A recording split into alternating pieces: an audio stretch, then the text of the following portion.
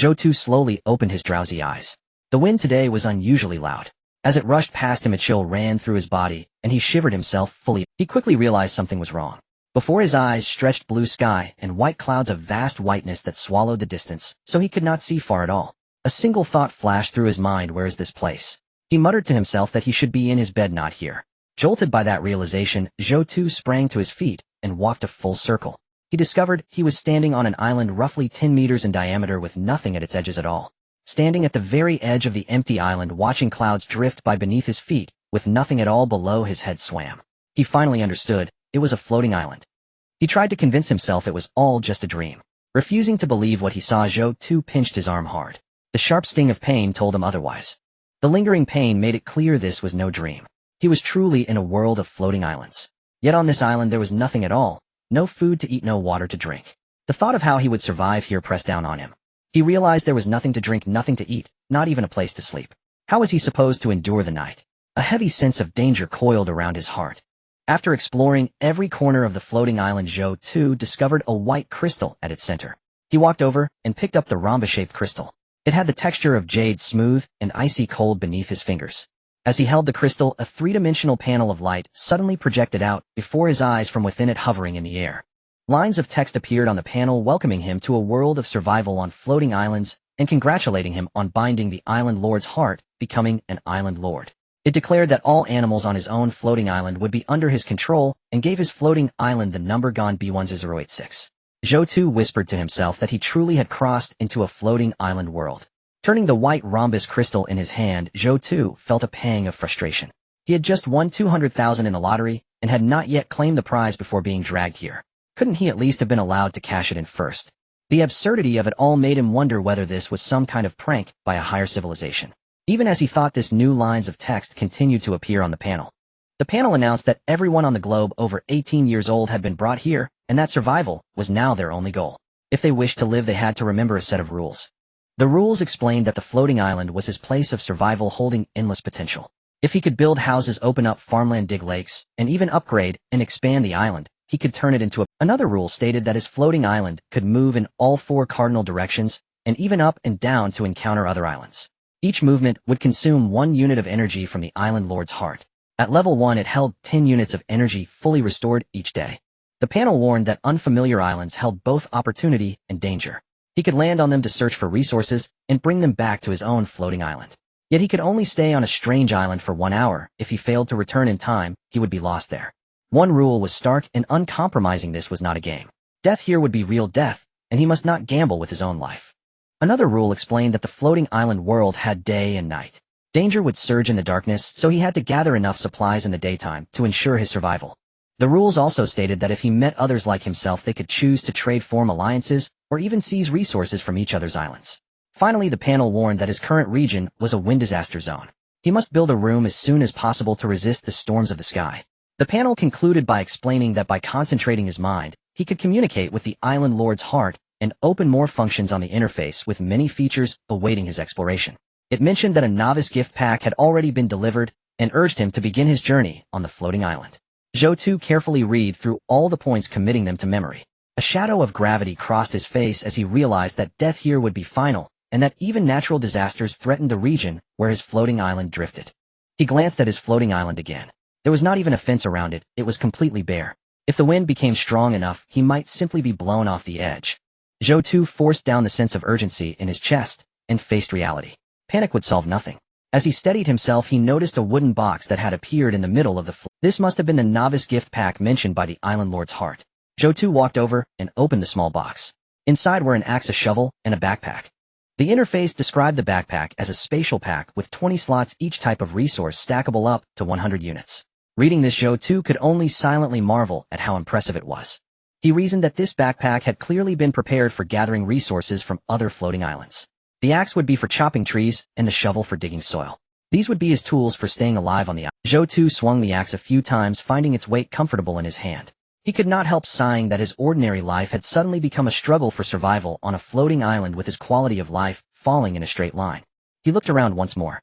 Aside from the grass, his island had nothing else at all. He muttered to himself that with talk of houses and lakes, the island lord's heart certainly knew how to paint. Following the instructions, he opened the interface panel. 4 modules appeared before his eyes: communication channel, trading, construction, and resource backpack. Zhou Tu fixed his gaze on the communication channel. 2 new channels appeared: world channel and regional channel. Zhou Tu glanced over the world channel and found that many people were already sending messages there. Some messages cried out for rescue, refusing to accept this floating island world and begging to go home. Others laughed that their bodies had become younger, boasting that with their life experience they would rule the entire world. Some declared that the end of the world had come and that everyone would die. Others mentioned groups they belonged to, calling out to acquaintances to contact them. Some complained that they were hungry and asked if anyone would trade them food. Others cursed this world and insisted they wanted to go back. The conversations flashed by too quickly for him to read them all. He skimmed only the general sense. At the bottom of the interface, he noticed a small horn icon, and the regional channel had the same icon with a number 1 behind it. It seemed that each person could speak for free only once. The rules clearly limited communication, probably to prevent people from endlessly grouping together, which would make survival much easier. He opened the trading module, but found no one trading yet. Then Zhou Tu switched to the regional channel. It showed that there were 10,000 people in the region, with 9,992 still alive. Names in the regional channel appeared as combinations of real names and avatars. His own avatar looked just as handsome as he did, followed by his island lord number 10,086. A quick glance showed that 8 people in the region were already dead. Zhou Tu's expression turned subtly complex at the thought that these 8 had fallen to their deaths so quickly. Switching fully to the regional channel, Zhou Tu saw it was just as noisy. Some suggested forming alliances within the same region, arguing that since they were nearby the chances of meeting were higher and that survival would be easier in groups. Others pointed out that after the single free message they would need crystal energy to buy more chances to speak, and argued that it was better to control their floating islands to visit others and collect resources. In their view, talking too much here would only waste the island's resources. Some cautioned that no one knew whether the floating islands they encountered would be dangerous, and questioned whether others were truly unafraid of death. They suggested observing other situations first. Someone else complained that having crossed over from Blue Star they seemed to have no special advantage at all. Another voice replied that no one here was a story's main character, that everyone from the entire globe had crossed into this world, and that the island lord's heart itself was the only real special advantage. After watching the chat for 2 minutes, Zhou Tu chose to exit. Clearly there were still some intelligent people here. He remembered the name Li Jiangping, the one who had offered sensible suggestions. In a situation like this, few people could remain calm. Most were swept up by their emotions, afraid or hesitant, and lost even the most basic ability to think. He noticed that some people were speaking more than once in the regional channel. Once they exhausted the island lord's heart's energy, they would have nothing left but the grass on their island to chew. Every extra sentence they spoke would cost 1 unit of the crystal's energy, a loss they could not afford in the early stages. And he remembered the earlier warning: the floating island had nights, and his current region suffered wind disasters. Even in daylight he already felt a little cold. At night the stronger winds could cause a person's body temperature to drop and lead to death. It seems I must build a house before nightfall, Zhou Tu thought. Time is very... He opened the construction module. The interface showed that the island lord's heart was currently level 1, and that upgrading it would improve the crystal's quality, increase the floating island's size, and grant more chances to chat. The upgrade required 100 units of soil and 20 units of stone. Scanning the upgrade requirements, Zhou Tu saw that the island lord's heart needed only basic materials. Yet its functions were many, and that tempted him. His island was too small, expanding it was the foundation for everything. The panel also listed a simple house requiring wood, soil, grass, and rope, a simple workbench needing wood and stone, and other structures. Among the entries was a simple wooden bed that required wood and rope, along with other unnamed structures listed beyond. The island lord's heart's upgrade would increase the floating island's area, and if he could first solve his food and shelter, upgrading that heart would become his top priority. On a floating island only 10 meters across, he felt no sense of safety at all. His gaze fell back onto the island lord's heart. By using it he could control the floating island's movements. His floating island could currently move in 6 directions: forward, backward, left, right, upward, and downward. Faced with these choices, Zhou Tu hesitated. Which direction should he choose? He glanced toward the faint hazy silhouettes of other floating islands in the distance. Suddenly information appeared before his eyes about the island ahead. The information stated that if he moved his island forward, he would encounter a succubus who would try to discuss a business worth billions with him. Faced with such bizarre information, Zhou Tu could only stare in bewilderment, utterly confused by what the world was throwing at him. In that instant, Zhou Tu's heartbeat suddenly accelerated. It was not because he felt stirred by the succubus, but because his mysterious assistance had just activated. I can actually see danger warnings for the floating islands above me. If I can see the danger ahead, then, as long as I act cautiously, I can avoid most threats. I'll gather resources, grow steadily, and someday transform this sky-born island into a hidden paradise. Moments later, Zhou Tu calmed himself. A succubus, such a creature, actually dwelled on a floating island. This meant the islands above were far. The succubus was only one of the races here, perhaps many other strange beings existed as well. Zhou Tu turned his gaze to the left. A prompt appeared: move the floating island to the left, and you will encounter a honeycomb island filled with birdsong and flowers. If you can deal with the poisonous bees there, you will obtain abundant honey. Another prompt appeared: move the floating island to the right, and you will reach an ordinary floating island where some basic supplies can be found. Move the floating island backward, and there will be no island at all, only a vast empty region. The final prompts appeared: move the floating island upward, and you can obtain many resources and even blueprints. Move the floating island downward, and you will approach a floating mountain of flames. After studying the information in all four directions, Zhou Tu chose to move his floating island upward. Overall, the danger there seemed low in the early stages. As long as his luck did not fail him, his chances of survival would be high. Zhou Tu gripped the crystal, using his will to connect with the island heart. Soon he felt an unseen force press down on him, like riding and ascending. His body felt heavier. That was the force of acceleration. The white clouds in his vision rapidly slipped downward as the floating island rose far faster than he had imagined. In an instant, a violent jolt traveled up from beneath his feet. His floating island was so small that he even felt it might overturn.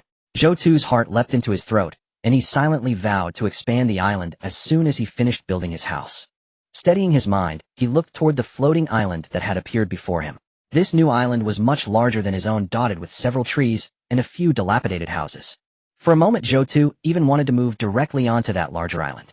Then a prompt from the island heart appeared after each island docking: you must wait 5 minutes before you can activate it again to choose a new direction. He was stunned for a moment. This meant that when he encountered an island crawling with dangerous creatures and did not wish to land, he would still have to endure 5 minutes of potential threats on his own small island. This rule kept the floating islands in constant peril. Choosing not to land did not mean safety. Shouldering his backpack and taking up his axe and shovel, Zhou Tu stepped onto the larger island. Looking back at his own island, small and bare, covered only in a carpet of grass, he felt like a pirate sailing a tiny boat up alongside a grand ship. This fancy thought circled once through his mind before he firmly pushed it aside. Suddenly the island heart pulsed with a vibration. Remaining time 59 minutes and 2 seconds. You may stay on this island for only 1 hour. Gathering materials and building a house are my top priorities, he reminded himself. If he could find something like an island heart here, he could exchange islands. If not, he would dutifully return and continue developing his own. Entering one of the dilapidated houses, Zhou Tu picked up a sheet of yellowed parchment lying on the table. The island heart chimed: you have obtained a small house structure blueprint 1 yellow. To obtain a house blueprint so quickly, this is an excellent start. After securing the blueprint, Zhou Tu began rummaging through boxes and cupboards. The island heart continued its prompts: you obtained tape 1. You obtained iron nails 12. You obtained bandage 1, a scissors 1, paper 1. Staring at the now empty wooden cupboards and table, Zhou Tu paused, then raised his heavy axe. With a loud crack, the axe came down. Wood chips sprayed high into the air and dust motes danced chaotically in the sunlight. Clearly these tables and cupboards had been standing for many years. He felt the air inside grow noticeably more stale. The island heart chimed again: you obtained wood 1. You obtained wood 1. You obtained wood 1. Soon everything in this room had been broken down and neatly stored away in his spatial backpack. Glancing into his backpack at the jumble of items, Zhou Tu frowned. The pack was far too small, only 20 slots. Tiny objects like nails were still taking up an entire space.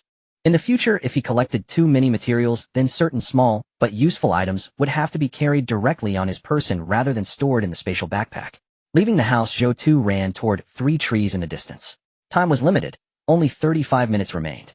Arriving at the trees, Zhou Tu discovered that all 3 were apple trees bearing green fruit. He lifted his axe and felled the 3 apple trees one by one. The island heart reported: you obtained wood 12, green apples 52. Wiping the sweat from his forehead, Zhou Tu felt thirsty. Cutting trees was exhausting work. He looked around the island, then plucked several handfuls of tall grass. The prompt appeared: you obtained grass 20. Only 3 minutes remained. From the narrow connecting point, Zhou Tu jumped back onto his own floating island and watched as the larger island slowly faded from sight. Only then did he let out a long breath. It was not that he did not want apple trees, but his own floating island was simply unsuited for cultivation at the moment. Its diameter was only 10 meters. Building a house would already leave very little space. Besides, digging up trees would take far more time than cutting them down. He examined the materials he had brought back from the larger island. He now possessed 1 small house structure blueprint, 28 units of wood, 1 roll of tape, 12 iron nails, 1 bandage, 1 pair of scissors, 52 green apples, 1 sheet of paper, and 20 units of grass. He cast a glance at the requirements for building a simple hut. He was still 5 blocks of earth short. But now that he had a small house structure blueprint, why bother with a crude hut at all? He would build the best structure he could for now. Zhou Tu unfolded the small house blueprint. The requirements appeared: wood 40, iron nails 20, stone 15, grass 20. A small yellow-grade building blueprint requires so many materials, he thought. But when he considered the supplies he had already gathered, he relaxed. As long as he chose the right floating islands, gathering materials would not be difficult. Taking out a green apple, Zhou Tu bit into the tart fruit to restore his strength, then opened the chat channel. Within the regional chat room, thousands of participants were present. In such a short span of time, over 200 people had already died.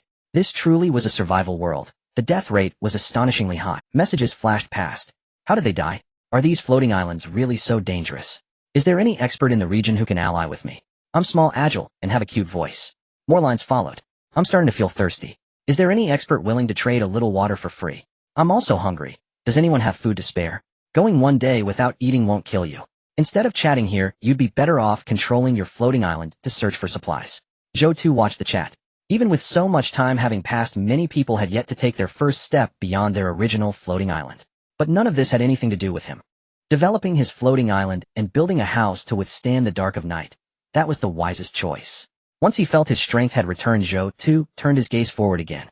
He now needed to find an island with both food and water. Such supply islands would be his top priority. Centering his thoughts, he looked ahead. A new prompt appeared: move the floating island forward, and you will encounter a snake island where the ground is teeming with serpents. Move the floating island backward, burrowing rodents dwell here, highly aggressive. Move the floating island leftward, an ordinary floating island yielding common supplies. Move the floating island rightward, abundant resources await, including a treasure chest ready to be opened. Move upward, strange, fiercely territorial birds inhabit this island.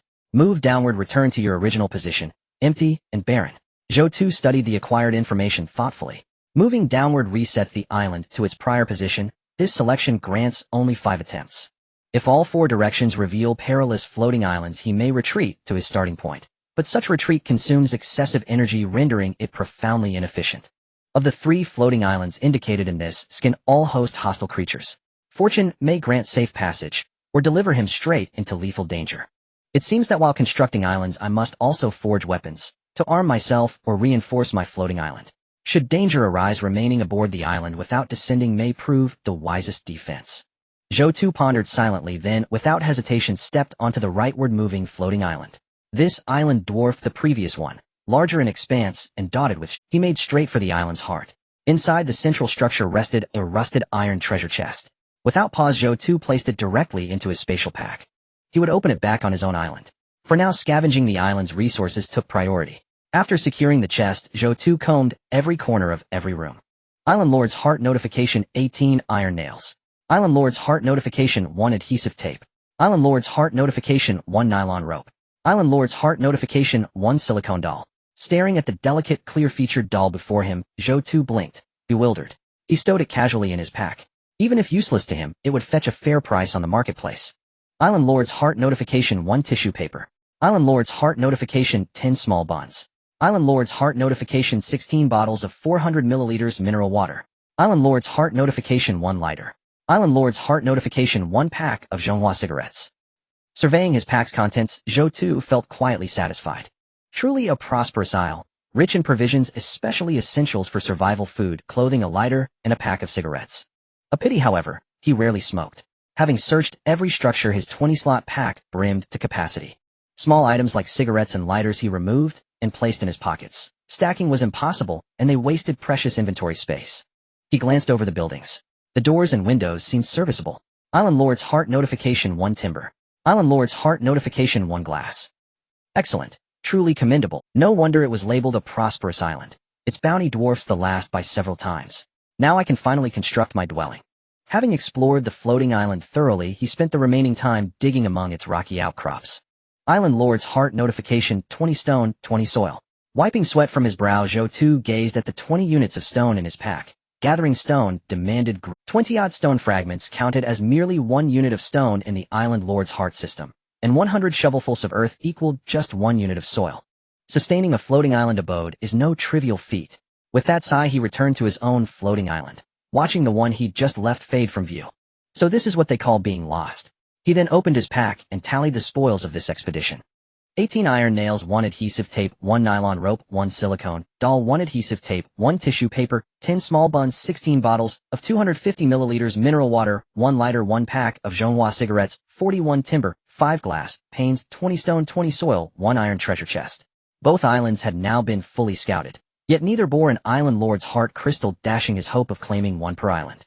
Still, the materials gathered across both excursions sufficed to build the yellow tier blueprint dwelling. Required construction materials: 40 timber, 20 iron nails, 15 stone, 20 grass. Island Lord's heart, prompt blueprint materials complete. Construct dwelling using yellow tier blueprint. Optimization consumes 2 energy units and applicable resources. Construct immediately and optimize. Zhou Tu selected without hesitation. His 10-meter diameter floating island, bare adrift in the sky, offered no sense of security. This region suffered wind disasters. But what if the island drifted elsewhere? What if it entered a frigid zone, or a scorching one? Such perils loomed unspoken, yet ever-present. In this world of survival, foresight was paramount. Anticipating threats, extrapolating consequences, cultivating relentless vigilance. As Zhou Tu relaxed, unease deepened within him, his mind spiraling into restless, anxious conjecture. At root, he harbored a faint trace of paranoid ideation. After expending 2 energy units, the crystal projected a 55-meter dwelling model hovering above his island's foundation. He could select where to place the structure. Once confirmed, relocation was impossible unless demolition occurred. With so little space, choice was minimal. Zhou Tu positioned the house dead center upon the island. Instantly, foundations emerged mid-island. Then walls, floors, and roof rose layer by layer, as if conjured by precise, 3-dimensional printing. A modest cottage with windows materialized upon the floating island. Optimization materials detected. Optimize interior. Optimize. Optimization applied: 5 glass panes, 1 nylon rope, 1 silicone doll, 1 roll of adhesive tape, 1 pack of tissue paper. Damn it, the silicone doll ended up embedded in the window frame. Zhou Tu grimaced at the plastic-like sheen across the panes. He'd planned to trade it. Now it was gone. Pushing open the door, he stepped into the tiny wooden house and felt at last a measure of safety. The system-provided chest was placed inside the cottage. Though compact, the chest possessed spatial functionality, currently matching his pack's 20-slot limit. Clearly, his resources accumulated storage on the floating island itself would become indispensable. No wonder the island lord's heart falls under the construction category. It functions like a mobile base unit. Blueprints, energy, and raw materials converge to manifest structures effortlessly. Only then did relaxation give way to thirst and hunger. 2 hours of intense labor had left him exhausted. Having transferred all supplies to the cottage, he inventoried his remaining stock: 10 iron nails, 1 adhesive tape, 10 small buns, 16 bottles of 250 milliliters mineral water, 1 lighter, 1 pack of Zhou Tu cigarettes, 29 timber, 20 soil, 1 iron treasure chest. At this rate of exertion, my food will last barely 1 day. He devoured 5 buns and 1 bottle of water. Only then did his strength begin to return. Frowning at his dwindling rations, Zhou Tu resolved, provisions are insufficient. I must explore further. First, however, he would open the iron treasure chest. He rubbed his palms together silently, invoking his luck as an overlord of fortune, then lifted the lid. The heart of the island master indicated that you have obtained a blueprint for making bows and arrows green. Materials required are somewhat unfamiliar: 2 elm wood and 1 sinew. Zhou Tu committed these materials to memory and left the blueprint in his room. If he encounters these materials, he should collect them. Bows and arrows will undoubtedly be useful later on. He cannot continuously avoid exploring Monster Island. Moreover, considering the probability of encountering monster islands is quite high. One day all the islands may be inhabited by monsters, and he will have no choice but to confront them. Zhou Tu felt that some resources could only be found on monster islands. Ordinary islands likely wouldn't yield them. Therefore, exploring monster islands is essential. Zhou Tu opened the door, preparing to scout for information and continue gathering resources. He saw that the originally clear sky had turned into a sea of yellow, a massive sandstorm sweeping in like a death. With a loud bang, Zhou Tu slammed the wooden door shut. He could hear the sand hitting the door, and at the same time his floating island gently swayed. Standing in the wooden house, Zhou Tu looked seriously at the sesame-sized sand grains hitting the glass, producing a subtle scratching sound, like monsters grinding their teeth. A heaviness settled in his heart. If he hadn't built a proper house, the sandstorm would surely leave him covered in dust. The yellow sand threatens to shatter the island. I wonder how the others are faring. Not daring to go out to explore, Zhou Tu opened the regional chat channel. Some people couldn't help but speak using energy to buy loudspeakers. Damn, that yellow sand came too quickly. If it weren't for the shovel stuck in the ground, I would have been blown off the floating island. Our regional chat has lost several hundred people. I was wrong. I don't want to survive on a floating island anymore. I want to return to the original prosperous, democratic, and harmonious society. I dropped my axe, so what should I do? Two islands connected together would be more stable. Li Jiangping reminded. Someone quickly asked, has Master Jiangping begun exploring the floating islands? What resources does Master Jiangping have on his island? However, these questions received no response from Li Jiangping. Zhou Tu silently opened Li Jiangping's profile picture. It was a middle-aged man with distinct facial features, especially sharp eyes. This type of person he had seen among soldiers. Survival is not without strong individuals. He also consumed energy to share the information he had obtained. Good people like him are rare in this world. Zhou Tu looked at the people in the region. The number had now decreased to 9208. This meant that at least 400 people had been taken by this sandstorm. But thinking about it, it's understandable. Each person's island only has a diameter of 10 meters. One careless moment could lead to a fall. Zhou Tu estimated that the 8 people who had fallen before must have dropped directly from the floating islands. Gradually the sandstorm subsided, or it had come quickly and left just as fast. Zhou Tu stepped out of the house, which now appeared covered in sand grains, as if it had changed its skin, giving it a sense of age. Unfortunately, the original green grass on the island had suffered. The sandstorm had blown through, killing all the grass on the floating island. The grass was the only food on the floating island. Those who thought they could survive without exploring the floating islands were now without food and had to explore. Zhou Tu did not focus on eating grass, but pondered. Now there is a sandstorm, what disasters will come later?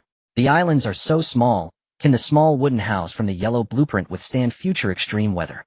Zhou Tu held an axe, looking at his small island and house still too small. It must grow. Once the island expands, the usable space will increase and the ability to resist unknown risks will naturally. He cast his gaze into the distance. Moving the floating island forward, you will encounter an injured elf, which will enhance the effects of plants.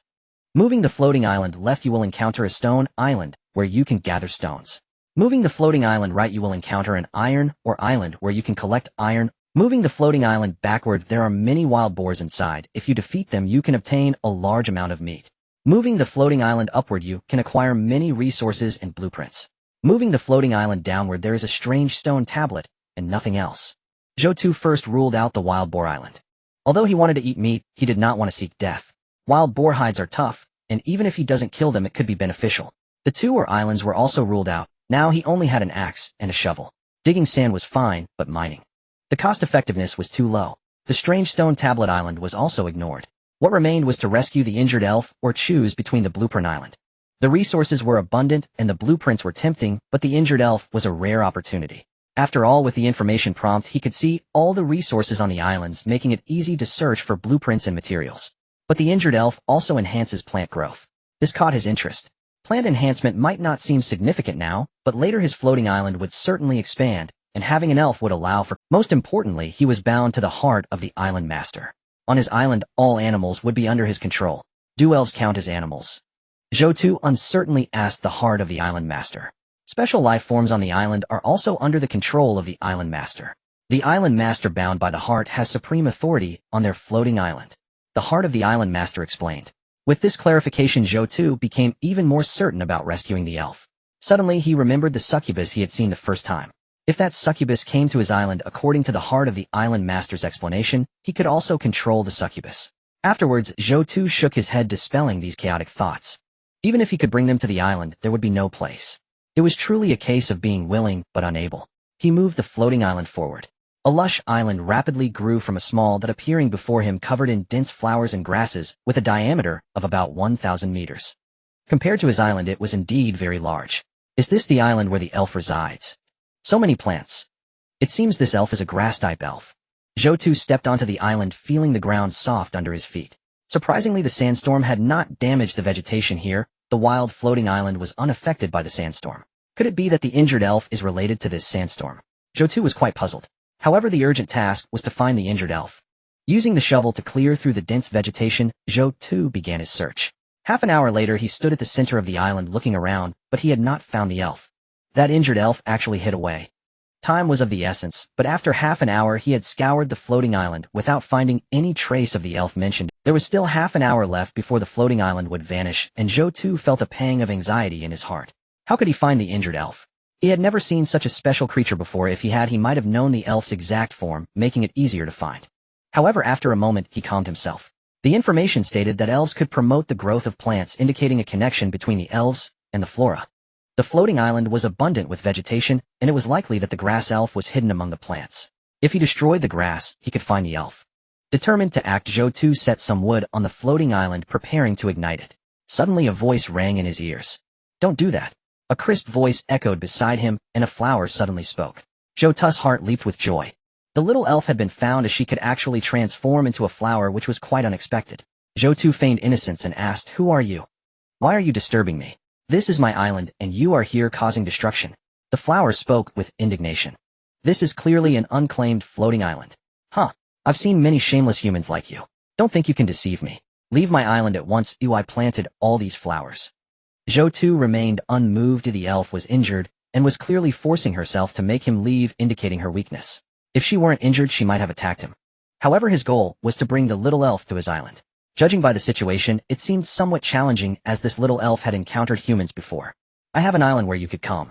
Although it's still small, it can keep growing." Zhou Tu attempted to extend an invitation.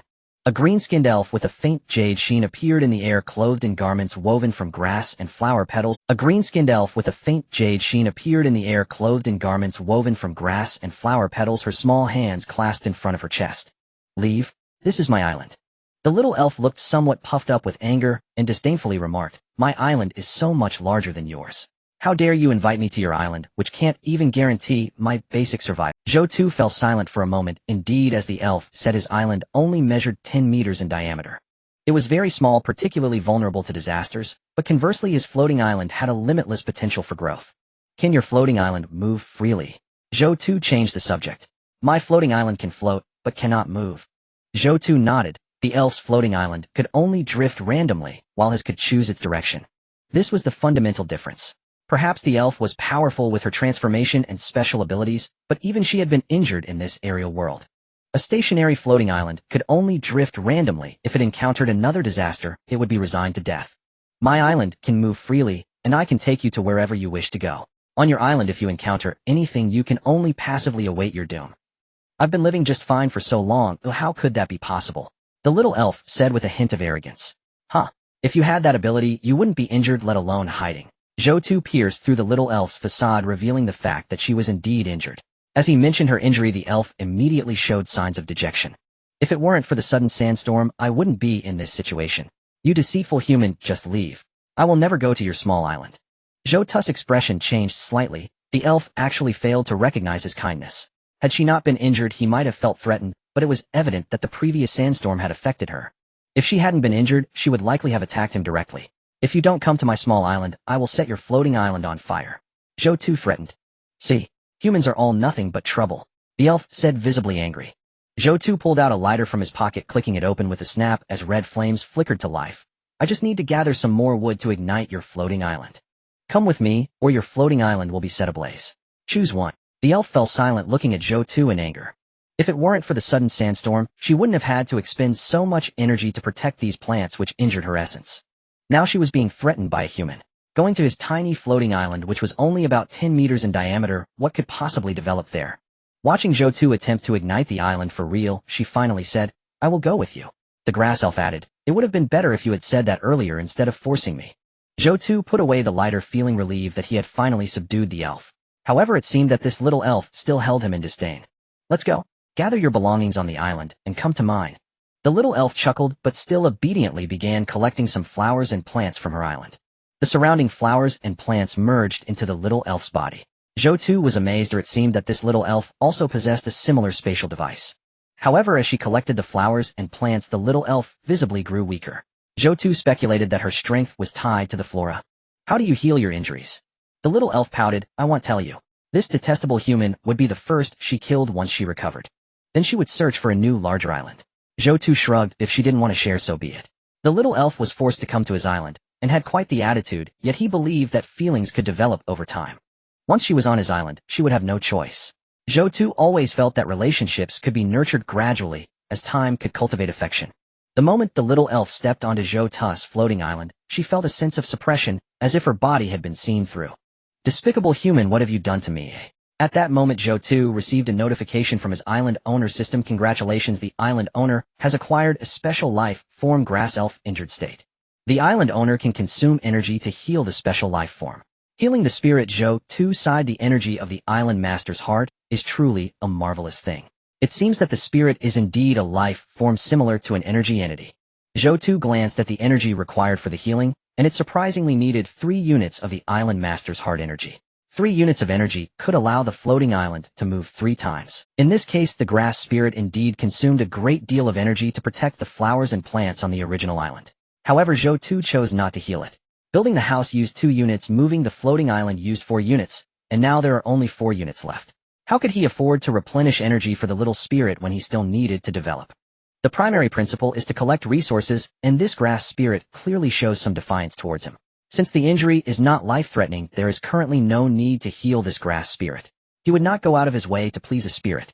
I haven't done anything to you. This is my island. I am the island master, and on my island you will naturally be subject to certain constraints. The little spirit's face showed some displeasure.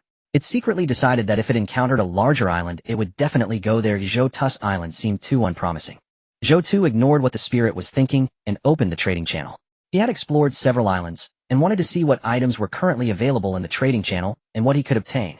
Previously there were no trading items, but now there were many. 1,000 bottles of water for 1 original flavored stocking. 1 bottle of water for 10,000 units of wood. 1 loaf of bread for 100 units of dirt. 1 blueprint for 10,000 cups of water.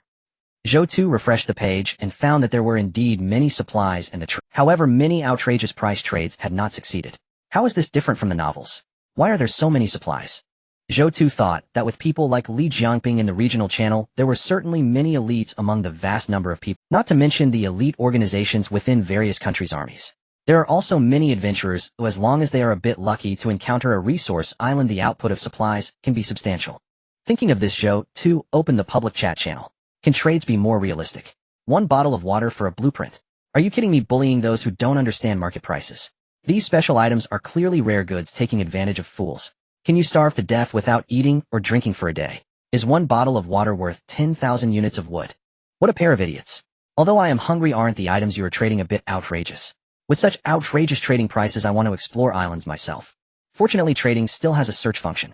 I encountered a water island private message needed for those who need water, and you need to bring your own containers. Zhou Tu closed the chat. When the number of items accommodated by a trading platform is large enough, and the frequency of exchanges is limited, the prices of goods are generally difficult to manipulate. Moreover, it is a barter platform. Supplies are rare, and those who have obtained blueprints are not fools. They can trade their water for a bottle.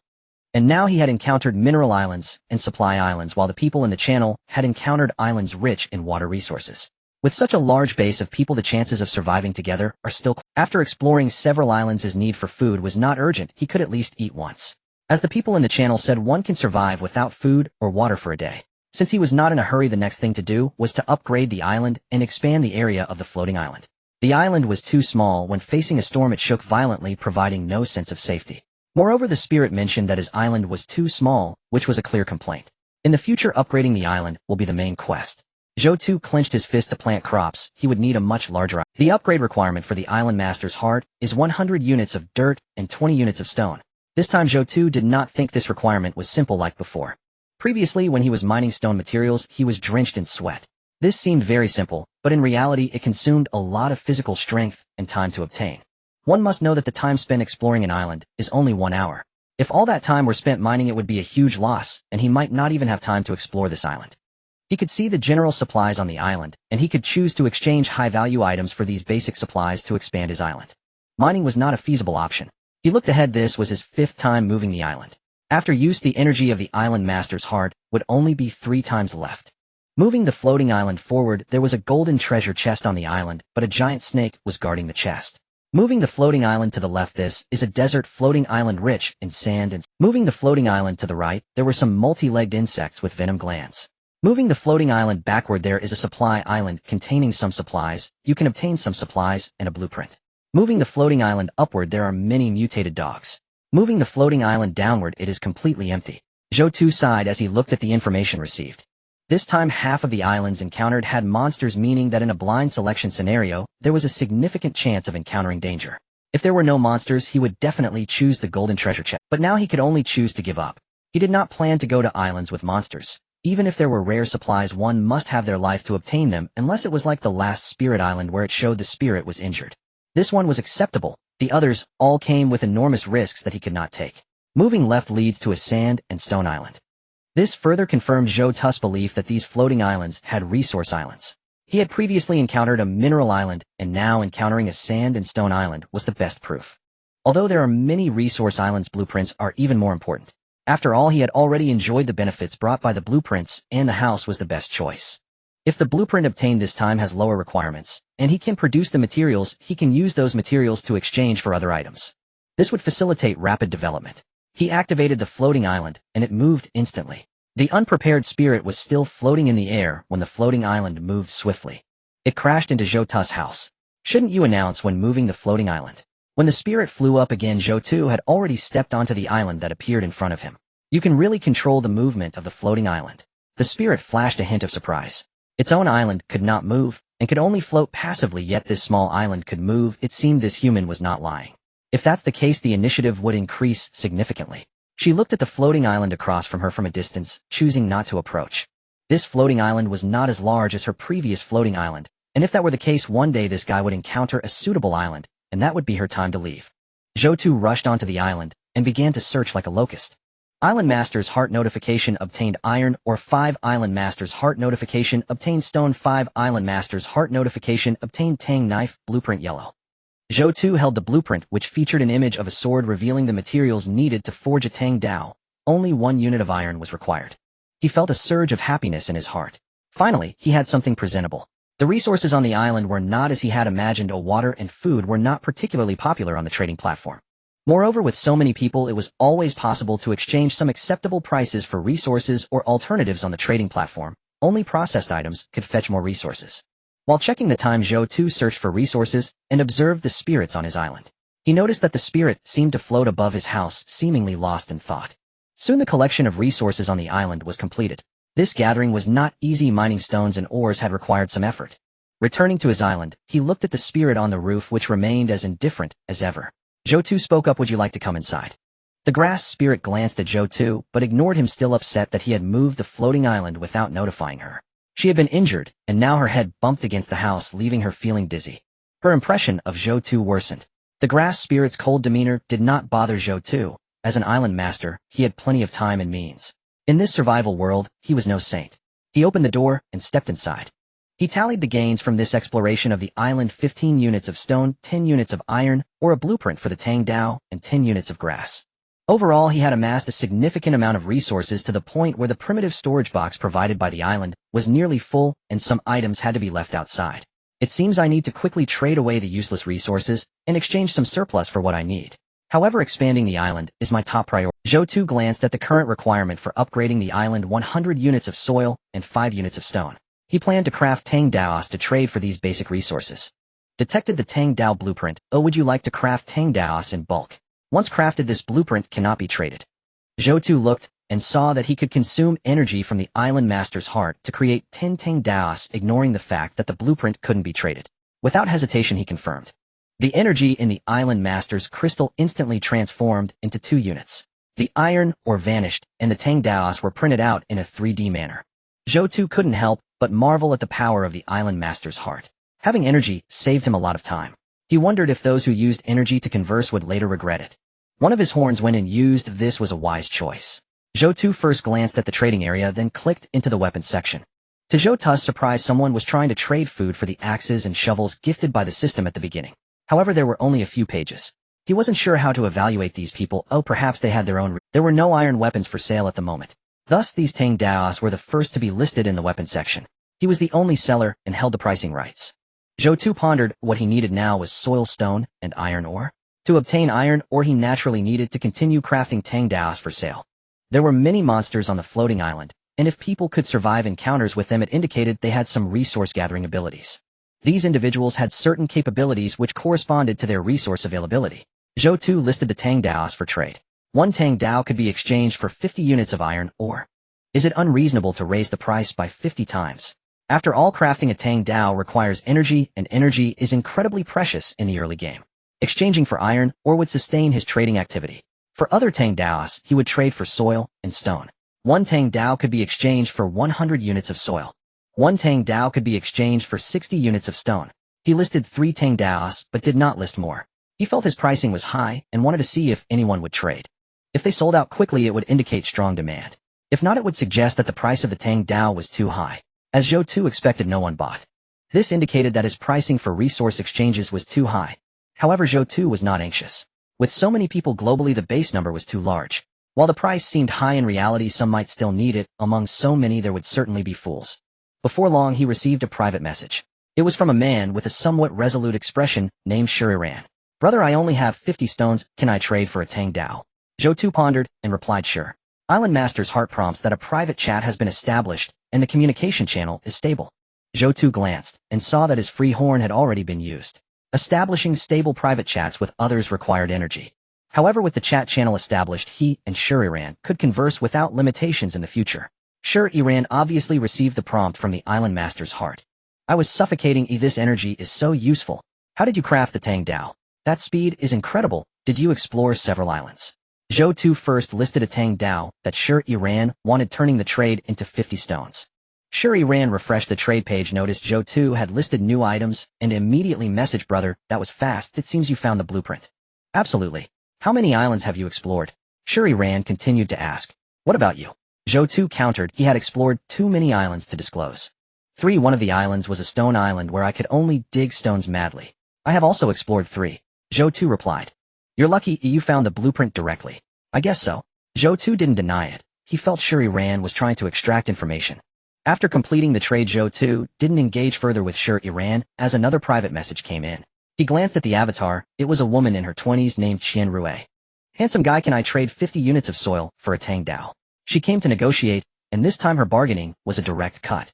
Zhou Tu didn't respond as replying required energy, and he had no surplus energy, though every drop was a resource. From trading with Shuriran, he could confirm that his price was acceptable to someone. He only needed a handsome guy to encounter a sand island. His Tang Dao had a great chance of selling. With billions of people, such scenarios were common. He didn't mind waiting a bit longer. Sure enough, shortly after the trade of soil for Tang Dao was successful and no one came to haggle. Your Tang Dao has been successfully exchanged for 100 units of soil. At this moment, Zhou Tu had obtained 100 units of soil and 50 units of stone, clearly meeting the conditions for upgrading the island. Finally, I can upgrade the island. Would you like to use 100 units of soil and 20 units of stone to upgrade the island? Upgrade. Then the soil and stone materials he had obtained disappeared. Zhou Tu walked outside. The entire island seemed to have received some energy and began to tremble gently. It appeared to have come to life, expanding in size. The tremor stopped and the diameter of his island changed to 11 meters, significantly increasing its area. Detected an increase in the island's area. The ability of the Heart of the Island Master has increased currently at level 2. Energy limit 1. Next upgrade requires materials 200 units of soil and 30 units of stone. The Heart of the Island Master upgraded to level 2. Energy now has 11 slots. Usable energy is 3. The materials needed for the next level have increased 100 units of soil and 10 units of stone. Zhou Tu nodded. A larger size is a good thing. Who doesn't like big? With the island's expansion, energy increased by 1 slot. The benefits brought by this in terms of survival are immeasurable. This means there is an additional island to explore. If there are blueprints, items can be crafted for trading, or they can be used for communication. However, using them for communication feels like a waste to Zhou Tu.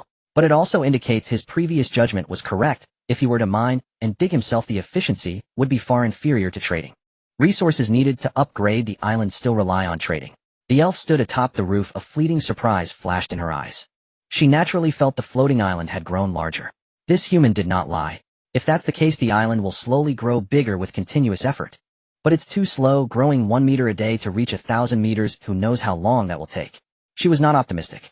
Zhou Tu glanced at the elf, but chose to ignore her.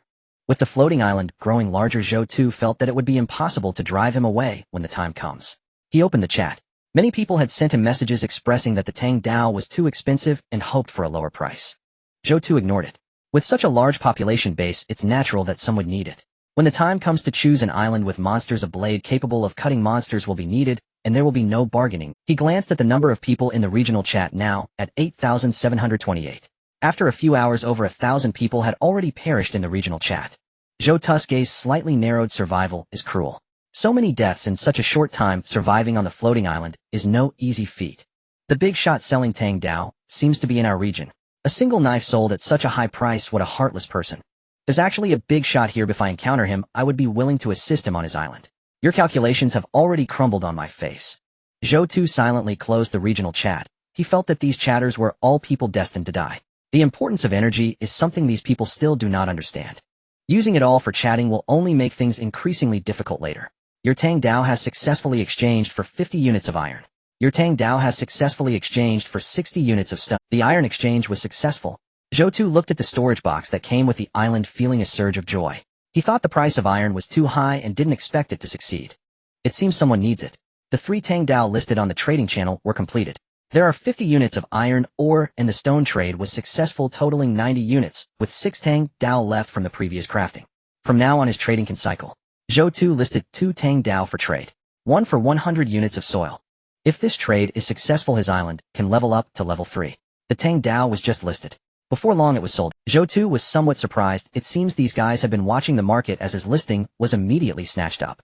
He didn't think much about it because the materials were enough to upgrade again, so Zhou Tu immediately proceeded with the upgrade. Detected an increase in the island's area. The ability of the Heart of the Island Master has increased currently at level 3, A energy limit 1, 12 usable energy. For the next upgrade, requires materials 300 units of soil and 40 units of stone. The elf standing on the roof felt a disturbance in the island. She noticed that the island's area had increased again. What was that disturbance? Is it so easy to increase the area of the island? The grass elf found it hard to believe that this human was tinkering with something inside the house, and the island's area had increased again. If it increases by 2 meters in diameter per day, reaching the size of her original island wouldn't actually take too long. This human's island is truly peculiar.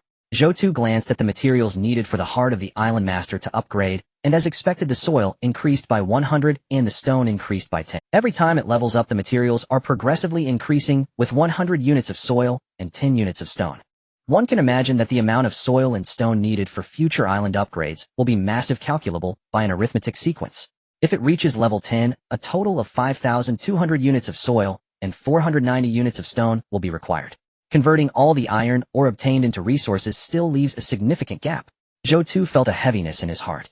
In the long run, upgrading the island is not simple, as it requires constantly searching for resources on other islands. The initial island levels are easy to upgrade, but as it progresses the expansion becomes increasingly difficult. It is likely that basic materials will no longer be available for sale later. Using 2 energy slots, he manufactured 20 Tang Dao, with 30 units of iron remaining and 2 energy slots left. He listed 24 Tang Dao, trading 20 for soil, 2 for stone, and 2 for iron, or to test his luck, hoping to obtain a lot of iron again to cycle back. Then upgrading to a level 10 island within a day would not be a problem. With a large number of Tang Dao listed, the entire public chat channel erupted in excitement. How does Zhou Tu have so many knives to list? Who is this fierce warrior? Why not exchange for basic water or food? Exchanging for wood and stone here, is he trying to upgrade the island? This guy is really lucky. I haven't explored a single island, yet hoping my remaining energy can lead me to a good island.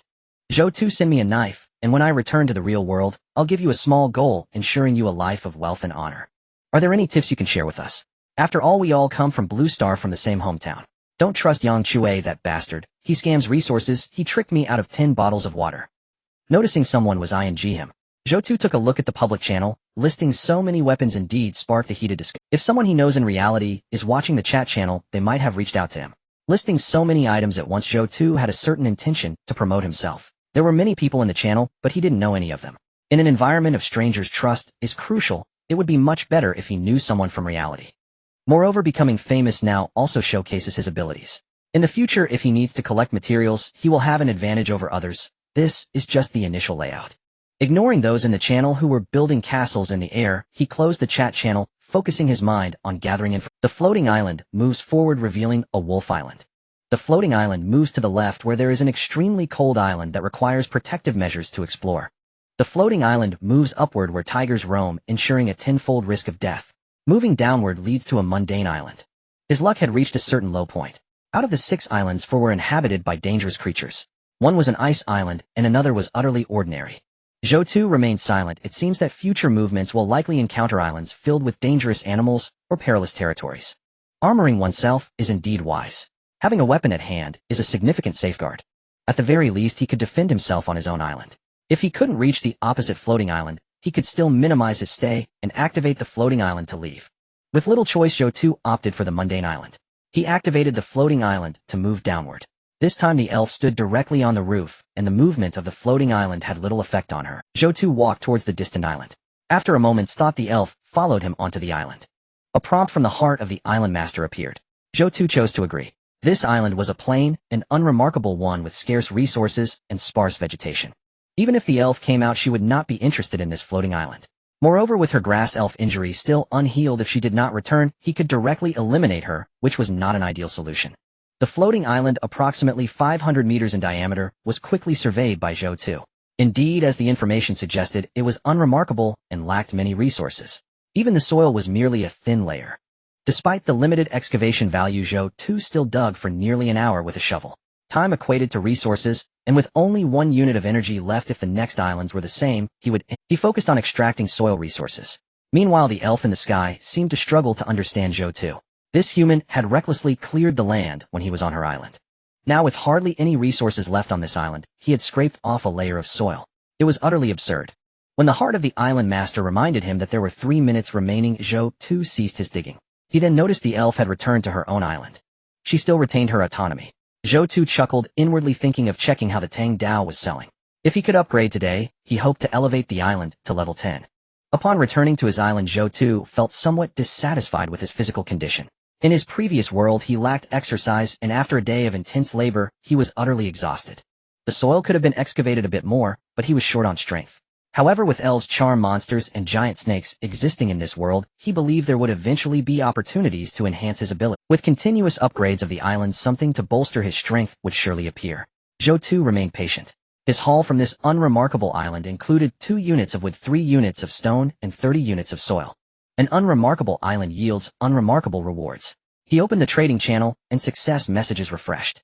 Your Tang Dao has been exchanged for 100 units of soil successfully. Your Tang Dao has been exchanged for 100 units of soil successfully. Your Tang Dao has been exchanged for 60 units of stone successfully. The Tang Dao was successfully exchanged for soil 15 times, and the exchange for stone was all successful, while the iron or transaction failed, resulting in 1,500 units of soil and 120 units of stone. The iron or transaction still remained in the trading channel. It seemed that trading 1 Tang Dao for 50 units of iron ore was indeed overpriced. Having succeeded once was already quite remarkable, perhaps due to the excess of Tang Daos he had listed. However, he was indifferent, changing the transaction of Tang Dao for iron ore to 1 Tang Dao for 40 units of iron ore, and continued to observe the situation.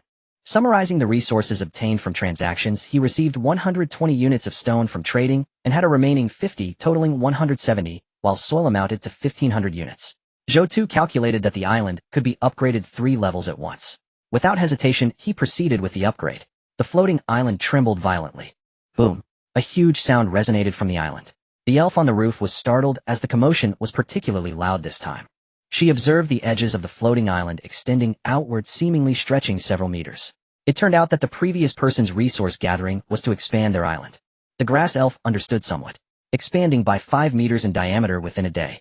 If this pace continues, in 200 days, the island could reach the size of her original island. This is a speed that far exceeds what my island can achieve. It's actually an infinitely growing island. The grass elf's mindset became complex. Detecting the increase in island area, the heart of the island master's ability grew as well.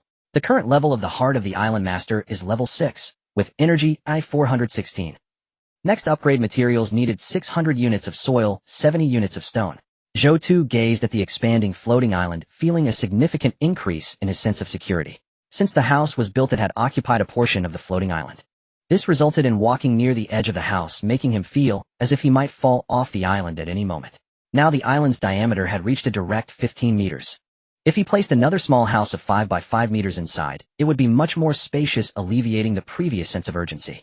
As long as he continued to gather basic resources, the hope of survival would grow. The remaining unit of energy, now with the expansion of the island and the upgrade of the heart of the island master, had increased to 4 units. Zhou Tu looked at the extra energy, feeling content. With the expansion of the floating island, there was now enough energy to qualify for communication. In a sense, as the area of the floating island increases, the probability of survival also rises. He opened the chat. He wanted to see if any friends from the real world would reach out after he became famous. However, the first message that caught his eye was, "Can you return the iron ore to me?" It was a message from someone named Li Xian.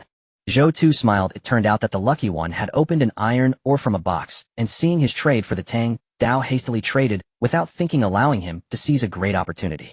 However, it must be said that in this world of floating islands, with good luck, one might carve out a niche. Zhou Tu ignored Li Xian. A return was out of the question. Why should he return materials obtained through hard-earned trade? Could you lower the price, big shot? I can trade you my personal black stockings. Could you tell me how you made the Tang Dao? Free to give her a Tang knife. Private photos. Zhou Tu frowned. Shunxinghe was the campus belle of his university, and due to the many suitors, she unconsciously started to keep fish. At that time Shunxinghe had as many as 7 or 8 fish in her fish pond, and at least 3 or 4 when it was less. There were so many people surrounding her that she couldn't finish all the gifts sent by the love-struck admirers each week. Relying on numerous admirers, she had no worries about food and drink during her university years. After honing her abilities there, she became an elite in a certain company in the outside world. Her exquisite self-interest allowed her to do well. Zhou Tu didn't want to evaluate everyone's lives, but this guy actually found him and asked for a tang knife right off the bat. Zhou Tu pursed his lips. He saw no need to pay attention to such self-satisfied people. What he wanted were companions to advance together in the survival world, not those who felt good about. After reading through hundreds of private messages, Zhou Tu frowned. None of his close friends had messaged him. It seemed the promotional efforts were still a bit. He continued to list tang knives and crafted 20 more using energy. The iron ore was completely depleted, and Zhou Tu turned the trading of tang knives into 20 spirit stones. Seeing that the energy of the island master's heart had dropped to 1, Zhou Tu sighed. The energy was still insufficient. If the island upgraded to level 50 or 100, there would be plenty of energy available. Moreover, there could be more options. Your tang knife has been exchanged for 20 units of iron. Successful. The iron exchange was successful. Business was becoming increasingly difficult. Previously, someone was willing to trade 50 units of iron for a tang knife, but now it was down to 20 units, and still required waiting. However, as long as there was a market for tang knives, he could continuously produce them in exchange for resources. This formed a cycle, allowing him to constantly expand the floating island, and by tonight his island could upgrade to level 10. As long as no one else produced blade-type blueprints, his tang knife business could continue indefinitely. After Shunxinghe messaged Zhou Tu, she began to wait. She and Zhou Tu were college classmates. Giving him a tang knife shouldn't be a problem, right? However, just as he refreshed the trades, she noticed Zhou Tu had listed dozens of tang knives again. Damn it, with so many tang knives, can't he give me one? Not even a pair of original stockings.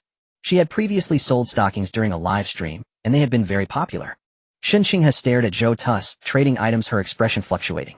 At this moment Zhou Tu was grinning from ear to ear. Tang knives were a hot-selling item, and his trading had gotten onto the right track. With iron traded for tang knives, and then the iron made into tang knives to sell, a cycle had formed. It must be said that the first person to eat the crab is indeed fortunate. Upgrade, upgrade. Boom, his island kept expanding. Detected increase in island area. Island master's heart ability increased. Current level 10A energy, 120. Next upgrade requires materials 1000 dirt 110. Level 10. Suddenly a prompt from the island master's heart appeared in his hand. Detected level 10 island score leaderboard activated. Zhou Tu quickly looked over. He saw a leaderboard appear beside him, the island master score leaderboard. Zhou Tu took a glance at the rankings. Island Master Zhou Tu level 10, total score 102,345. Island Master Dan Cha level 7, total score 1520. Island Master Pan Guqing level 6, total score 1448. Island Master Li Chejiang level 5, total score 1308. Island Master Li Si level 5, total score 1221. Island Master Bei Yi level 5, total score 1011. I have over 100,000 points. Zhou Tu was momentarily surprised, but then calmed down, without needing to think. This score was likely due to his spirit being counted, hence the high score. However, he also glanced at the other few people. Heroes of the world should not be underestimated. With such a large base, there were outstanding individuals who had already reached level 7. As for this Dan Cha, it seemed to be the person who found Water Island back then. The others were also exceptional. Zhou Tu looked at the familiar avatar and was slightly taken aback. There's even Bei Yi. He often watched Bei Yi's survival videos in the previous world. Indeed, those with survival experience could stand out regardless of the environment. At this moment, everyone on his floating island also received the news that the first level 10 island in the floating world had appeared. It had appeared, but Zhou Tu's top score was too high, directly pulling ahead of the second place by over 100 points. Such a gap was like a deep water bomb exploding the public chat with discussions about Zhou Tu and the leaderboard. Damn, is this Zhou Tu's strength? No way, why does he have over 100 points while the first few only have a few thousand? This is just the beginning. How did he get such a high score? I remember Dan Cha only rose after selling water at Water Island, but his score is only a fraction of Zhou Tu's. This is absurd. Do I only have a score of 10? Did Zhou Tu level up? He probably encountered some miraculous island and obtained some good things. Another lucky dog. The regional channel also suddenly became lively. After Li Jiangping advised people to use energy cautiously, everyone in the channel had been very frugal with energy, and no one had spoken a word for hours. Now that Zhou Tu had directly climbed to the top, many people simply couldn't hold back. Zhou Tu, Big Shot, come out and say something. Big Shot, how did you get such a high score? What have you gained? Big Shot is so aloof. You shouldn't be lacking in energy now that you're level 10, right? Is it possible that the big shot doesn't even have energy to chat? No way. No way. Zhou Tu secretly peeked at the screen. To be honest, he really didn't have energy to chat. He immediately used the energy from just leveling up to make Tang knives, adding them to the cycle. Where would he find extra energy to chat? 1 unit of energy might not mean much to others, but to him it was a resource for the island. With the ability to see information about floating islands, 1 unit of energy in the early stages was a vast resource, and he couldn't afford to waste it. Perhaps once the island's level was higher he could speak freely. However, Zhou Tu smiled at the chat. The number of people messaging him privately had reached a terrifying level. This was the benefit of fame. Private messages required energy. By replying to one, he established a stable communication channel, making all future private chats with this person free. It was much more efficient to let others seek him out for trades than for him to seek others. Moreover, his score displayed on the leaderboard was a reflection of his strength. Big brother, I have 2 tendons. I wonder if I can exchange them for a Tang knife. I know your energy might be limited, so I directly listed them for trade with you. A message caught his eye. Zhou Tu's eyes lit up. Someone had actually obtained tendons. The blueprints for his bow and arrows required both elm wood and tendons. With a bow and arrow, he could prepare to venture to islands inhabited by small animals. Alternatively, he could sell them directly. Zhou Tu opened the trading channel and saw that 2 tendons could be exchanged for a Tang Dao with the trade specifically set for him. He couldn't help but chuckle. The person named Li Yuxing was indeed a master, having considered every aspect. This made him involuntarily compare himself to Xin Xinghe. This woman was simply oblivious. In a survival world, she tried to trade a useless tattered stocking for his knife. She was trying to take advantage of him. Your Tang Dao has been successfully exchanged for 100 units of soil. Your Tang Dao has been successfully exchanged for 60 units of stone. Your Tang Dao has been successfully exchanged for 20 units of iron. Upon seeing the prompt from the heart of the island master indicating that his items had been successfully traded, a smile crept onto Zhou Tu's face. The woman would only affect his island's upgrade speed. The Tang Dao had perhaps not been this popular before. But now with the appearance of the leaderboard, he was at the top, which was the effect of being a star. The trading system was not limited to just weapons. There were also basic resources, materials, clothing. Now that he was on the list, it was equivalent to having a promotional boost. This exposed the resources he had for trade, and with the news of Monster Islands, emerging weapons naturally became a hot commodity. The Tang Dao he had listed quickly sold out, given the large population. After checking his resources, he realized he could upgrade again. Upgrading would grant him an additional energy unit, but the resources required for upgrading the island were continuously increasing. Now he needed 1,000 units of soil to upgrade by 1 level. Upgrading grants 1 energy unit, and crafting 10 Tang Daos requires 1 energy unit. Selling them all would only provide enough soil for the upgrade, not to mention the stone shortage. After reaching level 10, the energy conversion for upgrading the island using basic resources was no longer sufficient. Previously, selling 2 Tang Daos would allow for an upgrade, but now he needed to sell 10 to upgrade by 1 level. As expected, upgrading the island was becoming increasingly difficult. With the star effect boosting sales, Zhou Tu's Tang Dao quickly sold out, and when he glanced outside, he realized it had already grown dark. Peeking at others' conversations, he noted how quickly upgrading his island consumed time. Zhou Tu utilized the traded materials to upgrade the island. Detected an increase in island area. The heart of the island master's ability has grown. It is now level 15, with energy 125. The materials needed for the next upgrade are 1,500 units of soil and 160 units of stone. Level 15. Zhou Tu sighed. He had hit a bottleneck. Though each time only added 100 units of soil and 10 units of stone, the cumulative effect of leveling up was substantial. The time spent on the island was limited. Even if he spent all his time digging, his constitution allowed him to gather about 100 units of soil, and that required encountering islands rich in soil resources. From a survival perspective, the size of the island was the source of all power. Zhou Tu stepped outside, gazing at the 25-meter diameter island, and let out a long sigh of relief. Now standing on the island, he no longer felt the insecurity of potentially falling off at any moment. The sprite on the roof spoke up. Zhou Tu smiled slightly as the sprite initiated a conversation. Yes, my island can continuously gather resources and grow. It will eventually be as large as yours. He understood the sprite's competitive spirit, but he still needed her to help him cultivate the land. Over time, feelings would develop. Just 1 day had not yet passed, and the sprite had already spoken about the changes in his island. This made it worthwhile to have the sprite cultivate the land. Moreover, with the island ranking score released, an injured sprite was worth 100,000 points. If healed, the score would likely be even higher, indicating the sprite's immense potential. Zhou Tu circled the island as night gradually fell. He attempted to gather information. Even at night, he could see the information about the floating islands around him. This meant he could act during the night. However, he currently did not have any nighttime lighting equipment, making movement very dangerous. He did not plan to act at night, especially since his energy was depleted. After pondering for a moment, the wind picked up. Zhou Tu looked into the distance where a vast expanse of darkness awaited. The night wind rushed towards the floating island like a giant beast. The solitude of the night was even more unsettling, exerting greater psychological pressure. Zhou Tu gazed at the enlarging floating island and the house he had built, inviting the sprite. It's dark and windy, let's go inside.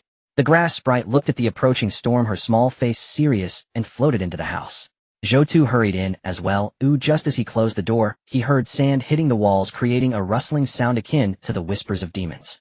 Zhou Tu felt fortunate to have brought the sprite along. Alone on an island, even with a chat system, prolonged isolation could lead to psychological issues. But having a companion made all the difference. Outside the window, nothing was visible. The wind and sand obscured his view. Previously, he had felt a slight sway from the floating island, but now that its diameter had surpassed 25 meters, he could no longer feel it. This was the advantage of the island's expansion. The sprite remained silent, and Zhou Tu had no substantial conversation with her. After all, they belonged to two different races. Zhou Tu opened the chat channel. With such strong winds, thank goodness I dug a pit and covered myself with a small wooden board. Help! Great Master, save me. Zhou Tu, could you spare some wood to cover myself? The wind is too strong. Great Master Zhou, why didn't you warn us about the coming wind disaster sooner? You only know how to plunder resources from other island masters to strengthen your floating island regardless of others. The nighttime wind disaster is too severe. Oh, I'm going to die. You someone give me something, I'm going to die. Great Master, why didn't you mention expanding the floating island earlier? With such a large island, you must have built houses. Many people in the chat channel were seeking help from him, and some even privately messaged him. Seeing that he was not responding, some individuals became enraged and began to curse him, accusing him of lacking a spirit of assistance. Zhou Tu scoffed. Instead of wasting energy on conversation, it was better to take action. Relying on others for survival would only lead to death sooner or later. He glanced at the number of people in the channel. There had been 7,844, but now only 7,332 remained. A single wind disaster had claimed over 500 lives.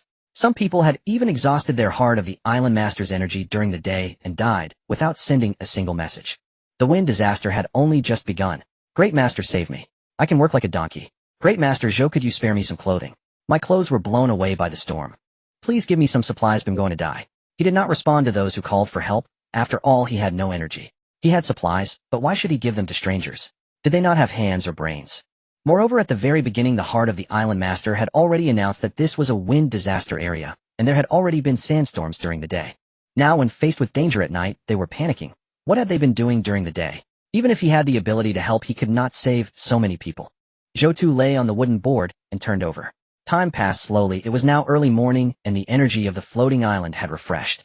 Zhou Tu looked at the heart of the island master, his eyes brightening. All 25 energy slots were full, and along with it a free little trumpet had refreshed. The energy of the heart of the island master signifies resources. If there are blueprints to create corresponding materials and sell them in the trading channel, one can strengthen their island. Moreover, his Tang Dao business has entered a cyclical phase. As long as others have not discovered the blueprints and produced useful items, he can continue this trade indefinitely. However, Zhou Tu estimates that this business may not last long.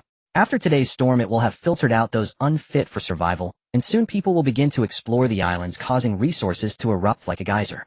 He silently listed a new batch of Tang Dao, spending 20 points of energy for a total of 200 pieces, and Zhou Tu fell into a deep sleep. In the survival world, maintaining energy is crucial. Now with a house and a spirit on guard, if he still encounters danger, he would simply accept his fate. The spirit floating beside him watched Zhou Tu enter dreamland, and scoffed, humans are so weak, they still need to sleep. Upon waking, Zhou Tu felt some pain in his limbs. The high-intensity labor from yesterday left his muscles sore today. He opened the trading platform to check the Tang Daos he listed last night. Many remained unsold because most people were focused on resisting the storm. However, the Tang Daos he sold had brought enough soil and stone for him to upgrade his floating island by 1 level. Zhou Tu used the resources to upgrade the island, raising its level to 26, and his energy reached 6 points. The floating island world has 12 hours of daylight and 12 hours of night. Exploring 8 floating islands a day consumes 8 points of energy, which Zhou Tu feels is his limit. However, Zhou Tu quickly dismissed this notion. He could easily visit other islands to obtain the most useful resources without needing to worry about others, so his limit was far from just 12 floating islands. His ultimate goal now is to gather resources to expand his floating island and survive well. Thus, crafting high-level materials and trading for soil and stone is the right choice. In the future, when selecting islands, he should choose those with treasure chests and blueprints. Having a chicken that lays golden eggs is paramount. If he explores islands like yesterday, it would wear him out. Realizing this, Zhou Tu felt regretful about his decisions yesterday. He shouldn't have exhausted himself. The main way to develop is to discover valuable items and have others provide him with basic resources. Zhou Tu glanced at his energy. It seemed that this amount was not very much. However, 6 points of energy is considerable as it grants him the ability to see through floating island information, allowing him to find treasure chests and islands with blueprints, and he can continue to upgrade his island by selling the obtained resources. Without delay, Zhou Tu turned his gaze to the distance. Move the floating island forward. This is an empty floating island. Move the floating island to the left. This is the domain of desert scorpions, which are poisonous, but poison is also a kind of resource. Move the floating island to the right. There is a golden treasure chest on this island and no monsters. Move the floating island backward. This is a primitive forest floating island where you can extensively harvest wood and capture various small animals to enrich your floating island. Move the floating island upward. This is a water island where you can obtain abundant water resources. Move the floating island downward. This is an abandoned floating island with traces left by the indigenous inhabitants, and it's worth exploring to understand the floating island world. Zhou Tu reviewed the information. Among the 6 choices this time, only one involved poison. Overall, it was a promising start. It seems that in the floating island world, as long as one dares to take the first step, there is a significant chance of survival. Perhaps he will need such poison later, but for now he cannot risk encountering these poisonous creatures. The appearance of forest islands and water islands once again proves that there are material islands in the floating island world. However, with only an hour of exploration time, and without advanced tools, how much resource can one actually excavate? At this moment, Zhou Tu deeply understood why there is a 1-hour time limit for staying on an island. Preventing overexploitation is essential. The last time there was a golden treasure chest, it was guarded by a giant snake. Now this treasure chest has no guardians, so naturally, he would choose the golden treasure chest. I'm going to move the floating island to the right. Zhou Tu informed the spirit. The grass spirit nodded coolly. Zhou Tu smiled inwardly. This is what it means to develop feelings over time. Yesterday the grass spirit hardly moved. Now it is reacting to what he says, which is a good start.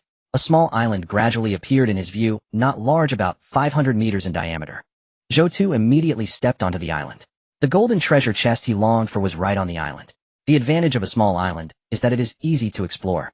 As soon as Zhou Tu set foot on the island, he saw the golden treasure chest. He stored the treasure chest in his backpack and circled the island, finding no other important resources. Zhou Tu left the island. The soil on this island could at least yield dozens of units. But today he is not the same as yet. With the ability to see through island resources, he doesn't need to waste time digging for soil here. Obtaining high-value items is his priority. He returned to his own island. Zhou Tu silently reminded himself that he is a lucky one. He believes that what one thinks about will eventually manifest, and one day he will become truly fortunate. Open the treasure chest for me. A flash of golden light passed. You have obtained the blueprint for the water condenser. Blue. Obtained plastic 80. Obtained gold 10. Zhou Tu felt a bit surprised. He actually got the blueprint for a water condenser, and it's blue, indicating good quality. With the water condenser, he can engage in water trading. Basic necessities like food, clothing, housing, and transportation were essential in the original world, and they are equally vital in the floating island world. Thus gold becomes less significant. Making the water condenser is a good choice for selling water. Materials for the water condenser: plastic 2, wood 2, stone 1, glue 1. Higher level items require a variety of resources. However, after exploring the islands yesterday, he has enough materials to craft the water condenser. Let's make a water condenser first. Would you like to use 1 point of the heart of the island master to craft the water condenser? A water condenser actually requires 1 point of energy. Zhou Tu felt somewhat speechless, regretting using up 20 points of energy last night. It seems he needs to conserve some energy for the future. If he discovers high-value blueprints, but lacks enough energy to create quality items, that would be a significant loss. Craft the water condenser. Before long, a finely crafted water condenser appeared in Zhou Tu's eyes, supported by a wooden frame with a smooth stone on top and a plastic basin at the bottom to collect water. Water condenser. Under sunny conditions, it produces 1 liter of water per hour. The heart of the island master provided the data. Producing 1 liter of water per hour is quite efficient. With a single water condenser, obtaining water on the floating island is not a problem. It can resolve the water issue for the floating island. He moved the water condenser to the floating island and water began to condense beneath the stone.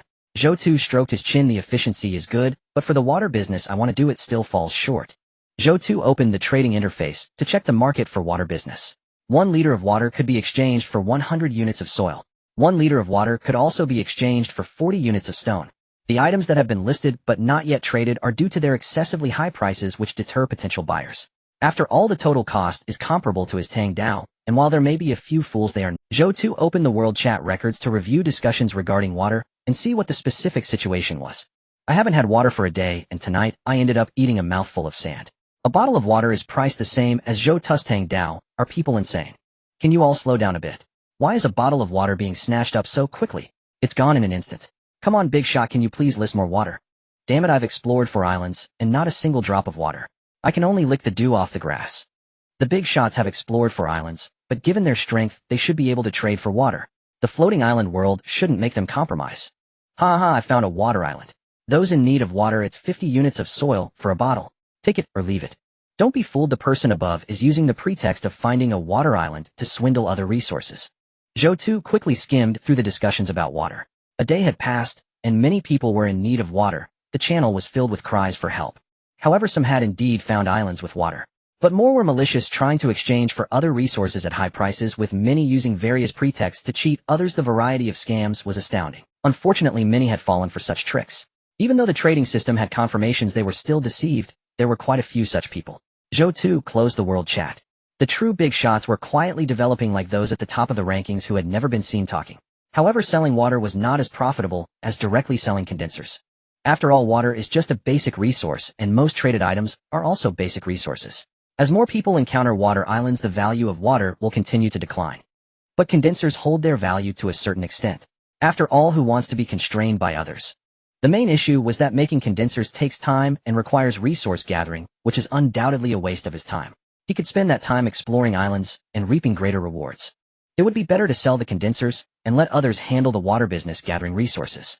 He has the ability to see through the floating island world, so he won't lack good items. He needed to cultivate a group of people to gather resources. He can take the most, and he should not be petty. Zhou Tu looked at the Tang Dao. Oh, it was no longer sufficient for him. 20 Tang Daos are required to gather enough materials for leveling up the island. It is not worth it to craft more Tang Daos. After disposing of all the Tang Daos listed in the trading channel, Zhou Tu's island reached level 18. Detected an increase in island area. The capability of the island master's heart has increased. The heart currently is at level 18, with energy as 728. The materials required for the next upgrade are 1,800 units of soil and 190 units of stone. Zhou Tu felt a stir in his heart. In fact, Tang Daos still sold very well, but he had found something better. If he hadn't encountered the golden treasure chest, he would still be crafting Tang Daos. If he did not have the ability to see through the floating islands, he might consider selling water, but obviously he does have it. For someone with such a unique ability, selling water is not the best choice. However, determining the price for the condensers is a problem. Zhou Tu looked at the condenser in front of him and directly listed it on the trading channel, exchanging one condenser for 5,000 units of soil.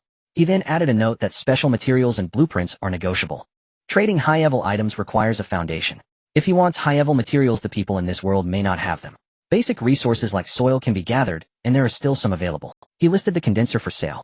Zhou Tu glanced at the upgraded island. Today, he still had 7 units of energy. If he follows the previous approach of pillaging islands, this amount of energy is roughly sufficient, but if he only targets high-value islands and seeks the best items, this energy is clearly insufficient. Upgrading the island to gain energy is the primary task. Holding his breath and concentrating, Zhou Tu looked at the information of other floating islands. Move forward to the floating island. This is a desert island with an ancient city buried inside. Once you enter, you will get lost. Move left to the floating island. This is a floating sea island with many fish. Beware of being eaten by the fish. Move right to the floating island. There is a type of hornet with astonishing venom. Do not challenge their toxicity. Move backward to the floating island. This is an ant den, and they can really eat an elephant. Move upward to the floating island. There are mutated zombies. Going there means certain death. Move downward to the floating island. This is a mechanical city with blueprints inside. No danger. You can go. And Zhou Tu frowned as he looked at the information before him. 6 directions, 5 of which were dangerous. If I didn't have the ability to see through the information, I would have a high chance of encountering danger. Fortunately, I have my hacks. However, enhancing the strength of the island should also be prioritized. Arming myself is very important. He had a premonition that as the number of times he moved the island increased, he might encounter situations where all 6 directions are dangerous. At that time, he would have no choice but to make a selection. Once he arrived at this mechanical island, he no longer had the ability to suppress the elf. Although the attitude of the grass elf had somewhat changed towards him, he still couldn't ascertain its thoughts. Seemingly sensing Zhou Tu's hesitation, the grass elf smiled lightly and said, "Don't worry, I will return." Zhou Tu breathed a sigh of relief. Although he had similar thoughts, it was better for the grass elf to voice them. Each island can only be visited for 1 hour, and you must return within that time. The grass elf replied decisively, "No problem." Together they boarded the mechanical island. As Zhou Tu entered the mechanical city, the chat channel erupted with excitement. As the top scorer of the islands, Zhou Tu's score changes were constantly monitored. Creating the condensation device earned him a significant number of points. While everyone was still guessing the reason, they discovered that Zhou Tu had directly listed the condensation device for sale. On the second day of survival, the condensation device was available. Logically, Zhou Tu should have kept the condensation device to produce water and sell it, which would have been a good choice. However, he surprised most people by selling the condensation device directly, as most were selling basic supplies. Food, drinks, clothing. Zhou Tu suddenly listed something that could produce drinkable water, which detonated like a bomb. Who would sell something that laid golden eggs so easily? Is Zhou Tu out of his mind? Selling the condensation device instead of water. Selling water would be much better. Isn't it crazy to exchange such a basic mud material for this condensation device? While having a condensation device on the floating island would completely solve the drinking problem, it's simply a permanent solution. While others were selling water, Zhou Tu was directly selling the condensation device. Isn't this ruining the market? Ridiculous. Is it really that outrageous? You could just exchange the condensation device. Why use such basic materials only to upgrade the island? Upgrading the island is quite easy. I explored 2 islands, and now I'm at level 3. Zhou Tu is not exchanging anything valuable, and is instead trading in basic materials. Do you need to evaluate what the expert does? The expert is at the top of the leaderboard, that is strength. Using basic materials, everyone should explore more diligently, and mine, then exchange some resources which would be enough to gather the materials for a condensation device, yet they're not satisfied. Zhou Tu is no ordinary person. If you had his mindset, you'd also be on the leaderboard right now. This is an expert sharing good items directly. As long as we gather enough basic materials, we can buy a condensation device, and we won't have to worry about water on the island anymore. The public channel was in an uproar, and Zhou Tu had completely become a celebrity in the floating island world. Xinxinghe, who had previously messaged Zhou Tu, was now dumbfounded. Zhou Tu, who had been reluctant to part with his tang knife, was now selling condensation devices. This made Zhou Tu truly a prominent figure on the floating island. In the previous world, Zhou Tu seemed to be doing well, but in this floating island world he exploded into becoming the strongest survivor. This forced Xinxinghe to reassess his value and consider how he should treat Zhou Tu in the future. He had a prior acquaintance with Zhou Tu, which was an unparalleled advantage over others. Xinxinghe glanced at his area channel and sighed. He knew he was not cut out for survival, and so he observed everyone in this channel, realizing there were no prominent figures. Her wish to cling to someone powerful was dashed. If only I could be in the same channel as Zhou Tu. The world channel was in chaos, and Zhou Tu's area channel was also going wild. Initially, under Li Jiangping's guidance, everyone in Zhou Tu's area channel treasured their energy, but at this moment, they couldn't control their hands and minds, wanting to explore why Zhou Tu would sell such crucial resources. There are experts in the channel. While others are still selling water, Zhou Tu, the great expert, is producing water-related items. It feels like having one of these means surviving on the floating island. What is a perspective? This is a perspective. Zhou Tu, the great expert, actually used mud materials to exchange for a water production device. That's just too down to earth. While I'm painstakingly digging pits to withstand wind disasters, Zhou Tu is already at nearly level 20 on the floating island. Sometimes the gap between people can be more significant than that between pigs. What you're eating now might not even be as good as a pet pig from the previous world. I'm completely broken. Upon arriving at the mechanical city, Zhou Tu felt the mechanical city resembled its description, filled with many machines. Zhou Tu said a few words to the elf, reminding it to be safe, and then began his exploration alone. After all, he only had 1 hour on this island. He needed to cherish the time. Perhaps as the island level increased, the time for exploring other floating islands would also extend. From the information he previously observed, there was no danger on this island. This proved that all the machines he saw could be transported back to his own island. He had never encountered such a large island before. Now it seemed there might be a correlation between the size of an island and its characteristics. Zhou Tu shook off the distracting thoughts in his mind. He walked up to a vehicle, opened the door, and tried it. Zhou Tu failed. He attempted to directly store the vehicle in his backpack, but received a prompt saying the vehicle's components were too complex to fit. This was quite frustrating. It was somewhat reasonable that a small car couldn't fit in his spatial backpack. However, one shouldn't only focus on the vehicles. There were many things in the mechanical city waiting for him. After looking at several cars that couldn't be driven away, Zhou Tu gave up.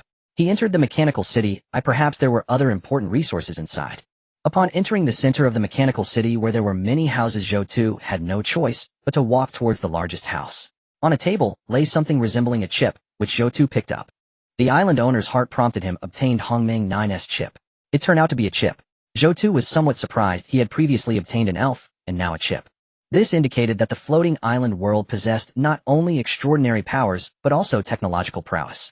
Furthermore, the floating islands seemed to be a fusion of the extraordinary, and this reminded him of games he played in the previous world, such as Clash of Clans Island War and similar titles. He recalled the monster islands he encountered before. Zhou Tu's mind raced as he chose his direction. When encountering other floating islands, he needed to stay for a few minutes. If the opposite was a monster island, there was a possibility that monsters might rush over. Without defenses on the floating island, it could be overrun by monsters.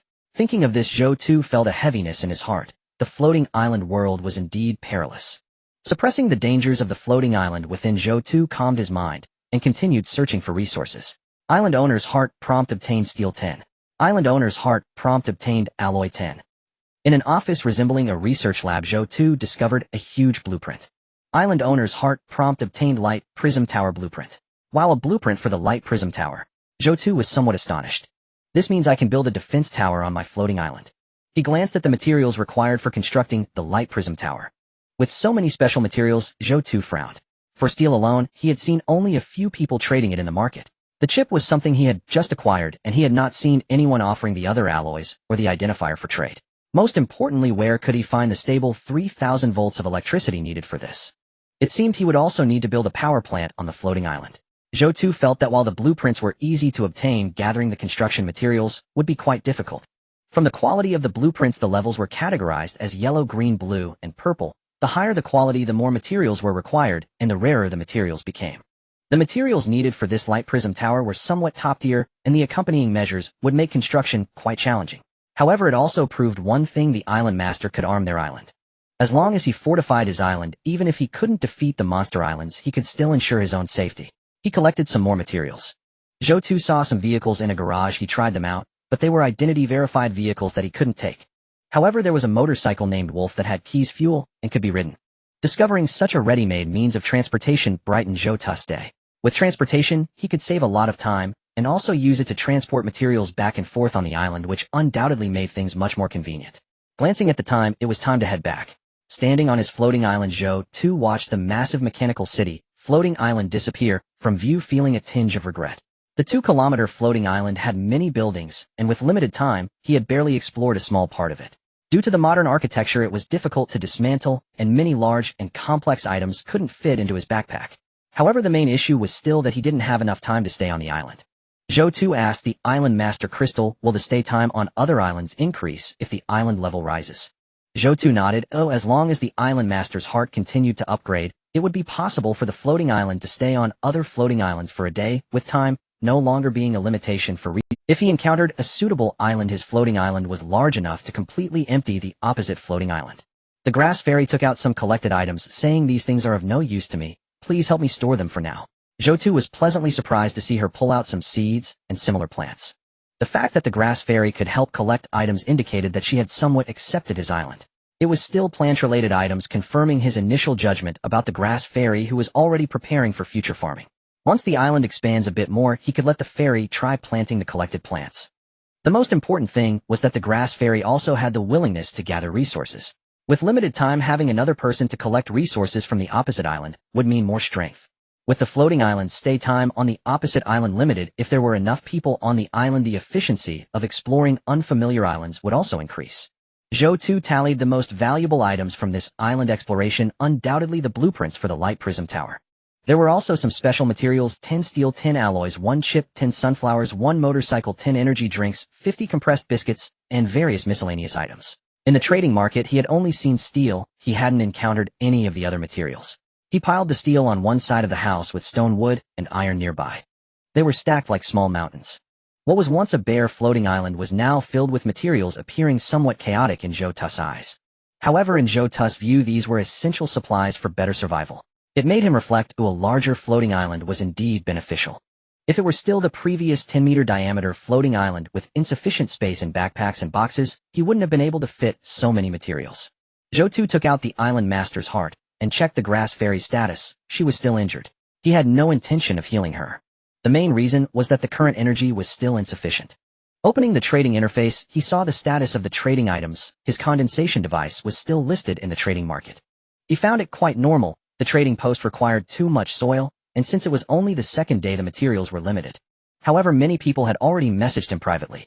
Can you lower the amount of soil needed for the condensation device? Although soil is a basic material, it still takes time to dig. It's impossible to gather that much in a short time. Can the materials be mixed for exchange? You require too much soil. Do you think everyone else is an idiot? Can you sell water? What kind of condensation device are you selling? Are you trying to maliciously expand the market and lower water prices? Can you wait a moment? I want this condensation device, but I just don't have enough soil. I command you to give me a condensation device, or I'll put a curse on you. Many people sent messages cursing him, but there were also some who seemed to genuinely want to buy something. For those who cursed him, Zhou Tu blocked them all. He didn't need others pointing fingers at his actions. There would always be some people in this world living unsatisfactorily, trying to spread negative influences. To be honest, the condensation device required a lot of soil, and that was his intention, to set a certain threshold. Those who were willing to exchange for the condensation device proved they were survival-oriented. In a sense, he was also screening. However, today, he finally found his brother Yumengli. A girl with a masculine spirit raised in an orphanage. He had taken quite a few beatings from Yumengli when they were young. They had grown up together and had a very good relationship. This made Zhou Tu feel quite pleased. In this world, he could still find someone he had a close relationship with. Although they couldn't meet, yet with the ability to see through floating islands and continue moving, they would eventually meet one day. Wow, I didn't expect you to be the top-rated floating island in this world. You're far ahead. Zhou Tu used today's free chance to establish a communication channel with Yumengli. Typically number one in the world. What do you need? I can support you. However, he did not receive a reply from Yumengli. The recent wind disaster lasted longer than the previous days. Zhou Tu glanced at the chat filled with whales. After a day and night, the regional channel had only 6,322 people left, with nearly 40% of those who fell off the island within 2 days. In a dangerous new environment, people paid a hefty price during the adaptation phase. Many people, when faced with danger and unable to survive, would briefly leave messages in the chat about the dangers they encountered at the moment of their death. These messages provided knowledge for future survivors, revealing important information that saved many lives. Although the wind disaster raged for half an hour, it didn't claim as many lives as the first one. Silently closing the chat, Zhou Tu stepped out of his house. His island was covered in sand, which felt gritty underfoot. Behind the house, a thick layer of sand was piled up behind the steel and stone. The wooden planks were blown apart, with some small pieces of wood completely disappearing, carried away by the fierce wind. Zhou Tu's expression tightened. This wind could indeed blow careless individuals off the island. He bent down and scooped up a handful of sand. If there were buildings or other facilities on the island, they could block the sand blown by the wind, acting as a natural collector of sand. As he sifted through the fine sand, Zhou Tu discovered tiny seeds within. This surprised him. If the island is large enough, a floating island can evolve naturally. Zhou Tu began to understand why floating islands face disasters. Perhaps these natural disasters were part of the evolution of floating islands. While the wind disaster seemed to wear down the island, it also brought new life, seeds. Oh, these are sea buckthorn seeds. The grass spirit also noticed the seeds brought by the wind disaster. Sea buckthorn. What use is it? These seeds grow on desert floating islands and can withstand wind disasters, having a certain ability to stabilize soil. Zhou Tu was delighted to hear this and nonchalantly asked, "Can we plant them on our island?" Of course. With the grass spirit's confirmation, Zhou Tu secretly thought to himself that he was now stable. The grass spirit taking the initiative to plant was certainly better than him urging it. So this wind disaster does have it. Before Zhou Tu could react, the grass spirit had already hastened the growth of a row of sea buckthorn at the edge of the island. Zhou Tu was somewhat astonished. This spirit possessed such magic, directly accelerating plant growth and adding a touch of green to his floating island. He walked over to take a look at the sea buckthorn. It was newly sprouted, only 10 centimeters tall. This world was indeed a bizarre one, full of both technology and magic. The grass spirit, rated at a whopping 10,000 points, indeed had some impressive abilities. If this spirit were willing, it could hasten the growth of various vegetables and fruits. With his good relationship with the spirit, he would certainly not starve on the island. It seems that increasing the area of the floating island is the most correct choice. As long as there is more land, everything else will follow. After the wind disaster, Zhou Tu decided to build a new house as a place to live, while the original house would serve as a garage. However, building a house required energy, so Zhou Tu decided to wait until the energy refresh time at night to construct it. Opening the chat, he saw that after the wind disaster, Yumengli had sent him a message. "I'm very curious how your rating is so high. Does your floating island have something special? You'll find out once you come to my floating island." Yumengli did not ask further. She felt that Zhou Tu was comforting her. The probability of 2 people meeting among billions in this world was too small. "As long as I know you are safe in this world, that is enough for me.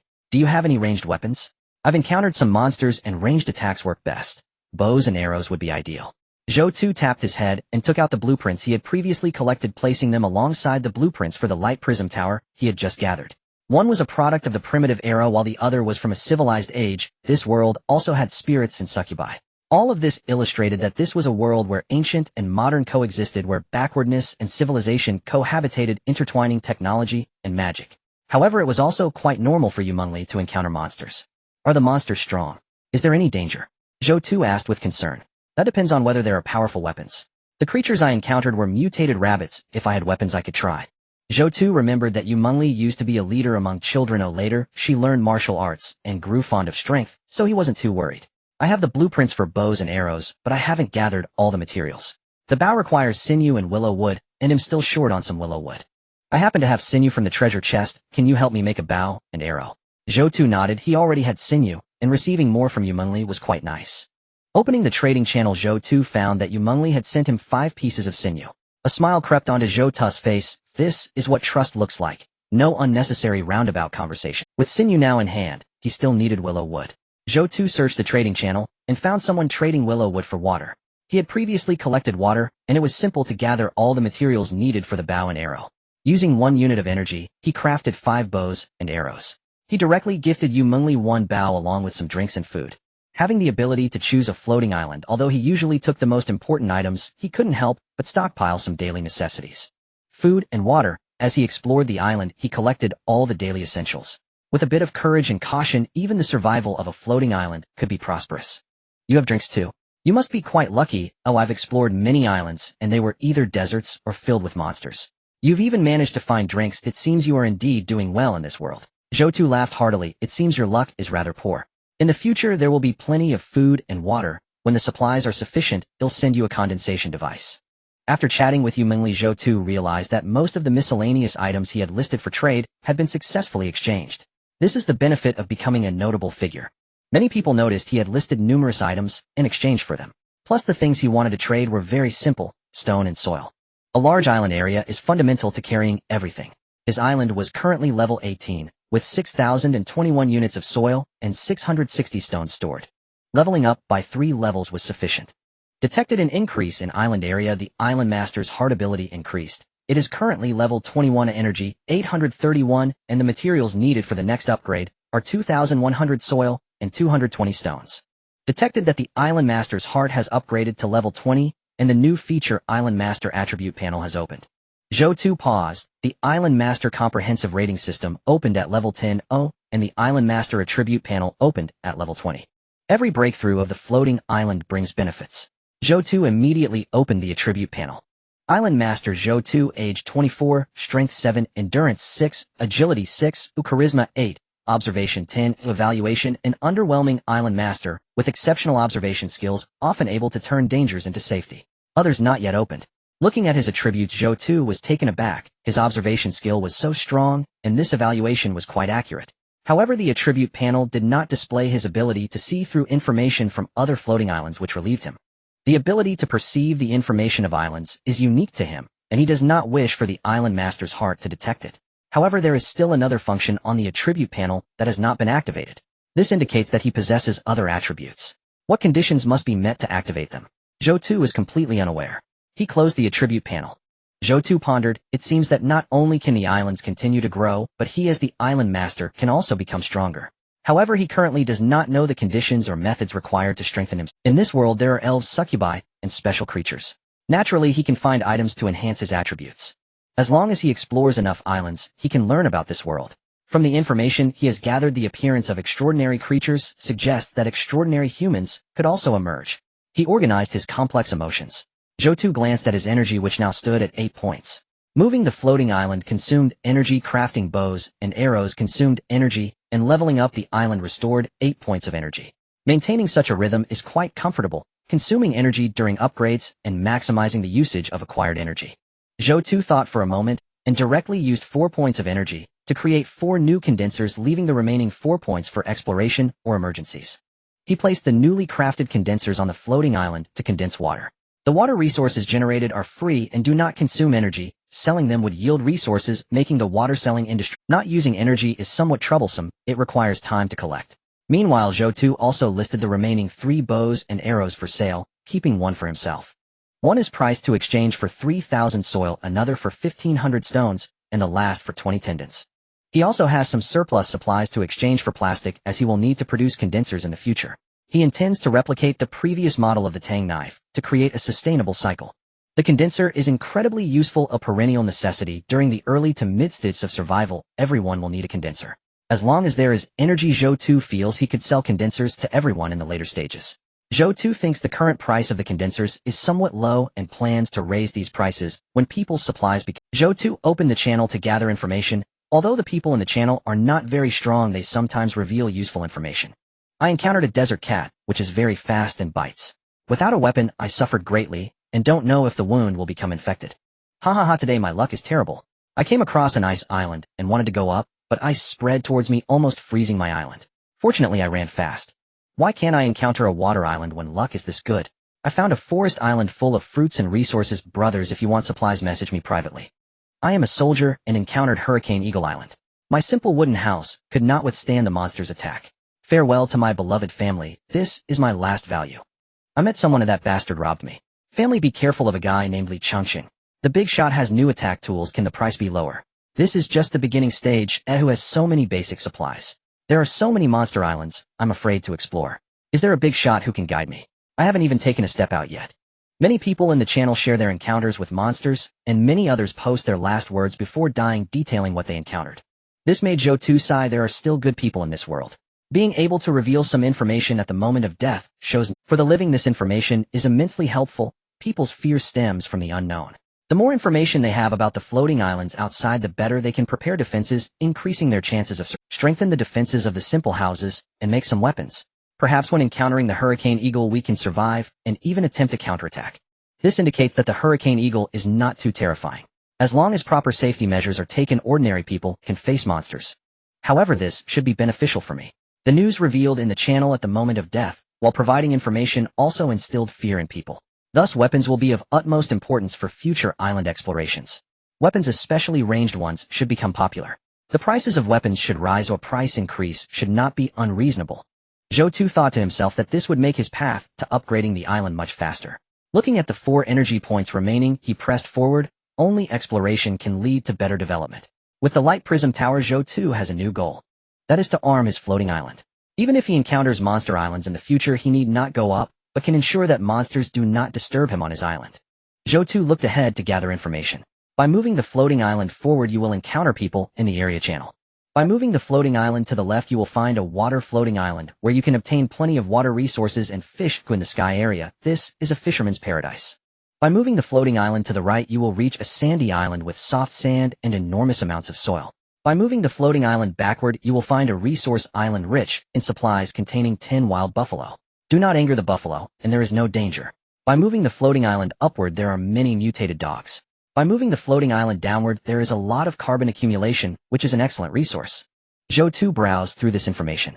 Surprisingly, he encountered someone like himself. This is the first time he has met another human. He recalled the hint from the island master's heart that similar beings can form alliances, plunder, or conduct offline transactions. In the channel, Zhou Tu discovered many people complaining about others robbing their supplies. In the floating island world, everyone is struggling for survival. Resources are scarce and trust between people is nearly non-existent. He looked at the materials piled up on the floating island. Zhou Tu increasingly realized the importance of establishing defensive measures on the floating island.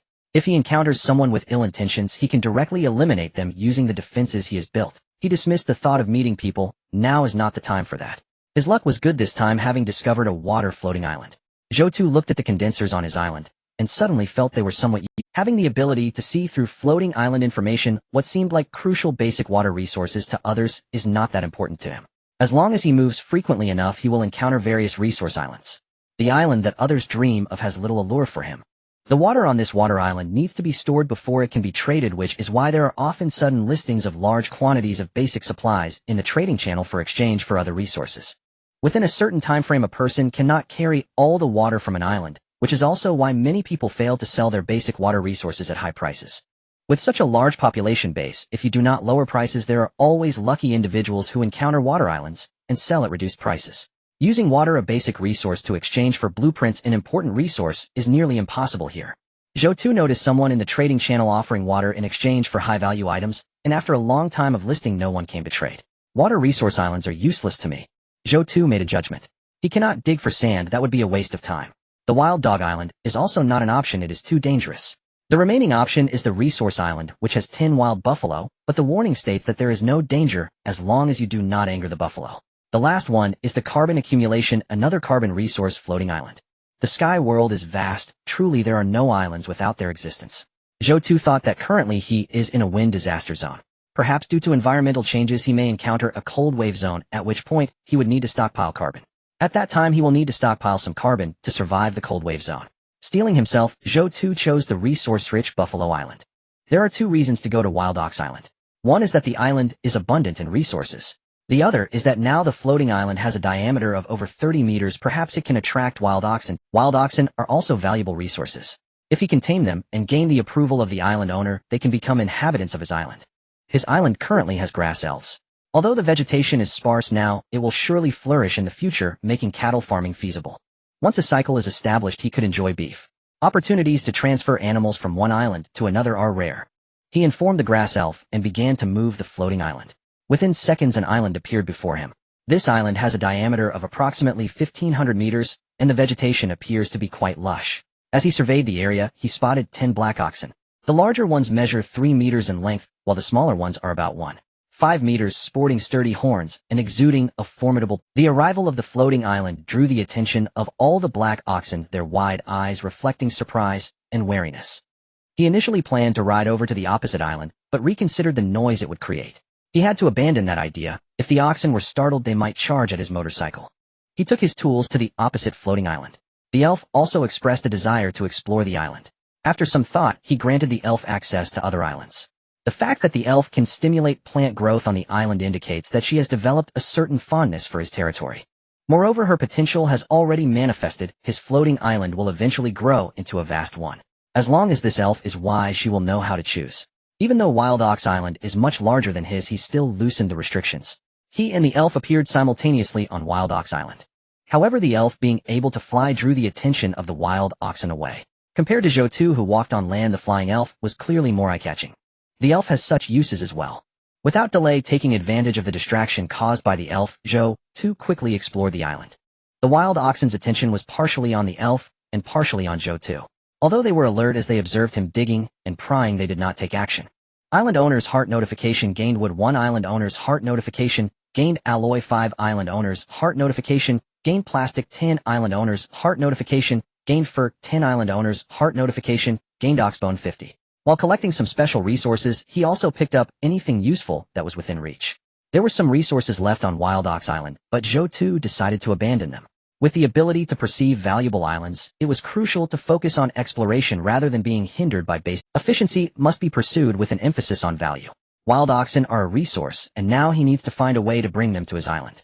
Once they are on his island, he will have a sustainable source of meat. The elf looked at Zhou Tu returning to his island, puzzled. Why have you finished exploring so quickly this time? Zhou Tu drew out his bow and aimed at a black ox. I want to attract these oxen to my island. The elf frowned as Zhou Tu's island is so small, while the opposite island can barely sustain these wild oxen. Although she has a good impression of Zhou Tu's island growing larger, she also cultivated sea buckthorn to improve their relationship. But clearly now is not the best time to introduce the herd. Let's talk about it later. Your island is too small to support them. Zhou Tu pulled the bowstring tightly. This was only the second day of survival. Many people were slowly realizing what kind of world this is. When fear is overcome and difficulties faced, humanity's productivity will surge. After all, humans are the dominant species on this little broken sphere. The strongest life form evolved over millions of years, roaming the earth and exploring the cosmos, achieving what other species cannot. Unity, cooperation, endurance, and wisdom are all human strengths. In a new environment, a high mortality rate is inevitable. However, once humanity understands the basic operational principles of floating islands and the laws of the sky, they will rapidly develop and attempt to conquer the sky. He has seized the initiative, and the growth rate of the floating islands area will surely be very fast. Attracting wild oxen to his floating island will also require a process of training. Who knows when he will encounter the next biological island? For now, attracting wild oxen to his island is the best option. The island will grow larger, trust me. As he spoke, the arrow in his hand flew forward. The arrow traveled a considerable distance, about 20 meters. It missed its target, but startled the black ox, making it more alert. This is exactly what Zhou Tu wanted. He aimed to provoke the emotions of these oxen, hoping they would charge towards his floating island. Once there, he would use wood to create barriers, effectively capturing the wild oxen. Zhou Tu continued shooting arrows, and the provoked black oxen stood up, hesitating at the edge of the floating island. At this moment the elf chuckled softly.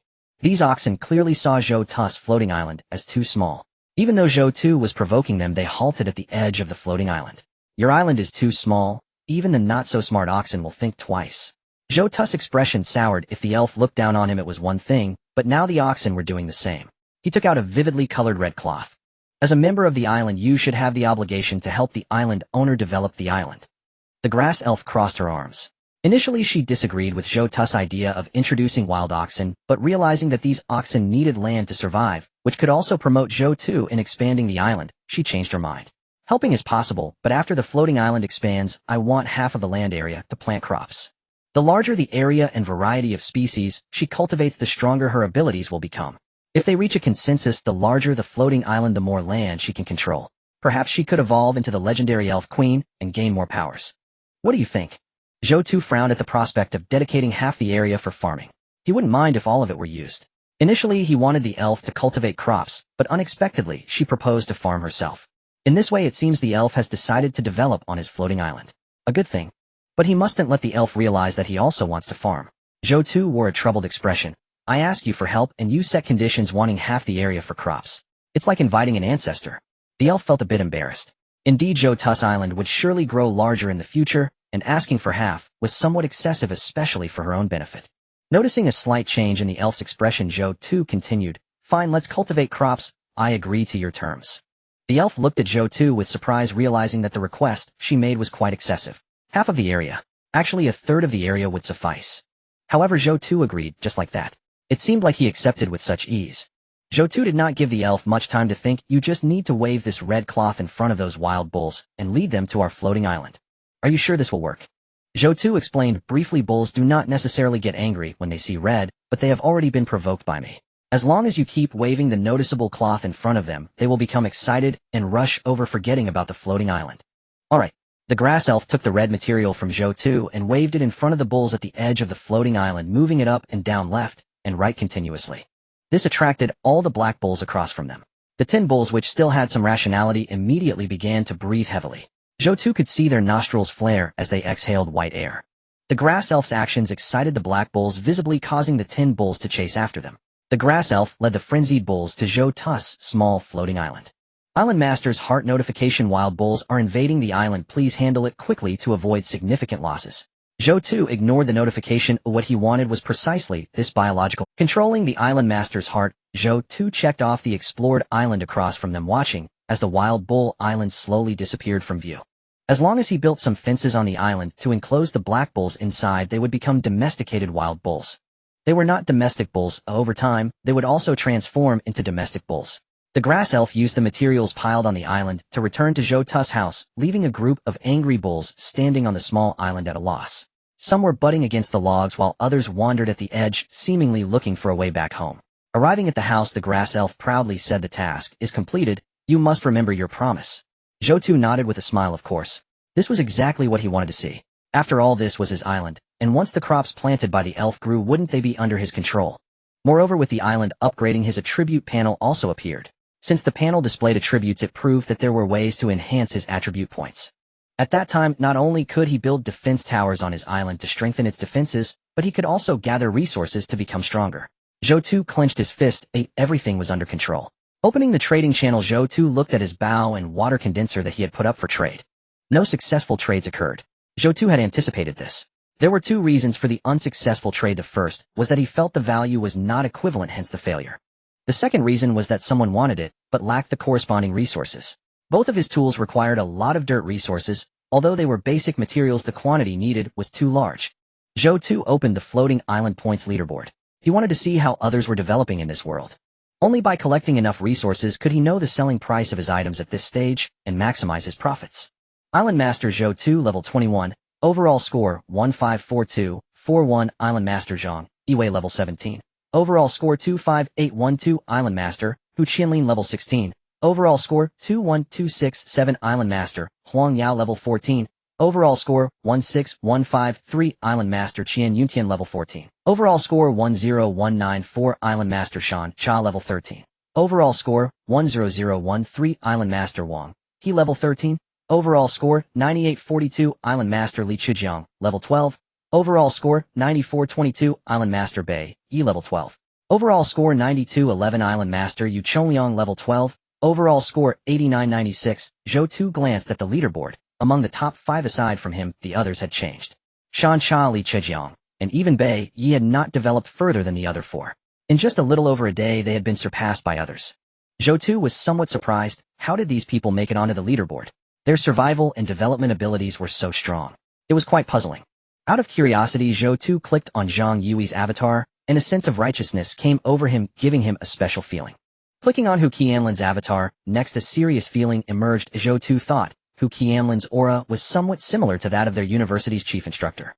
Continuing to click on the 4th person's avatar, Qian Yuntian, this middle-aged man, had a resolute face, exuding an iron-blooded aura. Zhou Tu understood in his heart. This should be from the military of Xia country. Only the military spirit of Xia country could be perceived through a photo, giving him a special feeling.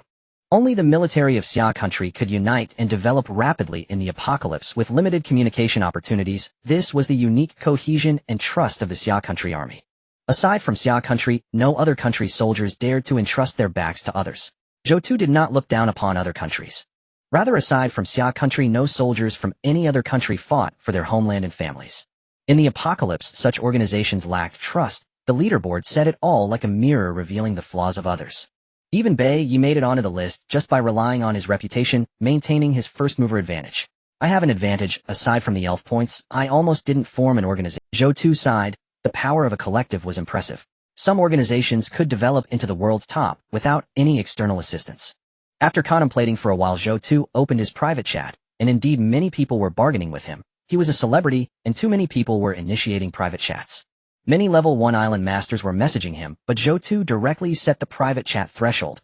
Only those at level 5 and above could chat with him. Yu Mingli's good brother had already found him. The private chat channel was opened. The other people were no longer of concern. Besides, those below level 5 could not afford the tools he was selling. Upon closer inspection of the private chat, both Zhang Yue and Hu Qianlin had sent him messages.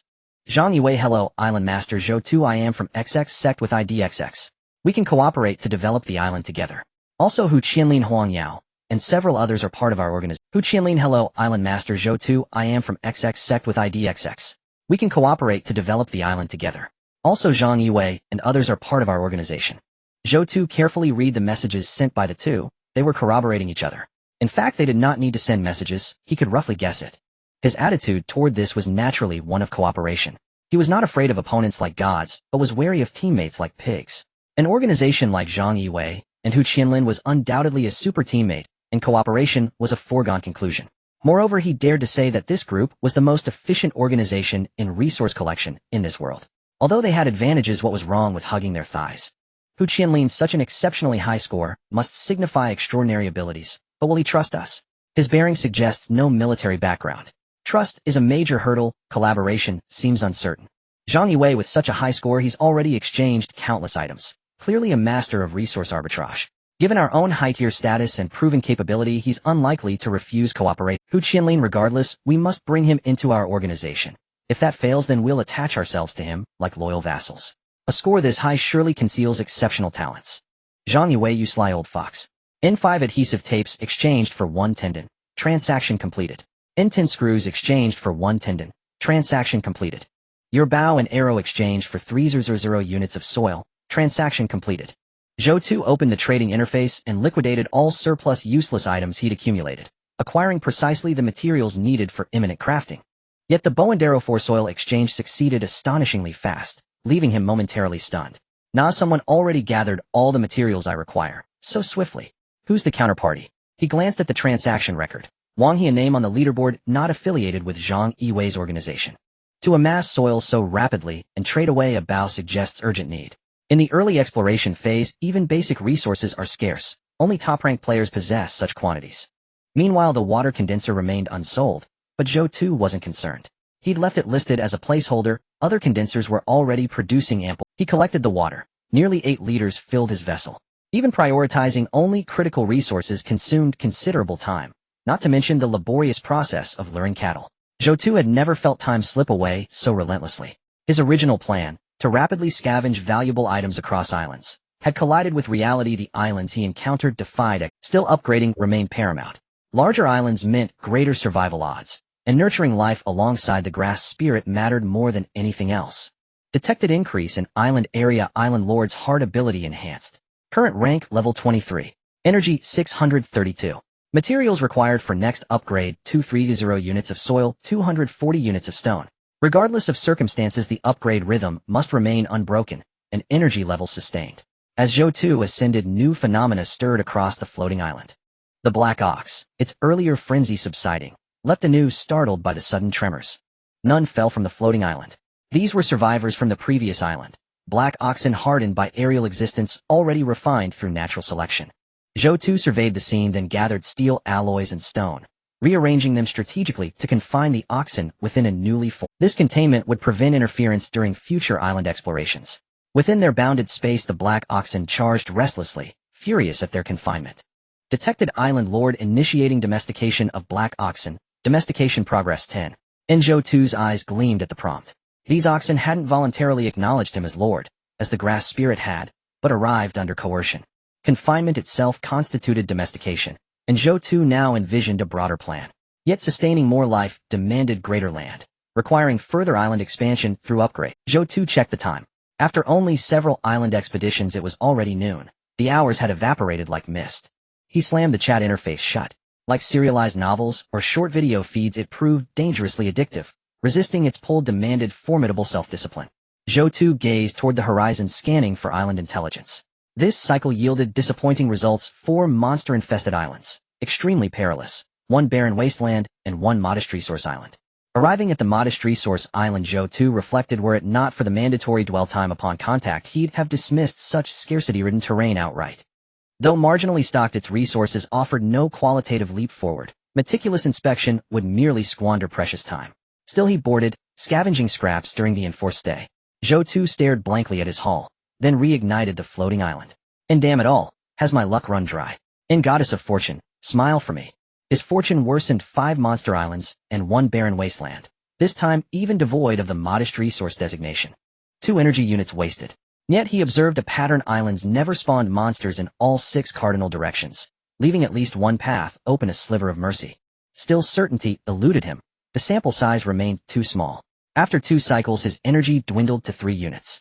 Clasping his hands, he silently intoned, "I am the Luck Sovereign." Eyes snapping open, the floating island's data materialized before him. In advance forward, a resource-rich island, containing the blueprint for the engineer's shovel, whose excavation efficiency exceeds that of primitive shovels tenfold. Shift left, a tropical island teeming with flora and fauna, ideal for enriching the island's ecological balance. Shift right, an island housing a hospital, stocked with medical equipment and pharmaceuticals, ensuring swift recovery from minor ailments. Retreat backward, a food processing factory island, yielding abundant provisions sufficient for 30 days, assuming transport capacity permits. Ascend upward, a blossoming avian sung paradise, an unparalleled scenic gem suspended in the heavens. Descend downward, an island veiled in celestial mysteries, offering insights vital to future endeavors. At last, the goddess of fortune has deigned to grace me. Zhou Tu erupted in jubilation. 2 consecutive dismal choices had finally given way to fortune's favor. Yet selecting a destination now posed a dilemma. Now that I'm of age, can I claim them all? And of course, impossibility loomed large. Which island shall I choose? Surveying all the island information, it seemed like a stroke of luck this time, or in fact he desired them all, but alas, reality only allowed for 1 choice. The secret of the sky, he felt, wasn't particularly necessary. With the ability to see through the floating island information, he would eventually uncover the secret of the sky. Tropical islands and floating islands. Zhou Tu shook his head. With his limited island area, what was the point of these species? Planting them could lead to being devoured by those black bulls. An island with a hospital filled with ample medical supplies, which was very useful, yet Zhou Tu felt he had no need for them at the moment. Food was also unnecessary. Traveling was out of the question. It wasn't the time for sightseeing. He turned his gaze towards the last island, where there were blueprints for a military shovel. The military shovel with 10 times the digging speed. What does that imply? With the military shovel, the efficiency of collecting soil would greatly increase. What was the most important thing for a floating island? It was the area. To expand the floating island, one needed soil and stones to continuously upgrade it, working tirelessly from the very beginning to make the floating island grow. Even now, the trading system page showed that the water condensation device was still listed with no one trading it. This was because in a short time no one had collected that much soil. If he could sell military shovels, the soil production across the floating island world would reach a new level. As long as everyone worked a little harder, the islands would develop quickly. With a larger island area, the production of resources would naturally increase, making it easier to sell items. Moreover, with a higher level of floating island, he would have more confidence in conversations. His floating island level had reached over 20 with points far exceeding others. The benefits he gained were clear to everyone. In the chat channel, some people were green with envy. Many people privately messaged him wanting to trade and build connections. Zhou Tu felt that as the top of the points leaderboard, he should do something beneficial for the development of other island owners. Choosing the blueprint for the military shovel was indeed necessary. Once these island owners developed, wouldn't he have no worries about trading items? This would not only expand his floating island area, but also increase the survival rate of others, a win-win situation. More frequent trading would indicate a greater flow of resources, enhancing the chances of survival. Zhou Tu hesitated little and activated the floating island to head towards the island with the military shovel blueprint, and soon the island appeared before his eyes. The military shovel island was rich in resources with many buildings. Moreover, there was not much vegetation. This island leaned towards a realistic style. There were also decent roads for him to ride on. He brought out the Wild Wolf motorcycle. Zhou Tu mounted the motorcycle, twisted the throttle, and with a roar the motorcycle dashed out. He immediately hit the brakes. If he dashed off the floating island, it would be a big trouble. Riding on a floating island, what a new experience.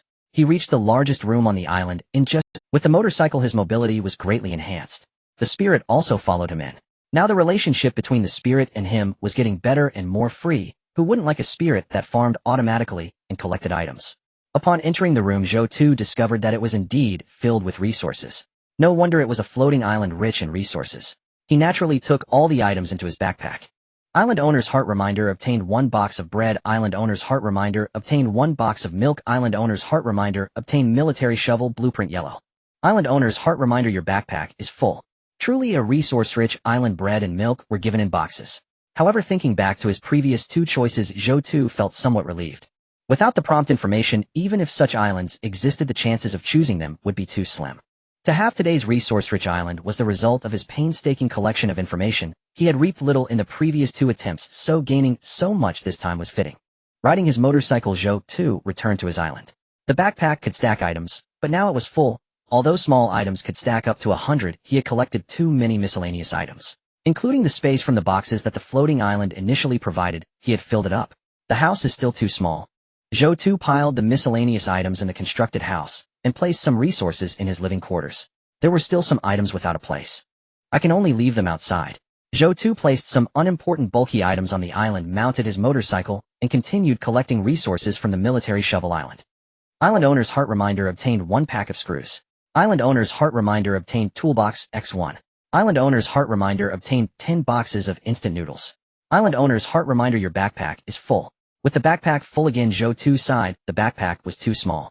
This resource island was incredibly generous. He wouldn't need to explore food islands for a long time. As time ran out, the military shovel resource island also vanished, and he rode his motorcycle back to his island. His island owner's heart was now level 23, with a diameter of 33 meters. Aside from the 2 houses at the center of the island, the side was just a newly formed cattle pen, leaving little space. The items he collected couldn't fit in the storage boxes and had to be piled outside. There were many materials on the island, making it somewhat cluttered. How can I cultivate the land with this? Remembering that he still had blueprints for the light prism tower, which was also a construction that required space. Zhou Tu felt deeply that the island area was insufficient. I still need to tirelessly expand the area of the floating island. Not to mention expanding the floating island to 9.6 million square kilometers. First, let's aim to increase the area of the floating island to 10,000 square kilometers. This is probably the trouble of having too many resources. Zhou Tu took a bite of bread and glanced at the time. He had been very mindful of saving daylight, yet unwittingly 10 hours had already passed. Originally, he planned to only take the most valuable items from the island. Who knew there would be so many resources on this island that he couldn't stop himself? He knew this wasn't the most efficient method of collecting resources, but seeing box after box of items, if they were left on these islands, and then disappeared, it would be a sin. Zhou Tu, with his hamster-like tendencies, couldn't control his hands. And being too greedy, he shook his head and calculated the time and remaining energy. There were still 2 hours until nightfall with 3 bars of energy remaining. He replenished his stamina and decided to use up the remaining energy during the day. It seemed like all luck had been exhausted on the engineer shovel island. The next 3 islands encountered had good resources, but they were inhabited by powerful creatures, so Zhou Tu had to choose to search on floating islands with fewer resources and no formidable beasts. Zhou Tu currently did not want to prematurely engage with these dangerous creatures. Firstly, battling the beasts on the floating islands consumed time, and by the time he dealt with one, the creatures on the other side might still be alive, and time could run out. Secondly, whether he could defeat them was uncertain, which posed too great a risk. Previously at Hanyu Island, his arrows had gone astray. If he encountered a dangerous animal and failed to kill it, he would simply be handing himself over to danger. Zhou Tu secretly decided to consult Yu Mengli first practice archery and ensure he was fully prepared before deciding to explore islands with animals. As he thought this, the sky gradually darkened. The bright sky lost its original color, and the night approached with the wind and sand beginning to stir. Using the remaining light, Zhou Tu looked at the floating island piled high with resources, feeling a bit frustrated. Others claimed resources were too scarce, and in the trading channel, everyone wanted to take advantage. In contrast, he had too many resources with no place to store them, and could only haphazardly arrange them on the floating island. This meant that some lighter resources might be blown off the floating island by the strong winds. Previously, the wind disaster had blown away the boards he had stacked in the yard. This caused a certain amount of loss. Zhou Tu looked at the piled resources on the floating island and quickly listed the miscellaneous items that were not of much use to him. According to the prices he had seen in the trading channel, he swiftly listed the relevant items. It was far better to list them than to let the wind blow them away. Soon the trading channel's trading page was refreshed by Zhou Tu. He didn't just cover a single page of trading items, but several pages were filled with his listings. Most importantly, the items he was trading were basic materials like soil and stone, which were highly beneficial to other island owners. Why does Zhou have so many resources? Listing over 3,000 various items and covering such a wide range, all for basic resources, why is this? Because he is generous. The top players in the island owner ranking are extraordinary. As long as this big shot lists items, it's sufficient, while we ordinary island owners have to consider many more things. Why does this big shot list so many resources, all using basic materials for trade? But we are currently lacking in basic materials too. The benefits of upgrading islands are plentiful. Not only can one gain energy, but the area of the floating island also increases and energy can be used to craft items. The impact of energy is immense. This is my last time speaking with energy in the channel. The island ranking shows that the top player's island is level 23, and calculating the energy, it's 33. I'm so envious. At night, the wind and sand battered the wooden house, and Zhou Tu lit the candles he had collected lying on the bed, eating the food he had gathered during the day, and drinking milk. While peeking at the chat channel, where people were exchanging messages, he also handled trading information, watching the successful transaction notifications. Zhou Tu felt satisfied with his development over the past 2. In just 2 days, those with higher mobility among humans had begun to explore. The initial cries for help gradually dwindled. If one could not survive, they would die. The floating island world was very cruel. More and more people were realizing the issue of floating island area and soil and stone, which seemed basic, were actually not basic at all. These two materials had surpassed the attributes of general materials. In the floating island world, soil and stone were becoming universal trading items akin to RMB on the floating islands, though this was for Zhou Tu, all his items could be exchanged for these two materials. To say soil and stone are the foundation of floating islands is not an exaggeration. He was also reaping the benefits as the top scorer on the island leaderboard. Almost every moment people in the chat channel discussed him or talked about matters related to him. The floating island ranking perfectly advertised him. His speed of selling items was unmatched by others. Your bread exchanged for 100 units of soil, successful. Your mineral water exchanged for 100 units of soil, successful. Your milk exchanged for 100 units of stone, successful. Zhou Tu revealed a faint smile as he watched these surplus resources transform into basic materials. Even small mosquitoes count as meat. These resources were reasonable for exchanging an hour of work time in the post-apocalyptic floating island. The benefits brought by his celebrity status meant his items were quickly processed.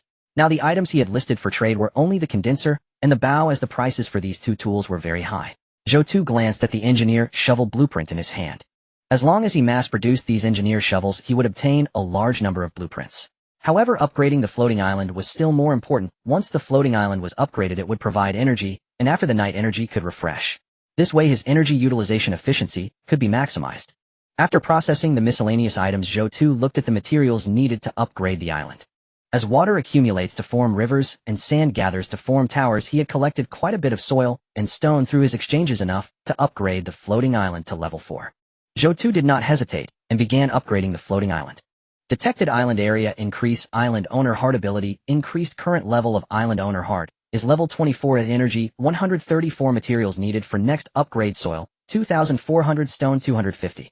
Detected island area increase, island owner heart ability, increased current level of island owner heart, is level 27 at energy, 437 materials needed for next upgrade, soil, 2,700 stone, 280. Now the diameter of my island has reached 37 meters. Zhou Tu felt a bit emotional. It took 2 days for the floating island to reach 37 meters, which was not fast. On the leaderboard, the floating islands of relevant organizations showed that the highest Zhang Yiwei had not yet reached level 20. He decided to contact the organization after nightfall, when the trumpet refreshed. At that time, he would provide engineer shovels to the organization, and the organization would supply materials for upgrading the island. The organization could execute orders effectively. The resource collection and island development would reach a terrifying level. The engineer shovel blueprint is a yellow blueprint, and with a level of yellow, a small amount of energy can produce 10 shovels. The material required for production is steel, with 1 unit of steel yielding 1 Zhou Tu pondered, although the blueprint for the engineer shovel is of a low level, the required materials are not as easily obtainable as soil and stone, but rather slightly rare steel. However, once the engineer shovel is produced, the efficiency of collecting soil resources will greatly increase, and the upgrading speed of the floating island will also accelerate. He insisted on promoting the engineer shovel. After all, the items he sells are all of a higher grade, requiring labor resources to develop, and the engineer shovel is fundamental, needing his promotion. Zhou Tu glanced at the steel reserves. He currently has 423 units of steel. This means that 42 points of energy can completely consume these steel units. Having just leveled up to 4, after midnight the island's energy will recover, and he will have 37 points of energy, allowing him to consume the 400 units of steel.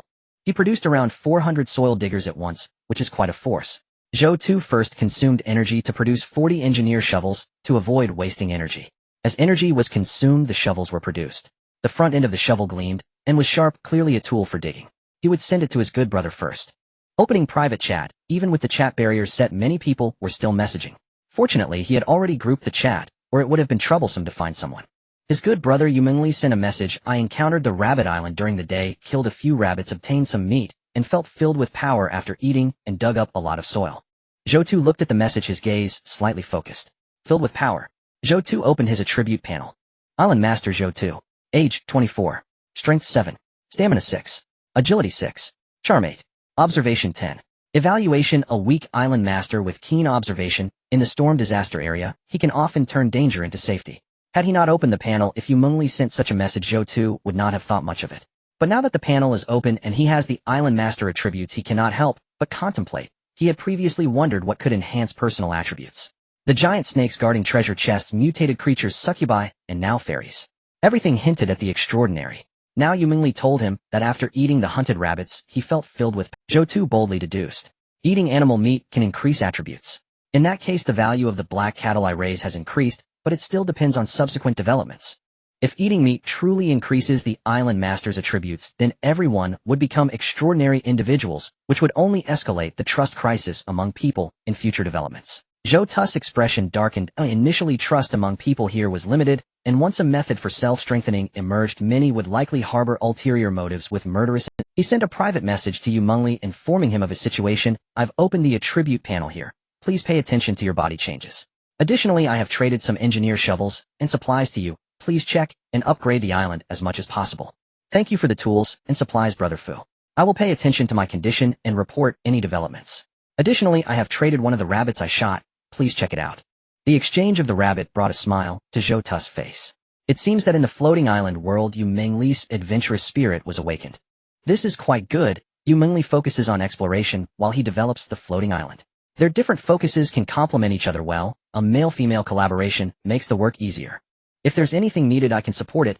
I'm currently frighteningly wealthy, Zhou Tu added. There are not many people in this world that one can trust. Zhou Tu exchanged for the rabbit from the trading channel. The rabbit still had bloodstains on its fur, clearly from the arrow's wound. Thinking of how Yumengli could shoot such small animals, yet he couldn't hit the black cattle, Zhou Tu decided to practice archery later. Peering out the window, he noticed the wind disaster had slowly subsided. Let's build a fire outside and roast the rabbit. Knowing that eating animals from this world might increase attributes, Zhou Tu's heart warmed.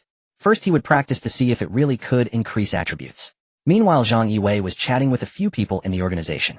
In the evening, during the time of review and inventory, it was the best time for exchanging information. Zhang Yiwei, I sent a message to Zhou Tu, but he hasn't replied. He seems a bit aloof. After all, I'm second on the island's points leaderboard. Hu Qianlin, he probably has limited energy. It's a pity he can't form small groups, and the communication is somewhat isolated. Energy is too important, and his non-reply might be for this reason. Looking at this person is quite skilled. Zhang Yiwei lamented this is too economical. He and Hu Qianlin approached Zhou Tu with great sincerity. and both sent messages to express their intentions. Zhou Tu's non-reply made him somewhat anxious. Hu Qianlin with his high score, he must be very busy, it's normal for him not to respond. When the evening trumpet refreshes, let's see how he decides. He can't still be exploring the island at night. The probability of encountering the water island is too low. I wonder if he can rent the water condenser to us. Can we pay in installments with soil?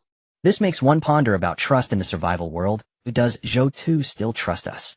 Hu Qianlin sent a message saying, I find it somewhat mysterious how our people are communicating with others and have encountered scams, even rejecting our cooperation resulting in significant losses.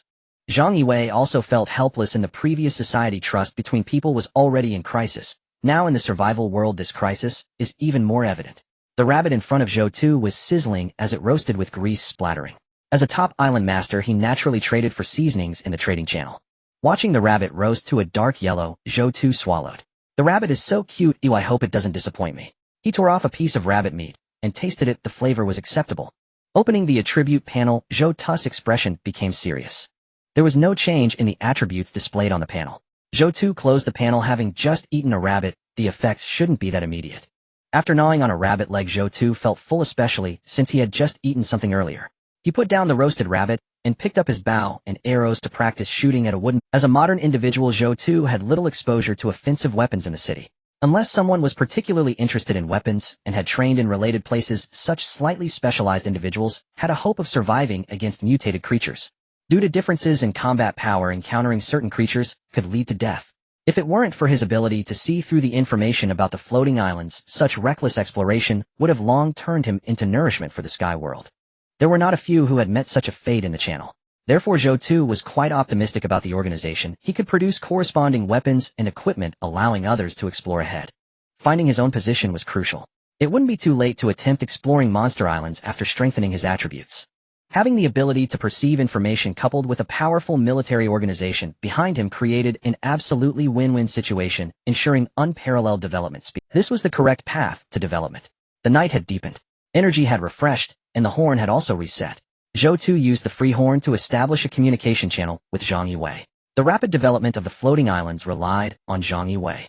After establishing the channel, Zhang Yiwei immediately sent a message. Great Master, we finally made contact. As a top player on the leaderboard, if they united it would be easier to survive in this sky world. I sincerely invite you to join our organization, which only requires you to assume certain responsibilities. Looking at the message sent by Zhang Yiwei, Zhou Tu frowned slightly.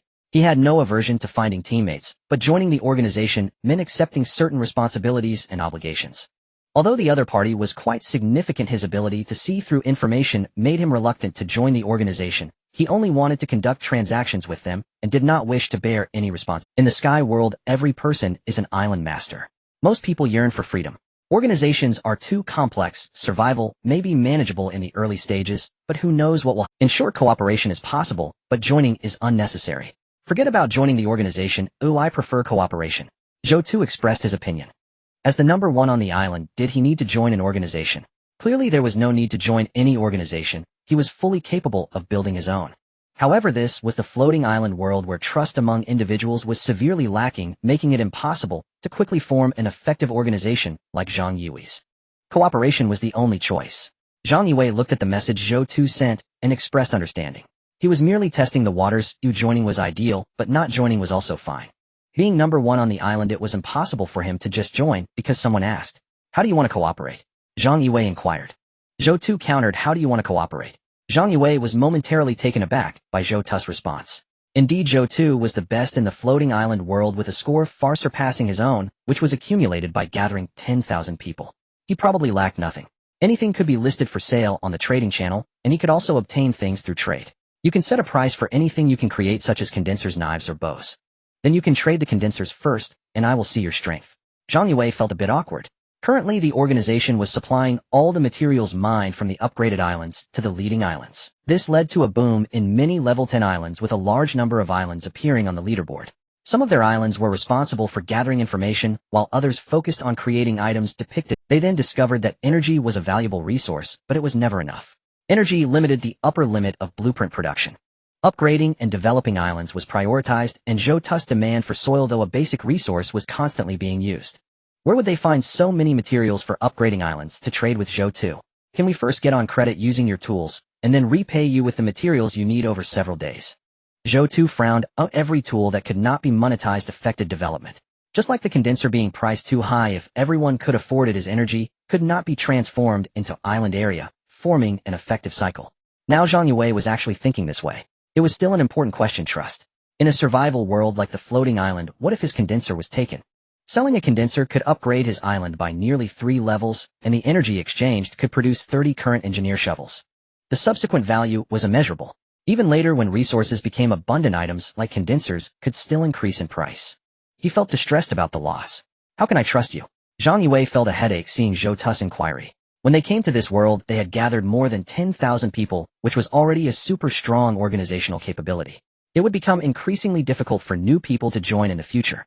Many who were once in the same team were persuaded after learning about them in this world, but did not join the newly formed organization. Members within a team lacked effective trust. How could Zhou Tu, an outsider, trust them enough to lend them these resources?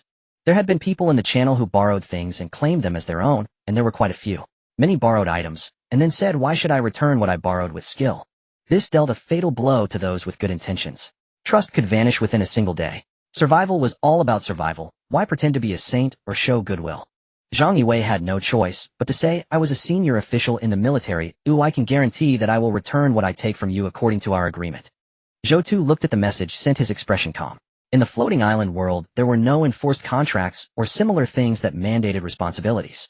Once a transaction was confirmed, it could not be reversed. As for credit, even if you had powerful military force, you couldn't find anyone in the Sky World. Whether in Blue Star or the Sky World, it was strength that ensured transactions could proceed. Trading useful items in the Sky World and forming verbal agreements was a complete test of human nature. Human nature cannot withstand such tests. However, Zhou Tu also did not intend to test it. He had already formed a certain plan upon discovering the engineer shovel. Since the other party could establish an organization in such a short time, it indicated that there was cohesion within the organization. I can currently produce engineer shovels which have 10 times the digging efficiency compared to the primitive shovels of floating islands. Looking at the message Zhou Tu had sent, Zhang Yue's eyes widened in surprise. The digging efficiency was 10 times that of the original. According to the gathered information, as long as they did not encounter special islands, they could usually scavenge some soil on the islands, but could only stay on an island for 1 hour. In most cases, the soil resources found on islands were inexhaustible. If Zhou Tu provided shovels, the development speed of the islands would be 10 times the current rate. With 10,000 people having 10 times the speed of soil acquisition, just imagining it could lead to the conclusion that the organization's resources would increase rapidly. It was enticing, and his heart raced with excitement. I wonder what the trading conditions are. Can I use other resources or blueprints as collateral and redeem them later? Zhou Tu smirked, planning to be a supplier behind the organization. He refrained from joining because he did not trust people's hearts. In times of survival crises, people can come together, but over time hearts change. The Sky World is vast, and there are no restrictions on people's methods. Everyone is their own island master, the lord of a piece of land that can grow. Once developed, who would want to listen to their previous leaders? The Sky World is best suited for lone wolves. In business, using something that is currently useless but will be useful in the future as collateral is the best choice. Zhou Tu stated his trading conditions. I currently have 200 engineering shovels, planning to exchange 1 for 100 units of soil. I trust you have blueprints for use as well as some special materials. Provide equivalent items, and when resources are mined, you can redeem them. Looking at Zhou Tu's trading demands, Zhang Yue secretly cursed him as a capitalist.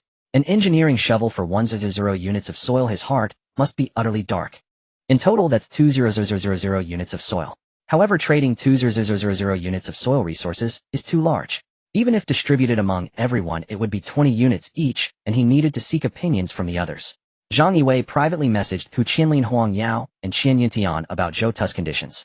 Each person's reaction varied. Huang Yao expressed indignation. If this guy were in the previous world, I would have arrested him and executed him. Merchants are the root of chaos. They must not control core technologies. Qian Yuntian calmly suggested the efficiency of the engineering shovel is 10 times that of the original shovel. Why not exchange 50 first to test the waters?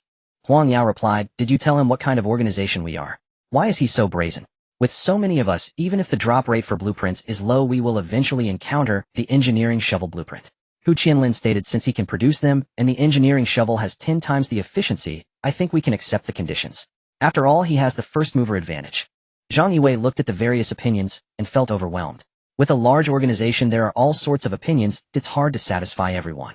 Zhang Yue thought that Hu Qianlin and Qian Yuntian made sense and suggested trying out a few first. When someone encounters an island rich in soil resources, they can trade to mine, maximizing efficiency. Zhou Tu used energy to create 200 engineering shovels.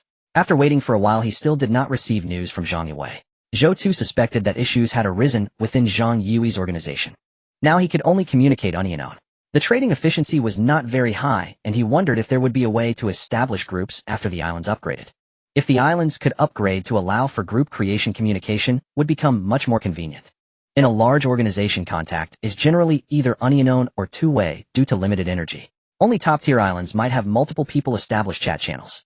If no conclusions are reached once day breaks, Zhou Tu will put the engineering shovels into the trading channel directly facing the entire world. In this world with so many people, he was already leaning heavily towards the organization.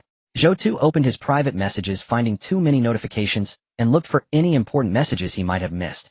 Xinqinghe, I'm starving. Can you give me something to eat? We were university classmates, can you just watch me starve to death? I'm really about to die. I encountered an island with monsters and got injured. I can't go on, please have pity on me. Give me some food. I know I had a bad reputation for raising fish in college, but so many people pursued me, wouldn't you also choose carefully? Xinqinghe surprisingly continued to send him a message every day. Zhou Tu couldn't help but smile, as sometimes people can teach others, but some lessons only require a single instruction. In just 2 days, Xinqinghe understood the harshness of the world and no longer spoke with a sense of self-importance. However, he ignored her. He felt that Xinqinghe was pretending. She might be injured, but she definitely wouldn't be close to dying.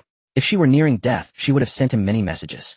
Zhou Tu reflected that in the most critical moment, he might extend a hand to help. After all, they were classmates. Even though Xinqinghe had a bad reputation, it didn't affect him much. He simply subjectively disliked such girls, but he wasn't at the point of watching her die without helping.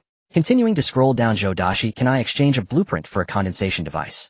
A blue blueprint for a manual fruit juicer. If interested, please check the trade already specified. Zhou Tu saw a message from someone named Wu Yong. A blue blueprint. Based on the floating islands he encountered over the past 2 days, the drop rate for blueprints is low. Sometimes after checking dozens of islands, he wouldn't find a single blueprint. The blueprints he encountered were all actively chosen. If it were purely a matter of luck, the drop rate for blueprints is actually very low. Once produced on an island, a blueprint becomes a marked item of the island master and cannot be traded. Even if the blueprint is the lowest grade yellow one, it is still very precious. Zhou Tu believed he could acquire the manual juicer blueprint. Selling the engineering shovels would increase people's material collection speed, and the necessary supplies would upgrade in due time. Blueprints need to be collected as soon as possible to create an early advantage. The condensation device can be made with materials and energy, but blueprints are not commonly available. He currently had 4 condensation devices, which were still in a spare phase. These devices are somewhat useless, relying on sunlight for condensation during the day, and their efficiency is extremely low. Perhaps he would encounter better condensation device blueprints in the future. Zhou Tu opened the trading channel and saw the trade specified by Wu Yong juicer for condensation device. Without much hesitation, he exchanged for the blueprint. Looking at the juicer blueprint in his hand, Zhou Tu felt it was somewhat useless. First, he needed energy and materials to make the juicer, and second, he needed fruits to use it. Clearly, this blueprint is not suitable for the current period of scarcity of resources. People are struggling against wind disasters, facing issues of food, clothing, and shelter. They cannot produce tools that are not highly useful. Only when most people have passed through harsh environments and live comfortably would they have the extra thought to use a juicer. But now this is a wind disaster area. Encountering a carbon accumulation island, he could speculate that he might later encounter extremely cold regions. When encountering a volcanic island, he also had reason to speculate about extremely hot regions. Life may become increasingly difficult after experiencing natural disaster. Education. Would anyone have the leisure to drink fruit juice? Zhou Tu thought for a moment, shaking his head. Regardless of the region, he would just focus on developing. He decided to treat these blueprints as a means to enrich his island's foundation. Living well in the present was enough. Continuing to scroll through the chat, it was all worthless private messages. Gradually, Zhou Tu felt a bit tired. He put away the island master crystal, pushing these trivial matters aside, and decided to rest. Maintaining good energy is extremely important in the survival world. At 6 a.m., Zhou Tu was awakened by the loud calls of the black cattle outside. They must be hungry. It was normal to feel hunger after the island had encountered a wind disaster at night with plants covered in sand and no food available. Zhou Tu shook his heavy head and crawled out of bed. He remembered that he hadn't looked at the logs from the floating mechanical city collected during the day, exploring the unfamiliar floating island, organizing the materials obtained, trading, planning the placement of materials, and raising animals for food. There were too many things to do, including planting on the island and building defense towers. Thinking of this, Zhou Tu felt that the path to expand the floating island was long and arduous. Time is too tight. If I encounter other human islands, will I be able to find helpers? This thought flashed through Zhou Tu's mind. However, for now, everything was focused on expanding the floating island. He opened the channel. If Zhang Yui's organization had not reached a conclusion, yet the engineer shovels he produced would be listed in the channel. Zhang Yui sent a message: "We want to exchange for 50 engineer shovels using the blueprints for the sausage machine water heater toilet and some alloy materials as collateral." Zhou Tu was somewhat speechless. Was the top organization in the sky this cautious in doing business? He had initially thought that at least 100 engineer shovels would be exchanged, yet they only wanted 50. However, even 50 shovels would yield an income of 5,000 units of dirt materials. Zhou Tu felt a bit disappointed with this collaboration. After all, it would take some time to get feedback from trading these items, and based on the current situation, the organization did not seem appreciative. He agreed to the trade of 50 engineer shovels to Zhang Yui's organization, repaying the 5,000 units of dirt that night. Let's consider it an investment. In the transaction, Zhou Tu received some blueprints and miscellaneous items as collateral. After checking the warehouse, he found 148 engineer shovels and decided he used 100 shovels to exchange for dirt, 28 for steel and 20 for stone. One was kept for himself, and one was given to Yu Mingli. Converting resources into energy for the floating island was crucial. To be honest, if it weren't for the foundation of Zhang Yui's organization, he would not have provided such benefits. In short, the sky is vast, and there are many people lacking resources. The emergence of engineer shovels, this digging artifact, was meant to expand the area of the floating island. Zhou Tu listed the 148 engineer shovels in the channel, noting that their digging efficiency was 10 times that of the original shovels, and then went to check on the cattle he had raised. Zhang Yui received the 50 engineer shovels and immediately distributed them. He sent a message to several leaders: prioritize distribution to those who encountered islands rich in soil resources. Qian Yuntian, if the digging efficiency is really 10 times, then it would be great. Our upgrading efficiency might improve significantly. Huang Yao, for such a shovel asking us for so many resources and collateralizing so many blueprints, he better not use our blueprints for trade. I'm afraid we won't be able to redeem them. Zhang Yui ignored Huang Yao's complaints. Ultimately, it was still a matter of trust. They had collateralized many items just to obtain the engineer shovels. They did not trust Zhou Tu very much, and conversely, Zhou Tu also did not trust them. During their first transaction, Huang Yao believed they were at a loss while Zhou Tu had gained an advantage. However, Zhang Yui did not think so. He could tell from these shovels that they were produced by the island master and were of very good quality. Zhou Tu's ability to trade with them also carried enormous risks. Zhou Tu could easily have listed them in the trading channel. Collaborating with them was not merely for their organizational capabilities.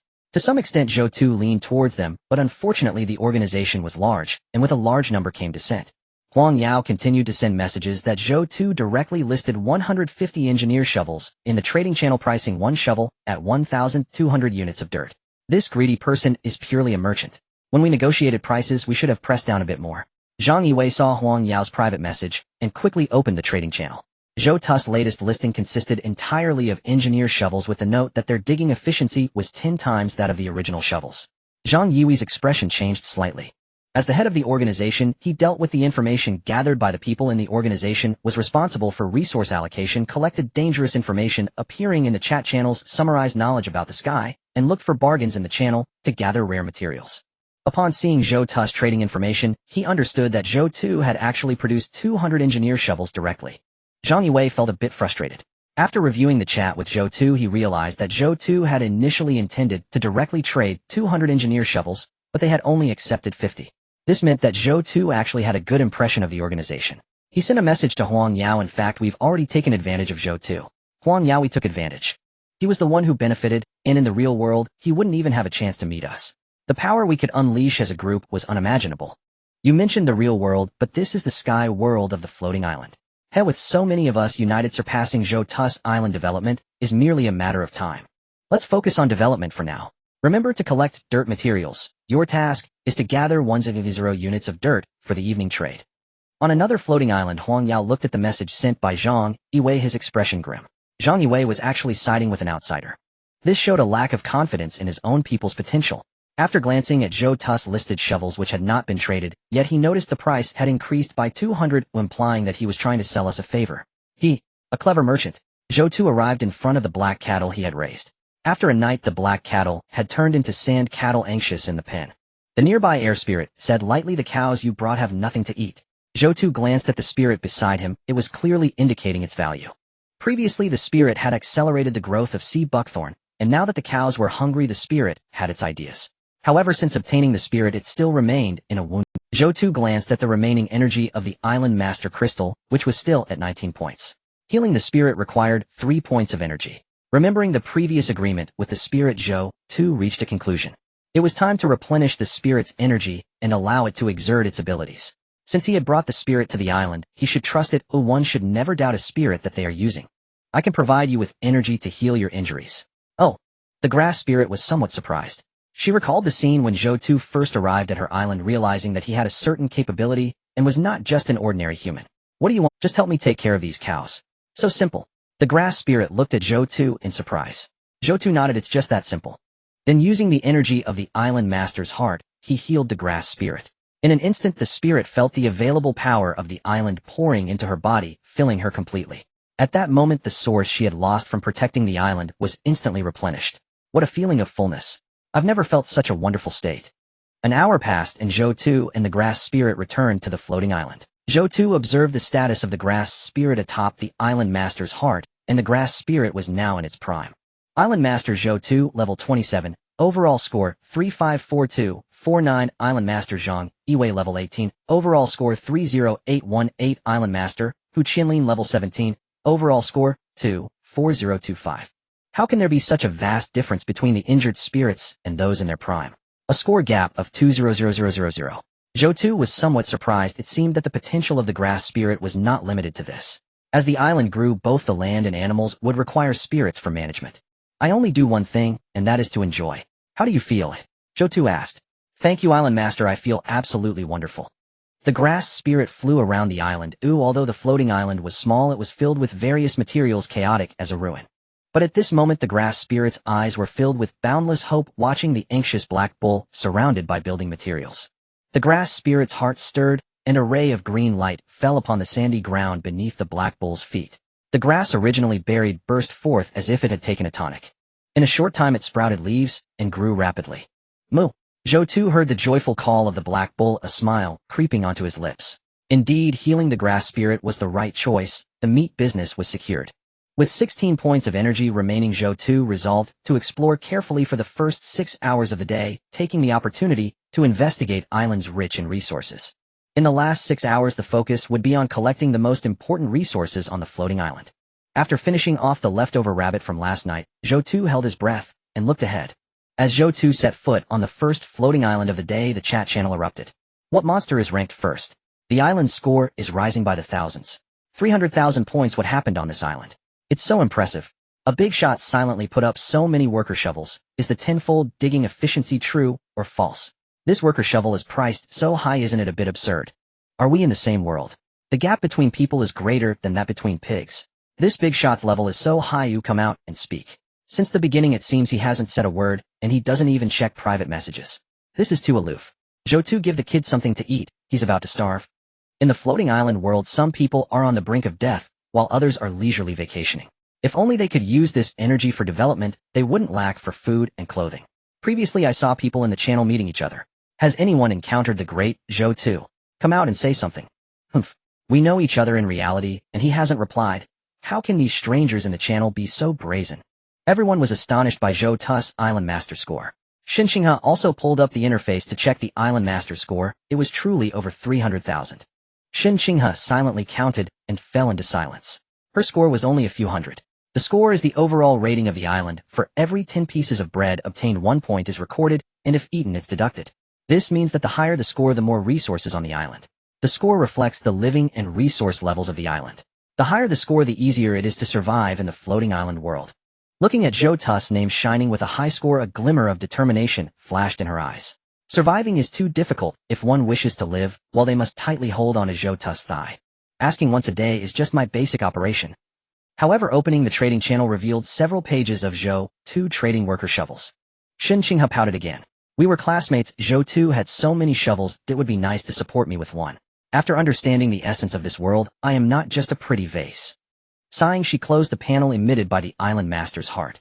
Holding onto the Island Master's heart, Xin Xinghe decided to explore unfamiliar islands in search of luck. Staying still was not an option, as she had already gathered a lot of information over the past few days. On a chaotic little floating island, Iran, who had established a communication channel with Zhou Tu, felt very proud at this moment, and was currently boasting to his friend Songda. I might be the first person in the sky area to have a big shot as a friend. Then why is your island only level 10? Could it be that some people are talking and the big shot is too lazy to look?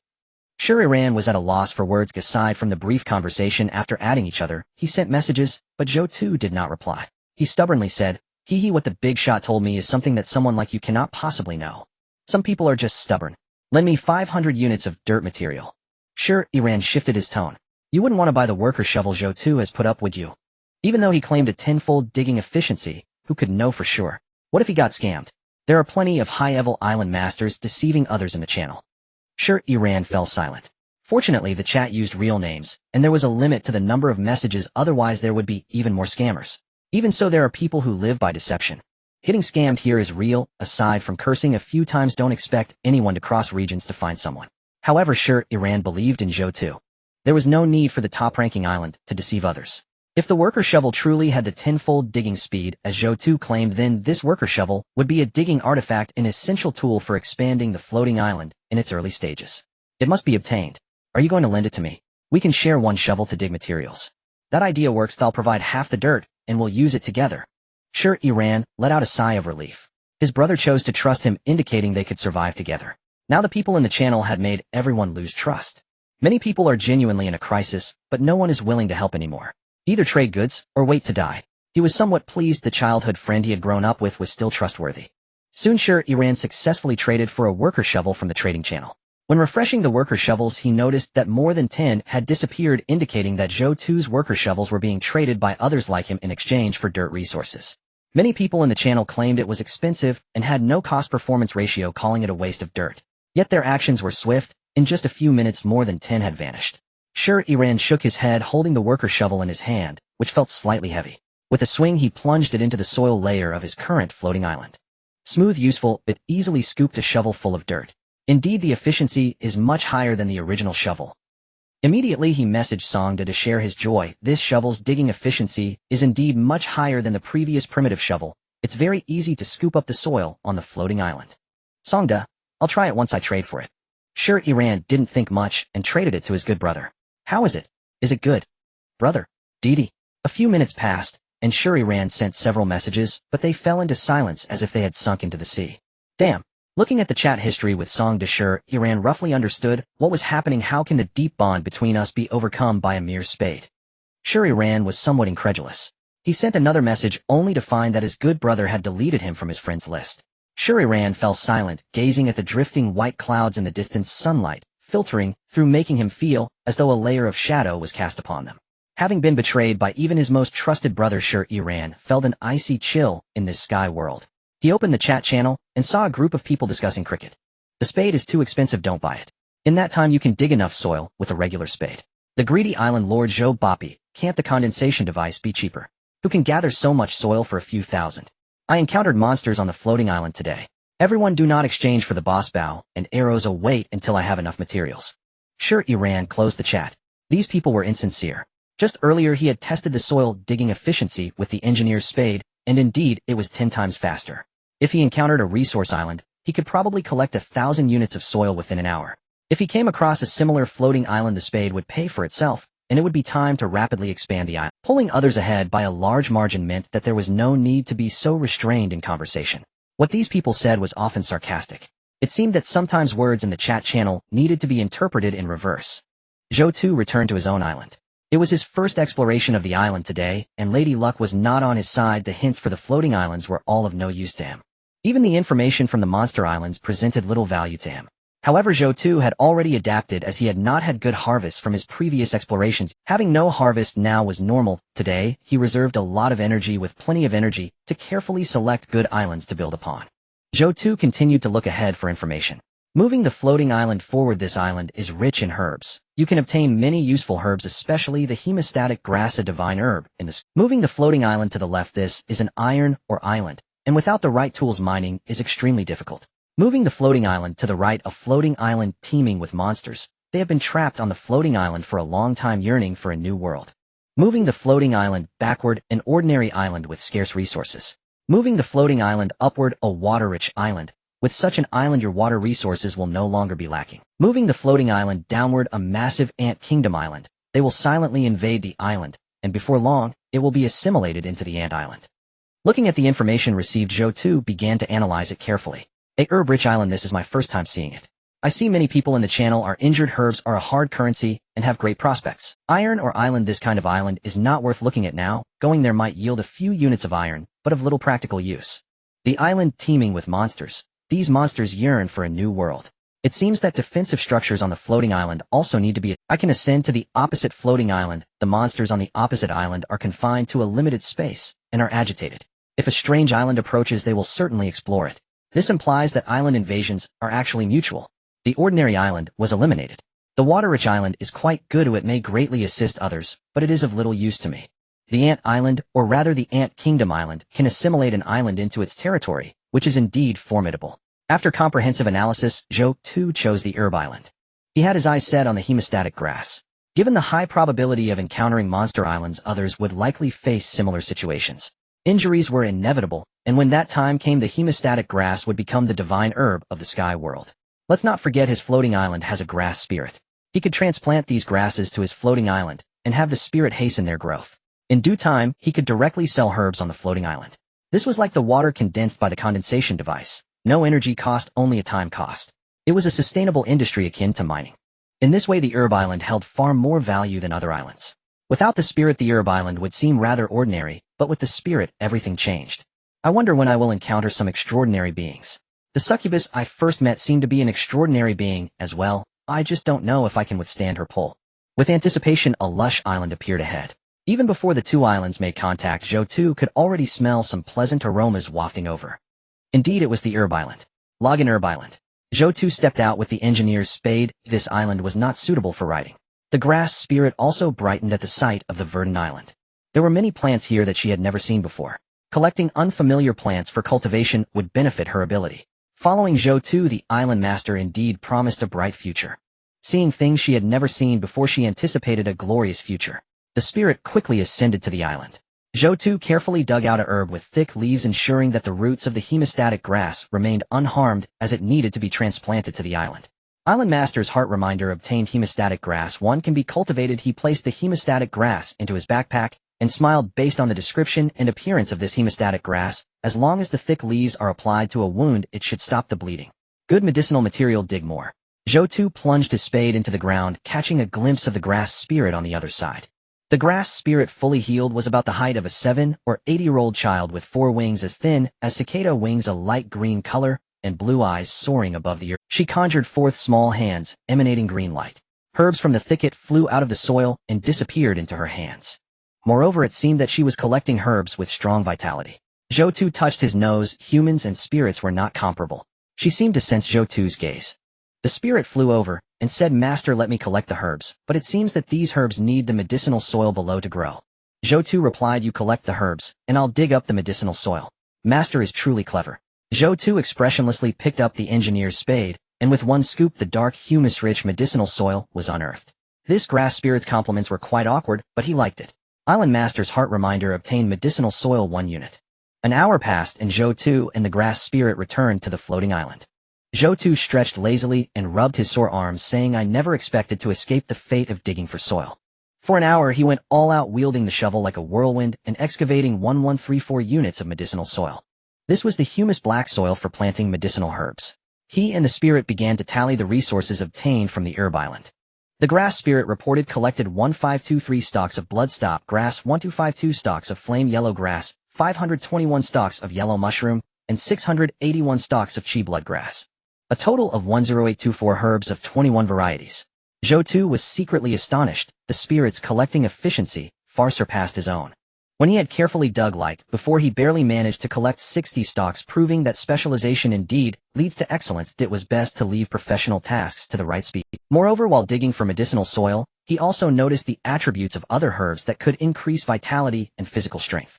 He speculated that consuming these herbs could enhance attributes. What a great harvest! The grass spirit nodded. "Unfortunately, our island is too small, and you have placed too many items. The current area cannot accommodate them. Additionally, there are sandstorms making it somewhat difficult to plant herbs." Zhou Tu felt a pang of disappointment. As the foremost island of humanity, it indeed was too small. Cultivating medicinal fields required land area. Even a black cow needs living space, let alone the storage of many resources. Overall, the area of the floating island was indeed somewhat small. Zhou Tu did not refute this. He opened the trading channel to see how the shovel was selling. Having explored 2 islands, he found that the shovel performed. If someone with better physical attributes were to dig, they could easily excavate 1500 units of soil from a single island, or even more. Your shovel has exchanged for 1200 units of soil successful. Your shovel has exchanged for 1200 units of soil successful 93. Your shovel has exchanged for 800 units of stone successful 15. Zhou Tu glanced at the successful trade of 93 units of soil. The total soil traded from the shovel amounted to 1160 units, with 100 units of stone. Tens of thousands of units of soil and stone. Such abundant resources made Zhou Tu somewhat intoxicated. He had never experienced such a wonderful start. However, after a moment he regained his senses. As the island's area increased, the materials needed would accumulate step by step, and these tens of thousands of units might only suffice for a single upgrade. Initially, a few hundred units of materials were needed to upgrade the floating island. Later the required resources gradually accumulated.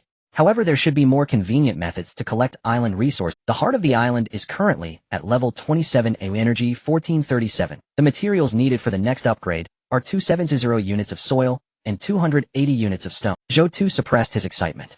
He communicated with the heart of the island for an upgrade, and the materials in the trading space were quickly consumed. Detected an increase in island area. The heart of the island's ability increased currently at level 28 energy 1538. The materials needed for the next upgrade are 280 units of soil and 290 units of stone. Detected an increase in island area. The heart of the island's ability increased currently at level 29 energy 1639. The materials needed for the next upgrade are 290 units of soil and 300 units of stone. Detected an increase in island area. The heart of the island's ability increased currently at level 53 A energy 4063. The materials needed for the next upgrade are 530 units of soil and 540 units of stone. The floating island upgraded by 27 levels, increasing its diameter by 27 meters. Now the diameter of his island reached 63 meters. Considering a basketball court has an area of 420 square meters, his island's area is now approximately the size of 8 basketball courts. In just 3 days the island had grown so much, and Zhou Tu felt quite satisfied. This indicated that his decision was correct. Selling basic resources like water would not yield such abundant materials. The time cost is too high. Only by selling high-value items could he obtain so many soil resources in the early stages of the floating island. Moreover, there were still 500 units of soil materials yet to be accounted for. When the time comes he would exchange for more materials. The island should be able to expand to a diameter of 70 meters. Before Zhou Tu could check what functions the upgrade would bring, he noticed that the black cows outside were startled. The tremendous expansion of the floating island caused the black cows in the pen to run around in panic. Zhou Tu went outside to see the black cows with red eyes. He paid it no mind. It wouldn't be a catastrophe. The circular island had expanded significantly, greatly increasing its area. If it was once like the size of a ping-pong ball, now it was the size of a ping-pong paddle. Previously, with so many resources placed, it felt somewhat cramped, but now it felt much more spacious. With such a significant increase in the area of the floating island, I can plant the medicinal materials we just collected. The grass spirit was somewhat excited as she had just hinted that the area of the floating island was too small, but she didn't expect it to increase several times at once. She didn't care how Zhou Tu made the floating island so large. She only focused on the present. As long as she had room to express herself, she was a very easily satisfied spirit. Where do you want to plant? Zhou Tu suppressed the surging emotions within and calmly said, you can choose for yourself. Can you give me the eastern quarter of the island's area for planting? The grass spirit widened her blue eyes, seeking Zhou Tu's opinion. In the floating island world, the sun rises in the east and sets in the west. The floating island is a circular island divided into 4 directions: east, southwest, and north. Zhou Tu generally chooses directions based on the orientation of his house. The grass spirit wanted the east side, where Zhou Tu had not placed many miscellaneous items. It used to be where he checked the floating island's information. Zhou Tu nodded in agreement, saying currently the area where the sky is located is a wind disaster zone. Planting these herbs might incur losses. Do you have any solutions? The spirit flew around the eastern side, and with a flick of her small hand a green light sprinkled down, revealing some mixed seeds. As the green light from the spirit's hand spread continuously, the seeds that had just been planted began to sprout. After returning from planting, the grass spirit said, we can just plant a few rows of protective trees. After her island was affected by a wind disaster last time, she pondered how to protect the plants on the island. By following Zhou Tu to many other islands, she discovered a type of tall, leafy broadleaf tree, and this gave her the answer. If she had such tree species on her own island earlier, she could have used these trees to protect the island from wind disasters. Let's see how things are in the evening. Please cover this area with medicinal soil, and it can become a medicinal garden. Zhou Tu was already delighted in his heart. Having a proactive laborer was excellent. With a grass spirit like her, the floating island wouldn't lack for wood. While others were still collecting wood from the island, all he needed to do was wield an axe and go chop down trees. The grass spirit had this ability, and now it seemed she could bring back some fruit tree saplings or vegetables to plant on the island. He recalled the apple trees from before and realized he had been too narrow-minded. In time he could plant a whole apple grove. Truly she was a spirit rated with hundreds of thousands of points. Zhou Tu exclaimed, "Our floating island has a bright future." He regarded the grass spirit as one of his own, although his identity as the island master imposed authority, he preferred to befriend extraordinary beings like the grass spirit and cultivate a bond. The grass spirit nodded in agreement, truly believing that at the current rate of upgrading the island they would reach 1,000 meters in about 2 months. The future was bright. Zhou Tu opened the prompts for the heart of the island, and after leveling up so many times the interface had new changes and new functions were unlocked. He wanted to check the new functions first. The heart of the island master has now reached level 50. Previously at level 10, a leaderboard for the floating island appeared, and at level 20, an attribute. Zhou Tu looked at the 3 notifications that appeared from the heart of the island master. Detected an increase in island area. The heart of the island master has broken through to level 30, enhancing the abilities of the floating island, and the island master's capabilities on the island are boosted with a 10 increase in movement speed. Detected an increase in island area. The heart of the island master has broken through to level 40, enhancing the abilities of the floating island and improving its stability. Detected an increase in island area. The heart of the island master has broken through to level 50, enhancing the abilities of the floating island. Blueprints of the same level collected by the island master can now be synthesized with energy yellow, 50 energy green, 100 energy blue, 200 energy purple, 400 energy. And once synthesized, the original blueprint will disappear. Zhou Tu read the first notification, which stated the movement speed of the island master has increased by 10. He tried walking and found that his speed seemed to have increased somewhat. Just now he was so delighted about the increase in the floating island's area that he didn't pay attention to his own condition. Now feeling it out, he indeed noticed a significant boost in his speed. Walking on the floating island, he felt as if the soil beneath was rejoicing, a truly strange sensation. As expected, the larger the floating island grows, the greater the benefits for the island master. The island master truly deserves the title. Zhou Tu was certain that with the increase in movement speed, further upgrades would surely bring additional benefits. This means I have my own attributes, and as the floating island continues to expand, it can also enhance my abilities. The larger the island, the stronger the benefits. In that case, this island still seems a bit small. The second notification indicated an increase in the stability of the floating island. Without the prompt from the heart of the island master, Zhou Tu would have hardly noticed the improvement in stability. He simply felt a sense of security. Previously he was afraid of falling at any moment, but now that fear was completely gone. With the floating island expanding, the area for activities grew, and in the sky world it became increasingly stable. The grass sprite directly planted a row of seed buckthorn along the edge of the floating island. He felt an overwhelming sense of security. The third notification was about blueprint synthesis. Zhou Tu maintained a watchful attitude towards this one. Mainly the drop rate for blueprints was somewhat low. Once synthesized, the original blueprint would disappear, giving way to a new one. Zhou Tu did not reject merging blueprints, but now was not the time. The main issue was that the energy required for synthesis was too high. With energy so scarce, how could he possibly synthesize blueprint? The first 2 notifications had some usefulness, while the latter one about blueprint synthesis felt somewhat lackluster for now. He opened the chat to see if Yumengli had sent him any messages, or if she needed anything. You merchant, a shovel for 1,200 units, a huge profit. Everyone in the channel is cursing you. Leveling up dozens of levels in an instant, you're too fast. I couldn't even react. But to be fair, your shovel digs soil very smoothly, and is extremely useful. I feel like selling 1,200 units of soil is too cheap. Wow, my island isn't even level 12, and I can't upgrade the island by digging soil. Yumengli sent several messages. After reading, Zhou Tu smiled. To be honest, he also felt that the shovel's pricing was somewhat low. Although the shovel was crafted from a yellow blueprint, its attributes provided tenfold digging efficiency, which was too strong. The most important aspect of the island is its area, and the shovel is a tool linked to the area of the floating island.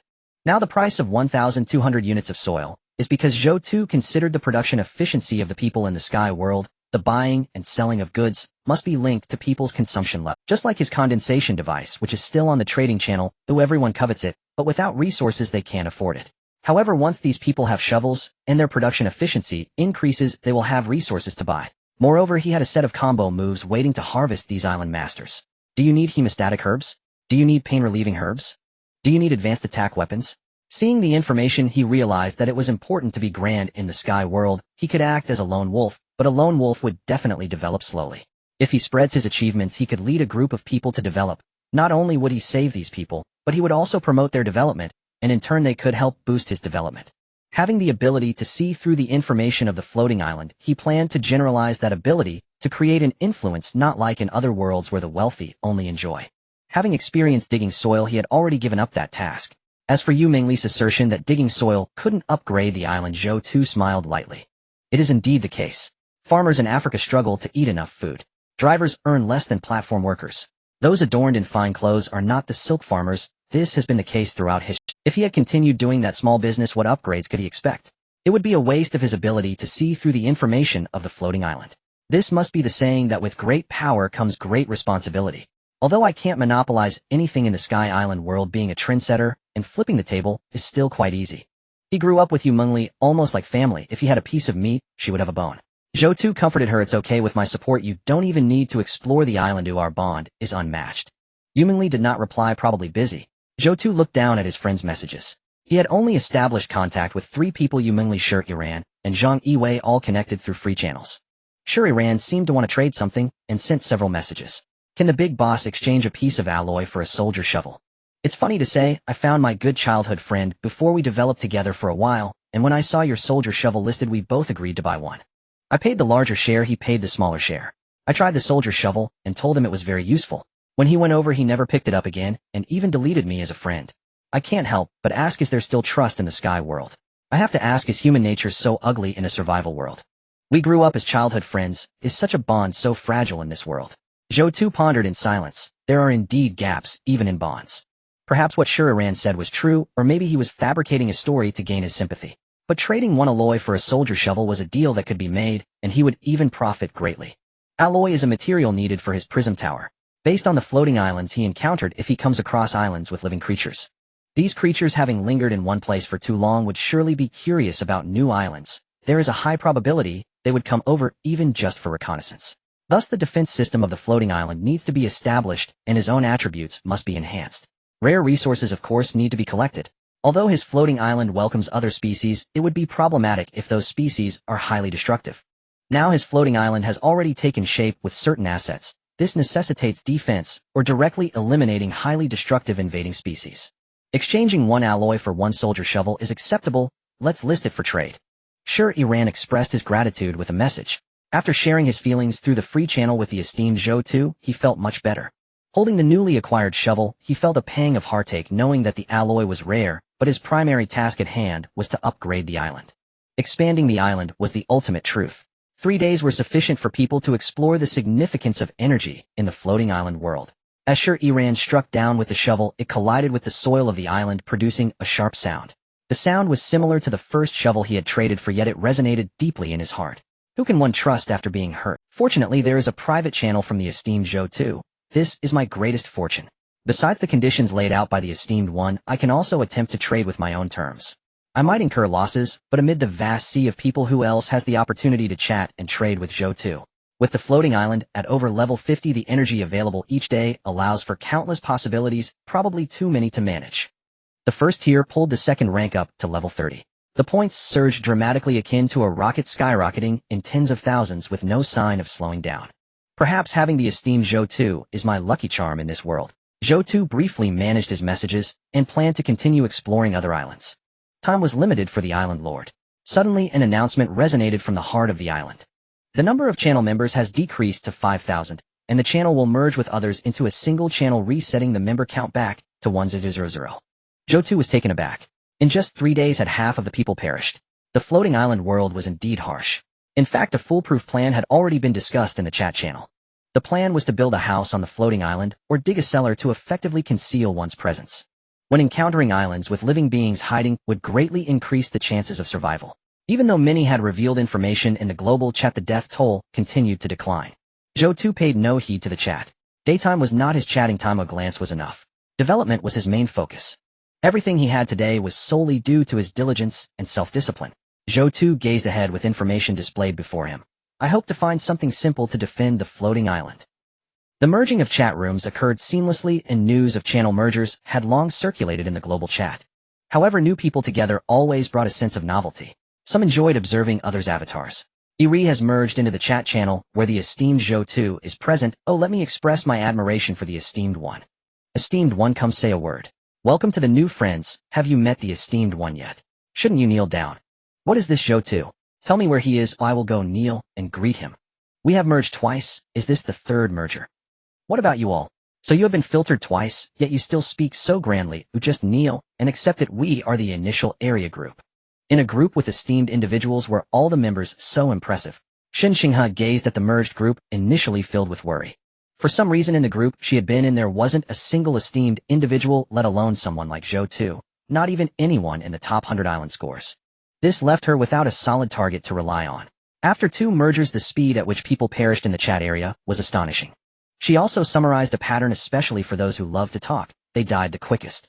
Those who remained hardly spoke throughout the day, and when they did it was mostly about supplies or requests for help. Messages sent in the global chat went unnoticed, refreshing too quickly. Only when an esteemed person like Zhou Tu spoke could they draw the attention of others. Scrolling through the messages in the group, Shun King's muddy face froze. She saw 2 characters, Zhou Tu. It was him, that man. The esteemed individual on the rankings, her classmate, the one who never replied to her messages. She quickly checked the group members again, confirming that the familiar face appeared before her eyes. It was him, it was definitely him. Shen Xinghe smiled the first time she had smiled in days. Luck has come. She diligently collected information on Zhou Tu, noting that his island level was the highest, and his floating island score was unparalleled. A high island level indicated a large area, and a high score indicated abundant resources. Despite the abundance, Zhou Tu's trading items in the trading channel were surprisingly simple. They were either soil or stone. Just yesterday she noticed that Zhou Tu had listed many items in the channel, some even below market price. This indicated that Zhou Tu likely had little time to manage these resources. His time was in reality limited, and he was dedicating all of it to enhancing the floating island. He truly is a good man. If I were to handle these resources I would achieve more, and my standard of living would definitely not be as it is now. Shen Xinghe pursed her lips. If only I could encounter Zhou Tu in the area. She gleaned from the chat records that if their islands were together it meant either an alliance or a merger. Alliance: 2 islands connect, allowing for joint exploration of unknown islands with both island lords consuming energy from their crystals. The benefit is that both parties can face unknown dangers. Merger: 1 party surrenders their island lord crystal, losing their rights as island lord, with everything being governed by the acknowledged individual. Without the heart of the island lord there is no freedom, and the other party also imposes restrictions. Having roughly analyzed the situation, Shen Xinghe frowned and thought to herself, fame has led me astray. In the real world, although I raise fish, I haven't allowed that fish to eat. Being beautiful indeed invites criticism. She was a self-serving person. First eliminate biases, approach sincerely, and when the opportunity arises request a merger. Determined to pursue a merger, Shen Xinghe had never considered an alliance. What level would she dare to think of allying with Zhou Tu? Even the second person lacked this qualification, let alone her. Lose freedom. As long as she performed well and became Zhou Tu's right-hand person, over time she believed she would become the freest woman in the entire floating island world. Meanwhile, the second-ranked individual on the island leaderboard, Zhang Yiwei, frowned at the reports coming in. Out of 50 shovels distributed, 3 of the individuals who received them had vanished. Where did the perfectly fine people go? Have they faked their deaths? What happened to trust between people? In the floating island world, even those previously trusted are no longer reliable. Zhang Yiwei felt somewhat troubled with the existence of the island lord crystal. Everyone was the master of their own island. Who wouldn't want to develop their island? Previously, the heart of the island lord had suggested that the floating island held infinite potential. He did not reject the idea of these people wanting to develop floating islands. He merely resented their short-sightedness. Huang Yao, the 2 people you assigned with shovels have disappeared. Your judgment is lacking. You will need to compensate for the soil task. Huang Yao ate the instant noodles traded from below, looking at the incoming messages with a grim expression. Surviving on the floating island was already difficult, and now he was burdened further. You tell Zhou Tu to grant us a few more days, with his high level supporting us, should be expected. Zhang Yiwei was left speechless by Huang Yao. He felt that Huang Yao did not understand the current survival world, having grown accustomed to a high position and thinking that everyone revolved. He was simply like the shrimp-headed man described online. Just not long ago, Zhou Tu's trades for the engineer shovels he had listed in the trading channel had all been successful. Zhou Tu trusted them only because he realized their identities in the real world, which facilitated such cooperation. If Huang Yao did the same, wouldn't that be disgusting to Zhou Tu?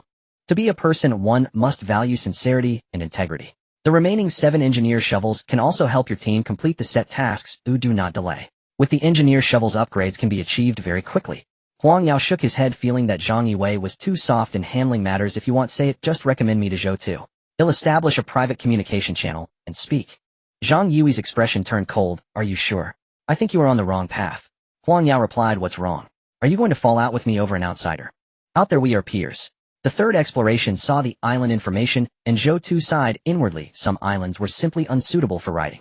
Although motorcycles were already quite suitable for various terrains, they encountered too many floating islands with challenging landscapes. As of now, he had encountered floating islands of various types, including mountainous islands, ice islands, volcanic islands, forest islands, lake islands, mining islands, and relic islands. The terrains of these islands were complex, and many were likely unsuitable for riding. Floating islands of urban districts and buildings were rather rare. These types of floating islands generally provided usable materials or blueprints for crafting tools. From the perspective of encounter probability, it was not high.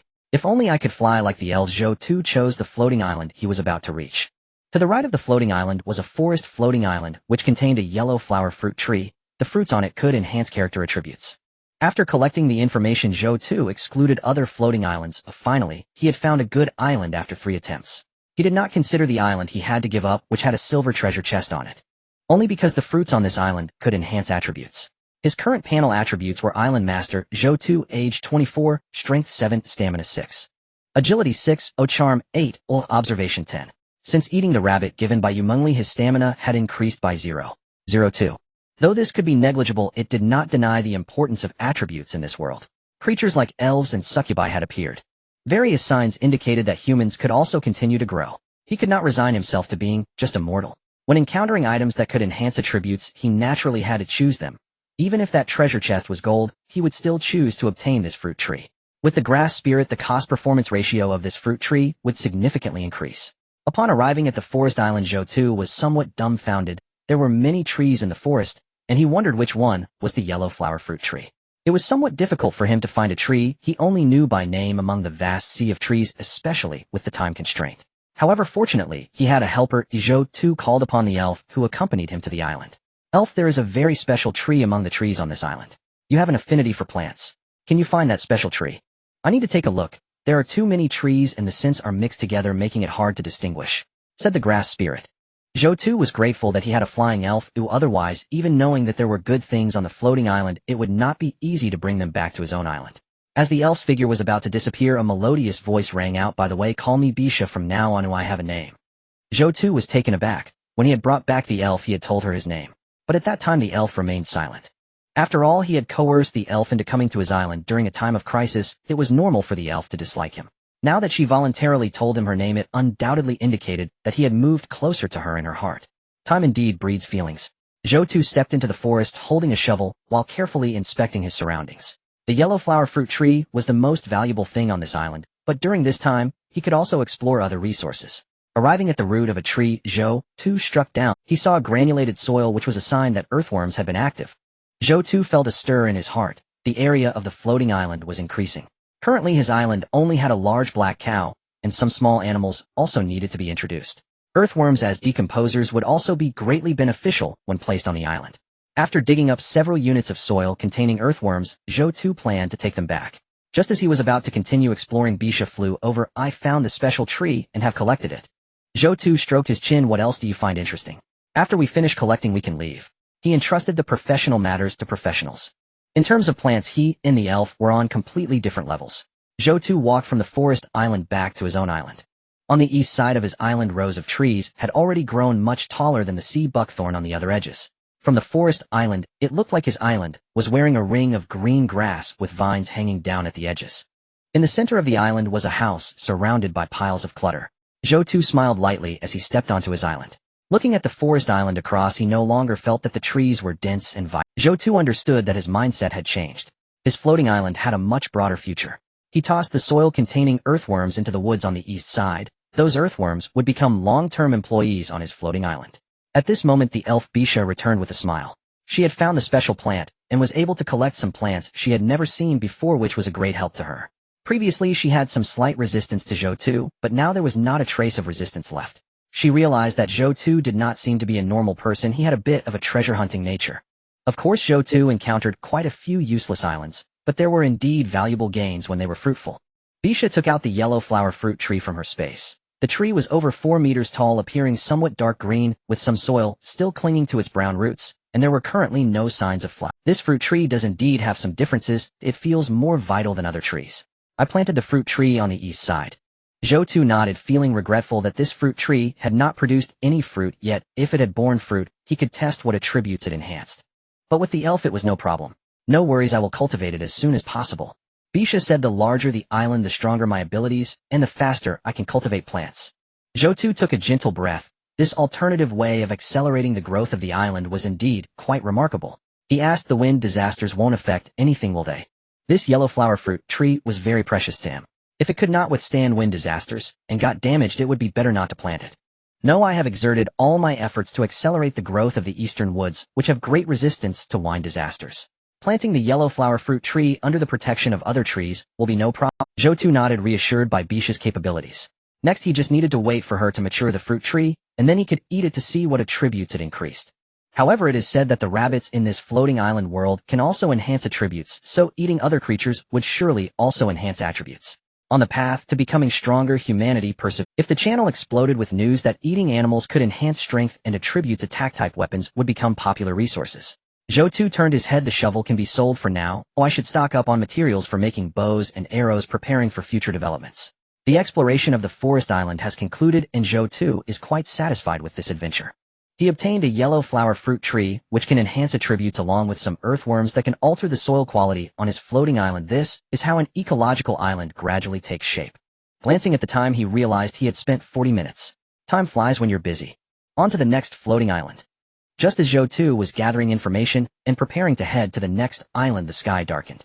A sandstorm from the disaster zone arrived. Zhou Tu took a look around his island where stone, steel, and ores were piled up beside the house. Especially the stone was stacked 6 or 7 meters higher than his house, directly transported using the heart of the island owner. The trees outside formed a dense forest, standing like sentinels at the edge of the island. The black cattle were kept in a pen, appearing somewhat restless. After the inspection, Zhou Tu felt relieved. The miscellaneous items have been optimized and placed. Everything on the island is normal, and nothing is blown away by the wind. Afterwards, Zhou Tu entered his room, opened a bottle of cola, and reclined on the wooden bed. While waiting for the storm to pass, he opened the chat channel to gather information. Are you all human? Everyone complains about the shovel being subpar, but in just one morning, not a single one can be found. I just dug enough earth for trading, and now there's no stock. When will the big shots produce shovels again? Why are blueprints so rare? I found a blueprint for making a toilet, which is absurd. You can just squat on the floating island. Who needs a toilet? I'm quite clever. When I encountered Fakeoin, I activated the island. Now it's one person, one Fakeoin, and one island at the start. I can eat Fakeoin right away. Do you have a basketball? I do. I'll trade it for 10 units of dirt. I encountered an ice island, but nobody dared to go up. It's too cold. Who has clothes to trade? There might still be extreme cold areas ahead. Oh, we need to stockpile supplies. On the third day of crossing, a simple house has been built. Food is abundant, and I am currently waiting for the storm to pass. The small island swayed a bit. The saplings planted have been blown away by the fierce winds. During the early stages of the floating island, plants should not be planted as they lack the ability to resist storms. One tree cannot form a forest. Exploring islands in sandstorm weather has been a learning experience. The world channel remains vibrant with messages flying by. There are fewer people chatting idly and more practical individuals. Trading, building, and planting. Everyone has found their path to survival. There are fewer anxious people, or they have been directly consumed by the sky world. Those who remain are mostly individuals with some resources. The filtering process is harsh. These are all lessons learned through blood. Zhou Tu sighed. Having suffered losses, I've gained wisdom. He switched the channel to the regional channel. In the regional channel merge, he hadn't even had a proper look yet. The current number of people in the regional channel is 952710. Energy is the most precious resource in the sky. A 1 unit of energy can explore an island representing infinite possibilities. Speak only when necessary. This statement caused a cold silence in the channel. Zhou Tu glanced at the avatars and was taken aback. This person was actually Xinxingha. In such a vast sky world with so many regional chat channels, it felt quite fateful to encounter her. Being in the same regional chat channel means there's a certain probability of meeting when choosing islands next time, allowing for potential alliances. Zhou Tu began to understand why Xinxingha spoke in such a way. From what he knew, she was a rather self-centered and self-serving woman. How could she utter such survival-oriented words in the channel? The reason is that she saw him in the group. Thus, she spoke in such a manner to attract his attention. After all, Xinxingha had been sending him messages for 3 consecutive days without any reply from him. Now she was using this method to draw his gaze. I thought she would change after coming to the survival world. Zhou Tu continued to scroll through the chat records. Just recently, when the chat channels merged, many were shocked to find him in the chat channel. While the giant in the sky is in our chat channel, we have hope for survival now. When will Zhou Tu release another batch of engineer shovels? This morning there weren't enough resources, and now there are resources, but no stock. I was fortunate to grab a shovel. Oh, it works really well digging soil quickly. I can break even in an hour. It seems the giant has priced it too low. A shovel that enhances digging efficiency is extremely useful at this stage. Liyeru, giant, when I encounter you please take me in. I'm light and easy to push down and I can cook. I beg you, I can really do anything. This is the regional chat channel, but don't send me across the distance. Zhou Tu glanced at the chat, which was full of flattery directed at him. Originally these people referred to him as the big shot, now it has become the giant. Zhou Tu understood why they addressed him this way. In the real world, if someone achieves a bit of success in a chat, they could easily be elevated to the status of a big shot giant or deity. After all, saying good things incurs no loss. The more you flatter the better. Such flattery can possibly make the other party feel good, leading to a reward like a red envelope, thus achieving a win-win situation. Just like him, now seeing the flattery from these people he couldn't help but smile. I am indeed an emotionally rich person. Zhou Tu sighed as he opened the leaderboard for island owners to check the top giant's development. Island owner Zhou Tu level 53, overall score 753141. Island owner Zhang Yiwei level 24, overall score 45669. Island owner Hu Qianlin level 23, overall score 38127. Island owner Huang Yao level 20, overall score 36153. Island owner Li Jiangping level 20, overall score 33694. He glanced through it. Zhou Tu summarized his floating island's development situation in 4 words: far ahead. With the help of spirits, he has continuously collected important resources: yellow flower fruit trees, blueprints for light prism towers, and over 10,000 herbs, not to mention an abundance of construction materials, which are the foundation of his scores. Now the trees on the island have also grown a ring with the aid of the spirits. These trees are in essence lumber and materials contributing to his score. The same goes for animals. Even if he does not bring anything back from other islands, his score continues to rise steadily. The people in the chat channel call me the giant, and they are not wrong. However, Li Jiangping actually made it onto the list. Zhou Tu remembered that this person had reminded others in the chat channel to conserve energy. This wasn't like Shen Qinghe, who had other motives. It was a genuine suggestion. This person is indeed a master. While collecting information, Zhou Tu noticed that the skies outside had cleared. The wind has stopped, the sand has settled, it's time to get to work. The storm approached, its direction ever-changing. This time the wind blew from the west to the east, a western gale. As Zhou Tu stepped out of the house, he beheld the entire floating island cloaked in yellow and white. The island was filled with the sand and dirt brought by the fierce winds, and the greenery of the floating island was once again smeared with a dull hue, making each breath feel somewhat labored. The elf did not seek shelter from the wind and sand. The yellow flower fruit tree had just been planted, and the elf Baitia was tending to it. Zhou Tu's gaze turned towards the densely wooded area to the east. He was particularly concerned about the yellow flower fruit tree he had brought back, as it was key to his strengthening.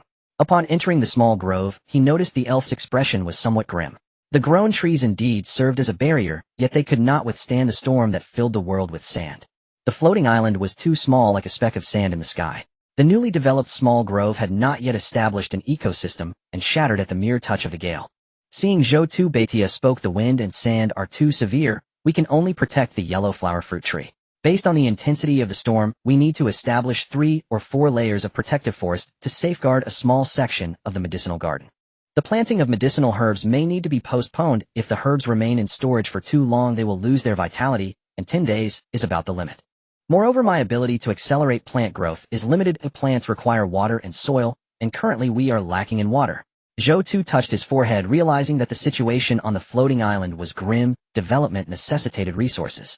The elf was referring to the current state of the floating island. To resist the external environment, a small area must be fully equipped. The elf implied that while a medicinal garden could be established, it must be shielded from the wind and sand, requiring at least 3 layers of protective. To establish 3 or 4 layers of protective forest, the floating island would need to be larger. Without land, how could any protective forest be built? Furthermore, if herbs could not be planted within 10 days, they would lose their vitality. Lastly, accelerating plant growth requires resources, specifically water. While he had enough water for himself, the plants needed water, and that gap was significant, or a few liters would not suffice. Thus the next steps were clear.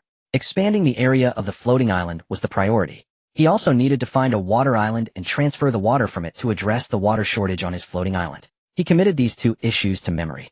Zhou Tu walked out from the small grove on the east side and inspected the cattle pen, where the black cattle had accumulated a layer of yellow dirt, appearing less black than before. Upon seeing him, the black cattle grew somewhat agitated. Zhou Tu glanced at the heart of the island master. Clearly these black cattle had not yet been tamed into the species of his floating island. The progress was only at 50. However, this was a good thing, as successfully raising these species into inhabitants of his floating island would be an achievement. In the future, for these species with low intelligence and weak attack power, he could directly entice them over, initially allowing them to become invasive species on the island, and then gradually transform them into resident animals. Arriving at the material pile, Zhou Tu discovered that a lot of floating sand had accumulated beneath the materials. Zhou Tu was delighted. This was also a source of soil, which he had previously traded for from others. Now, surprisingly, the storm had also brought soil resources. Indeed, as the island grows larger, the disaster not only brings destruction, but also supplies. As long as some objects to block the wind and sand are piled up on the floating island, they can intercept the materials carried by the storm. The sand that is intercepted by the structures is still a usable soil resource for expanding the island. After circling the material pile, Zhou Tu found that the sand accumulated beneath the materials should amount to about 5,000 units. 5,000 units of soil. Zhou Tu was somewhat surprised by the estimated amount of soil. This was merely the soil surrounding the material pile. The entire island had soil accumulated from trees and flat areas, and there was plenty in the nooks and crannies. Zhou Tu traversed the floating island and estimated that the total collected soil would be around 10,000 units. The storm is a disaster for a small floating island, but for larger ones, although it brings destruction, it is not without its benefits. A smile appeared on Zhou Tu's face, as the island grew larger. The natural disaster, in a sense, had turned into a good thing. 10,000 units of soil was a considerable amount. He would need to sell 8 or 9 shovels to obtain that much soil. One storm can elevate my island by 2 levels. The best part was that it did not require energy from the heart of the island master. Zhou Tu looked at the accumulated materials, and an idea began to form in his mind. A single pile of miscellaneous materials could accumulate 5,000 units of soil resources. If I pile up more stone walls, steel walls, or walls and wooden stacks on the floating island to form a wall array, then with each storm tens of thousands of soil resources could be intercepted. This is far more advantageous than trading. It's a win-win situation, and most importantly, it requires no energy. As long as he built walls to block and gather sand in the disaster area, he could continuously accumulate soil, seemingly creating a perpetual motion machine. He checked the level of his island and the energy. The heart of the island master was currently at level 53, with energy 3763. The materials needed for the next upgrade were 5,300 units of soil and 540 units of stone. The heart of the island master currently had 37 points of energy. Zhou Tu took out 20 points of energy and crafted 200 engineer shovels. With 17 points of energy remaining, he felt it would be sufficient. Exploring unfamiliar floating islands would not necessarily consume all those 17 points. During the process of searching for resources on the island, there were always numerous resources to collect which consumed time. It was not as he had envisioned, simply taking the most important resources and leaving. Often he would see this, and that could be taken, resulting in a hoarding tendency.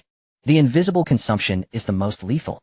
Zhou Tu sighed. However, exploring more than 20 times a day should be my... He listed the engineer shovels on the trading channel, altering the price and the exchanged resources. Only 20 shovels were available for trading soil, and he raised the exchange rate to 1,500 units.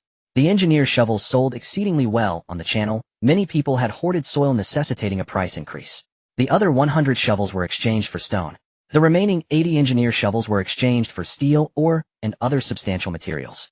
This was his preparation for constructing the sand-gathering walls. Once successful, a continuous accumulation of soil would form in the disaster area, and the island would naturally expand. This was what he valued. However, everything is still primarily about exploration. Exploring the sky world is the only way to become stronger.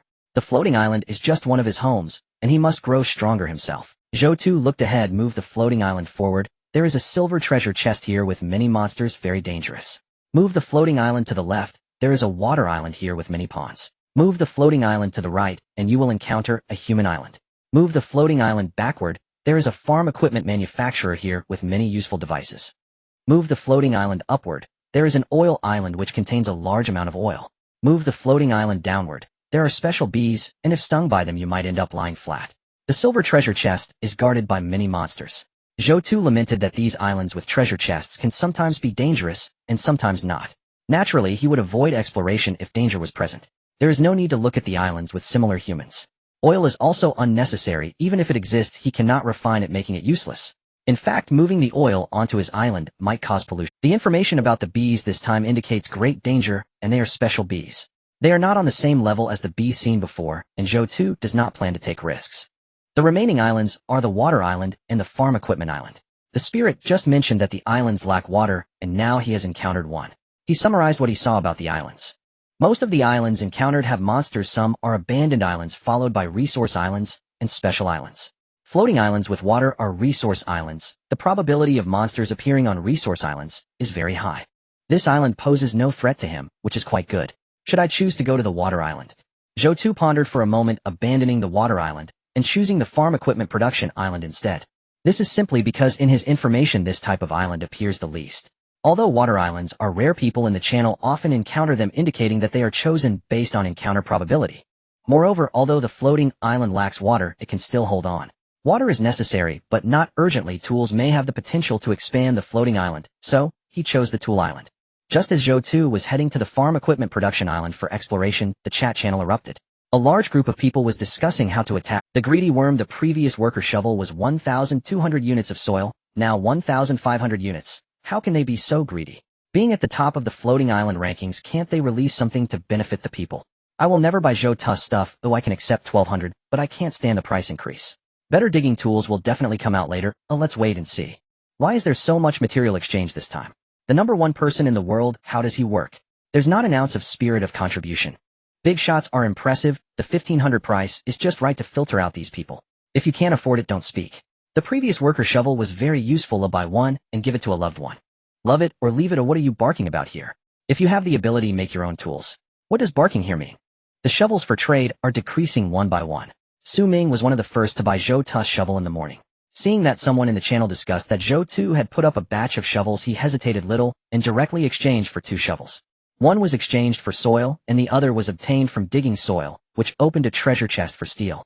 A tenfold digging efficiency is truly beneficial for an honest person like him. He arrived at a large deserted island, digging up 2,000 units of soil. In addition, he also dug up a chest. With this shovel, he couldn't help but support Zhou Tu. Although Zhou Tu has raised his prices, those who have used the shovels produced by Zhou Tu understand that they are products of the island master's heart. I have one, but my loved ones do not. I will stockpile for now. Su Ming's thoughts were this pure. Of course, there are people like Su Ming, especially those who bought shovels earlier, who upon seeing the information almost all want to check the trade. Although Zhou Tu's worker shovels have increased in price, when compared to the benefits they produce, the cost-performance ratio is still very high. Those who had not bought a shovel before gritted their teeth and bought one. After all, they had waited a long time. 200 shovels were sold out in no time. What do you mean? You all criticize Zhou Tu, yet you're so quick to act. How can you say you don't want it, yet your actions are so honest? An MLGB bought Zhou Tu's shovel and then flipped it for 5,000 in trade. Are you still a person? Why doesn't Zhou Tu sell it for so high? If he did, these people would stop barking. Because he is kind. On an island, a woman with an oval face was staring expressionlessly at the chat channel. This woman is Yu Mengli, who has been paying special attention to Zhou Tu since he ranked first in island ratings. Selling the worker shovel at such a low price, she also wanted to suggest Zhou Tu to raise the price a bit, so that Zhou Tu's island could upgrade faster. But then she thought that without this worker shovel, her development wouldn't be so fast. Little Tu is already motivating those who want to make progress. Yu Mengli started to understand Zhou Tu. With such a high rating, there must be reasons for him to do so. Previously, Zhou Tu told her that upgrading the island can provide bonuses, and also mentioned that consuming sky creatures can increase attributes, which piqued her desire for X. Having come from an orphanage, she has a bit of a strong spirit. Yu Mengli flipped through the chat records with Zhou Tu. The chat records with Zhou Tu mentioned a lot about sky islands, including giant snake creatures, violent mosquitoes, hurricane eagles, and a series of other creatures. Some even provided preventive measures. Yu Mengli was a bit puzzled. How many islands has Little Tu explored in the sky to gather so much information? I can explore about 6 islands in a day, and the time spent organizing and sorting is gone. I don't know how Little Tu manages to acquire so much information. Many thoughts were pressed in her heart. She wanted to remind Zhou Tu to pay attention to safety, but could not say it out loud. It felt a bit funny for a nobody like her to tell a top player to be careful. Forget it, let's explore the islands first. Yu Mengli checked her equipment: bow and arrow, tang knife, worker shovel. This time she chose to move forward. As the floating island just stopped, several dark creatures rushed over their hooves, thundering on the ground. Yu Mengli's eyes widened as she encountered a large airborne island creature. Wild boar charge. The creatures that Yu Mengli encountered on the floating islands before were all small, and since her floating island was relatively small, these animals showed little interest in her island. Now her island has grown a bit larger. The commotion caused by this change is entirely different, as a wild boar from the opposite island charged forward, initiating an active attack. Moreover, this wild boar was not an ordinary one. It was much larger than the wild boars she had seen on Earth, especially with its 2 prominent tusks that were long and stained with dirt. Seeing it charging towards her, Yu Mengli was momentarily stunned, but quickly reacted as she had prepared herself after reading some information about monster islands. She turned and hid in the makeshift wooden cabin, questioning, "Is this cabin of any use?" The answer was no. With a loud crash, the door of the cabin was shattered by the wild boar's charge. The wild boar, unable to stop in time, smashed its head through the wooden wall, getting its entire head stuck on one side of the board. Yu Mengli, hiding in the corner of the room, gripped her tang knife. Seeing this opportunity, she gathered her strength and struck the wild boar on its backside. Contrary to her expectations, the blood did not flow as imagined. The tip of her knife only lodged a few inches into the boar's flesh, making no further progress. The toughness of the wild boar's backside exceeded Yu Mengli's imagination. A massive roar of anger erupted from the boar's head, followed by a violent shaking as the entire makeshift cabin rocked under the boar's immense force. Yu Mengli swung her knife again. This strike was impressive, plunging into the wild boar's rear. The boar was furious, and the entire cabin felt as if it would collapse. In Yu Mengli's view, this must have been an adrenaline surge. Seeing the wild boar about to escape, she turned and ran towards the elevated stone pile she had built earlier. The wild boar broke free. It charged towards Yu Mengli's legs as she was climbing up. With a loud bang, one of its tusks was knocked away by the stones. Yu Mengli let out a muffled groan and drew in a sharp breath. The tusk had grazed her calf, and had it been more precise, her calf muscle would have been pierced.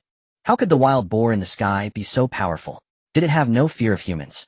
Yu Mengli sat atop the stone pile, looking down at the furious wild boar.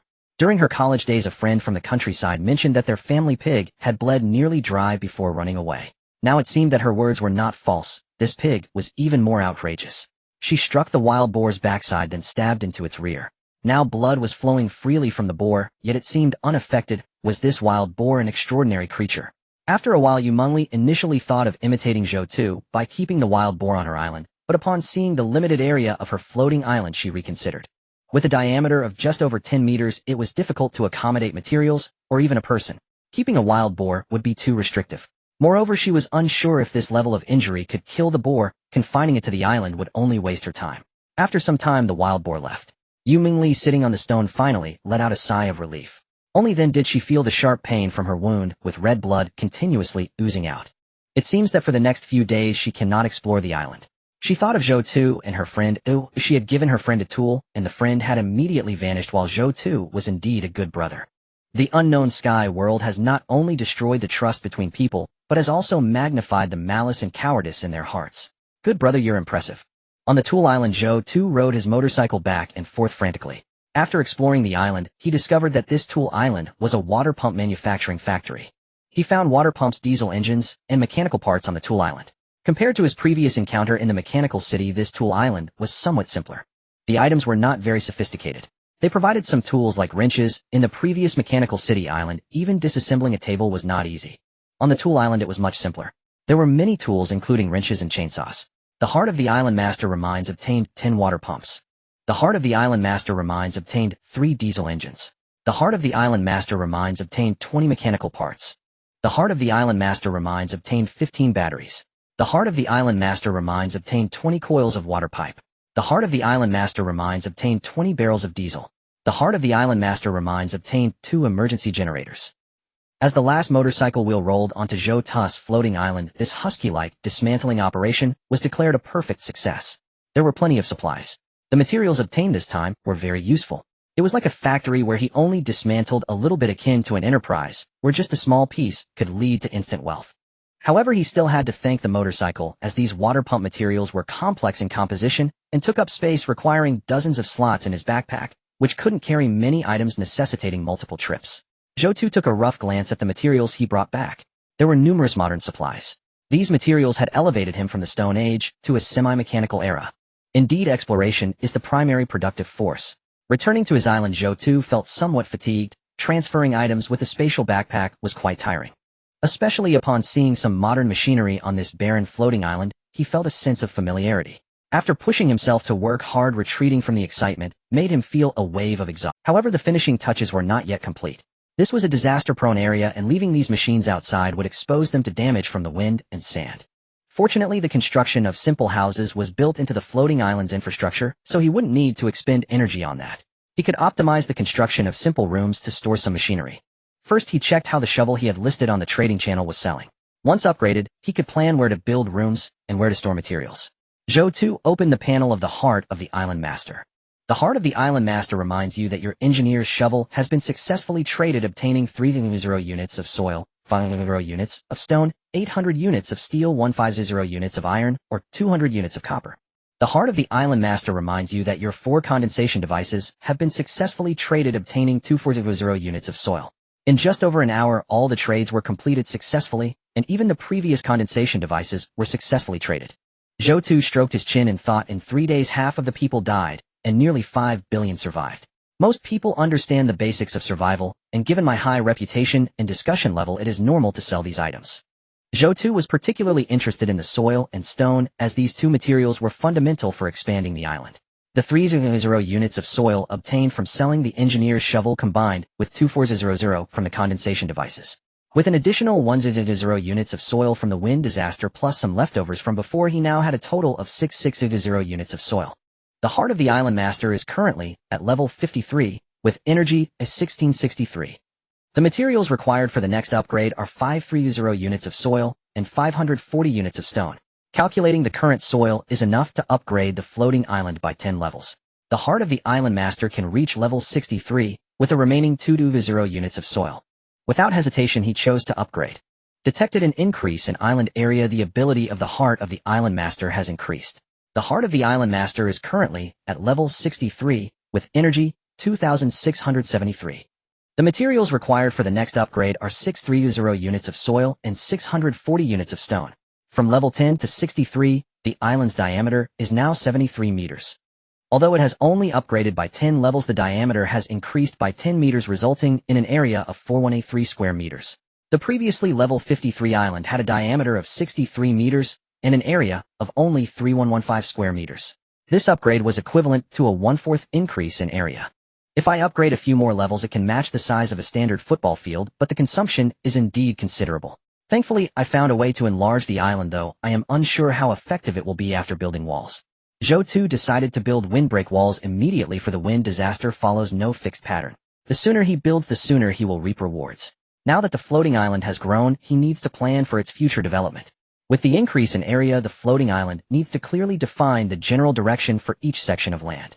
Without a development direction and plan, the floating island will inevitably descend into chaos. An island master without plans for buildings, biological and technological development is destined to be a failed island master. He already had certain ideas on how to divide the island's land. The determined uses of the island's land would naturally be based on the basics. The materials he had collected can roughly be divided into 3 categories: technology, magic, and biology. Technology machinery is synonymous, and the light prism tower is a notable feature. Magic elves represent a part of it, using certain materials to make plants grow rapidly. Biology, various animals with far superior abilities to ordinary humans appeared in the sky, such as giant serpents and hurricane eagles. Zhou Tu planned to use the center of the floating island as a base point with 3 directional categories, each occupying 120 angles radiating outward, effectively dividing the circular floating island. In this way, the floating island would be divided into 3 equal parts, each developing their own technology, magic, and biology. He would then establish a palace for the Island Master at the center of the floating island to manage various information, which is a very reasonable plan.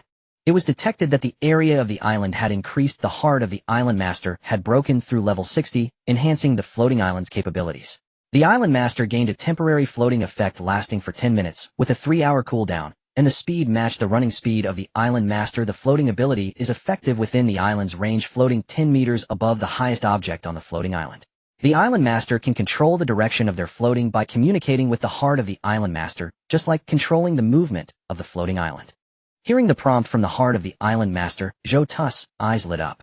The ability provided this time is very useful. The Island Master can fly on their own island. Indeed, this is excellent. The floating island can float, and now the Island Master possess the ability to float. It's truly remarkable. At that time, seeing the elves flying, he was incredibly envious, and had previously hinted at wanting the elves to take him flying.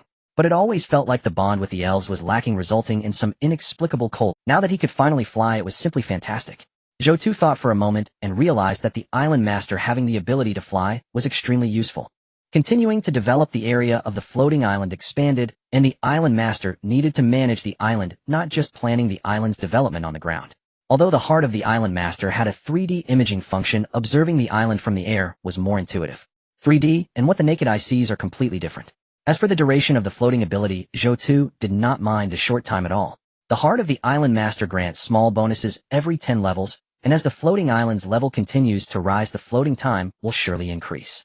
Zhou Tu felt that once the floating island upgraded to a certain level, he, as the island master, might acquire the ability to teleport to every corner of the island. At that point, he would truly be the master of the Sky Island. With the thought, Zhou Tu floated in the air. Looking down, the ground was getting farther away, the perspective widening, and the houses growing smaller. Zhou Tu was both excited and thrilled. This feeling was not like sitting on a plane or in a hot air balloon. It was as if he was floating himself, a sense of power and self-control. Moreover, flying over his island greatly increased his sense of security. The black cows posed no threat to him from now on, and he could directly charge into the territories of ground-dwelling. You can fly now. The elf Baisha was surprised to see Zhou Tu floating. Previously, as a mere mortal, he could only run on the ground, but now he could actually fly, something he never expected, wondering how a human could fly. This is merely an ability of the Island Master. It has just been developed, and is a basic operation. The Island Master ability. The elf remembered when she first arrived, feeling suppressed. After spending these days with Zhou Tu, she had become quite relaxed, and almost forgotten his. It seemed the Island Master had formed some pact with the island beneath his feet. The elf circled around Zhou Tu a few times, saying, "But you look quite stiff when you fly, like a puppet. You can't expect me to fly as smoothly on my first attempt as you do. Do you need me to teach you some flying techniques?" No need. Alright, just be careful, and don't fly off the island. It would be troublesome if you got lost. Baitia expressed her concern, and then went towards the eastern woods. Watching the elf disappear into the woods, Zhou Tu thought, she really is a being that loves the land. Now she actually cares about him. Time indeed breeds affection. Now that he could fly, the way the elf looked at him had changed. Previously, the elf would always look down at him from the air, but now they were at eye level, and that feeling was no longer present. Zhou Tu realized that the previous coldness was due to a damn sense of superiority. Indeed, strength is fundamental. Having these special beings admire one is crucial, and showcasing power is very. Zhou Tu floated above the island. Everything on the floating island was in his sight: the woods, clutter, materials, sand piles, black cows. He could see the details of all items on the island clearly from the air. He made minor adjustments to the location where he would build the wall. Floating in the air, he released the materials stored in the trading space for construction. Building walls in the air was more intuitive than selecting positions in 3D mode, and he could have better control over the details. This was an advantage of space unmatched by the ground of the floating island. Zhou Tu shaped the wall into a sign with a length of 10 meters and a height of 8 meters. This way, no matter which direction the wind disaster came from, it could be intercepted by. Moreover, a shaped wall is very stable, with the base forming a triangle with the ground. Building the wall was simple. He just took the materials from the temporary space in the trading channel and used the heart of the island master to control their placement. Soon he completed 20 walls, 5 at each of the 4 cardinal directions, arranged staggeringly to form a windbreak wall. From above the floating island, many signs were evenly spread across the entire floating island. It looked somewhat strange, as if a certain ritual was being passed down. During his contemplation, the floating time ended, and Zhou Tu descended to the ground.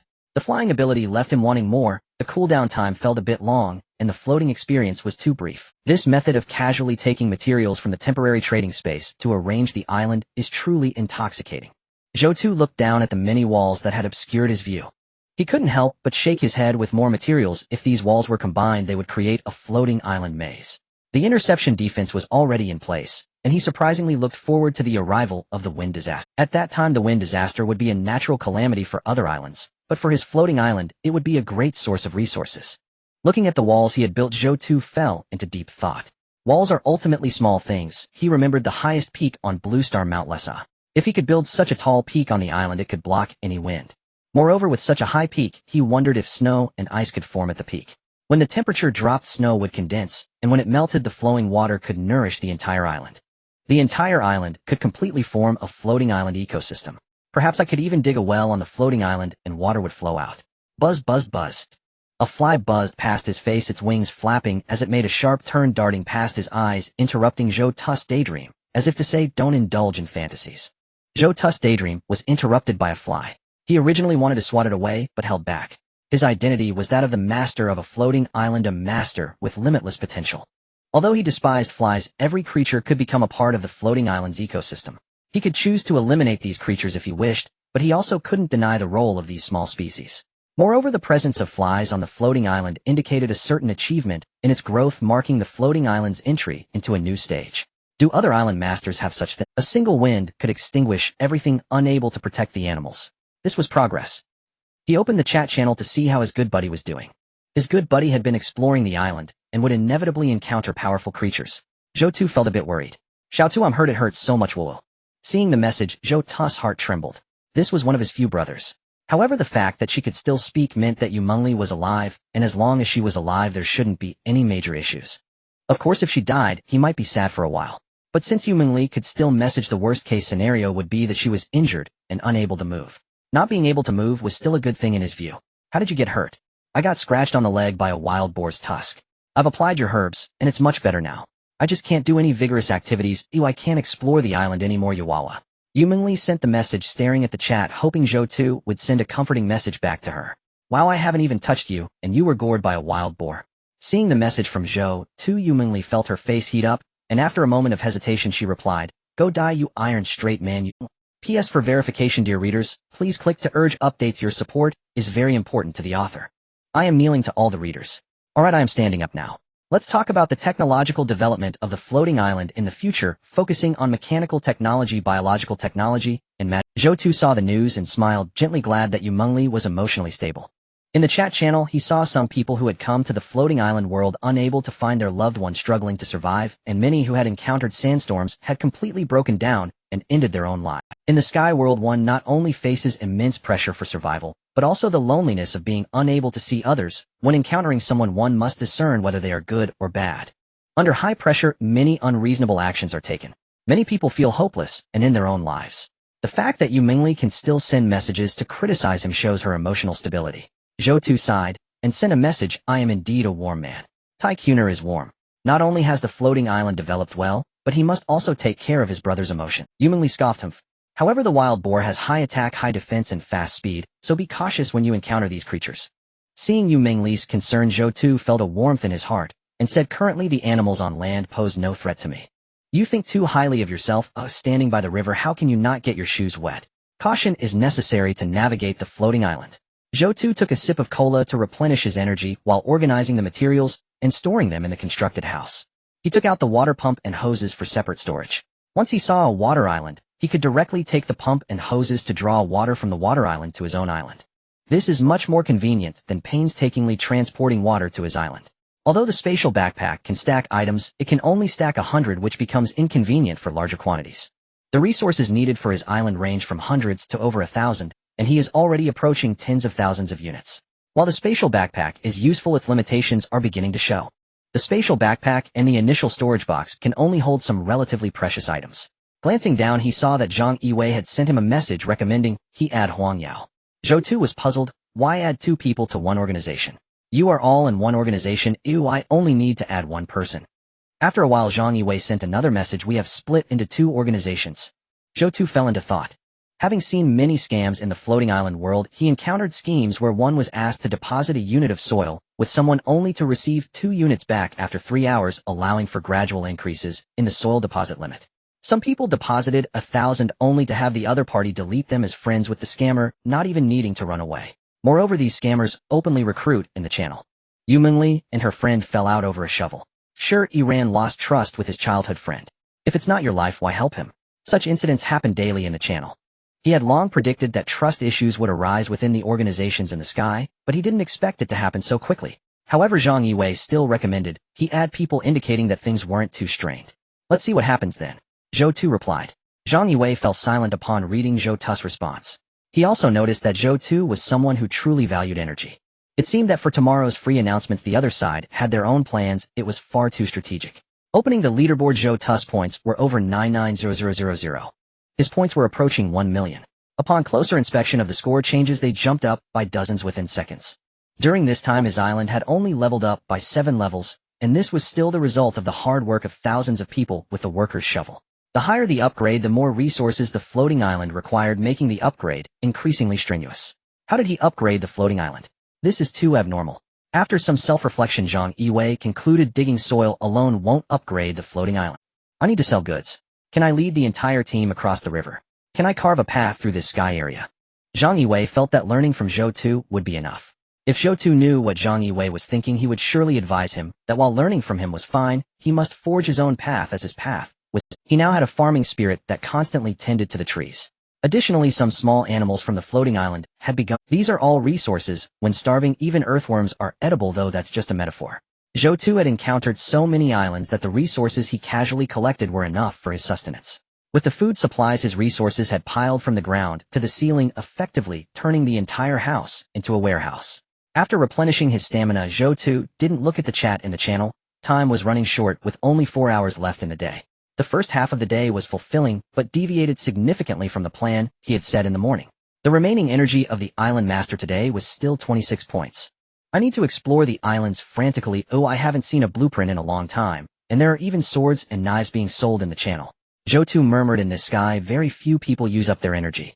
I need to change my habit of hoarding. I have to drop the bad habit of wanting to collect everything I see on the other floating island. I should only visit lower value islands briefly, otherwise I waste my ability. The higher the value gained from exploration, the more it promotes the development of other floating islands in a sense. The worker's shovel is the best example. Most of the first batch of people who bought shovels from him sent him private messages, which reflects the value of his supplies. Anything that came into his hands he would definitely distribute. For instance, the condensation device and bows and arrows appeared quite expensive at first, but now they seem to be priced a bit low. However, Zhou Tu didn't mind. Better things were waiting for him to explore, and once these items were distributed to the people on these islands, there wouldn't be a situation where he had good items, but no buyers. Gathering items that are too advanced requires increasing the speed at which others accumulate resources. Supporting a batch of floating islands is more suitable for the development of my floating island. Zhou Tu looked ahead and information about distant floating islands appeared. Monster islands were excluded. Deserted islands were excluded. Only one copper mine island remained. This time Zhou Tu's plan to explore a resource-rich island was not ideal. There's no way. I've already seen it, so I have to make a trip to the mine island, even if it's just a quick visit. At this moment some people in the chat channel were wailing. Nothing is more painful than watching the big shots in the channel rise rapidly on the leaderboard, while feeling helpless. It's like fearing for your brother's hardships, while also fearing that he drives a luxury car. Gallon's light whisper broke the silence. There was little idle chatter in the channel. With previous prompts, many people were working hard to raise the level of their island master's heart. Now the remaining 9312 islands had seen some level of improvement, generally above level 5. Each level allows for a slight increase in energy capacity. People then discovered that exploring unfamiliar floating islands was extremely exhausting. Boarding an island to explore, digging for resources, and urgently avoiding monsters, exploring 8 floating islands in one day was about the limit. The remaining energy surprisingly lingered without any blueprints. Occasionally someone would bubble up in the channel. Meanwhile, Zhou Tu's upgrade was like a deep water bomb blowing the silent fish in the regional channel out of the water. I heard that someone outside is forming alliances. I am using the luck of everyone in the channel to exchange for a chance to meet Zhou Tu the giant. Can you really meet the Great Ones whenever you want? It's so annoying. Oh, when will the Great One sell the Tang Dao and the engineer shovel again? There's a weapon outside that's similar to the Tang Dao for 500 units of earth. Why not just go and grab it? Only when the Great One stopped selling did I realize how affordable these supplies were. I really want to know how the Great One is facing the monster floating islands. It's been 3 days since the Great One arrived here, yet he hasn't said a word. It's truly absurd. Is saying something that difficult? What kind of people know the Great One? I could also hug their thighs. Wow, the Great One's island rating has officially surpassed 1 million. Oh, let's celebrate. Incredible. I have no idea what's on the Great One's island. How could it have such a high rating? Li Jiangping silently opened the island rating rankings. A rating is a comprehensive evaluation of an island. He is also on the list, but currently suppressed by those above him. However, as a recognized floating island, he has no worries about food and drink. Natural disasters can no longer harm him. With abundant supplies, even without exploring islands, he can last for over 10 days in the sky. He feels like a winner in the sky, a standout in survival, leading a whole family. But when he looks at number 1 with a million rating. Number 2 is from an organization he knows, but their head island hasn't even reached 100,000, while Zhou Tu has 1 million. Isn't this gap too big? He can hardly imagine how many things Zhou Tu's island has. The supplies there are likely enough to eat for years. Watching as people in the channel call him Great One, asking why he stopped sharing survival knowledge, he dares not respond, and can only play dead. Zhou Tu isn't saying anything, but it's better for this little one to play dead as well. Shen Qinghe quietly peeked at the screen. She knows Zhou Tu, but Zhou Tu isn't replying to messages. She can't even get close to Zhou Tu yet. These people are still fantasizing about getting to know him through intermediaries, which is quite naive. Zhou Tu is too lazy to even create a communication channel. She never realized how tough he was back in school. A 1 million rating is as tempting as 100 million RMB in reality. Logically, the number 1 Zhou Tu should have explored many islands, yet why has no one seen the people on those islands? Shen Qinghe felt somewhat frustrated. Just then she heard the sound of a floating island moving nearby. Is it a person? The approaching island belongs to a person, and upon glancing at it, Shen Qinghe felt a bit disappointed. It was small. Yet her heart still held some hope. In a channel there's a chance of encountering another floating island. What if it's Zhou Tu? Seeing the small floating island, her guard lowered significantly.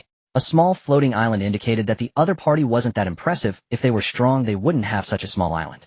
In a sense, the size of a floating island symbolizes identity and strength. Seeing a floating island of similar size means the other person is just as much a novice in this sky world. The figure on the opposite island became clearer. A girl of about 1.50 meters with some dirt on her face stood on that island. She had twin ponytails and yellowish hair. She was a blonde. Shen Qinghe recognized the girl as Li Yeru. She recognized her because Li Yeru had said she was light and easy to push. She had shown no hesitation in approaching Zhou Tu. So she remembered Li Yeru after just one encounter. Moreover, she remembered it vividly, as she didn't mind this approach. A great one in the channel ensures survival. There's no shame in doing whatever it takes to survive. Now upon seeing her, Shen Qinghe secretly muttered to herself, isn't 1.50 meters easy to push down? Li Yeru, are you the sister from the channel? Yes, you must be Li Yeru. Sister knows me.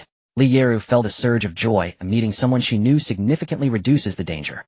Initially worried about encountering monsters, she didn't expect it to be a girl's floating island. Shen Qinghe, I've seen you in the channel. Then shall we form an alliance? Sure. Shen Qinghe didn't hesitate much. Forming an alliance would benefit her, allowing her to act alongside the other. Surviving together is far better than going solo.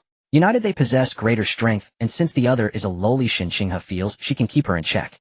In terms of strength and charm, she holds the advantage. Plus they share a commonality this lowly wants to give. Just what she was thinking. This creates a common language. With both having advantages, they can complement each other. Her appeal alone might not be enough, but with a legitimate lowly it's different. The two girls quickly became familiar after just a few exchanges. Shen Qinghe revealed that she knows Zhou Tu in real life. The little lowly was astonished. Sister, you know the great one Zhou Tu in reality. Aren't you flying high then? He has a 1 million rating now. Can you take me with you later? Shen Qinghe smiled firmly, saying, of course I will take you as long as I can find him.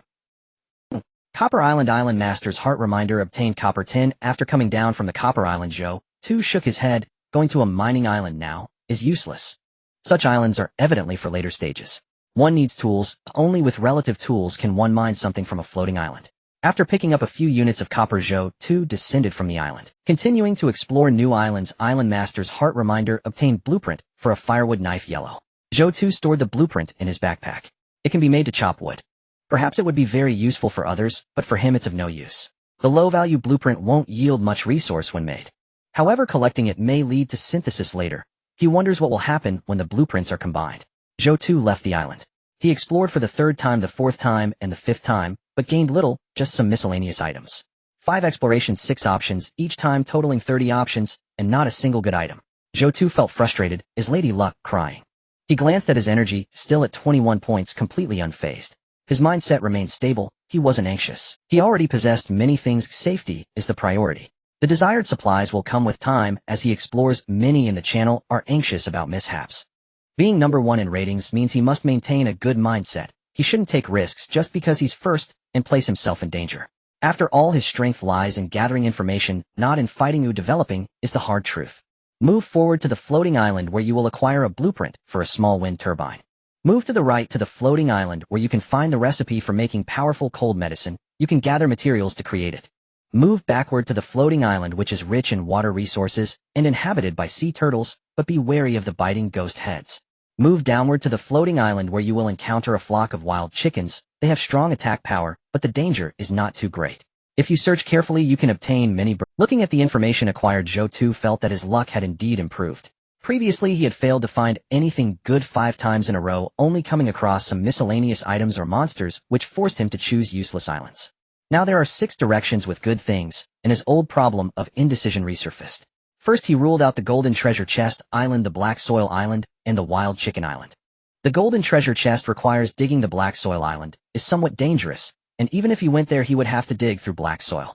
As for the Wild Chicken Island, the wild chickens have a high attack power and pose a bit of danger, making it not worth the risk. He decided to abandon it. What remains are the islands with the small wind turbine blueprint, the cold medicine recipe, and the water island. A small wind turbine, this can directly propel my island into the electrical age. It will not only improve the living conditions on the island, but selling wind turbines later on would also be quite... Wind energy is a sustainable resource, and there is no shortage of it on the floating islands. Even in the face of wind disasters, they are no longer disasters, but resources, making them more cost-effective. The second option is the medicine making, which can produce powerful cold medicine. During these days of gathering information, Zhou Tu noticed that many people were falling ill with colds.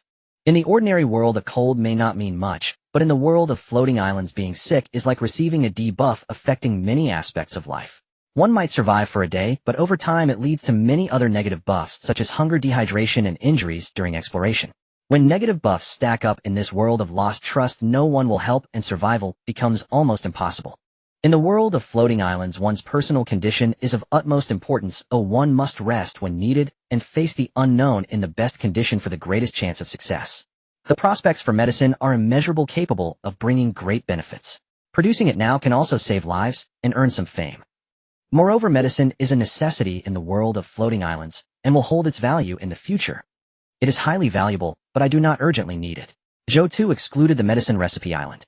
The choice must first consider the value it brings.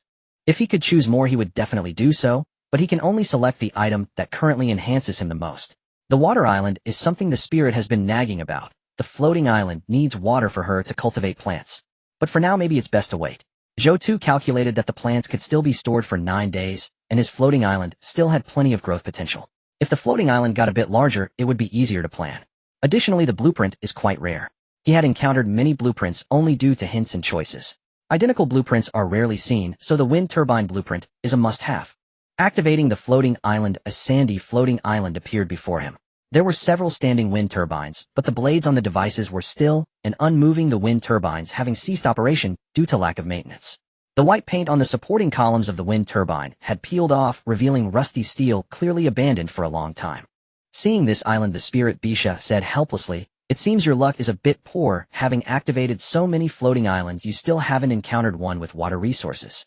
Zhou Tu was taken aback and chuckled sheepishly, saying, "Yeah, this damned luck. If I had encountered an island rich in water resources, my floating island would have been filled with trees by now, and the environment on the floating island would have greatly improved." Bisha flapped her 4 wings, sighing in the sky. "Luck and choices are very important. I just hope our luck improves, and we quickly find an island rich in water resources." Zhou Tu nodded. "We should be able to encounter one after exploring a few more times. Our luck won't always be bad." Bisha empathized, having been injured due to her own bad luck, saying, "I don't really like these desolate islands. Call me if you need anything." Zhou Tu smiled gently. "Okay." The consecutive barren islands yielded little for him, and the spirit also found little of value. After a few days, the spirit had lost her initial curiosity about strange islands. She only showed enthusiasm when encountering islands abundant with flowers and trees. Zhou Tu didn't mind as long as the spirit cultivated well. She had already helped him a lot. As for luck, was he a person who relied on luck? Sorry, he could choose what he wanted. He could only tell the spirit in his heart, definitely next time. He rode the Wild Wolf motorcycle onto the sandy island, stopping in front of a house with yellowing walls. Upon entering the house, Zhou Tu discovered that this was the control room for the wind turbines with some books about wiring inside. He picked up a pile of complex blueprints. The island master's heart reminded acquired wind turbine blueprint 1 blue. Steel 100, wire 10, a energy storage device 1, control panel 2. Zhou Tu glanced at the materials needed for the blueprint, then stored it in his backpack along with some spare books. Books are the ladder to human progress. Collected. After wandering outside, he managed to gather some materials. He found a spare control panel, several rolls of wire, electrical tape, wrenches, and other small items. The higher the quality of the blueprint, the more materials are required, and comparatively these materials are also harder to collect. Once a blueprint is made, it is engraved in the island master's heart, losing the qualification to trade the blueprint to others. Currently, he had many materials on his island, but lacked energy storage devices. This is because he usually only traded in soil and stone, and he did not have much time to look at these items, unlike Zhang Yiwei, who could effectively organize resource exchanges. However, the world of floating islands is vast, and there must be materials available. Important supplies were taken and packed as Zhou Tu rode back to the floating island. He glanced at the energy of the island master's heart, which still had 20 points left. Surprisingly, there was only an hour and a half of daytime remaining. Having already been quite frugal with his time, he turned around and found that the islands he had explored had become mere memories. What happened in reality ultimately exceeded the original plan, consuming some time. Forget it as long as I remember to save time. Continuing to explore, Zhou Tu decided to use as much energy as possible before dark. The island master's heart reminded acquired iron treasure chest 1. The island master's heart reminded acquired instrument cello 1. The island master's heart reminded acquired dried ginseng 1. The sky quickly darkened as Zhou Tu returned to his island. With 20 points of energy, he had only used 12 points during the remaining time, leaving him with a surplus of 8 points. His goal was to search for high-level blueprints and supplies. All the materials he discovered were directly thrown at the edge of his island. After all, retrieving materials from his backpack also required time, and deciding which island to go to needed careful consideration. He took advantage of the darkness to transfer the materials to the center. Zhou Tu discovered with dismay that there was no longer enough room in the house for the supplies he brought back. Even the makeshift houses he built later were full. In the survival world, who else is troubled by having too many valuable supplies that they cannot store? Perhaps only I am. Initially, with 8 points of energy remaining, Zhou Tu planned to use this energy to craft an engineer's shovel to throw into the trading system. It seemed that now it could only be used to build houses. He was both in pain and enjoying the process. He built several more houses directly connected to his original one. This formed a suite with 3 rooms. Zhou Tu optimized the rooms again, adding a large amount of steel earth materials, scavenged light bulbs, and wires. The main structure of the house was no longer wood, but steel complemented by wooden. The thickness of the walls increased. Just as Yumengli said about wild boars crashing into his house, they could only knock their tusks off. Looking at the optimized room, Zhou Tu was quite satisfied. The space reached 200 square meters. As long as he exchanged the storage device and control panel in the trading channel, the house wouldn't need candles or oil lamps. Light bulbs would suffice. Once the wind power generator was built, he would have entered the electrical age. Betty noticed the changes in Zhou Tu's place and immediately flew in, surveying the expanded rooms, commenting, "Finally, it looks somewhat like a place for humans to live." Zhou Tu felt that this was quite an achievement, as it was only slightly resembling a place for humans in the mouth of an elf. Betty dropped a bombshell. "Actually, if there's water, I can create a treehouse where you can live above the trees and have a far-reaching view of the islands." A treehouse? You can really create a treehouse? To be honest, Zhou Tu was tempted. If there was a treehouse to live in, he could let the tree grow in the center of the floating island, allowing him to survey the entire situation of the floating island from above.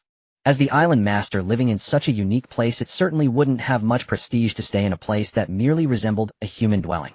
The elf looked up and continued, "Of course, I can also create a treehouse in any shape you desire." Zhou Tu took a deep breath, suddenly feeling that the several hundred square meters of newly built house had lost its charm. The elf not only had farming functions, but also some architectural capabilities. He now agreed with the elf's words. The house truly did not resemble a place for humans. Recognizing that the elf was motivating him in a different way, Zhou Tu accepted the notion. "Tomorrow, I will seek out a water-rich island. Then it's a deal, you can't deceive me." Zhou Tu smiled and said, "When have I ever deceived you?" Betty did not respond, flew in a circle and left from the eastern woods, which the elves managed. She no longer lived in the house, as the woods were the elves' true home. After Betty left, Zhou Tu looked at the room, losing all interest from earlier and feeling quite dull. Looking at the things he brought back, Zhou Tu began to take stock. Iron chest 1, a cello 1, a box of sausages 1, dried ginseng 1. The ginseng could be steeped in tea. Toilet paper 10, haha dolls 10, several books, finger strength trainer 1, Hercules cup 1, of various clothes for men and women. Zhou Tu gathered the electrical knowledge and mechanical logs he collected together. He would need to make a bookshelf for the books. All useless items should be listed in trade. Keeping them here was simply taking up space. Holding some miscellaneous items, Zhou Tu suddenly reflected, why did I not feel these things were so useless when I brought them? It was like shopping. At the time he thought they were very useful, but after bringing them back he realized they were useless.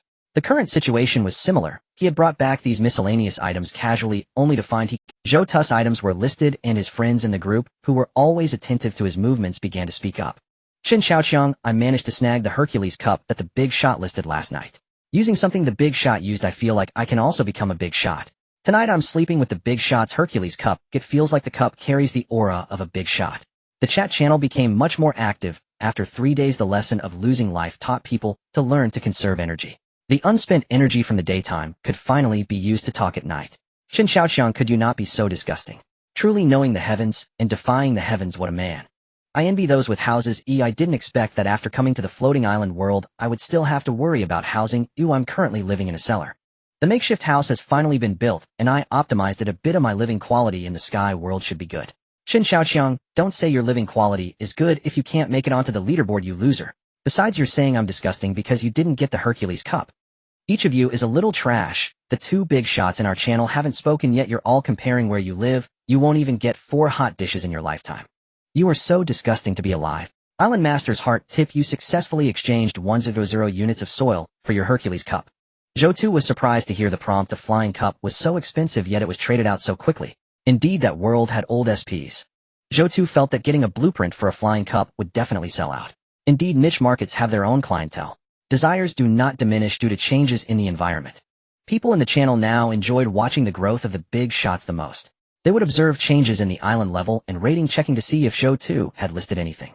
After all, some of the items Zhou Tu previously listed were below market value, and were among the few opportunities to pick up a bargain, so it was just good to check occasionally. At the same time, they could infer which islands Zhou Tu had explored from these items, gaining critical information about the top big shots, which was essential for survival in the floating islands. How many islands has the big shot explored? There's a mishmash of items. And women's clothing. Lingerie stockings. Did the big shot visit a clothing store? Wait, doesn't the big shot collect these items? Damn, I have no clothes to wear. I arrived in shorts, and they got torn during island exploration. Now, I'm just bare-bottomed. Can the big shot hang up a few pieces of clothing? Black silk would do too. Family who understands. There are shrimp head men. No clothes, must wear stockings. Does the big shot have too much to use, and is sharing? Lieru, I can't imagine how carefree the big shot's life is. Ooh, I wish I could be on the big shot's island. Get lost, you little Lolita. You're going crazy wanting to send gifts. It's time to face the night winds. Ooh, I've experienced it myself these past 2 days. The night winds are getting stronger. Face the gale. After sorting everything out, Zhou Tu let out a long breath. There were too many supplies, many of which he estimated the prices and listed. It seems I need to develop a bit more, and I indeed need some people to help me manage the clutter. There are too many supplies. A large warehouse needs to be established to store materials categorized properly. As the island master, I should free up my hands to do what I need to do. Island master's heart tip. Zhang Yiwei has sent a trade request. You have received 7500 units of soil. Do you accept? Zhou Tu opened the trade and saw that Zhang Yiwei had sent over 7500 units of soil. He knew that Zhang Yiwei was capable of doing business. This time Zhang Yiwei proactively offered to trade at the price of 1500, which he had sold shovels for in the trading channel.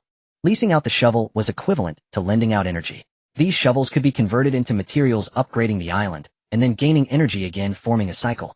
Immediately Zhang Yiwei continued with a lengthy discourse summarizing the survival strategies for the floating islands. Before ascending the island, there are 4 steps: observe, listen, inquire, and cut. Observe, closely watch the other floating islands for any anomalies. Listen for any unusual smells. Inquire loudly based on specific situations. Currently, the organization generally avoids the monster islands. Cut, consider whether to ascend the island after gathering precise information. This is the survival experience explored by many in our organization at the cost of their lives. Zhou Tu carefully examined the message sent by Zhang Yiwei, finding some valuable insights within. The organization's caution, sense of time, and decision-making all possess certain advantages. Casualties are inevitable, but Zhang Yiwei's organization has made great efforts to minimize such losses. On this point, Zhou Tu felt he should learn, though he never boasted about his ability to see through the information of floating islands. He also did not believe that an individual could reach a high limit in the survival world. Although trust has been lost, there will always be people banding together, and the organization is among the best. When tens of thousands unite to acquire resources, even if a protagonist has the ability to yield 100-fold in resources, it cannot compare to the organization's 10,000-fold. Gathering the strength of tens of thousands and developing the floating island is now beginning to take shape. He does not need to join such an organization. Establishing good relations with it and exchanging high-level blueprint materials can create mutual influence. The organization's speed in resource acquisition far exceeds that of ordinary people. Currently, they have established a communication and allocation system that ordinary survivors cannot compare to, resulting only in their obliteration. Only by developing together can they forge ahead. This is an excellent survival strategy. Zhou Tu praised, continuing, placing heavy materials on the floating island can block sand, and the sand blocked can be used to upgrade the island. This information, if not shared, would still be discovered by the organization with tens of thousands of members once the island has developed to a certain extent. This highlights the difference between an individual and a collective, which is why Zhou Tu consistently watches channels for information. Since Zhang Yiwei provided the survival strategy, Zhou Tu regarded this information as a favor. Small floating islands are useless, but large floating islands are undoubtedly useful.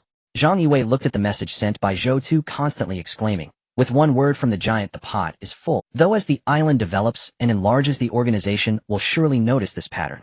However, receiving this information now allows for immediate implementation at night to construct sand-blocking devices for direct returns. Zhang Yiwei immediately communicated with the organization members privately, sending out messages. Islands above level 15 with relatively large materials should be arranged in a triangular shape or other formations on their floating islands to block sand. Qian Yuntian. Earlier, the island area was too small with no vegetation, and sand could not be retained. Now that the island has grown, using materials to block sand accumulation is indeed Hu Qianlin. I was working all day and didn't notice these transactions at all. Yiwei is impressive for paying attention to such small details. If Zhou Tu knew that collecting soil resources overnight could level up several times and boost the ratings even higher.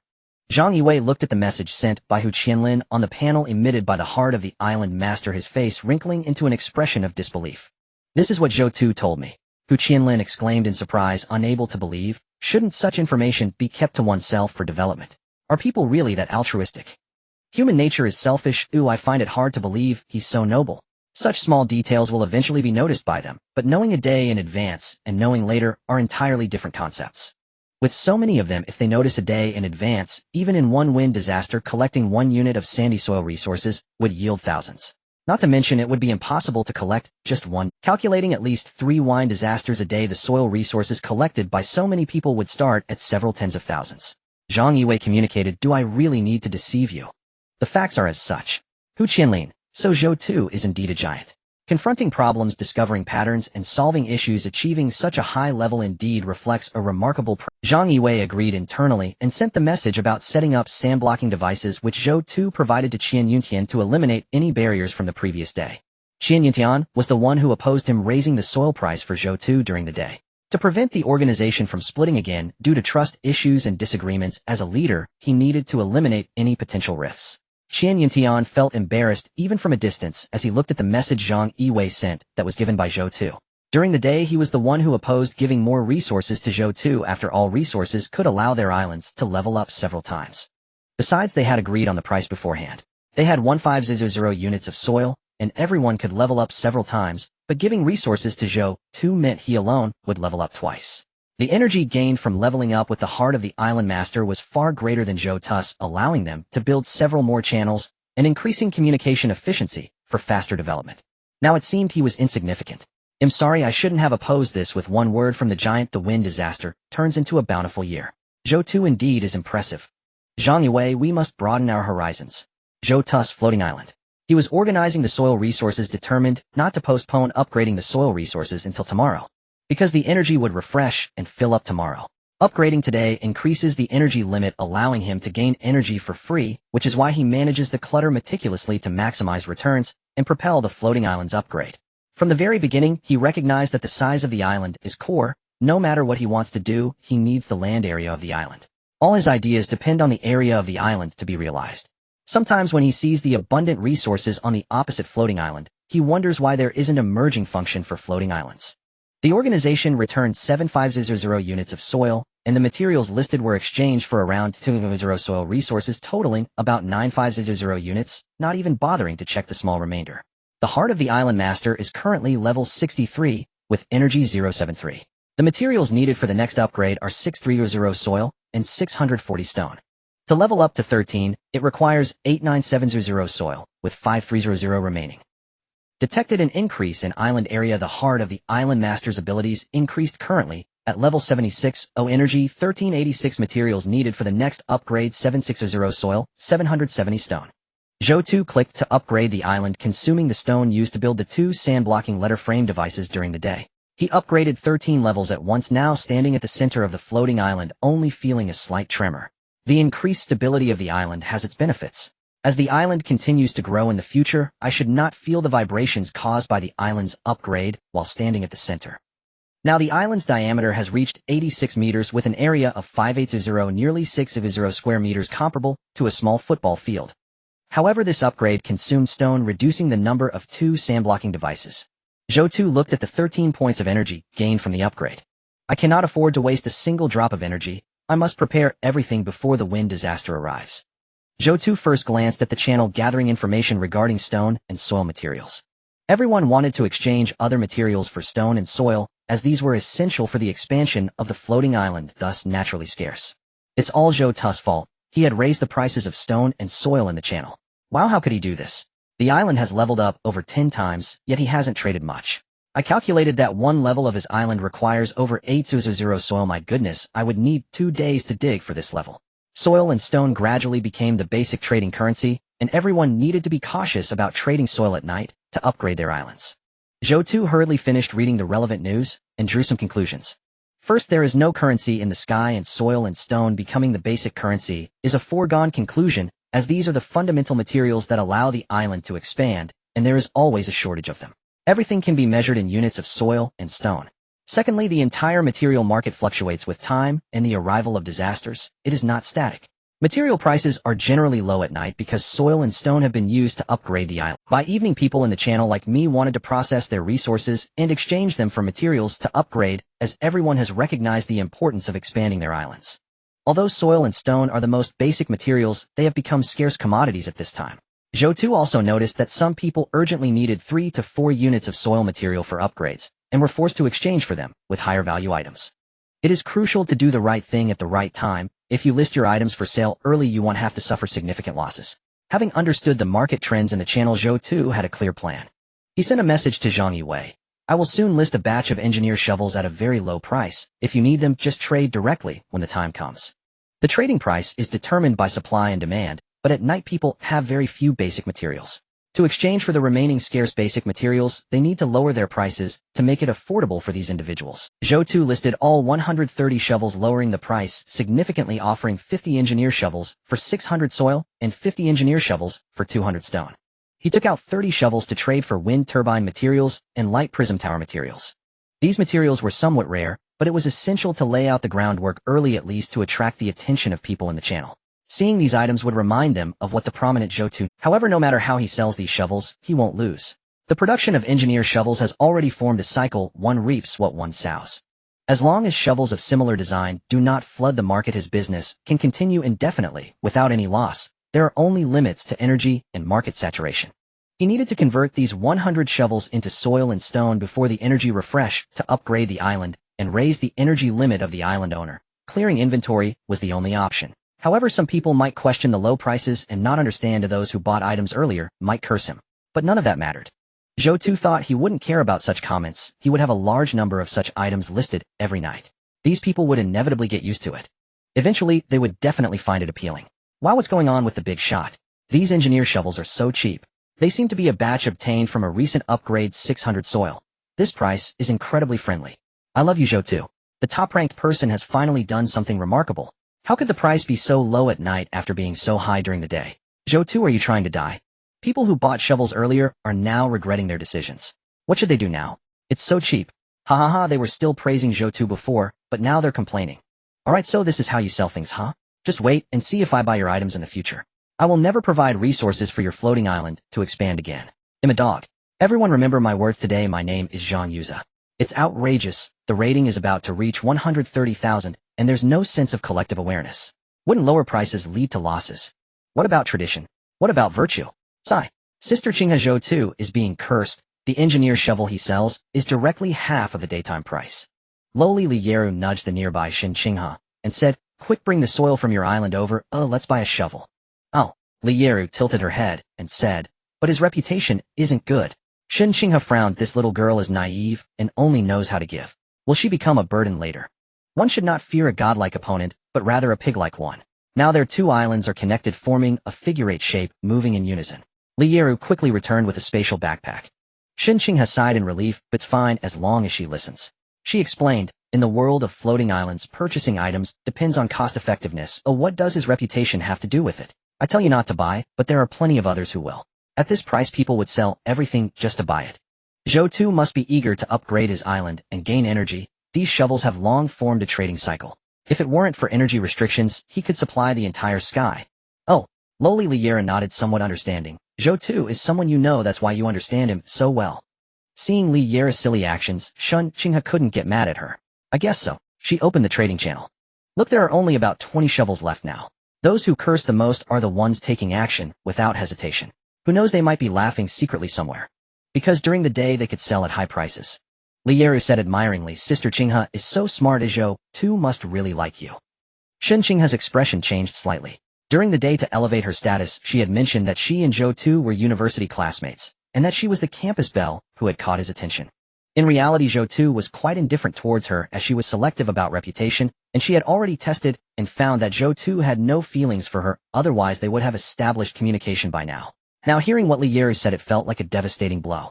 Could this be the skill of a clumsy master? P.S. In the next area there will be heavy rain, which could cause soil erosion. In Shun King's eyes, the wind disaster engulfed the sky, rendering everything outside invisible. The two sought refuge in a simple wooden hut, shutting the wooden door behind them. Immediately a rustling sound emerged from outside as sand grains struck the door, resembling the whispers of demons. Li Yeru let out a long sigh. If she were alone, she would have buried her head in the sand. Fortunately, she had her sister from the Alliance with her. Alone on an isolated island facing the raging winds at night would have been too much psychological pressure. Sister, do you know? At times like this when I'm alone, I can only distract myself by watching the chat channel. Seeing the big shots in the same area, you have no idea how excited I am. Oh, I just want to survive. Shin Qinghe lowered her gaze. Who isn't in the same boat? This is the wind disaster zone, but who knows what the next area will be? How long can they persist on this path of the Sky Island? However, the only advantage is that she was once a classmate of Zhou Tu. Although their relationship wasn't that great, it was still an advantage that others didn't have. Sister, it seems that this sandstorm is stronger than yesterday, and it feels mixed with small pebbles. Shen Qing's expression grew serious as she approached the edge of the house. The sound of the sandstorm striking the building grew louder, much more than before. Perhaps in a few days this simple wooden hut won't hold up. What should we do then? We can only explore and gather supplies to optimize the simple wooden hut. As Shen Qinghe spoke, she opened the chat channel. Let's see their situation. Is it the same as ours? Are the wind disasters intensifying? Yesterday I felt the wind disaster intensifying. Now this feeling is very evident. Before we could barely move in the wind, but now with the wind blowing pebbles, it's so strong that people can't even open their eyes. This simple wooden hut lacks materials, and the cellar wasn't dug well. Could the big shot spare some materials for me to build a house? I'm begging you, I'm about to be blown away. Zhou Tu Li Jianping. What were you doing all day? If you don't work hard during the day, you'll have to kneel and beg at night. But who knows if what you say is true? Survival. Every plank of wood is a crucial resource. Damn it, are you people really going to watch me die? If I die, you won't have a good end either. Haha, are you really expecting us to save you when you didn't even save yourself during the day? And then you start moralizing of people like you should just die. It's really disgusting. In the channels where big shots are present, there are still people who haven't even built a house. This Sky Island certainly has all kinds of birds. Shen Qinghe silently scrolled through the chat records. The wind disaster was indeed intensifying, and the simple wooden hut needed upgrading. At the current intensity of the wind, if the wooden hut wasn't optimized and reinforced, it would be blown away in a few days. At that point, they would succumb to hypothermia and die. The instances of finding cheap supplies in the trading channel to resell had diminished. People grow cautious through suffering. They even began to haggle over a unit of soil. Only giants like Zhou Tu can act freely, clearing out supplies for energy. I wonder what the scenery on Zhou Tu's island is like. Zhou Tu gazed outside through his optimized house. The raging winds collided with the sand-blocking facilities he had built, producing a hissing sound, like lovers whispering to each other. This sound feels quite pleasant. However, the wind disaster today seems to have arrived a bit late. I wonder how much soil this wind disaster will bring me. Zhou Tu calmed his mind, waiting for the wind disaster to pass, while checking the materials he had just cleared out. He had quickly liquidated 50 engineer shovels. There are still many people in the channel with stockpiles. Zhou Tu looked at the 300 units of soil he had cleared out, adding it to the previous leftovers for a total of 350 units of soil. He could now upgrade the island a few levels. Unfortunately, it was already past midnight. He would have to wait for the wind to die down before collecting the soil and upgrading. He opened the chat to see how his good brother was doing. Yu Mengli was injured and unable to move, but Zhou Tu thought this was a good thing. He had already sent supplies to Yu Mengli, and her house had been optimized. Food, shelter, and clothing were no longer issues. In the wind disaster zone, if one doesn't sleep well at night and catches a cold from being blown about, acquiring debuffs would greatly reduce efficiency in exploring islands, leading to a negative cycle. Yu Mengli didn't have such risks. If he, a million-point traded island master, couldn't protect one person, that would be laughable. Zhou Tu asked, "Are you still alive? Speak up." Yu Mengli typed weakly, "I'm almost like a living dead person." Living dead? I really want to try that. Get lost. Perverted dead. Zhou Tu dead perverts and living dead surprisingly match. The wind disaster is getting bigger. Be careful. I need to rest. I can't hold on much longer. Yu Mengli blurted out a series of complaints and then exhausted her spirit. Okay. Detection complete. My good brother's mood is very stable. Zhou Tu breathed a sigh of relief. The oppressive atmosphere of the sky world was too strong. Survival was always on the brink of death, coupled with endless loneliness. Now most people could only feel the presence of others through chat, and many were on the verge of collapse. Zhang Yiwei sent a message of gratitude, thanks to Zhou Tu for speaking up in advance. I've already bought some, and there are more shovels now. Tomorrow I'll be able to dig more soil resources. Thank you, thank you. Zhou Tu scrolled through the chat. Zhang Yiwei valued credibility, which was rare in the sky world. Naturally, he wanted to inform these upright people in advance about any benefits, as cultivating god-level teammates for exploring the sky was quite a good experience. Sure, Iran's brothers and Yu Mengli's friends had all run off for a little benefit, showing how selfish people could be in survival on the Sky Island. He noticed that someone in the channel was tagging him, and not just once. Zhou Tu clicked to see. Zhou Tu, please give me some supplies. I haven't built my house yet. I'm going to die. Zhou Tu, please give me some water and food. Ooh, I haven't eaten or drunk anything, and I feel like I've lost several pounds in a day. 2 Jew. Online beggars were particularly numerous in this world, feigning pity, moralizing, and making threats, but Zhou Tu skimmed past them. What do their lives and deaths have to do with me? This was already the 4th day. These people had first boasted in the channel acting as strategists, then looked down on others, and now they had become online beggars. They had truly mastered the art of playing the keyboard. The inevitable outcome was predetermined. Even girls like Shin Xinghe and Yu Mengli explored the islands. Oh, why couldn't these food beggars do the same? They were afraid of the unknown, afraid of death. When Zhou Tu first arrived at the floating island, his first reaction was to explore. Even without the ability to see through information, he still wanted to explore. To those who had not taken a step forward, Zhou Tu could only say, I will not tolerate cowardly acts. Zhou Tu expressionlessly closed the chat. His island master level had reached 76, unlocking a small bonus every 10 levels. The flying bonus was quite useful. I hope this time I can unlock a good bonus. Zhou Tu eagerly opened the island master heart prompt. The area of the island has increased. The island master's heart has broken through level 70, enhancing the floating island's capabilities and improving the island master's sleep quality by 50. Increase the quality of sleep. Zhou Tu was pleasantly surprised. This was a very good boost. In the world of survival on the empty island, rest is extremely important. For him, this enhancement in rest quality is quite beneficial, allowing him to be full of energy every day, which greatly aids his decision-making in exploring the islands. The early morning has arrived. Energy has reset. The island master's heart is currently at level 76. Energy, 8,686. The materials needed for the next upgrade are 7,600 soil and 770 stone. Zhou Tu lay in bed pondering how to use the energy. He currently has 86 points of energy, which is a substantial amount of wealth. After the wind disaster, he collected soil, and he has a guaranteed 2 units, plus this additional 3 units, bringing his total to 2 units of soil. During the day, he could slightly explore resources, use energy to craft supplies, and sell items. He could easily reach a level 100 island without even needing to exchange materials. By then, the island's diameter could reach 1/10 of the original Elven Island's diameter. It would be a milestone enhancement. During the day, besides upgrading the island, I also need to find a water island. The treehouse promised by the elves is a minor issue. The most important thing is to cultivate the yellow fruit tree to enhance my As the island master, I need to not only expand the area of the floating island to increase resilience against future disasters, but also strengthen myself to ensure combat capability when encountering extraordinary creatures. At that time, my floating island should. Zhou Tu closed his eyes and drifted off to sleep. The night owls in the channel were quite active. With free loudspeakers and ample energy, it would be unusual not to chat. It's a new day, but why haven't the big shots listed new items yet? They had all listed items after upgrading a few days ago, but now there's nothing. Given your situation, can you afford it? The resources have already upgraded the islands. The materials that the big shot wants, like the energy storage device and identifier, seems so advanced. What does the big shot need these for? I've never heard anyone else mention such materials. If I can find what the big shot wants, I should be able to cling to the big shot's leg. Right now I'm at a level 10 island, and can't even message the big shot. The threshold is too high. Tomorrow, I must collect materials diligently to strengthen the house. This wind is freezing me to death. I can hardly wait for daybreak. What do you think the next area will be? It can't always be a wind disaster area, right? At this moment, Hu Qianlin was beaming with joy. After hearing Zhou Tu's news, he set up sand barriers. Although it was done rather hastily, it had some effect. There were 2 wind disasters in total last night, and on his level 20-something island, he had only built a makeshift sand barrier. Each wind disaster yielded him nearly 5,000 units of soil, totaling over 10,000 units for the night. 10,000 units. Even if I dug all day, I might not be able to get that much.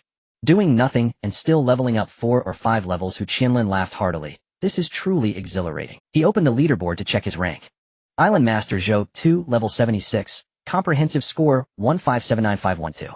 Island Master Zhang Yiwei, level 32, comprehensive score 89669. Island Master Hu Qianlin, level 31, comprehensive score 88257. Island Master Qian Yuntian, level 30, comprehensive score 78422. Island Master Huang Yao, level 24, comprehensive score 65844. Island Master Shan Xia, level 23, comprehensive score 50019.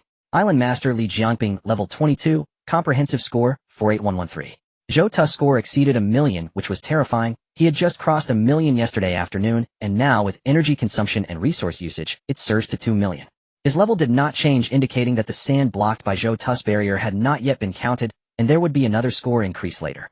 Hu Qianlin cursed, inwardly calling him a freak. The materials needed to level up 4 levels barely sufficed for Zhou Tu to advance 1 level of the island, Who wouldn't be confused by this? This is a world of ideals. As long as I don't see it, it is as if it doesn't exist. Hu Qianlin chose to ignore Zhou Tu's score. It was too distressing. Besides Zhou Tu, the second, third, and fourth places were all from their organization, with Huang Yao the dissenter being crushed underfoot, which, as long as one is willing to think, disasters can turn into good things. The big shot's brain is indeed powerful. If I had the water condenser, I would definitely sell water, but the big shot directly sells the condenser to these people. It feels like Zhou Tu is more suited for business. Suddenly a message came through. Huang Yao questioned, "How come you all upgraded so quickly? Did you leave me any resources when splitting? One wind disaster after another, and you all leveled up 4 or 5 levels." Hu Qianlin's good mood was ruined by this message. Now Huang Yao dared not confront Zhang Yiwei because Zhang Yiwei divided resources fairly, and Huang Yao had no grounds to complain. Seeing them level up, Huang Yao became envious again and sought him out. I, Hu Qianlin, am not as easy to talk to as Zhang Yiwei. Originally more could have been gained, but Huang Yao insisted on splitting for his own selfish reasons. Previously Zhang Yiwei told each of them to be mindful of the bigger picture, but now he had no such vision. He felt he didn't need a vision, he just wanted to be petty. "You have no right to manage me. You've already left, so why ask anything?" Feeling envious. "You thought you could lead your brothers to do so well. If it doesn't work out, just come back. There's no shame in that." He had to strike hard at Huang Yao's pride to make him realize his own limitations. Seeing Huang Yao remain silent for a long time, Hu Qianlin knew he had touched on Huang Yao's pride. Not everyone can sweep the world like Zhou Tu. Ordinary people should have a sense of self-awareness and walk together as a group. Here past identities are useless, adapting to the current identity is the way to go further. Zhou Tu stretched lazily in bed and sat up. This enhancement indeed has its perks. After this sleep, he felt refreshed, shaking off all previous fatigue, and was full of vitality. He pressed down on the protruding old two, opened the door, and walked out to start tallying the soil collected by the wind barrier. This would determine how many levels he could upgrade today, how much energy it would bring, and the subsequent planning.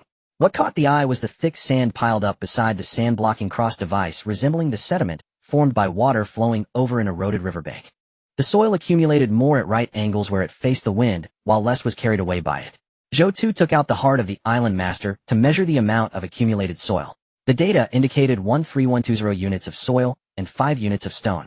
As expected on my own island, the measurement is so detailed, the wind even brought in small stone debris, which is a pleasant surprise, though the stone can be disregarded. However, this amount of soil exceeds his previous estimation.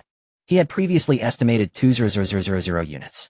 Now, after testing with the heart of the island master, the soil gained overnight amounted to 267104 units, directly increasing by 600 units. Zhou Tu sighed. The might of nature is indeed formidable. Combined with the more than 3500 units of soil cleared out last night, the soil stock on my island has reached over 300 units. Limited manpower is truly no match for natural disasters.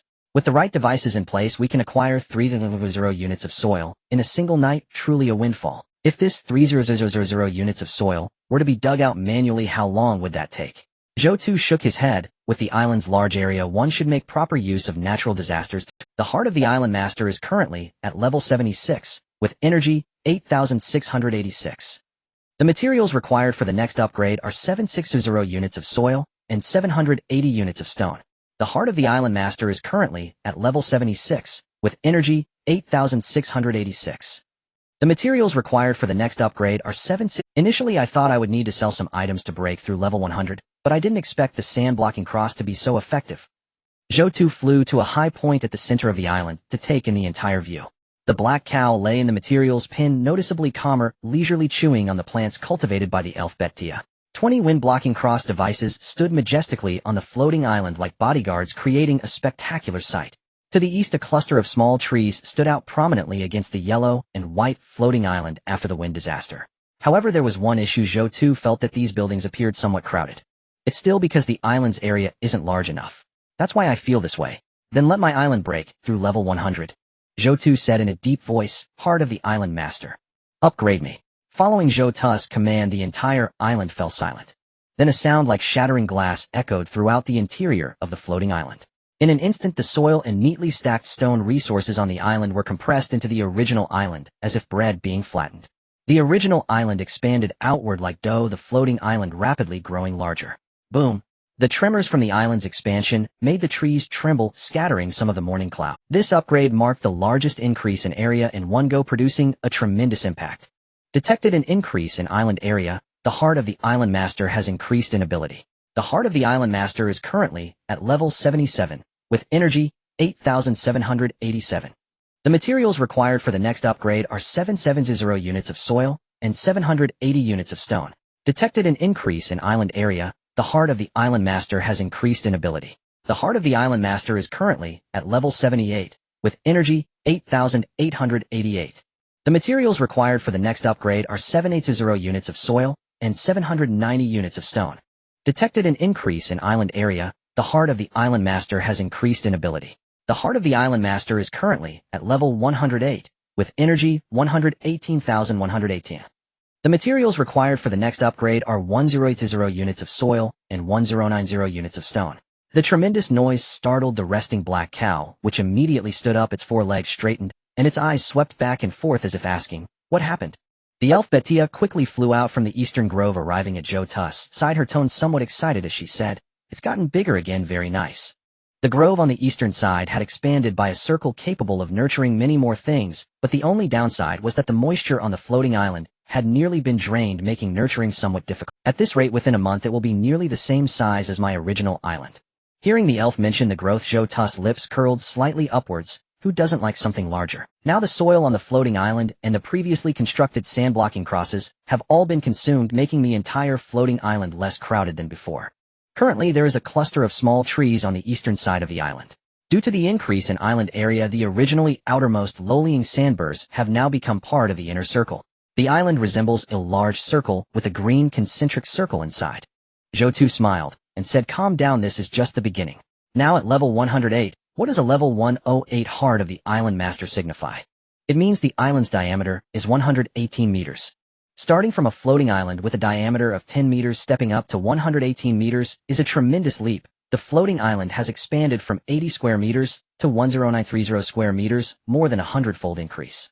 The deck area of the domestically produced Fujin ship is about 200 square meters, which means that the area of his floating island is now half that of the Fujin ship, making it completely comparable to half an aircraft carrier. Zhou Tu looked at the heart of the island master in his hand, which had changed from white to dark yellow. It seemed that some changes had occurred. This upgrade from level 76 to level 108 boosted it by 32 levels. According to the rules of the heart of the island master, there would be 3 small. Before he could check what the bonuses were, the messages in the channel were overwhelming. His world chat, regional chat, and private messages were all filled with 999 unread notifications. In the private chat channel, Yu Mengli sent a congratulatory message. "What happened? A level 100 island has emerged. How did you do it so quickly? My legs still haven't healed properly, and seeing you can explore the islands is truly a heartbreaking tale. Why is it so big? I really want to see your island and how it has developed." Shuri Ran sent a congratulatory message. "Big guy, you're incredible. Do you need any accessories? Luck was on my side, and I dug up a blueprint for a sentry tower which is of no use at all. Would you like it, big guy?" Zhang Yiwei sent a congratulatory message. "It seems Zhou Tu had a bountiful harvest last night. Am envious to the point of tears. I hope we can continue to cooperate joyfully."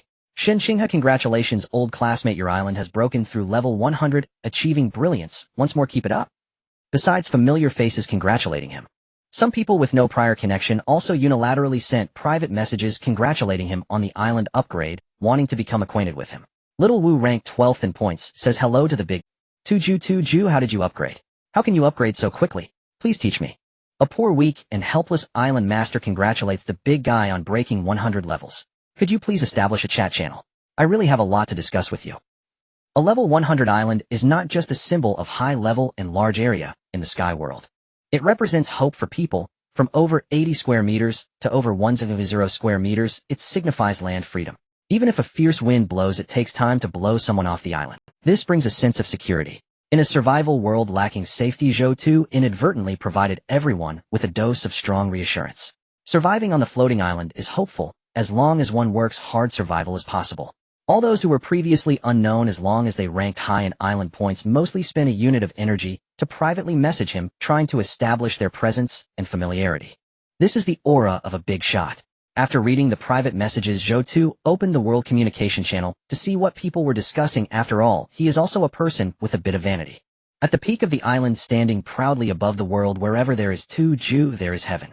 Oh, there is a bug in the sky world. How can Zhou Tu level up so high without trading for soil resources? Is there no justice, no law? Did he really dig up so much soil?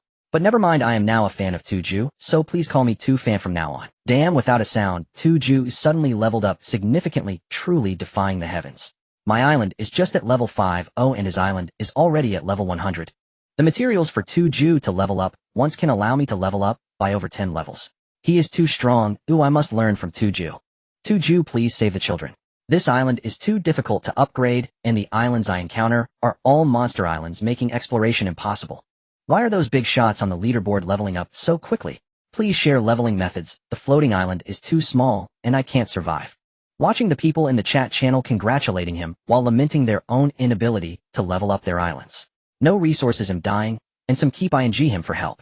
After his moment of joy, Zhou Tu fell silent.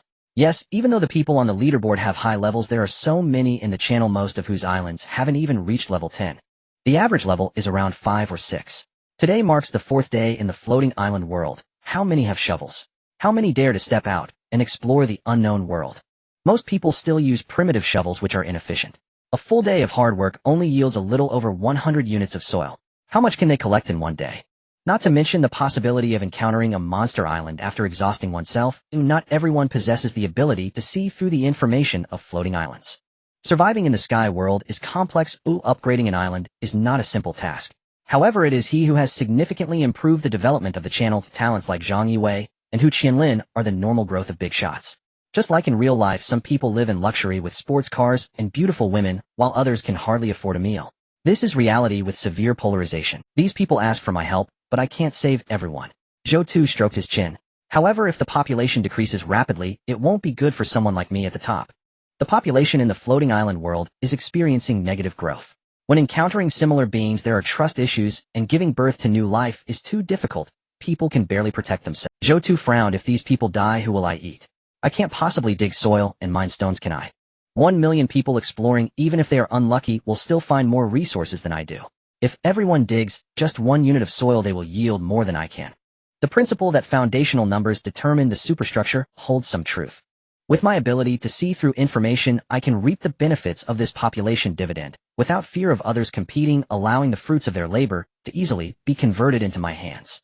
Then I can create more advanced items, improving their productivity, naturally lowering their survival difficulties, allowing them to thrive, achieving a win-win situation.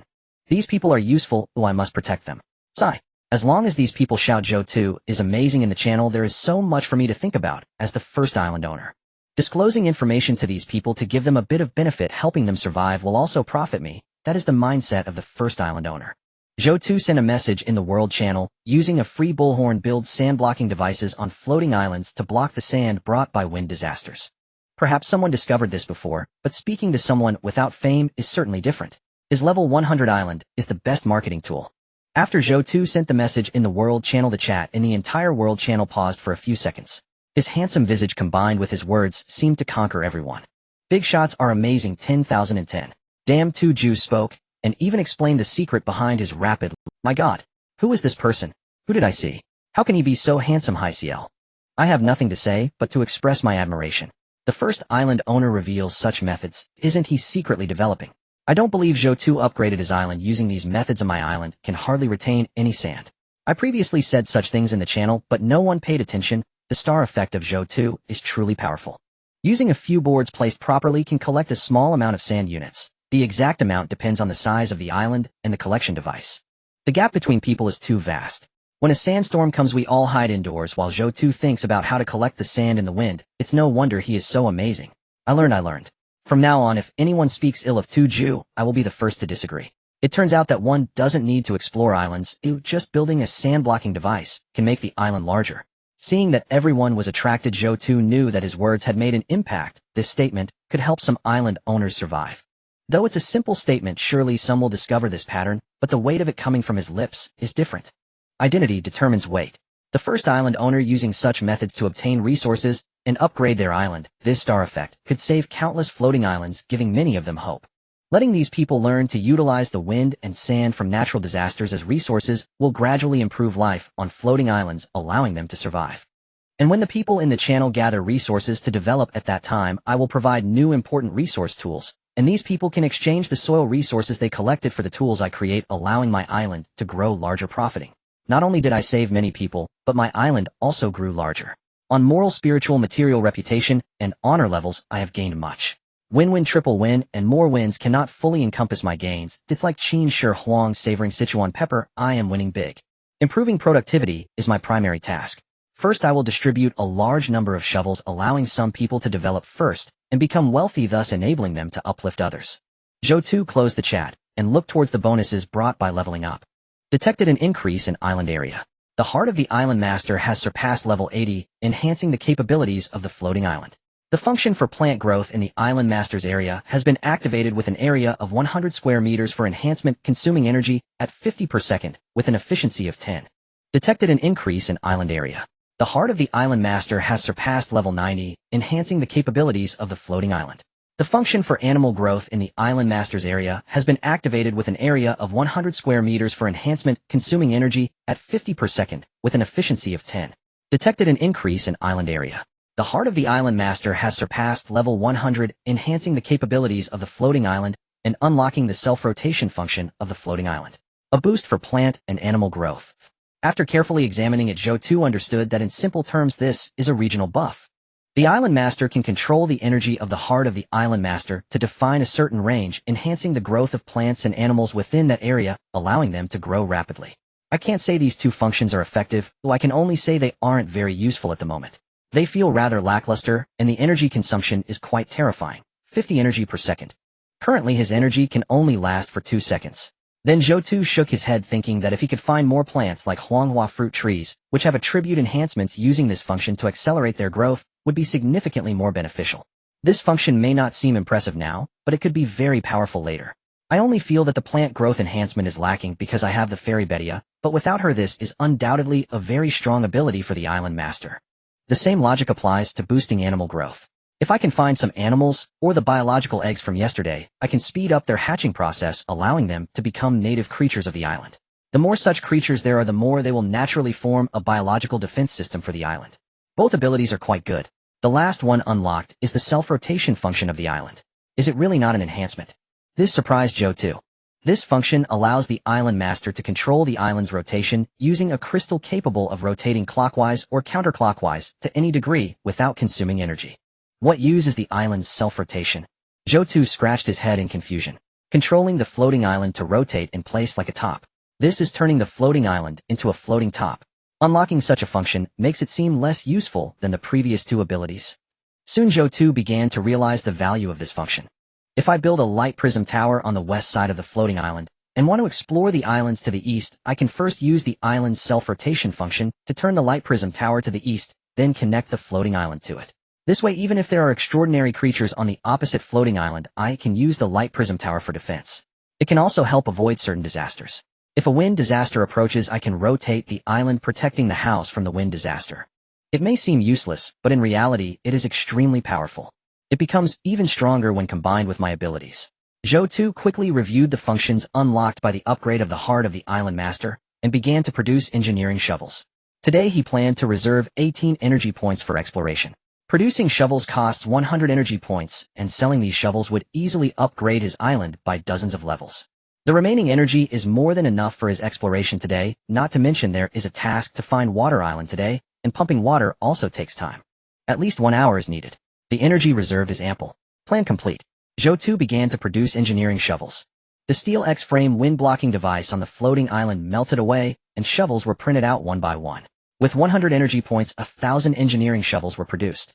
With these 1,000 engineering shovels in the hands of 1,000 diligent people, that means 1,000 core forces, 1,000 juicy leak. Once they develop, they will undoubtedly make a huge contribution. Since some people purchased multiple shovels yesterday, and others were selling his shovels at high prices, Zhou Tu limited the purchase to 1 engineering shovel per person this time. He firmly cracks down on scalpers who resell at high prices. New shovels are available. If you need one, please buy it yourself. Zhou Tu informed Zhang Yue.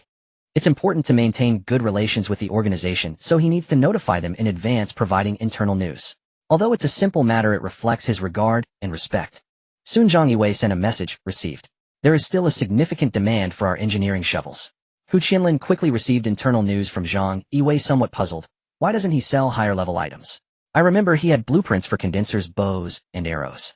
The production materials are limited, only we have resources while others lack the means to buy such expensive items, just like how not many families in the world could suddenly come up with 500 funds. Hu Qianlin suddenly realized that while many claim to have millions, most of it is in real estate.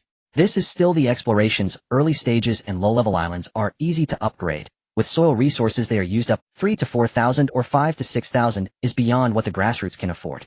If some people want to be sycophants, they could buy Zhou Tu's high-tier items. Zhou Tu listed the shovels on the trading channel. 500 engineering shovels for soil.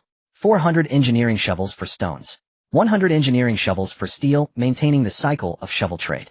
Exchanging for stone resources, Zhou Tu slightly lowered the price. Even though stones are easy to pick up, one needs to encounter islands rich in stone. The exchange of so many engineering shovels for stone is because the materials from the previously built wind-blocking matrix facility have already been used for upgrading the island. Now the island is somewhat empty except for wood and other miscellaneous materials, as it has been fully upgraded. However, with the island's self-rotation function, he no longer needs to build such cross-shaped devices to block sand. Instead, he just needs to use materials to divide the circular island into semicircles, forming a crescent shape. When the wind disaster comes, he can turn the concave side of the crescent toward the direction from which the wind blows. Creating such a device is more efficient than the cross-shaped device in blocking sand, as there are no gaps, completely dependent on the flow of sand brought by the wind. After finishing the transaction, Zhou Tu noticed how quickly time passed. After handling basic matters, nearly an hour had gone by. During the day, exploration time is limited. Zhou Tu focused on the unfamiliar floating island information ahead. Then he gasped, there are actually all monster islands. Is it really set to a high difficulty as soon as I reach 100 levels? Or is it just my bad luck? Perhaps it's because the area of the islands has increased, leading to a greater chance of encountering monster islands. After encountering hundreds of selectable islands without any monsters, it's surprising that there are monsters in all 6 directions now. Is this a situation that island masters are bound to encounter at a certain level? Zhou Tu furrowed his brows looking at the information he had obtained. If you move the floating island forward, you are in the territory of the Hurricane Eagle. If you sneak around quietly, you might get away with it, but they have sharp eyes, and once discovered they will attack. It is nearly impossible for you to gain any advantage. If you move the floating island to the left, there are the giant-mouthed carnivorous flowers. If you land on an island with such plants, you will be torn to pieces. They can attack autonomously. If you move the floating island to the right, you will encounter the empty island of venomous snakes. These snakes have strong venom, and even a single bite can be fatal, although their meat is quite delicious and can enhance it. If you move the floating island backward, you will find rebellious robots. They lack consciousness, but their programmed instructions allow them to attack intruders at will. Inside there are blueprints for basic robots. If you move the floating island upward, you will reach an island that has been neglected for a long time, where a vast amount of toxins has accumulated, giving birth to highly poisonous, exploding mosquitoes. Without protective gear, going there is tantamount to seeking death, but you might find some toxic flowers there. If you move the floating island downward, you will find the poison bee island, which is extremely sensitive. They will attack at the slightest disturbance, but the honey they produce can enhance the island master's attributes. Zhou Tu had encountered the Hurricane Eagle in the information prompts before, but it reappeared in these directions this time. The people in the channel had also encountered it, with some being torn apart alive. It is considered a relatively dangerous creature. The way to deal with the Hurricane Eagle is to act like a turtle, staying in a sufficiently sturdy house, waiting until the island's contact time is up before activating the island to leave. There is still a chance of survival. Zhang Yui's methods of observation and inquiry are indeed quite useful. The 2 islands behind are both filled with flying poisonous creatures. These creatures can kill on contact, so it's best not to approach such islands without effective defenses. Zhou Tu ruled out the flying poisonous monster islands. The floating island to the left turned out to be the giant-mouthed carnivorous flower, which he encountered for the first time. Zhou Tu was not overly surprised. He had encountered a succubus for the first time before, and if he hadn't had the ability to see through the information, he might have already spent billions of energy completely losing. Now encountering strange things does not surprise him. After all, this is the world of floating islands, and each choice to move forward takes him to a different dimension. There are fruit trees that enhance attributes. After consuming enhanced attribute creatures, it is normal to now encounter the giant-mouthed carnivorous flower. To the right is the Snake Island, which Zhou Tu also ruled out, as he did not wish to have his island filled with poisonous snakes. If there are non-venomous snakes, he might consider them. After all, non-venomous snakes can be eaten and utilized. Even if he kills them, they can be sold, which is very cost-effective. However, for venomous snakes, it is best to avoid them for now. Although the blueprints for the robot island are appealing, without the strength to obtain them, he ruled them out. After this elimination, Zhou Tu was left with 2 choices: the Hurricane Eagle Island and the carnivorous flower. He could activate the floating island and stay there long enough to leave. In the past, he did not have a house optimized with steel, making it very challenging to deal with such creatures. Strengthening the island's defenses can avoid many dangers. Even a sturdy house can prevent many threats. In the end, Zhou Tu chose the carnivorous flower island. Because while the carnivorous flower can eat people, it is still a plant and lacks the ability to pursue and consume humans. Plants have not overcome the limitation of being immobile, so the carnivorous flower island is a viable choice. He holds the initiative. Moreover, Zhou Tu harbors another hope in his heart that the carnivorous flower can eat people, but since it is a plant, and he has sprites on his island that cultivate plants. If he moves the island closer, and the sprite shows interest in the carnivorous flower, and transplant it to his island, that would be excellent. This way his island would have the carnivorous flower as a biological defense. Zhou Tu has some small schemes in his mind. Sprites are very useful for plants, so he needs to make good use of the sprites. Based on the basic resources he has collected, he plans to divide the island into 3 parts, each extending 120 degrees outward, representing their respective areas. They are the mechanical area, the biological area, and the magical area. The area where the sprites reside is the magical area. The area where the black bull resides is the biological area, and he is located in the mechanical area. When materials are collected, he will build a prism tower, thus establishing a semblance of a mechanical area. Now encountering a plant floating island, he rotates the floating island's magical area to connect the edge of the sprite's island with the plant floating island. After all, the sprite can fly, and no matter how formidable the carnivorous flower is, it cannot possibly eat a sprite. Zhou Tu walked towards the magical area where the sprite was located. Island Master finally decided to come to my place, Betty said languidly. She had worked hard to build a small grove in the east where the yellow flower fruit trees thrived under the protective cover of the surrounding trees. She wondered why he had not come to see it. It was all her. The sprite's tone was somewhat resentful, and Zhou Tu understood that the development had been slow due to not encountering a water island. He had no choice when he previously encountered a water island, and he felt regret. Now, with the carnivorous flower island, he still needed the sprite to step up. In any case, he would let the sprite endure a bit of hardship. Not bad. You are indeed a sprite born from plants, and our island has thrived because of you. Zhou Tu did not hesitate to flatter her. Betty replied, as long as you know it in your heart. Zhou Tu nodded. Thankfully the sprite did not have mind-reading abilities, otherwise she would know about his pretentiousness. He activated the island, and began to approach the carnivorous flower floating island. The island moved swiftly like a shuttle through the air. Zhou Tu no longer felt the anxiety of the first time, where the island could capsize at any moment. The island had grown larger and more stable, increasing his sense of security. Soon the carnivorous flower floating island appeared before his eyes. The carnivorous flowers on the island had heads as large as frying pans, opening and closing in the middle, connected to robust branches with massive roots shaped like triangles supporting their large heads. As the wind blew, the carnivorous flowers swayed gently. Seeing such a creature for the first time, Zhou Tu was somewhat astonished, and said to the sprite, I've encountered a special plant island. The sprite's previous resentment vanished the instant she saw the carnivorous flower. What a strange plant. If I could study it, I might acquire new abilities. Zhou Tu replied, since you are interested, let's transplant some of these plants to our island. Is that possible? Of course. I am the king of plants. This is a piece of cake for me, Betty had declared proudly. Great. Zhou Tu praised loudly. This island is entrusted to you for exploration. I have other matters to attend to. No problem, you are the island master, a busy person. Saying this, Betty flew towards the carnivorous flower island. Zhou Tu called out, be careful. They seem to be able to eat people. Don't worry, I'm not human. Watching the sprite disappear, Zhou Tu walked towards a tree nearby. The branches of this tree protruded, forming a spot where one could sit. Zhou Tu smiled as he sat down on the branch. It seems the sprite also hopes for me to sit here. He sat down and opened the world chat to gather information. The sand-blocking device has been completed, and now I actually yearn for the sandstorm to arrive sooner. I encountered Monster Island, but didn't dare to step on it. Now I'm lying in a pile of materials, secretly observing. My cold is worsening, and I feel utterly drained. Is there any kind-hearted person who can find some medicine? I'm on the verge of collapse. The shovel I snatched last night is simply amazing, with a tenfold increase in digging efficiency, but can only be described in 4 words: terrifyingly impressive. Fantastic. I've acquired a blueprint. Time to take off. I just killed a large rodent, and after eating it I feel invigorated. These animals seem to provide a boost to my health. Zhou Tu quickly browsed through the messages rolling by, and the channel requests for help, boasts about benefits gained, and discoveries of treasures were all After all, with so many birds there are all kinds of forests. Within this base number, some people have opened chests to find blueprints, exploring islands for them. The usefulness of blueprints is significant. Even an ordinary tang knife blueprint has great value. Complete structures are rare in the floating world. Most explorations yield miscellaneous items, and only upon encountering large islands can one find motorcycles and water pumps. Otherwise it's just basic supplies. Currently my blueprints include tang knife, bow and arrow, condensation device, light prism tower, shovel, machete, and a wind turbine blueprint along with the watchtower blueprints obtained through trading with Shuriran. Overall, the drop rate for blueprints is not very high. Having blueprints is the foundation for crafting items. First, gather the materials required for the blueprints, and second, energy is necessary for crafting. If the island master's heart isn't upgraded, there's only so much energy available daily, and the crafting materials are limited.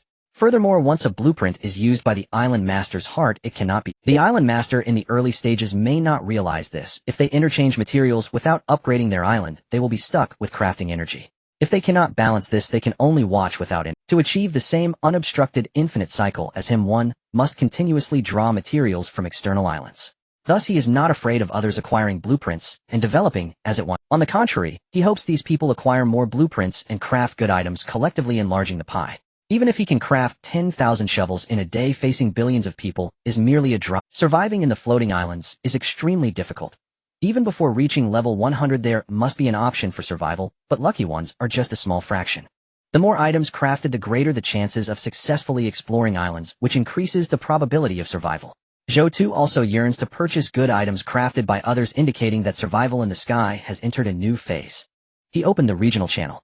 Zhou Tu glanced at the number of people in the regional channel 918210000. Not many died after merging the channels. In the face of the threat of death, people have become much more cautious. Sometimes just lying down on the floating island meant surviving longer than most people. Someone in the channel him. A person named Wani Chen sent a message. Zhou Tu, I have a power storage device and a control panel. Zhou Tu's expression paused upon seeing this message. Someone possesses the materials for a wind turbine. The materials required for the wind turbine are 100 steel tin, wires, 1 power storage device, and 2 control panels. He only lacked the power storage device and 1 control panel. He had posted a request last night, and now he received a response. Efficiency was quite good. Zhou Tu looked at the trading channel. The other party's trade had no material requirements, which was essentially a gift. If he accepted, it would be akin to receiving a freebie. Zhou Tu didn't immediately choose to accept. Instead, he contacted Wani Chen privately, and soon they established a stable communication channel. Brother, what materials do you need to exchange for the power storage device and control panel? My goal has been achieved.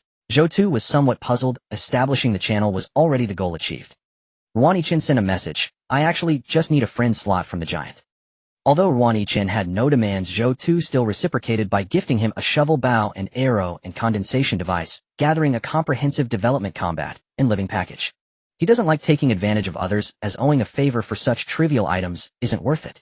He knows that if he waits, someone will surely have these items. It's just a matter of time. With these 2 materials, he can craft a wind turbine, and the mechanical island finally has some mechanical presence. Wani Chen, thank you for the feeding giant. He already knew what Wani Chen was after. In reality, finding someone to do something might not even lead to an encounter. The floating island world is so vast. How many friends does he have? Only a few can be counted on one hand. Communication is not essential. He hasn't even established a chat channel with former classmates. Zhang Yue suggested he give Huang Yao a chance, but he ignored it. Shuriran, whom he added previously, occasionally sends him messages to check in. He also can't delete Shuriran. Sometimes when Shuriran asks about survival issues while he's happily chatting with Yumengli, he might casually reply.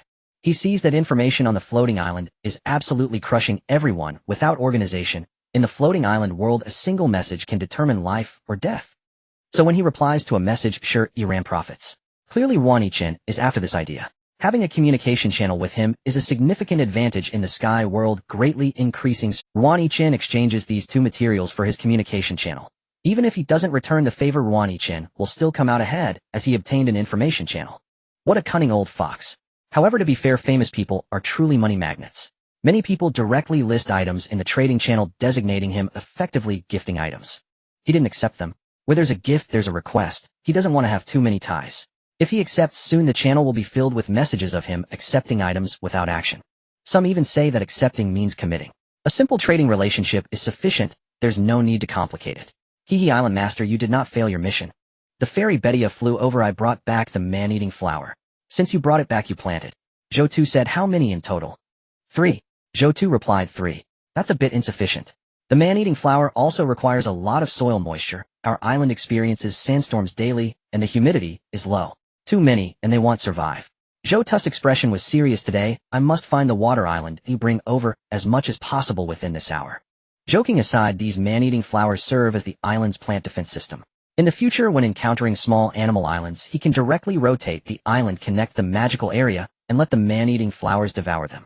When encountering small land animal islands, there's no need for analysis or consideration, just collide. Gather materials if possible, and if there are no materials when time's up, leave for the next location. When faced with overly powerful super-terrestrial creatures, the man-eating flowers can also act as barriers, buying time to activate the floating island and leave. As long as there are many man-eating flowers, even if they can't roam freely in the sky, they have the capital to charge recklessly. From the wild boar charging at Yumengli, he realized that having defenses on the floating island makes a significant difference compared to having none, similar to wielding a sword versus being unarmed. Seeing Zhou Tu's solemn expression and hearing his solemn vow, the elf tilted her head slightly, her eyes twinkling with sudden understanding, as she teased, "I've already deciphered your scheme. You'll owe me a problem." Zhou Tu nodded eagerly. After all, whenever there was work to be done, the elf would handle it, and when there was none, he'd simply monitor trades and manage daily affairs. It was no longer a matter of whether the elf wished to stay or leave. The floating island's extraordinary developmental potential had rendered departure unthinkable even for her. Moreover, accompanying him meant exploring novel islands. How dull it would have been had she remained on her former isle, guarding only a single stagnant plot of land. Did that island bear golden flower trees?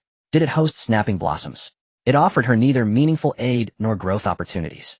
In just a few days, the era of the floating island had transformed utterly, so much so that the elf now feared Zhou Tu might cast her aside. 2 days prior, he had trembled at the thought of her fleeing toward a larger island. Now roles had reversed. This is his allure.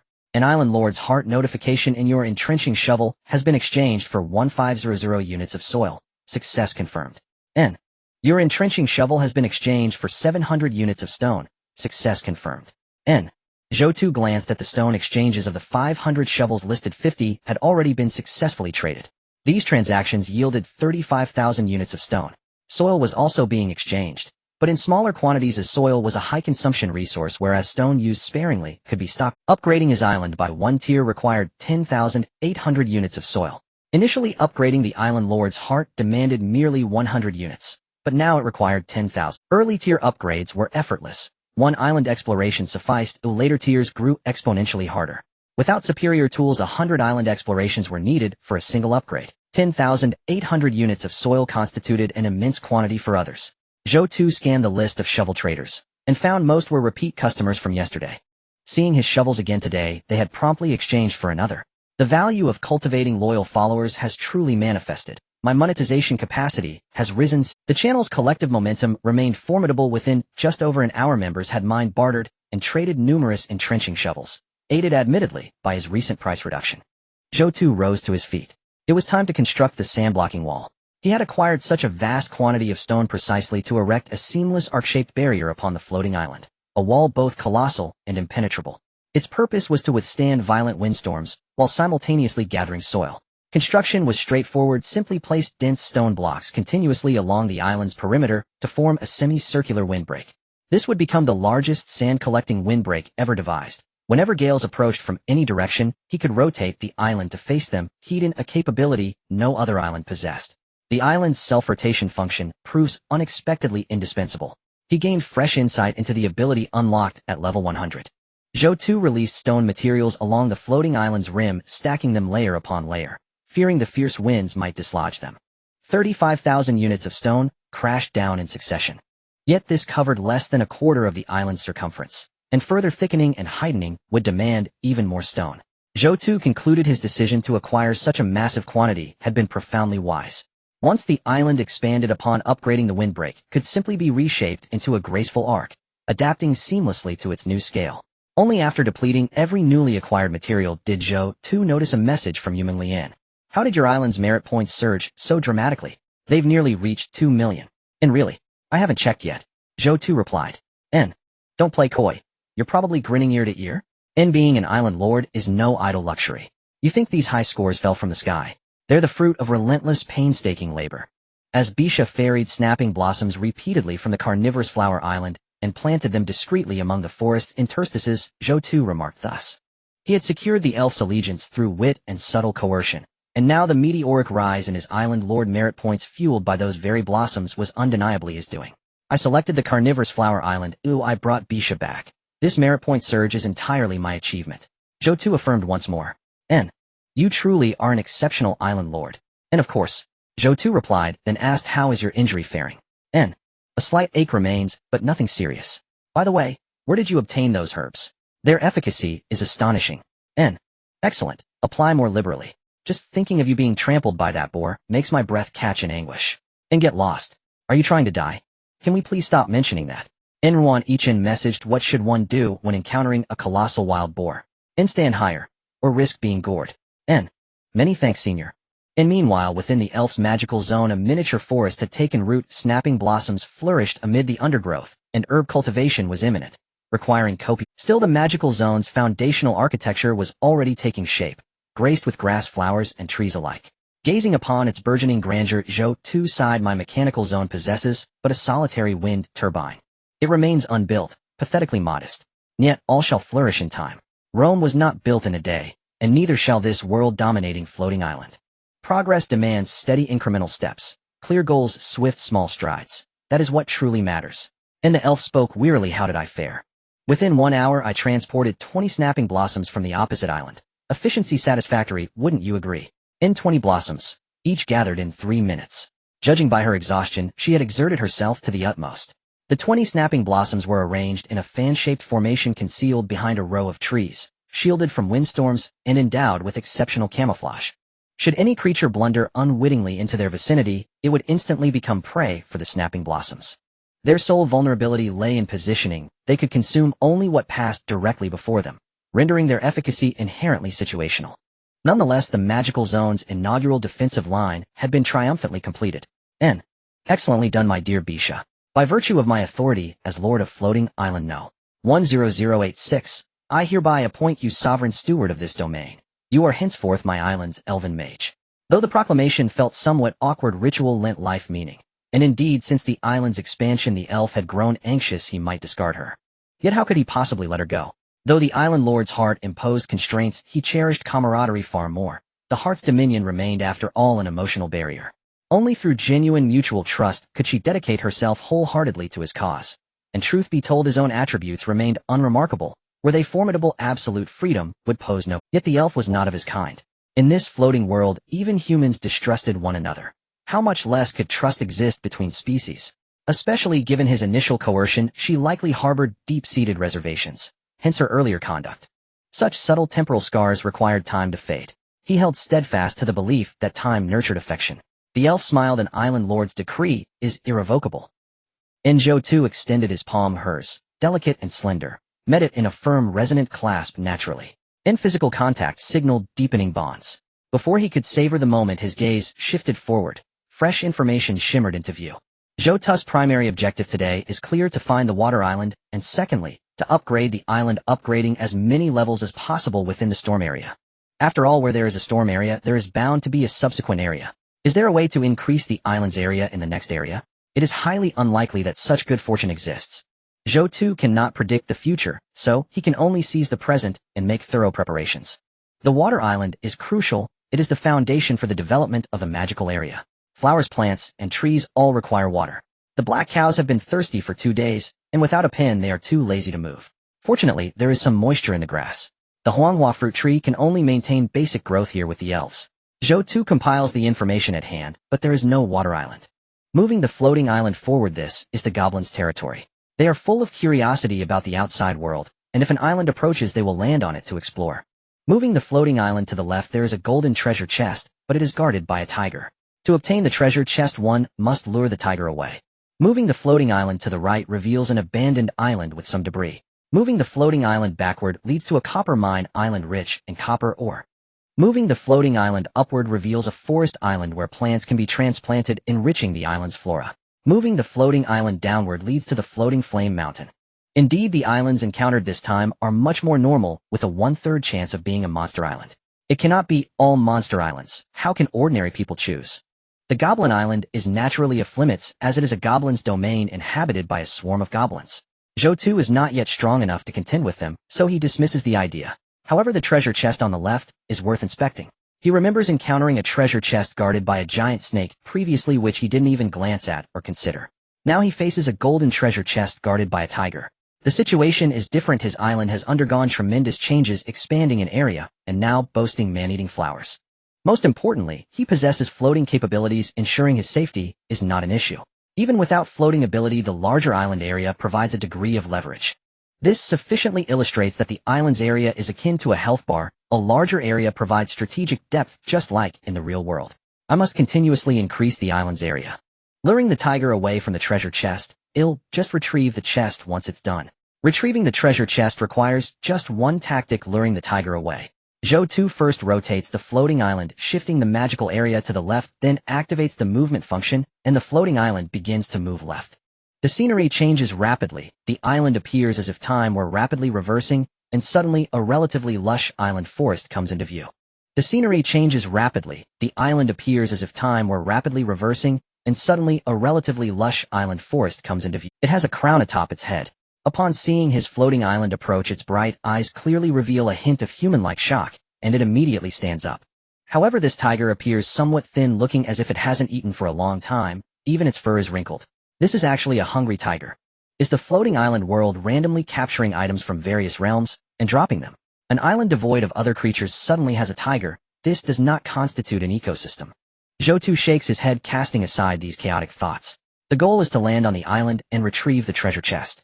Zhou Tu employs his strategy, luring the tiger away from the island, and positions himself in a conspicuous spot. However, upon seeing him, the tiger's eyes still turn red. He is food. Although the tiger is extremely... Zhou Tu gestures with his finger. The tiger is immediately drawn to him, letting out a roar, but Zhou Tu senses that the tiger seems somewhat weak. However, upon seeing him, the tiger's eyes still turn red. He is food. Although the tiger is extremely hungry, it still has some energy and rushes towards him. As it passes by the man-eating flower thicket, Zhou Tu's eyes widen. The man-eating flower fails to react and eat the tiger. Do they not like to eat? Opening such a large mouth is merely for show. It seems the man-eating flower indeed has a fatal weakness. It generally fails to react to agile animals. Perhaps it could still catch. Against these highly agile creatures, it proves utterly ineffective, revealing significant limitations. Zhou Tu's line of sight disappears behind the trees. The tiger charging towards Zhou Tu suddenly realizes that the provocateur has vanished, momentarily at a loss for what to do. Suddenly, it spots a black cow lying on the ground not far away, and it is food. Watching the black cow draw the tiger's attention, the tiger begins to approach the black cow, while Zhou Tu steps out from behind a tree. Successfully lured the tiger away from the island. To be honest, these black cows are quite useful. If formidable creatures approach, they can easily hide, and let these creatures eat the black cows. They have plenty of meat and make excellent targets. Originally, his intention in raising these black cows was to have meat for himself, but he did not expect them to have this additional utility. It is somewhat beyond his initial plan. It seems there is some truth to biodiversity. Each creature may unwittingly present its unique value. Quickly reaching Tiger Island, he retrieves the golden treasure chest and returns to his island. Zhou Tu then witnesses a comical scene. The hungry tiger cannot kill these black cows. Even the remaining few cows stand by watching the spectacle. Moments later, the tiger gives up on the hunt. The black cow in front turns its head as if to say to the tiger, "Apart from leaving some water on my backside, what else can you do?" Zhou Tu shakes his head. The floating island has also received a large animal. The integrity of the ecosystem has increased. This tiger seems quite good. I could ride it in the future. Riding a tiger on unfamiliar floating islands allows me to traverse without roads. With no road choices, any path can be taken. However, I seem not to excel at taming beasts. I can only hope for an island upgrade that grants abilities related to animal affinity. Zhou Tu sighs. He takes out the golden treasure chest from his backpack and opens it directly. He is busy and does not have time for elaborate rituals. He simply silently thinks, "I am the one blessed by fortune, a blueprint, a high-level blueprint. You have obtained the seed of Yggdrasil, the world tree." Zhou Tu held the fist-sized seed, the black patterns on it clearly visible. He could inexplicably feel a surge of vitality in his hand, as if he were holding a beating heart. Is this thing really the seed of the world tree? Is it a limited edition? Can others obtain it from the golden treasure chest? Could it be that I am truly a lucky one?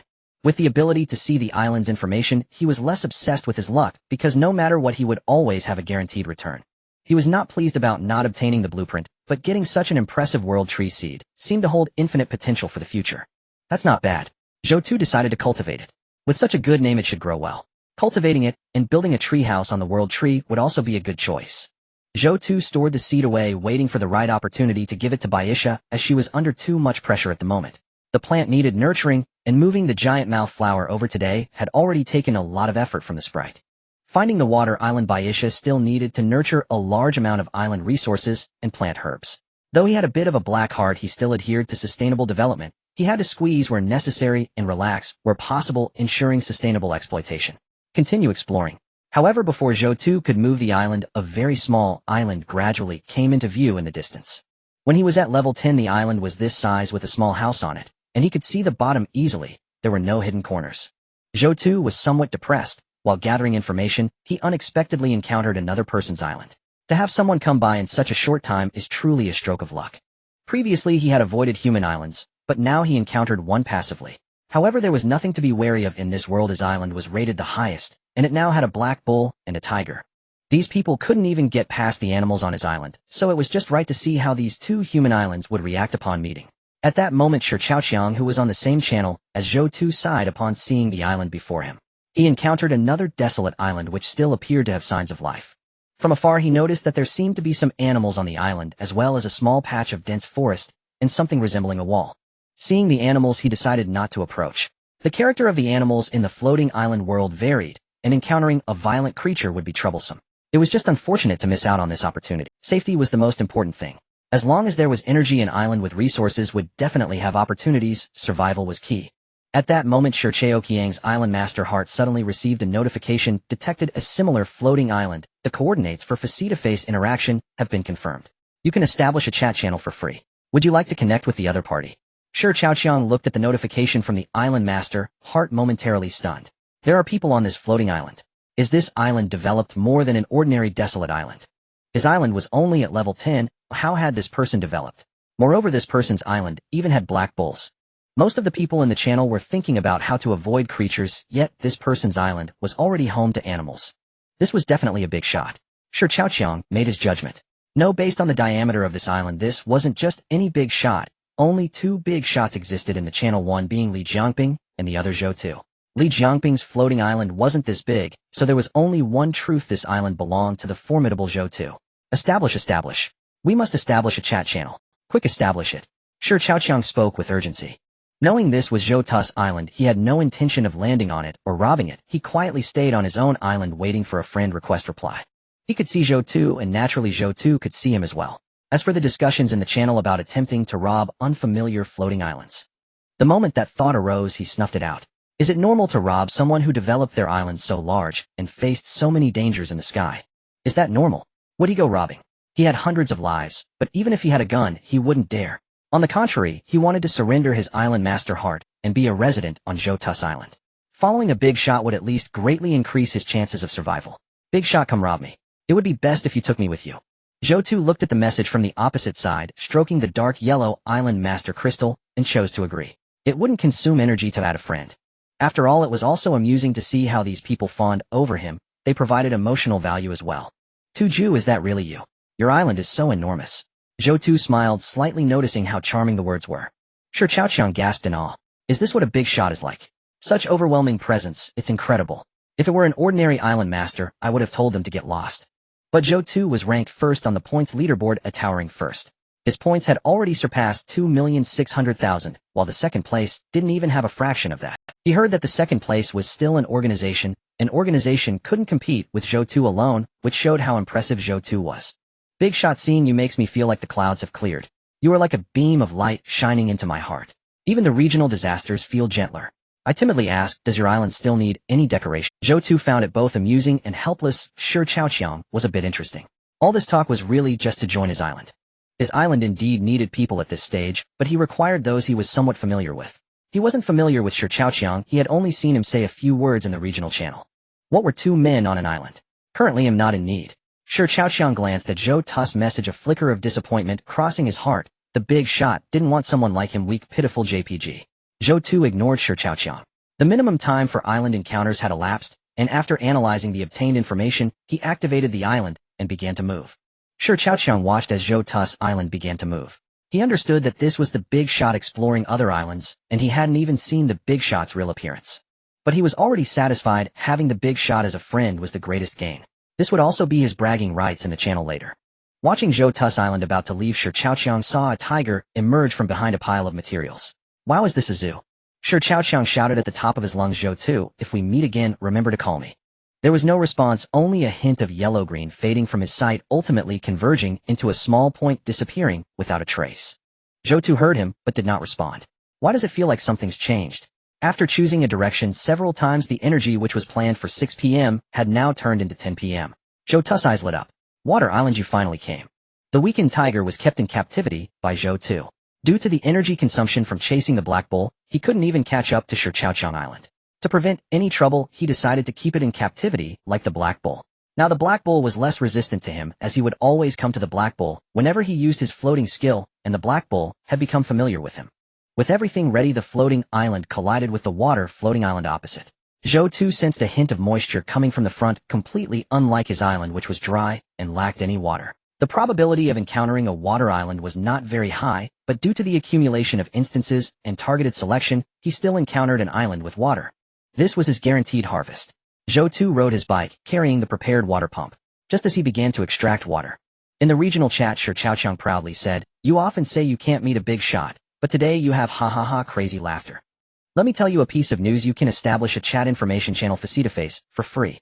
Really? Did you really meet Zhou Tu the big shot? Damn it. Why didn't I meet him? With such good luck, why didn't I directly join Zhou's island? With such a large island, I should be able to get in. Just because you want to go doesn't mean they'll let you in. Your island is big, would you let others in? How's the Big Shot's island developing? Under the wind disaster, it must also be a burnt yellow, right? Does the Big Shot's island have any special features? You just know how to brag, you're Scorching blowing yourself up. Many people curiously asked Scorching about the development of the island ranked first in points. Scorching recalled that when he left there was a tiger on Zhou Tu's island. Can you believe this? There was a tiger. A typical person going up might be caught in an instant and swallowed whole. Fortunately, he didn't go to the island. It seems that not only the monster floating islands are dangerous, but also the first island owner's island is perilous. He had no ill intentions towards Zhou Tu, but that didn't mean Zhou Tu had no thoughts about him. If the other party let a tiger loose, no one would believe he got eaten. The thought of being just a decoration at that time was now instantly shattered. He still remembered that in the World Channel someone was directly deceived onto another's island, captured and eaten before sending out warnings about cannibalism. Although this news was unbelievable with such a vast world, it was still possible for such things to happen. Originally, Scorching planned to stop speaking after finishing as energy was limited. But seeing someone claiming he was Scorching blowing himself up, he couldn't hold back anymore. What the hell? The Big Shot's island has materials piled high as mountains, trees forming forests, and there are tigers and black bulls wandering around. Do I need to brag? The points are right there. No, you're blowing this too much. In the wind disaster area, not a single tree can survive. It's only been a few days and you're telling me there are forests and tigers and black bulls. Do you think he'll believe you? What forests? In the wind disaster area, trees were planted on the first day, and by the second day there was wind. Just a few days later, the Big Shot's trees formed a forest. They can't possibly grow that big, can they? Believe it or not, you've never seen the Big Shot's floating island. You don't know what the Big Boss floating island is like. I can only say it surpasses your few hundred square meter island by 10,000 times. You start saying believe it or not when you can't argue. Now you're not even trying to fabricate a story, not even showing a map at the start, but just started bragging. Zhou Tu's diehard fans Tu Chui. Scorching felt his blood boil, having witnessed the reality, but unable to explain amidst all the questions posed. He was still standing in place while Zhou Tu's location was devoid of any islands. This chat channel only allowed small emojis and no photos. If he could send photos, he would have thrown one over to let these people open their eyes. These people did not understand the Big Shot's island. Zhou Tu's island was as large as some small deserted islands, and the piled materials were the sand barriers Zhou Tu had released earlier. With such a large island, and such a massive sand barrier, even if the floating island didn't move, it could still grow. Thinking about Zhou Tu's island possibly becoming a sky-moving platform, Scorching looked at his own 100 square meter island, and felt a sense of disinterest. The people in this channel are just frogs in a well. Does the Big Shot need their recognition? Not at all. One day the people in the channel would also meet Zhou Tu, and then they would understand. Scorching looked in the direction Zhou Tu had disappeared, and started his floating island towards where Zhou Tu had vanished. He wanted to verify if following the same path as Zhou Tu would lead to another encounter. The water pump drew water from the pond to the floating island. Zhou Tu didn't need to worry about what would happen to the water on the island, the spirits would handle it. The water spirits had been prepared for several days.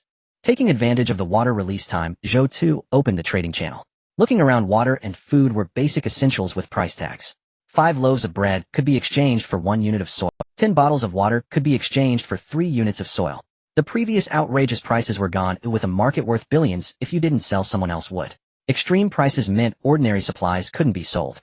With the endorsement of upgraded island attributes, simple materials like soil became the currency of trade. Only rare items could have some pricing power, but ultimately, it was a matter of supply and demand. Items like food and water wouldn't be scarce after a few days. The floating island world was actually a resource-rich world, where people mainly faced dangers. Food became secondary. Most people wanted to use the engineer's shovel to improve their efficiency in acquiring soil resources, thus gaining pricing power. If large amounts of digging equipment appeared, shovels wouldn't sell. Zhou Tu glanced at the shovels. All trades were successful. Being famous has its advantages. Things sell quickly. 500 shovels at a price of 1,500 earned 7,500 soil. 350 shovels at a price of 700 earned 2,450 stone. Previously 50 shovels had already been successfully traded. The heart of the island owner was currently level 108, energy 10,118. The materials needed for the next upgrade were 1080 soil and 1090 stone. The island could directly upgrade to level 162, consuming 74250 soil and 7480 stone, with the remaining stone used to make sand. Zhou Tu was startled when he saw this level, and then felt relieved. This was the power of being at the top. Establishing a positive feedback loop for island upgrades with increased energy and the ability to see through information, he acquired rare enhancement blueprints, ultimately creating a winner-takes-all situation. With the construction of a sand barrier, he undoubtedly seized the initiative. He brought the water pump back to prevent the island upgrade from breaking the pipe and disconnecting from the adjacent island. The water pump used DN50 pipes with a flow rate of 27 cubic meters per hour, capable of transporting about 27 tons of water. This time the water extraction took less than an hour, drawing nearly 26 tons of water and significantly lowering the water level in the reservoir on the island. The reservoir prepared by the elves in the small grove to the east was already full, sufficient for their use for a while. Zhou Tu was not concerned with the water supply, but was preparing for upgrades. He focused on enlarging the island, as increasing its area was the primary goal. With materials at hand, he needed to upgrade, quickly expanding the area, and the sand barrier also needed to be adjusted accordingly. The timing of the wind disaster was uncertain. Missing one would result in significant losses. Ultimately, disasters are also a form of resource. Not being able to use them is simply a sign of insufficient ability. The belief that man can triumph over nature influenced him. The island's diameter was 1,000 meters, which was his short-term goal. Zhou Tu silently contemplated the upgrade, detected an increase in island area. The island master's heart ability has increased, currently at level 109 energy, 11,119 materials needed for the next upgrade, soil 10,900 stone 1,100. Detected an increase in island area. The island master's heart has reached level 162 energy, 65,172 materials needed for the next upgrade, soil 17,200 stone 1630. Seeing that the soil needed for the next upgrade was 1700, Zhou Tu fell silent. Previously, the soil obtained from exchanging 7 shovels could elevate the island by 1. Now it required 11 shovels for a single level upgrade. The energy produced was insufficient for 1 level, and the efficiency of crafting shovels to convert into island levels was decreasing. When there are more shovels sold in the channel, the exchange rate for soil resources will be lower. It's normal for upgrades to become more difficult. Expanding the floating island isn't easy. I wonder if the enhancements will yield good returns. Zhou Tu calculated that the island's diameter had reached 172 meters. The island area is 23,173. 8 square meters. The deck area of the Eagle Sauce Ford-class aircraft carrier is about 19,000 square meters. Now my island area has exceeded 20,000 square meters, qualifying it as a true aerial mothership, though its defenses are nearly non-existent. Zhou Tu stood at the center of the floating island, activating his cooled flying ability, and surveyed his floating island. The floating island is circular, standing at the center. The distance to the edge is only 86 meters. It may seem small visually, but the actual area is quite substantial. The perceived smallness is merely an optical illusion. In reality, it is quite large. If many floors were built atop, more people could inhabit it. But this island is mine, dedicated to serving me, and is already well planned. Currently, among the 3 areas, only the magical zone is developing rapidly. The magical area already has man-eating flowers, yellow flower fruit trees, and now has water resources. The elves will plant all the herbs there, and the foundation is nearly complete. Then they will plant the world tree seeds for the elves to nurture, as the foundational structure of the magical area is nearly established. In the mechanical zone, the materials for the wind turbine are already prepared. They will use energy to produce it, supplying electricity to the already optimized house, which is a small improvement. At the very least, the quality of life has been raised to the baseline level of the original world. In the biological zone, there are now black cows and tigers, though the species are somewhat scarce. If familiar with the tiger, when encountering unfamiliar floating islands with animals, he could let the tiger hunt on its own. After hunting, it would return. Unfortunately, he was still not familiar with the tiger, and if it went alone, Zhou Tu worried it might not come back. Once the island upgrade was complete, Zhou Tu organized all the stones again. He placed the sand barrier. In the wind disaster zone, he upgraded as much as he could. At that time it was stated that the current area is the wind disaster zone, so there must be other disaster zones. I can only hope that the next disaster area isn't too harsh. Half a circle of stones was placed down, and a high city wall rose on the western side of the island, where he built the sand barrier around half the circumference of the circular island. The sand barrier has been successfully constructed, now we only await the arrival of the wind disaster. Zhou Tu then flew to the area where the tiger was kept. The tiger looked at him with a hint of desire, and he threw a few pieces of food to the tiger. As the tiger ate, Zhou Tu flew down to pat its head. The tiger was startled and nearly jumped up, but upon seeing Zhou Tu in the air, it could only roar a few times in impotent rage.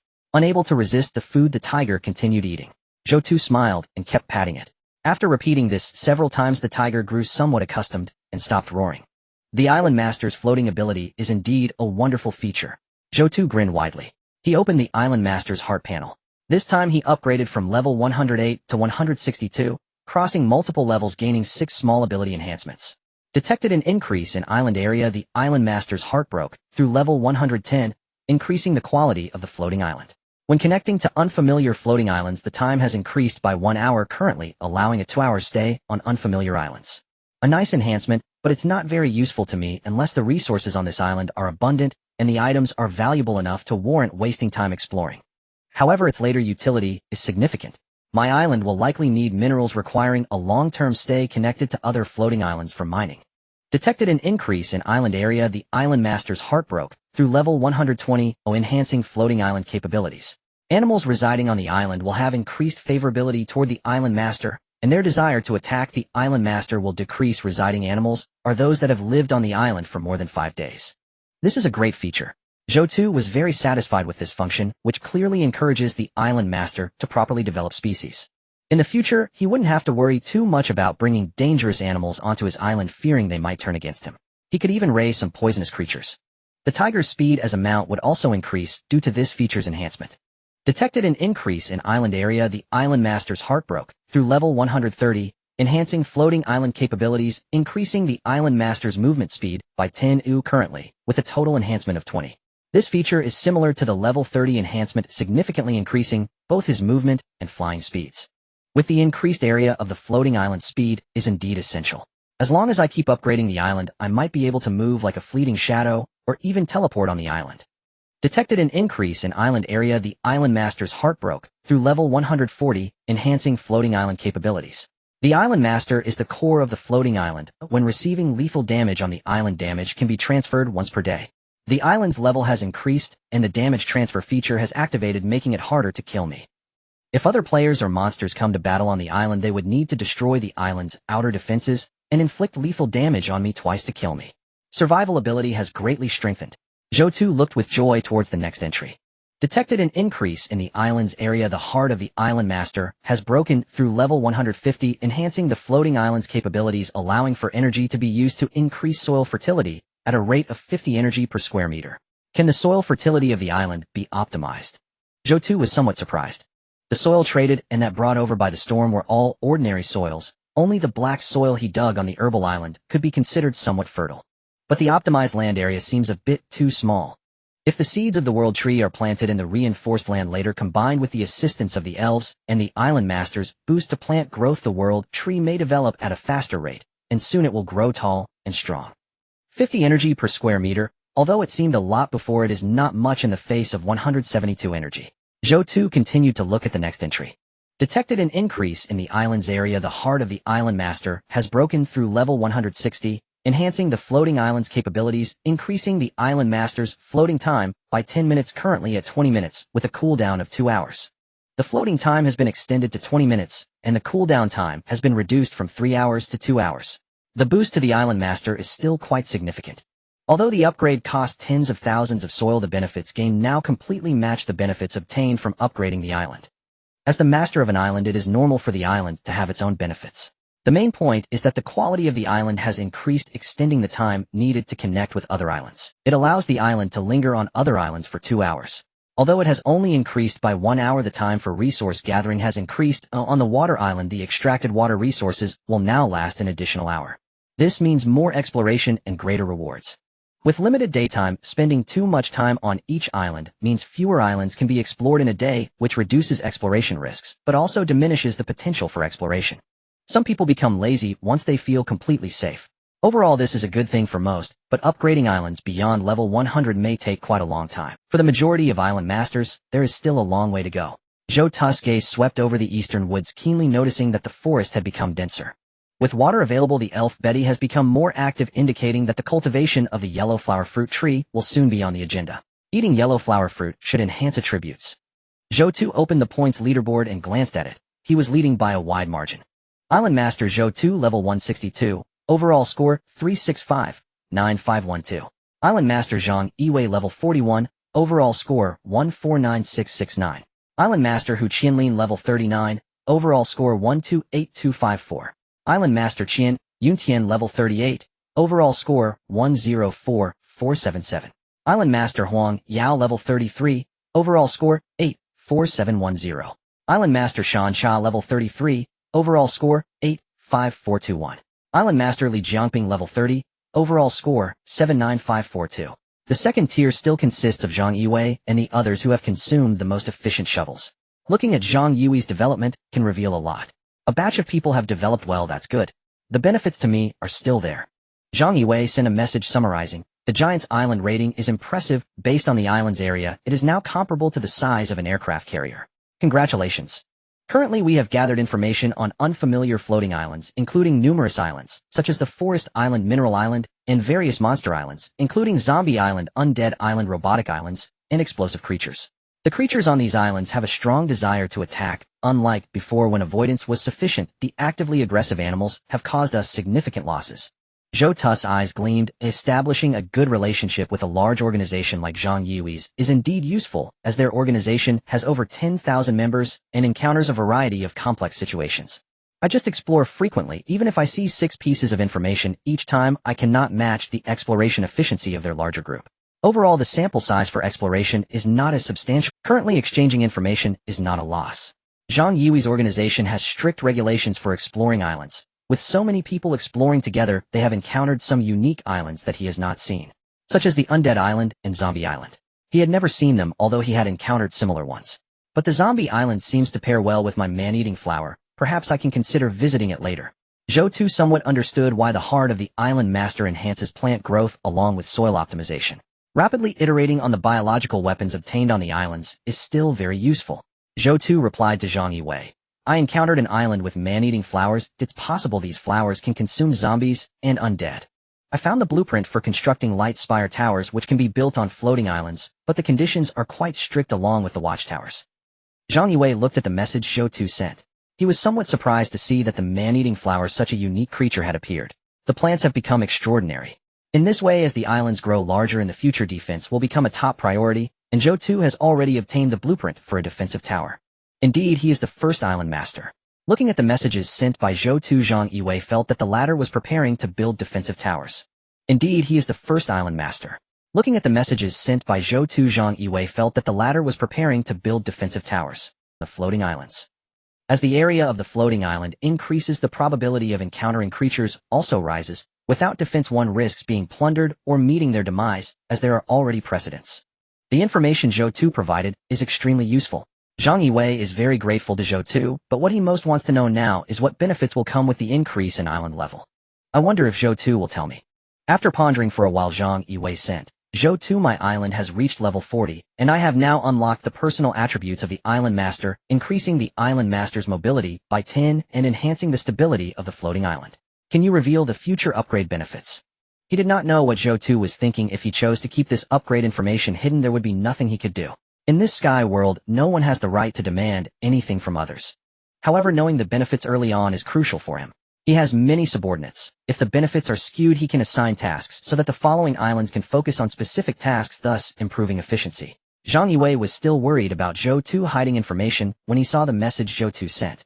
Upon reading the message, Zhang Yiwei could only exclaim that Zhou Tu truly had the reasons to become a great figure. He manages so many people that some are willing to leave the organization for just a shovel hiding good items, while most submit commonly used supplies, and personal greed gradually intensifies. Such honesty is rare. Although this information could be learned later based on his upgrade speed, it would take several days. Knowing these details in advance would allow him to make plans. By categorizing those islands into planting islands, breeding islands, and weapon construction islands, plans could be developed. Once the islands have clear divisions of labor, the weapon-strong islands might face fewer limitations in the skies, while the planting and breeding islands could serve as logistical support for the weapon islands. At that time, the efficiency of exploring the skies would greatly increase and survival would not be a major issue. The information provided by Zhou Tu was crucial and would significantly impact the future foundation of the floating island group. If he were unaware of this information, there would be no developmental focus and no guidance for the future, resulting in undoubtedly slow progress. Zhang Yiwei sincerely sent, "Thank you, Zhou Tu. This information is too important to know in advance. Although I haven't joined the organization, organizing it is still greatly beneficial for me. I won't reject a win-win situation. Furthermore, I will announce the benefits of upgrading islands in the channel tentatively, setting the enhancements for the first 100 levels." Zhang Yiwei looked at the message from Zhou Tu and couldn't help but sigh at the grand vision. After Zhou Tu finished replying, he crossed his arms and floated around the mechanical area, confirming the placement of the... Zhang Yiwei would eventually know about the Island Master enhancements, telling him now changes nothing. On the contrary, it allows Zhang Yiwei to plan early with his cunning. He could also sell the other party a favor. Now that their interests are intertwined, the bond of goodwill makes their relationship quite good, and sharing some information is also beneficial for the development of the floating island. Although there is no formal alliance, it is somewhat closer than a pure alliance. Zhou Tu plans to announce these enhancements directly in the channel to increase the enthusiasm of the people within. This information is crucial for Zhang Yiwei and for others with intentions. Knowing it early could lead to immense benefits and potentially save a group of people. Of course, Zhou Tu remains true to his original intentions. From his perspective, he naturally would not let too many people perish in the floating island world. Losing too many provides no advantage to him. A few words could enhance his reputation, potentially increasing people's survival rates and garnering goodwill from the inhabitants of the floating island world, which is truly a win-win situation. After surveying the area, Zhou Tu crafted the wind turbine. A home version wind turbine 15 meters tall, with 3 small blades, was successfully made. A small wind turbine is still a small wind turbine. The previously rusted wind turbine on the island was much larger than the one just made, as expected of a mini version. However, the moment the generator was set down, the small turbine began to spin energetically. The floating island lacks everything except for the noisy wind. The wind turbine is indeed in the right place. Zhou Tu entered the room and tried to turn on the light. The bulb flickered twice, emitting a soft glow. Life is finally starting to resemble that of modern humans. Crafting the wind turbine consumed 15 points of energy. Indeed, creating larger items consumes more energy. But it is still acceptable. The Island Master's energy is now at 40. With little daytime left, after some estimation, Zhou Tu decided to use 30 points of energy to craft a soldier's shovel. Although the energy efficiency of the soldier's shovel is constantly shifting, it remains a hot-selling product. The price is not too outrageous right now. Some people can easily acquire it. By listing 300 soldier's shovels on the trading channel, he could unexpectedly earn 4-5 soil materials by evening. If there were a wind disaster during the day, reaching a level 200 island would be a piece of cake. However, it is uncertain what changes would occur on the floating island after breaking through level 200. Why hasn't the wind disaster arrived yet? Zhou Tu looked at the light blue sky in silence. Everything is ready, yet the wind disaster hasn't come. Could it be a nice day today? Zhou Tu navigated to the channel page, peeking at the conversations of these people, intending to consume some energy to send the enhancements brought by upgrading the islands to the channel, motivating the people within to be proactive. After all, the development of the floating island is quite impressive. At least this is their own land, while some people are truly the shovel class. Today he encountered an island rich in food and acquired some supplies. If there were no wind disaster, he would just lie flat. But speaking of which, why hasn't the wind disaster come yet? My devices are ready. The era of lying down to increase the area of the island has arrived, but it's a pity that Zhou Tu announced it all at once in the world chat. It would be much better if he shared it in our channel. The price of stone materials is so high. Switching to stone to build anti-sand devices has drastically increased stone prices. I really want to live on Zhou Tu's island. Oh, I wonder if he would give me face.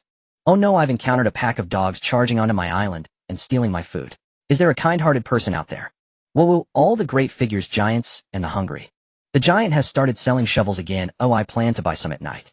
The giant must have accumulated resources by then, and to level up he will definitely sell some items at a discounted price. Zhou Tu quietly switched from the regional channel to the world channel. I must say, with his presence in the regional channel, the number of spoken messages isn't high, and people have learned to be cautious. There are still 900 people, since the merging of channels' survival capability has significantly improved. The great figures impart survival skills, the giants are high above, and yet they inexplicably lead the people in the channel to think twice before acting. Having several strong individuals in a channel brings invisible benefits. Most people have seized the opportunity to create sand-blocking devices. In the wind disaster areas, the area of the islands will expand. Indeed, standing at the wind's mouth, even pigs can fly. Zhou Tu spoke in the World Channel. Level 80 can enhance plant growth, level 90 can enhance biological growth, and level 100 unlocks the island's self-rotation function. After sending the message, a few replies followed, and instantly, the World Channel exploded. Why is Tu Ju so determined to develop the island's level at all costs? It turns out there are bonuses to be gained. If I had known earlier, I would have saved up soil. Master Zhou Tu, please slow down your development speed, and wait for others like you. He really makes me cry. He actually revealed the bonuses that come with leveling up. This man is truly handsome, just look at the photos. Previously, he revealed the sand barrier, and now he has disclosed the bonuses that come with leveling up. What does this mean? Is one person really so kind? What is Zhou Tu's intention? This has made the already scarce soil resources even scarcer. It was hard to trade for soil before, and now it's even harder. Once the island reaches a certain level, the island master actually gains the ability to fly. This ability is simply astounding. I can hardly believe it. Zhou Tu smiled slightly. It's somewhat interesting to interact in the group every day, sharing valuable information that greatly benefits the development of islands in the sky world.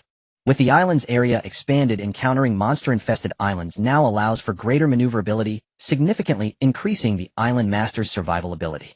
The size of the island serves as the island master's margin for error. Zhou Tu engaged in regional chat where the participants were similar, with a small group echoing, striving to match the great ones. A large portion of the people remained silent, preparing to use their energy for other purposes. Zhou Tu nodded silently. The intentions of those in the regional channel were already clear, all focused on development. Moreover, their levels were generally higher than those of outsiders. With role models leading the way, it positively influenced people in the region, much like how the weakest nations in East Asia can still dominate many countries. In the private chat, Sure Iran sent a message. Does the Great One have any medicinal supplies? I need healing medicine for my injured friend. The situation is critical. It seems like there are no effective medicines in the trading channel, and the medicines can't stop the bleeding. Of course, I wonder if any big shots need alloy. I'm looking to trade alloy for medicinal supplies. It's no surprise that a friend's injury occurred. Yu Mengli was also injured earlier, and a significant portion of the people in the channel were likewise wounded. People are gradually overcoming their fear of the unknown in the sky, exploring the skies where casualties are unavoidable. After searching so many islands, I finally came across a hospital island and a herb island, along with some minor items like anti-inflammatory and cold medicines. Medical resources are indeed becoming increasingly scarce. Zhang Yui's organization must have encountered medical islands as well, but with so many people, it's naturally insufficient. However, the medicine Sure Iran found couldn't stop the bleeding, indicating that Sure Iran encountered a special monster. Zhou Tu arrived at the magical area to look for herbs. These herbs can stop bleeding, but I wonder if they will be effective on the wounds inflicted by this special monster. In the magical area, after 3 upgrades and the transformation planting by the elves, 3 layers of protective forest have emerged. The first layer consists of trees with many branches, the second layer has trees with evenly distributed branches and leaves, and the third layer features lush foliage and low shrubs. Even with the strong winds and sands in the storm area, the effects on the small medicinal field where the elves reside are negligible. The field is fully planted with herbs, showing no signs of wilting, instead emanating a pleasant fragrance. Elves indeed have some advantages in farming. These herbs seem to be better than those previously found on the island. Bedia has certainly put in a lot of effort. Zhou Tu nodded to himself, praising the elves. They only need dark soil and water to support their cultivation. However, the elves' condition is not good. They seem a bit wilted, and weakly said, "You've come. Let's see how the crops are doing." Zhou Tu replied. The elves have truly done their best today, and seeing the results like this suggests that planting so many and maintaining them must have been very... Zhou Tu recalled the world tree seeds obtained from the golden treasure. Should I push Bedia a bit harder? After all, the world tree seeds sound like extraordinary items. The sooner they're planted, the better. I can wait until tomorrow to surprise the elves. Today they have already worked hard planting carnivorous flowers, nurturing trees, and maintaining the medicinal field. It's been quite exhausting. Don't worry, I'll take good care of your yellow flower fruit tree. Bedia led Zhou Tu to the specially developed fruit tree area, where the yellow flower fruit trees were in front, looking healthy. Under the elves, nurturing the branches and leaves are flourishing. How long until they bear fruit? Zhou Tu is most concerned about the fruit that can enhance his attributes. Other items like herbs aren't as crucial. If fully nurtured, it should take about 5 days. Zhou Tu nodded and didn't rush. Instead, he picked 10 blood-stopping herbs and vitality herbs and traded them with Sure Iran. These herbs have strong hemostatic properties. Let your friend try them and see if they work. Alright, great one, I've sent over 5 units of alloy for you to accept. Zhou Tu glanced at the trade. Sure Iran actually traded over 5 units of alloy. Alloy is a material for making prism towers, and though it is a rare material, the other party traded such a valuable item without seeing the effect of the medicine, which feels somewhat mismatched in value. However, if his friend is indeed injured and no effective healing drugs were found in the channel, then using alloy to exchange for my blood-stopping herbs is indeed reasonable. Compared to a life, these alloys are indeed nothing. Meanwhile, on Shur Iran's floating island, a girl with a bandage on her leg stared at the herbs Shur Iran had obtained, saying, "Is this the herb Zhou Tu traded? I thought it was some chemical product. Oh, I didn't expect it to be directly herbs. They don't look like they can heal my wound. The herbs given by the Great One should be useful. Do you trust him so much? There's no other choice, is there?" Shur Iran looked at the fresh herbs with some emotion. The remaining people in the Sky Island world are very fearful of death. Medicines are originally rare, but these herbs are so fresh, they seem to have been grown on Zhou Tu's island. This is no ordinary matter. Wow, it hurts. As Shur Iran applied the herbs to the wound, the bleeding indeed stopped. They really work. This island master's supreme items truly are abundant. The girl said enviously. Shur Iran remarked, the Great One is indeed remarkable, existing on a level beyond the ordinary.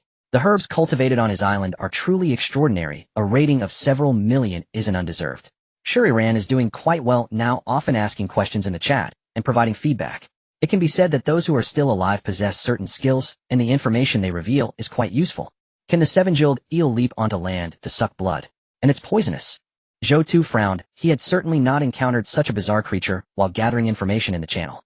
Unbeknownst to them, monsters are appearing more frequently and growing stronger. The sky's survival environment is becoming increasingly harsh. Zhou Tu took a glance at the chat. Xinxing still sends him messages every day. I can indeed see the information, but as an island master there are too many matters to handle personally. Zhang Yui's organization has its own information gathering system. I need one too. Otherwise, even if I have a good mind, I can't remember everything. In the world of floating islands, everyone's time is the same, and he cannot deal with too many trivial matters without affecting the eventual exploration of the island. Someone always needs to share the workload. Although Zhou Tu previously had a negative impression of Xinxing in the sky world, he still needs help. Having acquaintances is better than future strangers, and Xinxing happens to be in the same channel. Given his exploration efficiency, the probability of encountering Xinxing is quite high. Originally, Xinxing is a very self-serving person. Having him on my island is indeed a good choice. Zhou Tu plans to establish a communication channel with Xinxing tomorrow. If they can meet, that would be best. If not, he will search for a few more days. With the ability to see through the information of floating islands, I can choose islands. As long as the energy is sufficient, the probability of finding Xinxing is nearly 100%. At that time, I will let Xinxing handle the search for rare materials, blueprints, and trades in the trading channel similar to customer service. For large deals, I will make the final decision. Spending time on these trivial matters is too much of a waste of my ability to see through information.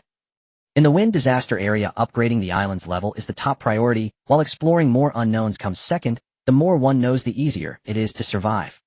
Zhou Tu has a premonition that leaving the wind disaster area and making the island grow significantly is going to be very difficult. He reaffirmed his goals in his mind. Just because his points are far ahead does not mean he should lose his drive to advance. The island still needs to grow. Zhou Tu looked ahead. Move the floating island forward. The poison bee island. The honey produced can enhance the island master's attributes. Protect well to greatly. As Zhou Tu looked at the next island, the sky suddenly darkened. A sandstorm was roaring from afar, and the sky turned dark.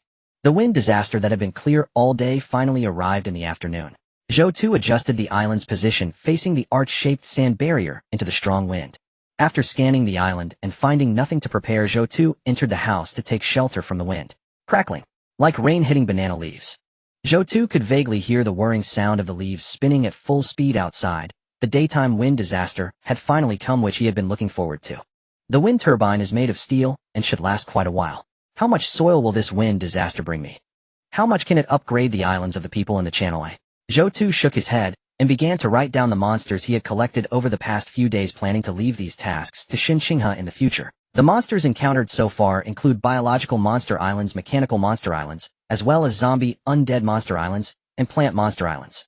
Zhou Tu assessed his current comprehensive strength, anticipating enemy encounters. Knowing oneself and knowing the enemy enables one to win 100 battles. Currently, my island area is quite large. As long as I don't encounter special islands or islands with very strong monsters, I can attempt exploration. I can even attempt the poison bee island I just saw. I really want the honey that can enhance attributes. The yellow flower fruit tree still requires time to grow and has a certain cycle. The poison bee island is actually quite attractive and cost-effective. It can also add decent defense to the biological area. Bees can fly, they are the air force.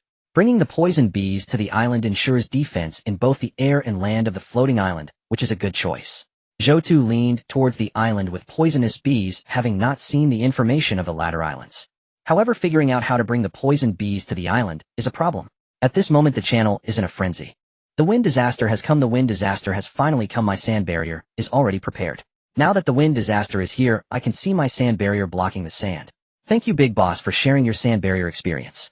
The sand block this time may increase my island's area by several levels. Praise Zhou Tu. Thank you, Zhou Tu. In fact, although you see the wind disaster as a calamity, when viewed from another perspective it can also increase the area of the island. If Zhou Tu hadn't pointed it out, many people might not have valued it so much. Zhou Tu also mentioned that increasing the island's level can yield bonuses and our islands can upgrade quickly. From now on the crows are taking flights, let's take off.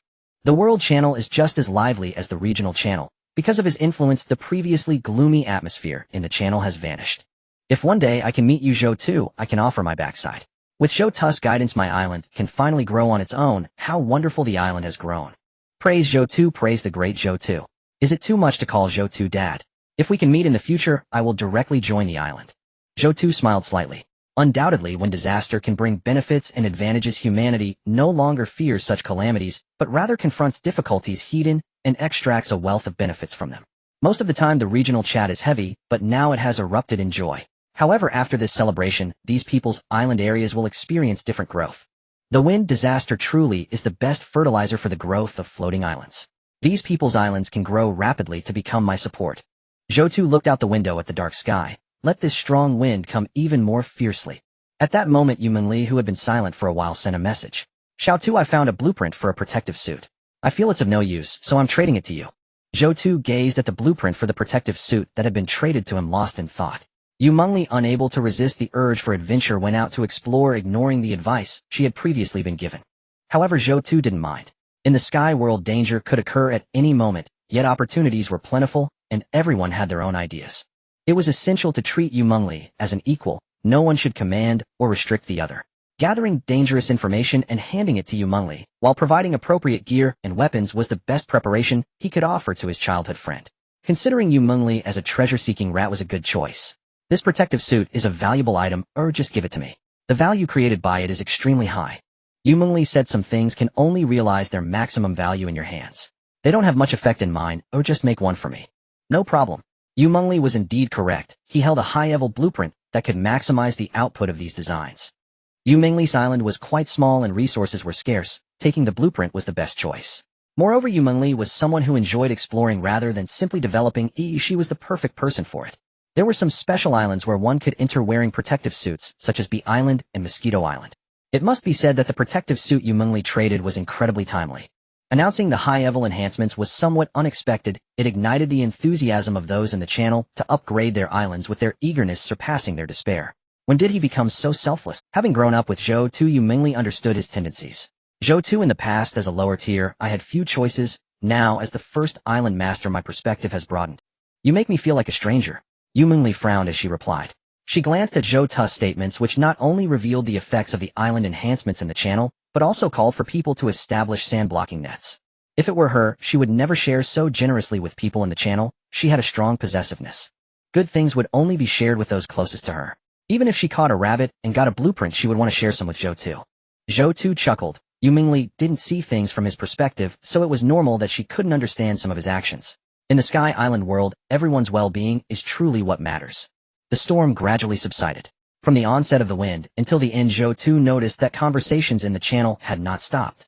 During the early stages of upgrading the island with energy available, there was a dense exchange of dialogue during the lull before the storm. Some people had not completely recovered from the storm, but had already calculated the soil they had obtained. This natural disaster yielded 2,000 units of soil. Thanks to Zhou Tu for sharing the method to upgrade the island, I lay back and leveled it up. My goodness, keep blowing. It came so quickly and left just as fast. I haven't collected enough yet. Thank you heavens, thank you floating island, thank you myself. This time I obtained 6,000 units of soil from the storm, which can be exchanged for a shovel, creating sustainable development. The floating island upgraded, reaching level 5. Zhou Tu, you are amazing. Oh, I really like it. Using the information from Zhou Tu, I made a sand-blocking wall to capture the soil, then exchanged it for Zhou Tu's shovel. While this feels like a free ride, it's so exhilarating to benefit from Zhou Tu. Free ride exhilarating. Overall, thanks to Zhou Tu and the channel. This time I upgraded 6 levels, expending a little energy to speak, not extravagant, not hoping Zhou Tu will see. Oh, leaving a memento is fine. Zhou Tu quietly observed the screen.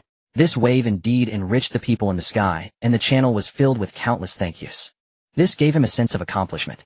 The materials needed to upgrade the floating island were minimal, and many people in the channel had been shouting about how small the floating island was.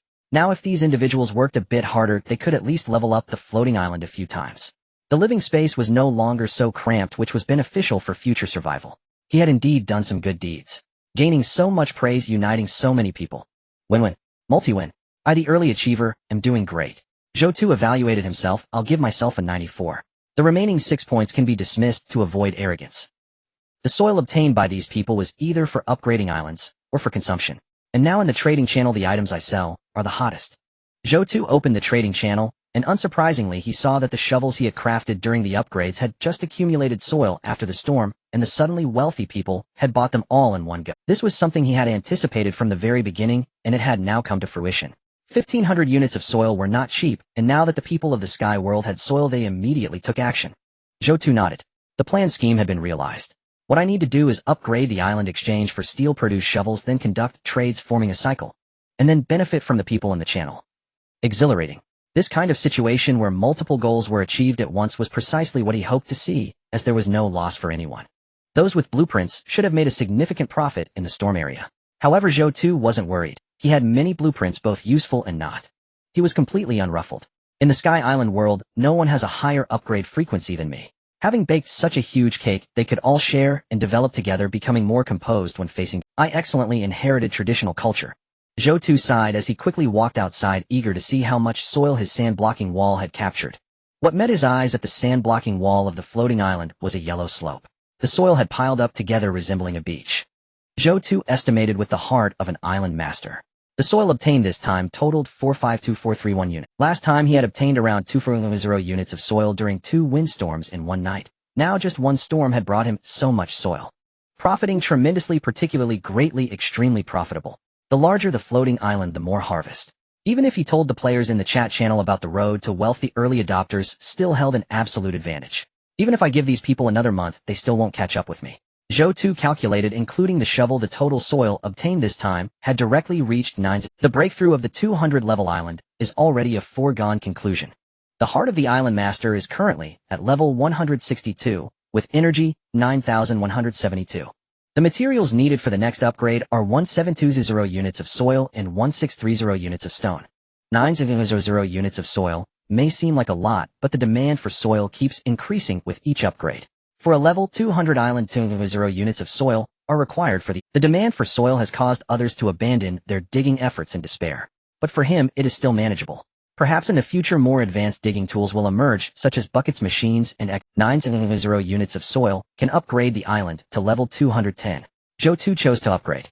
The heart of the island master is currently at level 210, with energy 56,220.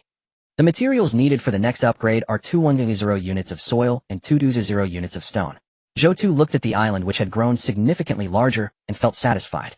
Finally, the radius of the floating island had reached over 100 meters with a diameter of 210, equivalent to 1/5 of a typical elf island.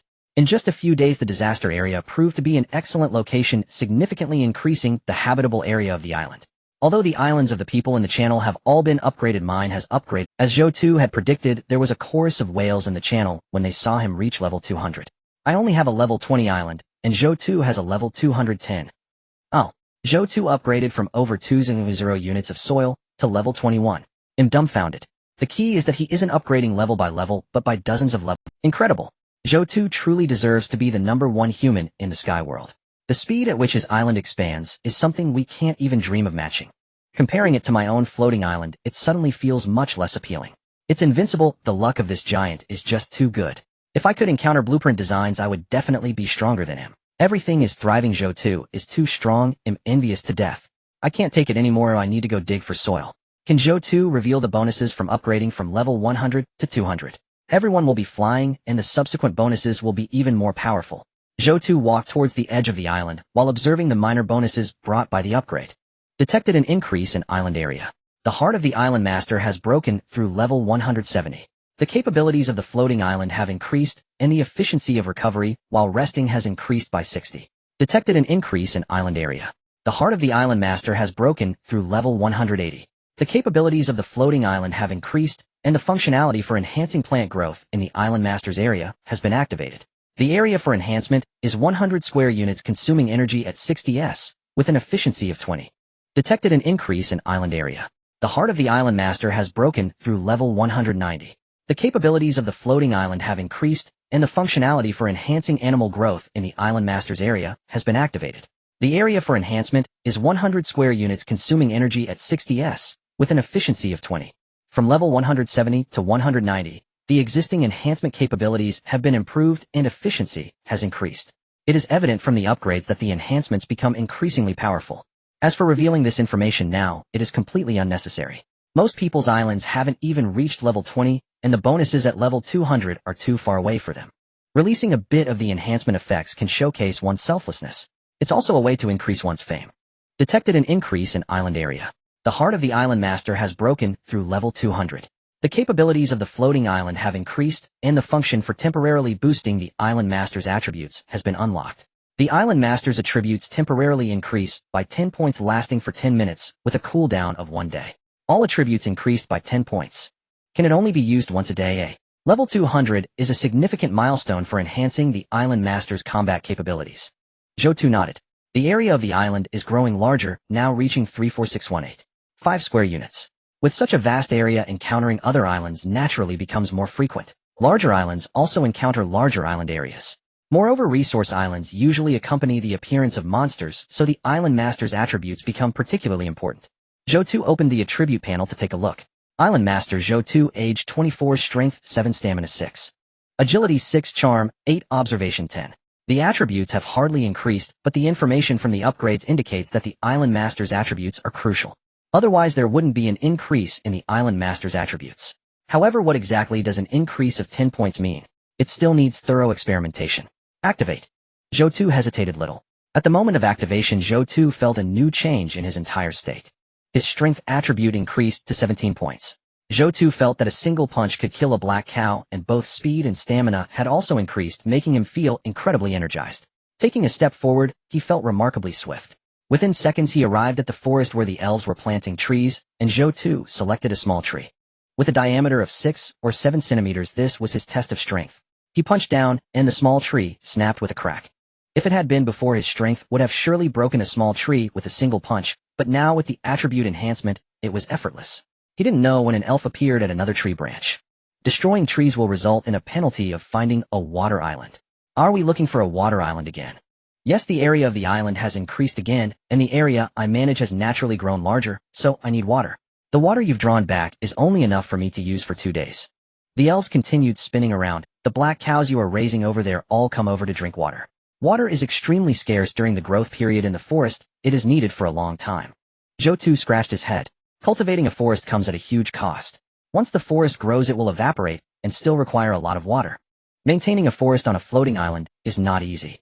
Zhou Tu didn't expect that he wouldn't lack water, but rather that the forest would be extremely short on water. It seems that whenever a water island can be accessed, he should try to go there, and the main priority is to find blueprints, as various blueprints are needed. Blueprints can be obtained through trading with others or by exploring islands. He thought about how he might be bogged down by various trivial matters. Zhou Tu felt he needed to find Shen Qinghe quickly to serve as his secretary, handling these trivial matters and freeing him up. He needed to focus on exploring the world. At this moment on Shun King's floating island, Shen Qinghe silently observed the chat. She had been messaging Zhou Tu since the first day she discovered him. However, Zhou Tu had never responded. Previously, someone had revealed that they had seen Zhou Tu's floating island, indicating that floating islands could indeed meet. At this moment, a floating island slowly appeared. Li Yeru exclaimed, "It's a human floating island." Shen Qing's thoughts were interrupted. The newcomer was the island of Li Jiangping, who had previously ranked on the floating island leaderboard for some time, making him a small player. Li Jiangping had seen Shen Qinghe speaking in the channel before and invited her, saying, "So it's the beautiful Qinghe.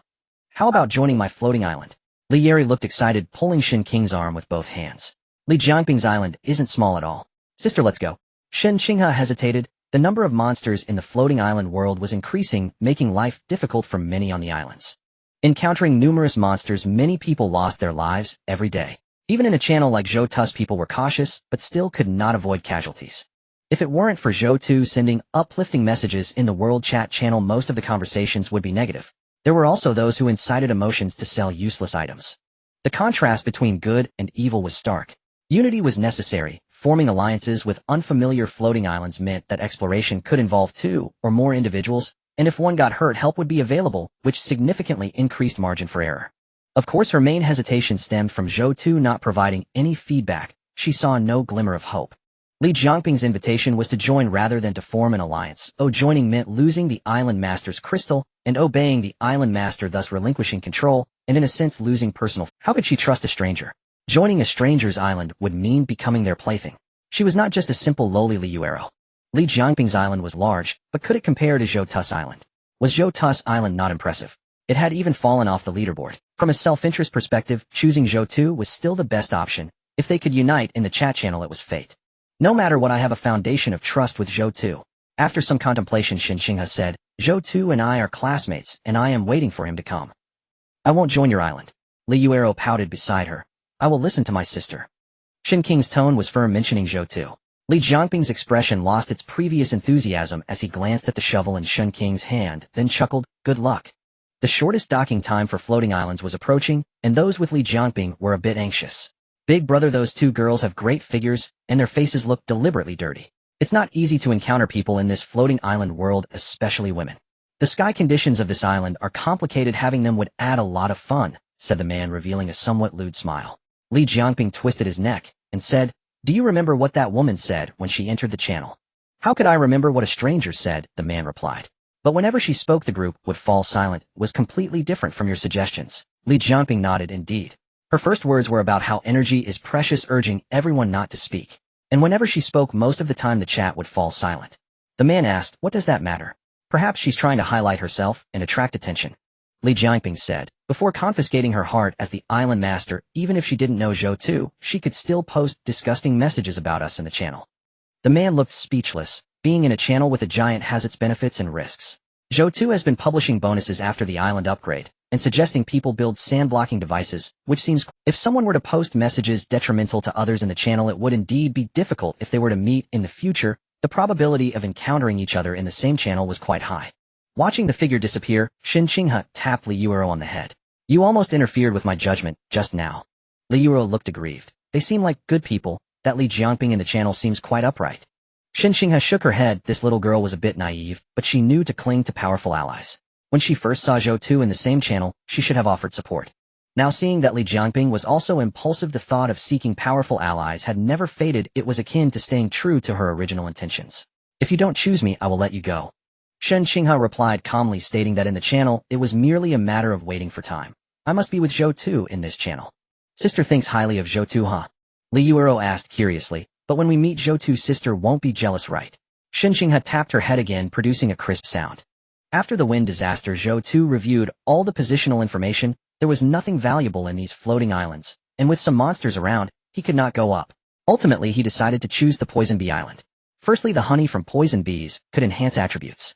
Secondly, poison bees could serve as the air force for his island. As long as they stayed for 5 days, they could be integrated into the island, and would not attack the island master, thus becoming the island's protective air force.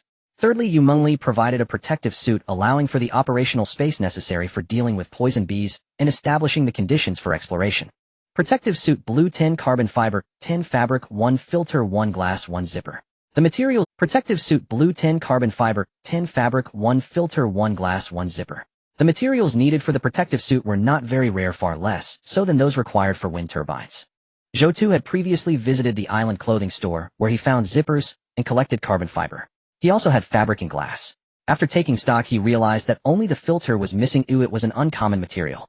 Currently, miscellaneous items had piled up in several rooms, and without a classified storage room, Zhou Tu wasted much time searching for these small. After rummaging through, Zhou Tu found supplies, and recalled the news about many supplies disappearing from the International Space Station. Such a small space, and yet supplies went missing. It was truly chaotic. This further confirmed Zhou Tu's intention to find someone to manage supplies and establish categorized warehouses. With the island being large and frequent visits, he collected many rare supplies, but the limited capacity of his backpack made warehouse construction urgent. Otherwise, finding items later would be very chaotic. The logistics system must be efficient. In the trading system, he exchanged some materials for a filter, thus completing the materials for the protective suit. Zhou Tu used the energy from the heart of the island master to craft it, and soon a protective suit with a mask appeared. The protective suit consumed 1 point of energy while the tang knife could produce 10 with the same energy. The size of the item required a significant difference in energy.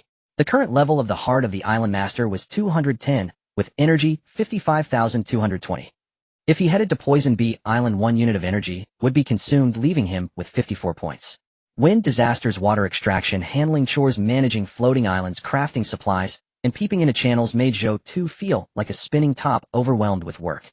Time passed quickly, and it was nearing dusk. He hadn't felt the time slip by. With 50 points of energy, Zhou Tu immediately crafted 500 shovels. As the day was coming to an end, everyone calculated their remaining energy and supplies. Zhou Tu felt that the current price for shovels was not very favorable. But there wasn't much time for him to think. He exchanged 300 for soil, 100 for stone, and 100 for steel, then chose a direction, donned the protective suit, and prepared for island. With the protective suit in hand, Zhou Tu's confidence grew significantly. No matter how fierce the venomous bees were, having protective measures ensured safety. Knowing the opponent was Bee Island, he prepared targeted defenses, allowing for a safe landing and eliminating danger. Ordinary people encountering Poison Bee Island could never obtain honey and might suffer severe harm. With the information I have, I can devise methods against the bees in advance. To collect honey, one must locate the hive and dig there, but gathering the bees themselves requires certain techniques. He had seen videos before about collecting bees, so he prepared a protective suit bags in exchange for a small net through a channel. This time he would play the role of a bee gatherer. Bee Island swiftly appeared in his vision. Not very large, about 500 meters in diameter, lush with flowers and grass terrain undulating. His own island had a diameter of 200 meters, and the fairy magic zone partially connected to the edge of Bee Island, causing a collision that made both islands tremble gently. Zhou Tu donned his protective suit and saw many bees taking flight not far away, clearly disturbed by the movement where the islands connected. Amid the islands shaking, Zhou Tu discerned that the bees' takeoff point was likely the hive. Besides being able to see through the floating island's supplies and dangers, he had also mastered the skills of observation, inquiry, and pulse taking, which he applied routinely during his explorations. He recalled that during his first encounter with floating islands, his small island was nearly blown away, while the opposing island showed no reaction. Now things had changed. Both floating islands exhibited activity. If it were a small island connected to another's, no movement would be detectable, and without information one would not notice venomous bees inhabiting the island. Without effective information, rashly setting foot on the island could cause injury. Zhou Tu memorized the surface coordinates where the bees emerged and began moving forward. The protective suit was somewhat heavy, making movement less agile, but the distance was not far. Now things had changed. Both floating islands exhibited activity. If it were a small island connected to another's, no movement would be detectable, and without information one would not notice venomous bees inhabiting the island. The hive was here. Zhou Tu took out the small net and covered the hole's opening, then began a forceful excavation below. His goal was honey and bees. In short, he wanted them all. He intended to relocate the bees' nest. After digging a few shovelfuls at the precise location the honeycombs were exposed, the bees, enraged, swarmed and bit him furiously, but thanks to the protective suit, their efforts were futile. Success was within reach, filling Zhou Tu with joy. Though not a professional bee gatherer, his approach was somewhat rough. As long as he moved these honeycombs to his own island, ensuring the queen bee resided there, the other bees would naturally follow, recognizing the queen's presence. Upon uncovering the honeycomb, he saw a larger female bee, obviously the queen. As she tried to emerge, Zhou Tu promptly caught her with a bag. The remaining honeycombs were roughly transported. A small piece with honey was placed into his spatial backpack, while the rest went into his pockets as he headed back to his island. A swarm of bees followed, flying in mysterious patterns. His protective suit was covered with bees, but Zhou Tu paid no mind and soon arrived at his island. He had a plan for placing these venomous bees. Currently, only the magic zone had strong defenses, and since magic zones typically connected unfamiliar islands, he naturally placed the honeycombs opposite the magic zone.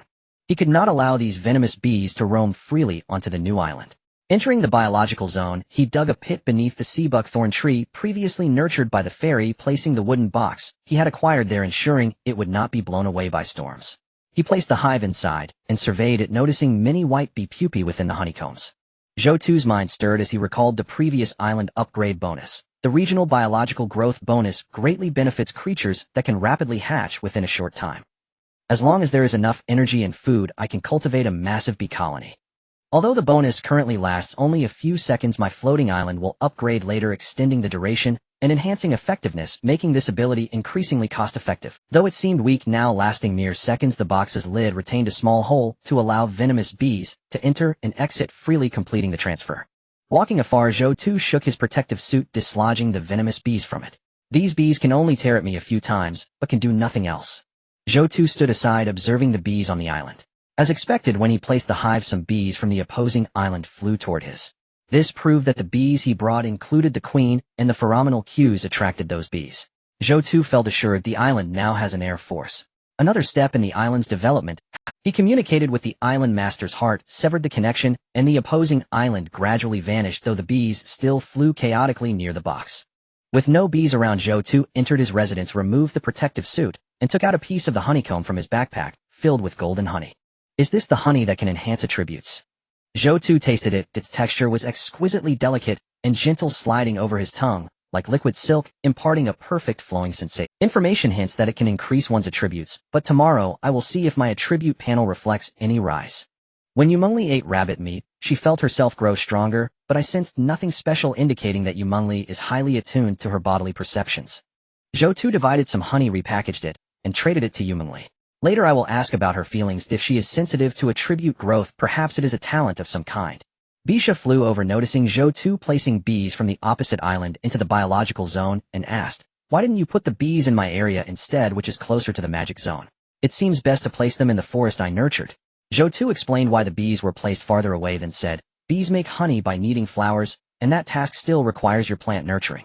Honey could boost attributes, and the yellow flower fruit tree could increase attributes." Having just experienced attribute bonuses with a single punch breaking a tree, Zhou Tu longed to enhance his own attributes. Bisha circled Zhou Tu, shaking her little hands playfully, saying, "My dear island master, nurturing plants is no problem, but they need sufficient water." Zhou Tu eyed Bisha suspiciously, sensing her true purpose was to request water. The bee discussion was merely an excuse, as Bisha could not control creatures. He also noticed that Bisha had become healthier and more spirited as the forest grew, no longer fatigued as before. During numerous visits to the island, the fairy always rested in the forest, hence the rapid recovery. After some thought, Zhou Tu took out the world tree seed. A powerful fairy meant a strong island master. This seed needed to be planted by the plant expert Bisha. Bisha beamed with joy. "You finally took out this seed. You knew about it earlier?" Bisha nodded. "When you first opened that box, I sensed it instantly. I could feel the unique nature of the yellow flower fruit tree. With such strong vitality, and being close to me, I naturally sensed it." Zhou Tu said, "Then why didn't you take it? This is something you, the island master, found. Such a precious thing belongs to you. If you give it to me, I can accept it. If you don't, I cannot. Indeed, even I belong to you. I am a resident of this floating island under your rule." Zhou Tu felt a bit dazed. Even having his heart hooked by the spirit, he frantically suppressed his joyous emotions, feeling quite pleased within, yet he couldn't help but. The fact that the spirit could say such words proved that she had completely aligned herself with him, with mutual interests bound together, and a grand future ahead. The probability of walking this path together was significantly high. As the god of plant cultivation on the island, the spirit had demonstrated great abilities in recent days. Even though the island master's heart enhanced plant growth, that was merely a matter for the future. Currently, there was still a considerable gap between the spirit's exclusive ability to promote plant growth and the present situation, where the spirit remained the primary force in nurturing plants. "The more trees there are in the forest, the stronger your abilities, eh?" Zhou Tu inquired. Baitia nodded, saying, "That's right. The more plants there are, and the more complex their varieties, the greater the enhancement for me. Of course, there will be a limit at a certain point, and then it will depend on my comprehension." Zhou Tu understood why the spirit was so eager to cultivate the land. He needed the spirit to nurture plants, as the island required vegetation for protection, while the spirit needed the island to provide land for planting trees. This was a win-win situation. The spirit approached Zhou Tu amidst a row of houses, and said, "How about planting the seeds right here?" Zhou Tu nodded. The first house he built was at the center of the island.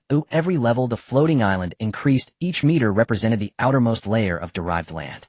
Thus, regardless of how large the island became, this first house would always be the center of the island. Now the world tree was planted at the center of the floating island, and he approved of it. This tree would serve as the symbol of the floating island's center. Zhou Tu mused, "I wonder how fast it will grow. He'll come over to take care of it when I have the time. I promised you a tree house, and it will be built on this tree." Zhou Tu replied, "I hope this world tree doesn't grow too slowly. I will do my utmost as it benefits me too. I also want to see the potential of these seeds." With the world tree planted, Zhou Tu looked towards the magical area. With the water resources available, and under Baisha's management, the trees here had already begun to grow. One area was surrounded by clusters of trees. The dense leaves of the tall trees formed a canopy-like structure, and medicinal herbs were planted inside. "I merely provided the basic support, and the magical area has already shown results. It's doing quite well," Baitia said as she flew forward. "You can always trust Baitia." Zhou Tu could distinctly feel the significant changes in the environment of the magical area. The air was fresh, unlike the dry, treeless regions of the island. Zhou Tu discovered that the growth of these trees exhibited a hierarchy. The outermost were sea buckthorn bushes, followed by shrubs, then low trees, and finally the large trees, with man-eating flowers hidden among them. The magical area had already taken shape. Clearly this was the spirit's accomplishment. The growth of these trees represented resources and timber. Zhou Tu noticed that poisonous bees had already come to investigate the forest. Medicinal herbs, yellow flower fruit, trees. The pollen they provide is different. Will the honey produced have special effects?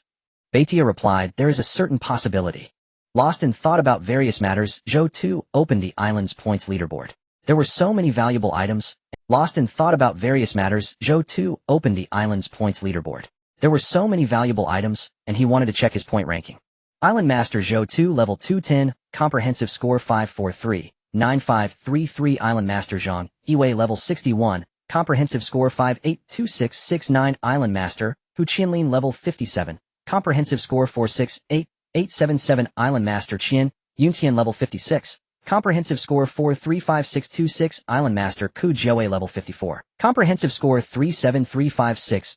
Island Master Zhuang Xiao, level 53, comprehensive score 3534221. Island Master Fong Jinghong, level 52, comprehensive score 324432. Zhou Tu glanced at the leaderboard. There had been significant changes this time. There were many unfamiliar faces. However, the top four remained unchanged, solidly occupying their positions while pulling ahead of the fifth by more than 10 levels. The initial advantage is indeed immense. Previously, the information shared with Zhang Yiwei allowed him to reap the benefits, and the island's area increased rapidly. The constructed sandblocking wall could create a large gap in one wave. Zhang Yiwei was now at 6,100 units of soil, leveling up quickly, leading to increased consumption. With such a high score, they must have concentrated resources to Zhang Yiwei, hence the high points. After refreshing, his score jumped a few points higher. The forest, nurtured by the spirit, was constantly growing. Although cultivating the forest consumed vast resources, the benefits gained were also immense. Endless timber that could retain moisture and alter the air quality within a certain range of the island. The forest also formed the basis for animal activities. Now the black cows occasionally ventured into the forest to nibble on some trees and drink water, significantly improving their lives compared to when they first arrived on his island and faced the storm. The growth of these animals also contributed to points. There were also inexplicable mosquitoes and flies among other uncollected animals that had stealthily invaded his island. The ecological foundation had inexplicably become enriched. As long as the spirit expands the forest, I shouldn't need to deliberately seek out the animals from other islands. They will naturally be attracted. Zhou Tu was very satisfied with the spirit's work. She truly was the leader of the magical area. He opened the chat channel and took a glance at the regional chat. Now the number of people in the channel had dropped below 9,000. It has been detected that the channel has maintained above 9,000 people for a long time. Upon first dropping below 9,000, users will be drawn from other channels to fill the numbers back to 100. Zhou Tu looked at the prompt and understood that when the number of people in the channel fell below a certain level, users from other channels would merge in to maintain a count of. Zhou Tu looked at the prompt and understood that when the number of people in the channel fell below a certain level, users from other channels would merge in. However, if that is the case, the number of experts in the entire channel will increase. I just wonder if the experts from the regional chat will be drawn to other channels later. In a single channel, the probability of encountering someone was relatively high, while in the world channel, it was quite difficult. The chances of encountering Shen Qinghe and Yu Mengli were like night and day. After the announcement, people quickly began to join the channel. Li Yuezhang Huiyu Yao Beibei Qiantiao joined the channel. The number of people in the channel rose back to 10,000. Zhang Huiyu, upon seeing himself in the new channel, immediately spoke up in the channel. Isn't anyone welcoming me? A level 25 big shot to the channel. These people in the channel really lack awareness, huh? Previously, he was the only level 25 island master in his old channel, undeniably the first. Many people wouldn't survive dying quickly. As a level 25 big shot, many were fawning over him, and some even wanted to join his floating island. He had encountered quite a few naive people, deceived many gifts from them, and strengthened himself. He planned to first build his reputation in this unfamiliar channel, seize the initiative, establish himself as a big shot, and then deceive others. When out and about, one's identity is self-assigned. After all, these people were dying fast, and he could just move to the next channel and continue deceiving. The newcomers were unaware of the situation and hadn't had the chance to look at the channel's personnel information before typing. A level 25 big shot, cool. In our channel, a level 25 powerhouse mysteriously died after encountering something, leaving only a few level 20 players. Master Huiyu is truly impressive. He must be the highest level among all in this channel. Master Huiyu smiled as several congratulatory messages scrolled by. These people are so easy to deceive. This way the identity of the master is established. When the time comes, just mention a demand and have them trade their goods to him for receipt. In the world of the skies, one does not necessarily need to go out to dig, one can also eat by relying on their own words. Just as Master Huoyu was about to promote himself further, new messages came in the channel. There's a level 25 clown here, ha ha ha, it's hilarious. When there's no tiger in the mountains, the monkeys claim to be the kings. A level 25 can be considered a master. Then I at level 28, I must be a giant. All that's coming are trash. I don't even dare to speak loudly in this channel for fear of startling the heavenly beings. Master Huoyu expressionlessly clicked on the avatars of those mocking him to check their levels. If these people's levels were not higher than his, he would surely retaliate with harsh mockery. What kind of standards do they have to dare mock him? After all, he is a level 25 master. Levels 27, 26, 28, 26. This is a channel filled with masters, each one higher than level 25. Master Huoyu stared blankly, the lowest being level 26. Are the people in this channel truly this terrifying? Sure, Chao Chiang. Watching the show, a level 25 Camilla claims to be a master in the channel. How ridiculous. Master Huoyu felt his face flush. It was as if he had been splashed with boiling water burning. He clicked on the avatar of the person who had spoken. Sure, Chao Chiang, level 30. What the hell is this channel? Did I poke the den of the masters? These speakers have such high levels. Is this channel filled with experts? There is even a level 30 master in this channel. Super powerful master, guide me. I am an all-purpose accessory, who I can. Indeed, having a level 25 person here feels a bit impolite. Just arrived at the channel, and already saw such a funny joke, I can't stop laughing, family. People from the old channel sent messages. Look at what the gods in this channel are saying. Be careful when speaking here. This left the newcomers who just joined the channel perplexed. Is there a god in this channel? Is this level 30 person truly referred to as a god? Is this channel really that impressive? How to be careful when speaking in a channel? Do I really need to be cautious? The newcomers, filled with confusion, began to look at the information of everyone in the channel. Although Master Huoyu's face was red, he also consciously looked at everyone's information, sorted alphabetically. And in level 20, levels 25, 26, 28. These people are so exaggerated. Before he could look at the rest, newcomers in the channel began to send messages. This is the channel of Tu, my god, level 210. This is a god. What the hell, it turns out to be the channel of Zhou Tu. No wonder everyone's levels are so high. No wonder the master came out to remind us to be cautious when chatting. I will pay attention now. To God, please take me and please protect me. I can offer the first cup of milk tea in autumn. Finally, my luck is turning around. I encountered the channel where Zhou Tu is time to take off. What does a score of 5 million really look like? Master Huoyu felt his heart racing now, estimating it was probably over 120 beats. He found Zhou Tu's avatar and clicked on it. The level was like a brand stamped on his face. Level 210. Just leveling up once would be enough for him to level up about 8 times. How did I get assigned to Zhou Tu's channel? Master Huoyu felt his face burning. He felt so humiliated. Fortunately, I just pretended and didn't do anything to it. Master Huoyu nervously typed. I apologize to all the masters, super masters. To God, I admit I spoke too loudly just now. Please spare me, weak one. I bow. Expressions ridiculous. He laugh. The clown is actually you. Zhou Tu shook his head and closed the chat channel. Once he was a master, then a super master, and now he has evolved into a god. The change in titles is truly rapid. This channel merger brought in a jester, adding some joy to the channel. Just a title made this person apologize, and one wonders what he was afraid of. In the world of the skies, levels truly serve as a card of strength. Many have encountered it. Even in external channels, one often sees who has plundered whom, exposing those who kill on islands. Speaking online may lead to real encounters offline. Raids and plundering happen frequently during island battles. There are no laws here. If one can't fight back, disappearing is normal. In this light, Master Huoyu's apology does make some sense. Island level is one aspect. Island defense is. The light prism tower requires stable voltage and alloys which need to be collected immediately to build on the floating island as a mechanical defense. This way, every area will have defensive facilities. The magic area has carnivorous flowers. The biological area has black bulls, tigers, and poisonous bees. The mechanical area has the light prism tower. Each area has its own defenses, and when information comes in, it won't just be the magic area that connects. If real PK happens offline, these people won't even be able to step on my island. After reviewing much information, he knew that almost no one was building defenses for floating islands. Most are busy constructing the infrastructure for floating islands. There is 1 hour left and 4 energy points. He quickly needs to use up this energy before night falls. When the time comes to sort out supplies, sell them off, upgrade the floating island, exchange stones, and fill in the gaps from previous upgrades, he would have basically completed today's work. Zhou Tu quickly made plans and looked ahead to gather information. Moving the floating island forward, here is an abandoned supermarket with some electronic equipment. Moving the floating island left, a deserted island. Moving the floating island right, a volcanic island that is currently erupting. Moving the floating island back, buried 100 meters deep, is a golden treasure chest with no danger. Moving the floating island up, a chaotic graveyard where a continuous stream of skeletons sway, sensitive to the breath of the living, extremely dangerous. Moving the floating island down, a giant stone island. The entire island is a massive rock that seems to be nurturing something impossible to connect. Zhou Tu looked at the information about this island, his gaze slightly focused. A volcanic island. I truly cannot comprehend how this volcano erupted. This floating island is a cone-shaped landmass drifting in the sky. How could a volcano form here? Perhaps there are magical substances that gathered together and caused a collision resulting in the eruption. That would imply the existence of magical items, but evidently they are beyond my reach at the moment. Zhou Tu speculated, could it be that in the future there will be corresponding items that allow one to create a volcano on their own island, to alter the island's landscape? Of course, this assumes the island is sufficiently large. The graveyard is filled with skeletons, indicating it is extremely dangerous.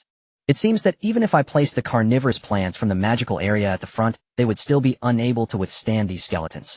Even the water buffalo and tigers from the biological area would be killed by these skeletons. Massive stones seem to be nurturing something. Are they monkeys or stone golems? They come in without any way to refute them. Even climbing up is impossible. Zhou Tu couldn't help but sigh. The vastness of the sky contains wonders. I still need to strive harder. After some thought, Zhou Tu felt that these islands appear to be related to magic.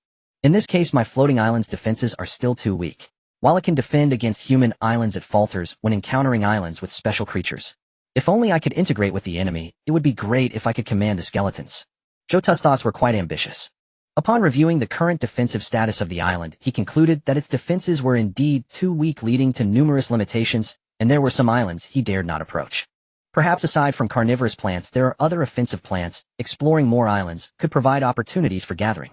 Other areas also need to enhance defenses, continuously building defensive measures. Otherwise, it would be a joke if the neighbors hoarded guns while I hoarded food. In his contemplation, Zhou Tu stepped into an abandoned supermarket. Inside, he found some electronic devices based on the information he gathered. Now with wind turbines, there is electricity available and electronic devices can be utilized. Finding more electronic devices is very beneficial for improving quality of life. With electricity, the floating island will have light. An island devoid of light, dark, and empty, drifting in the vast sky, feels extremely lonely. Zhou Tu rode his motorcycle directly into the abandoned supermarket. The supermarket's shelves were dilapidated, and the supplies inside seemed aged. He picked up a bottle of cola and glanced at it. It was from 1982. Indeed, it's an old item from a bygone era. Most of the supplies in this supermarket had expired, and Zhou Tu casually collected whatever he could, as he was merely gathering items based on whim.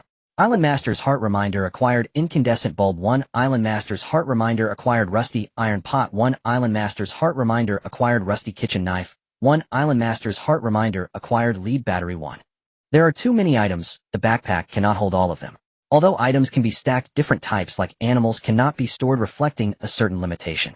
The miscellaneous items collected this time include a light bulb, iron pot, tools, batteries, expired milk, power strips, expired salt, expired soy sauce, 1982 cola, handheld game console.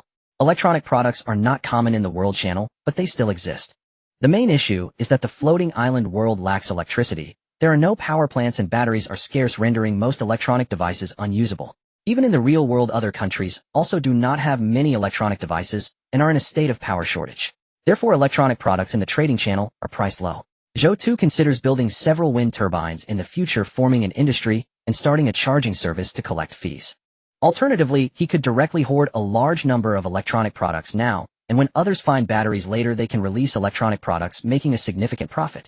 To save time, Zhou Tu placed a box in the magical area of the floating island.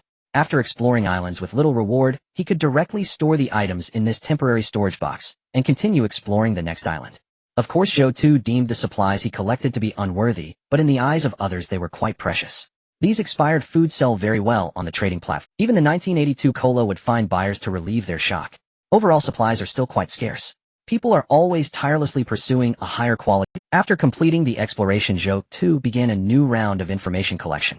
However, before disconnecting from the opposing floating island, he noticed some venomous bees had flown over to explore. Although the venomous bees had been placed on one side of the island's diameter is only 210 meters, so it is normal for the bees to fly over for reconnaissance.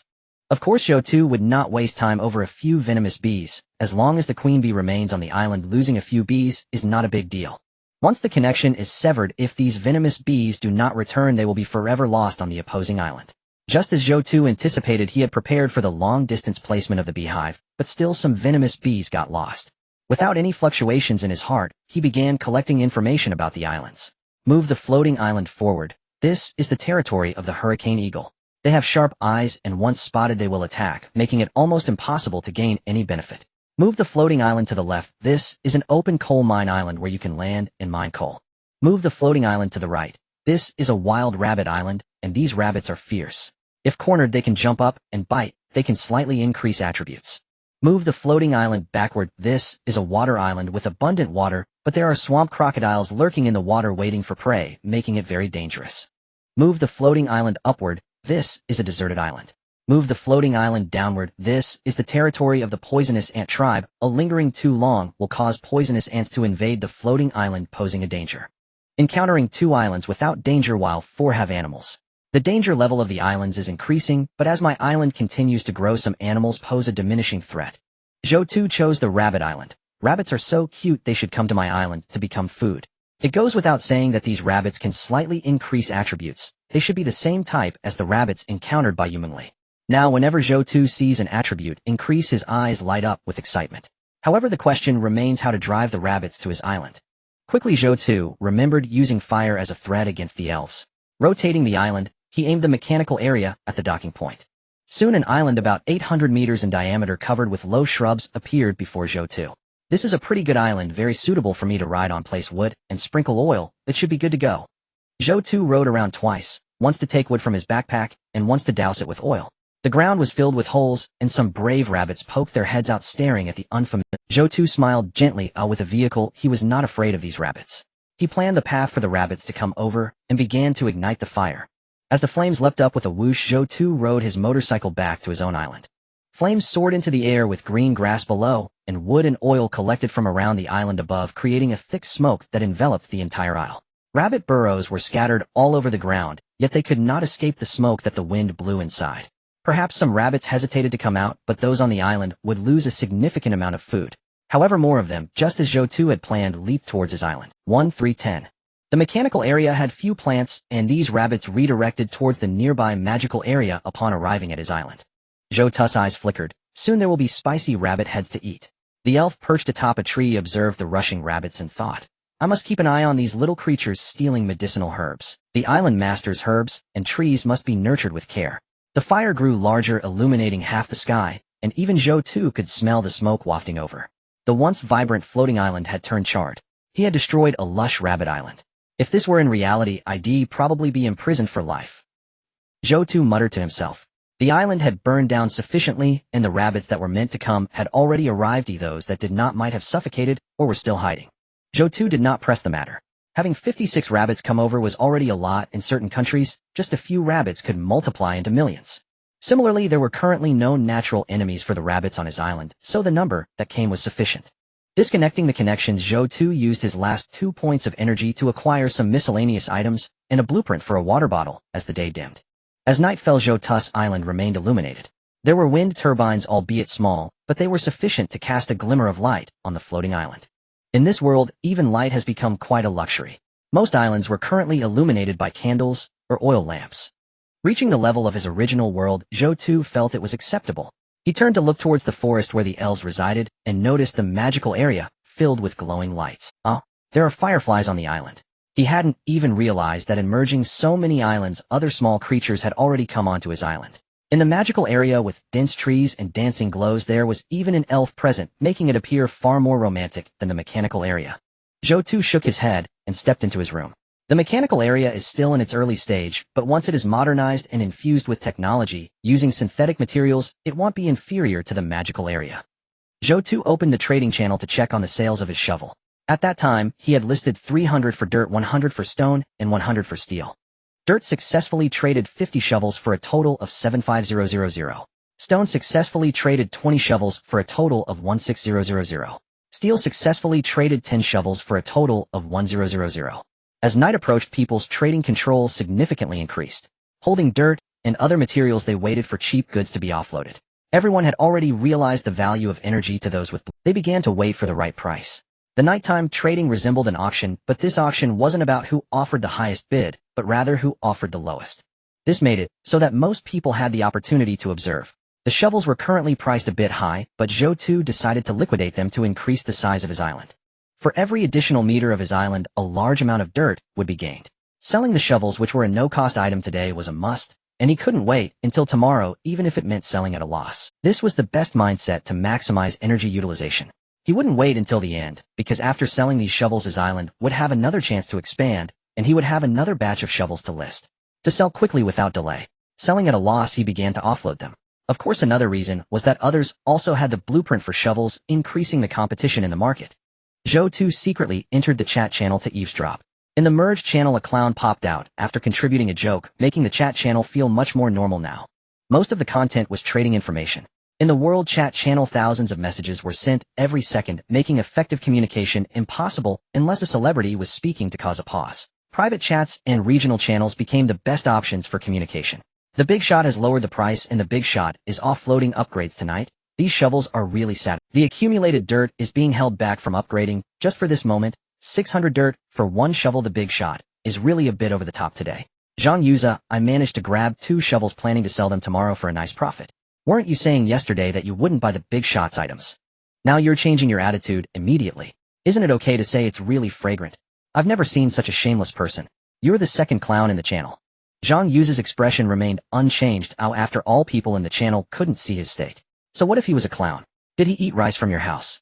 He noticed that some people had also found blueprints for shovels that enhanced digging, but the prices were not worth looking at. If it weren't for Zhou Tu's shovels being listed, these people's shovels could be priced at 300. The channel had no shortage of people, but not all of them were fools.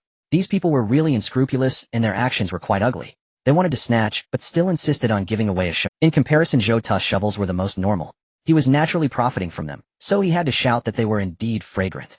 Face and the space for the island to expand are not worth mentioning. A clown is just a clown, and after all, the channel is not lacking in clowns. Zhou Tu quietly observed the system notifications. Your engineer shovel has been exchanged for 600 units of dirt. Successful. Your engineer shovel has been exchanged for 400 units of stone. Successful. Your engineer shovel has been exchanged for 5 units of steel. Successful. Selling at a loss, the resources were transformed shortly after being listed. The previous day's clearance sale had indeed left a deep impression on these people. Suddenly, Yu Mengli sent a message. I killed someone. Zhou Tu's eyes widened. A girl like Yu Mengli actually killed someone. He thought she would be reporting some attribute increase from eating honey, but it turned out to be this. Wow. Are you hurt? Zhou Tu asked. No. That's good. Seemingly feeling that Zhou Tu's reply was too short, Yu Mengli couldn't help but ask, you don't want to ask who was right and who was wrong. He didn't even move while I killed him. Zhou Tu felt that Yu Mengli would encounter this day. It was just a bit early for her. Yu Mengli's reaction after killing someone was quite normal, though feeling uneasy after killing someone for the first time in this reality was to be expected. Seeking comfort from her childhood friend was appropriate. But in the apocalypse, is there a need to distinguish right from wrong? In the channel, many died due to the saintly attitude. Does he need to choose between a childhood friend and a stranger? He directly stood by Yu Mengli's side. He didn't need to know the details. Right or wrong didn't matter. Sensing that Yu Mengli felt a bit uneasy after her first kill, Zhou Tu wanted to say that practice makes perfect. However, it was clearly not the right time, so he made a light-hearted joke. Did you know to strike first after being gored by a wild boar? Please, Big Shot, send some free small gifts. The author is starving. Reading Zhou Tu's message, Yu Mengli felt his unyielding, blunt masculinity surge forth. Her lingering unease and trepidation from the recent killing instantly displaced by other emotions. Are you truly fixated on this meme? Must you force one into existence where none exists? Chilled, furious trembling. This man surely meant to mock her. Yet she had indeed launched a surprise attack. How dare he slander her integrity without cause? Zhou Tu smiled faintly and sent a shivering emoji, trembling. Provoking Yu Mengli, stirring emotions beyond anxiety, was enough. As he anticipated, her attention immediately shifted. This proves I hold an exceptionally high place in Yu Mengli's heart. Otherwise she would not react so intensely. With such a mindset, her character traits would gradually strengthen, affording her a measure of safety. Yet it was already auspicious that Yu Mengli now acted proactively. Her childhood as an orphan had forged within her an indomitable spirit, unwavering loyalty toward allies, and decisive preemptive action against perceived threats. In a certain sense, she is precisely the kind of person I am. The likelihood of cultivating her into a reliable treasure-hunting scout beyond the island has dramatically increased. Zhou Tu did not demand greatness from Yu Mengli, only survival. She was his sole anchor in this world, a truth rooted in no ulterior motive. Zhou Tu began consolidating the raw materials acquired from his recent bulk sale. Soil 1500 units added to the prior 7500 and the small remainder from daytime, totaling just over 3100 units. Stone 3200 plus 1600 equals 4800 units. Island Lord Core, level 210. Energy 0220. Next upgrade requires 2100 soil and 2200 stone. This soil reserve could elevate the island to level 224, consuming 300 soil and 300 stone. Zhou Tu initiated the floating island upgrade. Island Lord Core, level 224. Energy 14,234. Next upgrade requires 200 soil and 2340 stone. Zhou Tu reopened the trading channel and searched for excavation tools. Dozens appeared: Luoyang spade, iron shovel, weeding, trowel, flat spade. Most were already listed. Spades sold poorly, partly because nightfall prompted sellers to wait for better offers, partly due to abundant, affordable alternatives, and chiefly because manual digging remained inefficient, yielding little. The yellow blueprint's weak competitiveness had become evident. Spade materials were neither rare nor demanding. Steel or iron sufficed for production. Though the military issue spade boosted excavation efficiency, its exorbitant price, amid plentiful competing options, ensured no buyers. Buyers won't sacrifice their own interests merely because I am the first island lord. Still, overall, the military spade's lifespan far surpassed that of the Tang sword. Its superior excavation efficiency guaranteed the military spade's enduring edge among digging tools. Zhou Tu concluded that pricing it at 1000 was optimal. This would be his fixed daytime rate with no further reductions planned. He converted the remaining 14 energy points into 140 military spades, listing them all. Of these, 130 were exchanged for soil, 10. He acquired 7800 soil and 400 stone. Remarkable. First inflating the price, then slashing it accelerates liquidation dramatically. His strategy mirrored the double 11 sales frenzy: inflate prices in advance, then slash them at the appointed hour. Profit remained assured regardless.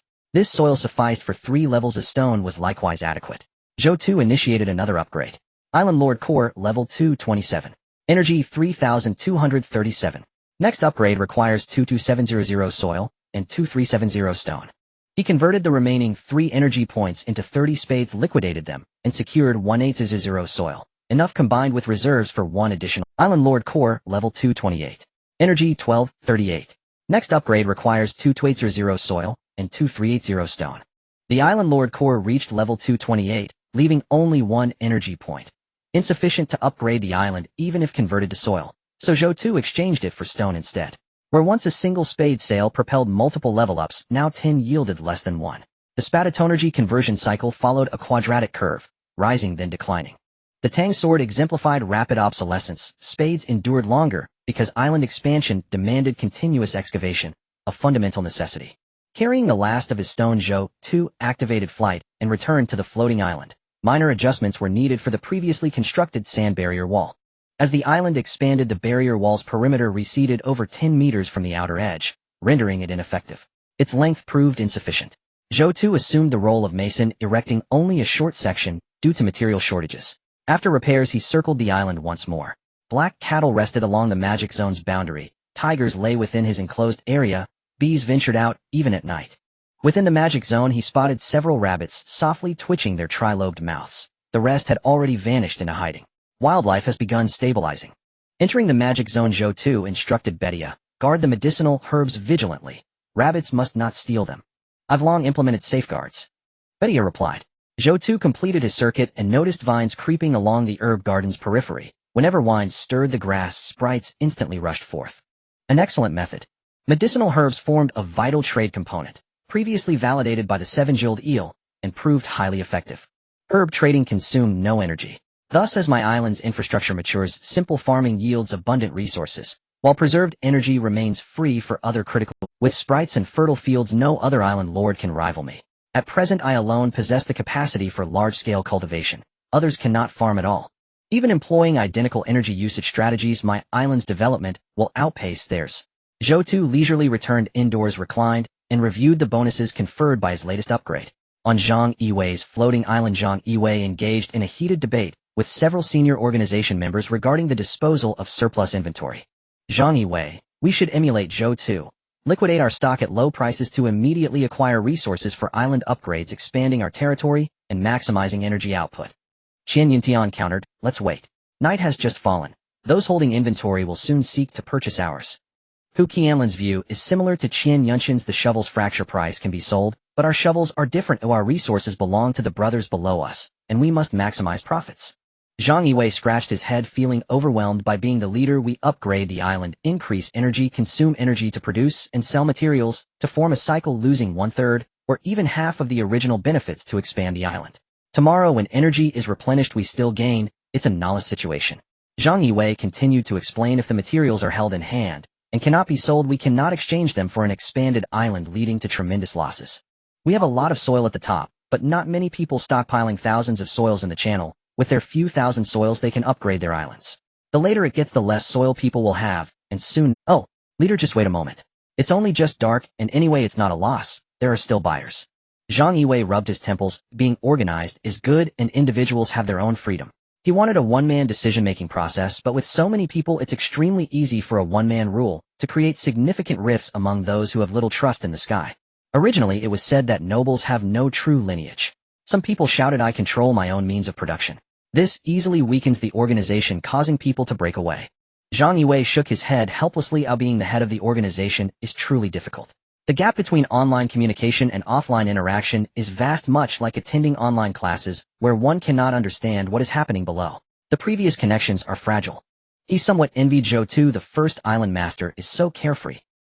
Detected that the island area has increased. The heart of the island master has broken through level 220. The abilities of the floating island have increased. The animal control function has been activated, allowing the selection of a permanent animal on the island for control. Each hour consumes 10 energy points. Animals of any size except humans. The function unlocked at level 220 is unexpectedly useful. At level 120 it was about increasing the favor of the permanent animals, but at level 220 the island master can directly consume energy to control animals. This takeover of animal actions is like my consciousness possessing the animal. I can direct the animal's actions during the possession. Zhou Tu was quite satisfied with this. Directing animal actions from the perspective of possession is quite good. With enough energy, he could even view all animals' perspectives. Pulling down reveals the bonuses Zhou Tu did not see during the previous upgrade. Detected that the island area has increased. The heart of the island master has broken through level 210. The abilities of the floating island have increased, and the island master's movement speed has increased by 10, with a current bonus of 30. Level 210 does not provide such great benefits. Instead it merely increases movement speed by an additional 10% based on the original. Zhou Tu stood up feeling much lighter. The abilities of the heart of the island master are indeed impressive. They silently enhance speed. With the island area expanded, the ability to traverse the map is indeed necessary. However, this ability only enhances on one's own floating island and does not work on other floating islands. Indeed, the island master is the true owner of his island. To strengthen one's abilities, one must enhance their attributes while also expanding the island's area for a dual increase. Zhou Tu looked outside. The wind disaster only occurred once during the day, and since it was still early it should come again tonight. By then he might be able to upgrade the floating island again. Zhou Tu lay on his bed, eating the prepared food, opening the chat channel to collect information. He wanted to see how many people were injured. I was bitten by a snake, don't know what kind, my vision is blurry, I need serum, I'm dying, well, does anyone have cold medicine? I'm dying really, poor child, please give some cold medicine. The wound is inflamed, does anyone have anti-inflammatory medicine? Help. Bandages, does anyone have bandages? Disinfectant alcohol will do. If I don't log into the island will I be attacked by animals from the opposing island? Damn it. On the first day of being injured no one extended a helping hand. On the second day, I sent messages, yet still no one helped. Today is the third day, and still no one has come to aid. This world is truly sick. Why are there so few effective medicines in this world? Please good people give me some medicine. I am a scientist, I cannot die, I am the spark of hope. Zhou Tu, big boss, save me. Really trust me. Zhou Tu, I am a doctor. I was bitten by an unknown creature, and am seriously injured. Please big boss save me. Although it sounds a bit ridiculous. Zhou Tu searched in the world chat channel. There were many injured people. Many people tagged him daily, and he looked very little. Tonight, seeing so many people, all of them pinned their hopes of survival on him. He didn't feel much pressure, but he had to ponder a question. It's one thing for two people to call for help, but with so many it's unlikely they are all fake. There may truly be some high-end talents. What benefits can these people bring in the future? How will it help the development of the floating island? What can scientists develop? Does a world with blueprints need scientists for research? If he were an ordinary island master, he wouldn't consider these things at all, as he lacked the ability and couldn't think that far ahead. Even if he wanted to, he couldn't achieve it. But now he is the first island master, having obtained tens of thousands of medicinal herbs, and the floating island continues to expand. The area now even surpasses that of an aircraft carrier, but on this island apart from him, there are only animals. In the future, the area of the floating island will continue to increase. Is it meaningful for one person to possess a vast island? With the help of the elves, the forest continues to expand, medicinal herbs constantly grow, and the overall defense of the island is rapidly increasing. However, there are many unknown challenges: the repulsive unknown stones, strange succubi zombies. All present challenges. In the sky world, many people form alliances, uniting to survive together. Facing risks simultaneously reduces difficulties. Upon reflection, Zhou Tu felt it was possible to invest in he cannot cover everything. For instance, if this wind turbine breaks, it needs people to repair it. It's impossible to always use energy for reconstruction. Wind turbines will become arrays, and later on charging businesses will also need people to operate. Once the medicinal fields are formed, they also need management. Honey needs to be harvested. Rabbits need to be roasted. As an island master who can see through island information, he feels he can explore. Even as the island strengthens its defenses, the dangers of the night are not a reason to stop him. The island will move ceaselessly day and night. In conclusion, it is clear that the island will need people in the future. Zhou Tu gazed through the glass window into the pitch-black distance, the sound of sand hitting the glass creating a rustling noise. This is the rumble of the island expanding, as well as the dawn breaking through the darkness. The sound of rain can aid sleep, but surprisingly the sound of sand can do the same. This must be the expectation for the future, combined with the confidence stemming from his own strength that allowed Zhou Tu to sleep soundly in such an environment. Today the sand blowing will last until dawn. What a drag! Why is it taking so long? What was the point of the discounted price at this time? Where was the sale earlier? The soil is all used up, and now you're having a sale. The sale price is still higher than Zhou Tu's substantial price. How ridiculous. Upgraded whatever, these people just know how to suck our blood. They didn't have sales earlier, and now they do. Sigh, the soil I've collected, do I have to use a shovel? They'll just use a dustpan. People in the channel are cursing. Many have little soil left, and after trading based on their own prices, they stopped trading. It turned into a screen, peeking. What should we do about watching others? At this moment, Qian Yuntian and Hu Qianlin were anxiously hopping around. Everything is under pressure now, and the wind doesn't stop. If it stopped, we might still be able to acquire some soil. Why are these people so cheap? The cheaper it is, the less they buy. This has been discounted to the bone, and they're still looking. Zhang Yui's expression was as wrinkled as that of an old man on the subway. Now these two have become anxious kings. They all know about the energy consumption of upgrading the island. Tomorrow's refresh. Do the people in the channel not know? Does leveling up and establishing a chat channel with someone lead to more benefits? The answer is that choosing the right partner can indeed yield benefits. No one leaves soil resources until the last moment. Rushing ahead is the best choice. Weigo, I was truly wrong. From now on, I will strictly follow your commands. If you tell us to go east, we will never go west. Zhou Tu ran so fast he sold out early. His shovel is so good he ran off at the beginning, truly bold. What should we do now? Zhang Yue said, keep slashing the price. Oh, at this rate it will become bone powder. This is just a fire sale, oh boss. I feel that even if we threw it away it wouldn't sell for this price. Zhang Yue was speechless. He kept saying to listen to him, but now immediately started questioning it. What's the difference between just throwing it away and some capitalists in certain countries pouring milk into rivers without giving it to anyone? Selling the supplies allows these people to have tools and stamina to dig, which ultimately brings back profit. Everyone wants to sell at a high price. Once the lower tier is dead, the middle tier still suffers. Acquiring blueprints and consuming energy is essentially robbing the soil from those without blueprints. In other words, it is robbing the fruits of labor. To extract heavily while providing nothing to eat, when did this bad habit form? Zhang Yue still held to his previous viewpoint. He believed that the two lacked vision. As a leading island, they were not thinking clear. Increasing the island's area means they only obtain some supplies. Living on the floating island merely improves their living quality. The land is the foundation. Perhaps one day when you encounter these smaller islands, you might be able to recruit little brothers from your own island. If you are not willing to part with supplies and miss the profitable opportunity of expanding the island, you make your own choice. Caring only about immediate benefits will inevitably lead to greater losses. Zhang Yue looked at the island master crystal in his hand. Even though I gained little tonight after this incident, the leaders should all listen to me now. To develop rapidly, we must unite. Even if the opposite is a wall, we should rush forward as fast as possible and collide with it, knowing when to turn back, which also saves time. Zhou Tu opened his eyes. The efficiency of rest enhanced by the island master's heart was indeed impressive. His spirit was now fully restored. If the bonuses increase, maybe I will only need an hour of rest every day from now on. Glancing at the time, it was almost dawn, and the wind and sand had yet to stop. Zhou Tu opened the door, and the wind and sand rushed in, making it impossible to open his eyes or leave. It seems the soil below can only be upgraded tomorrow. But with such a strong wind and sand, how much sand will it bring? Over 1 million. Zhou Tu looked forward to when the wind and sand would stop, so he could properly upgrade the island. Today he should be able to break through to level 300 of the island. After a dozen minutes it was dawn. The current level of the Island Master's heart is 228, energy, 238,238 materials needed for the next upgrade 200 soil, 2380 stone. 238 points of energy have been fully replenished. The free small horn has refreshed. Zhou Tu loves free horns, they are the most useful. He hadn't even messaged Xinqinghe yet, but she sent a message first.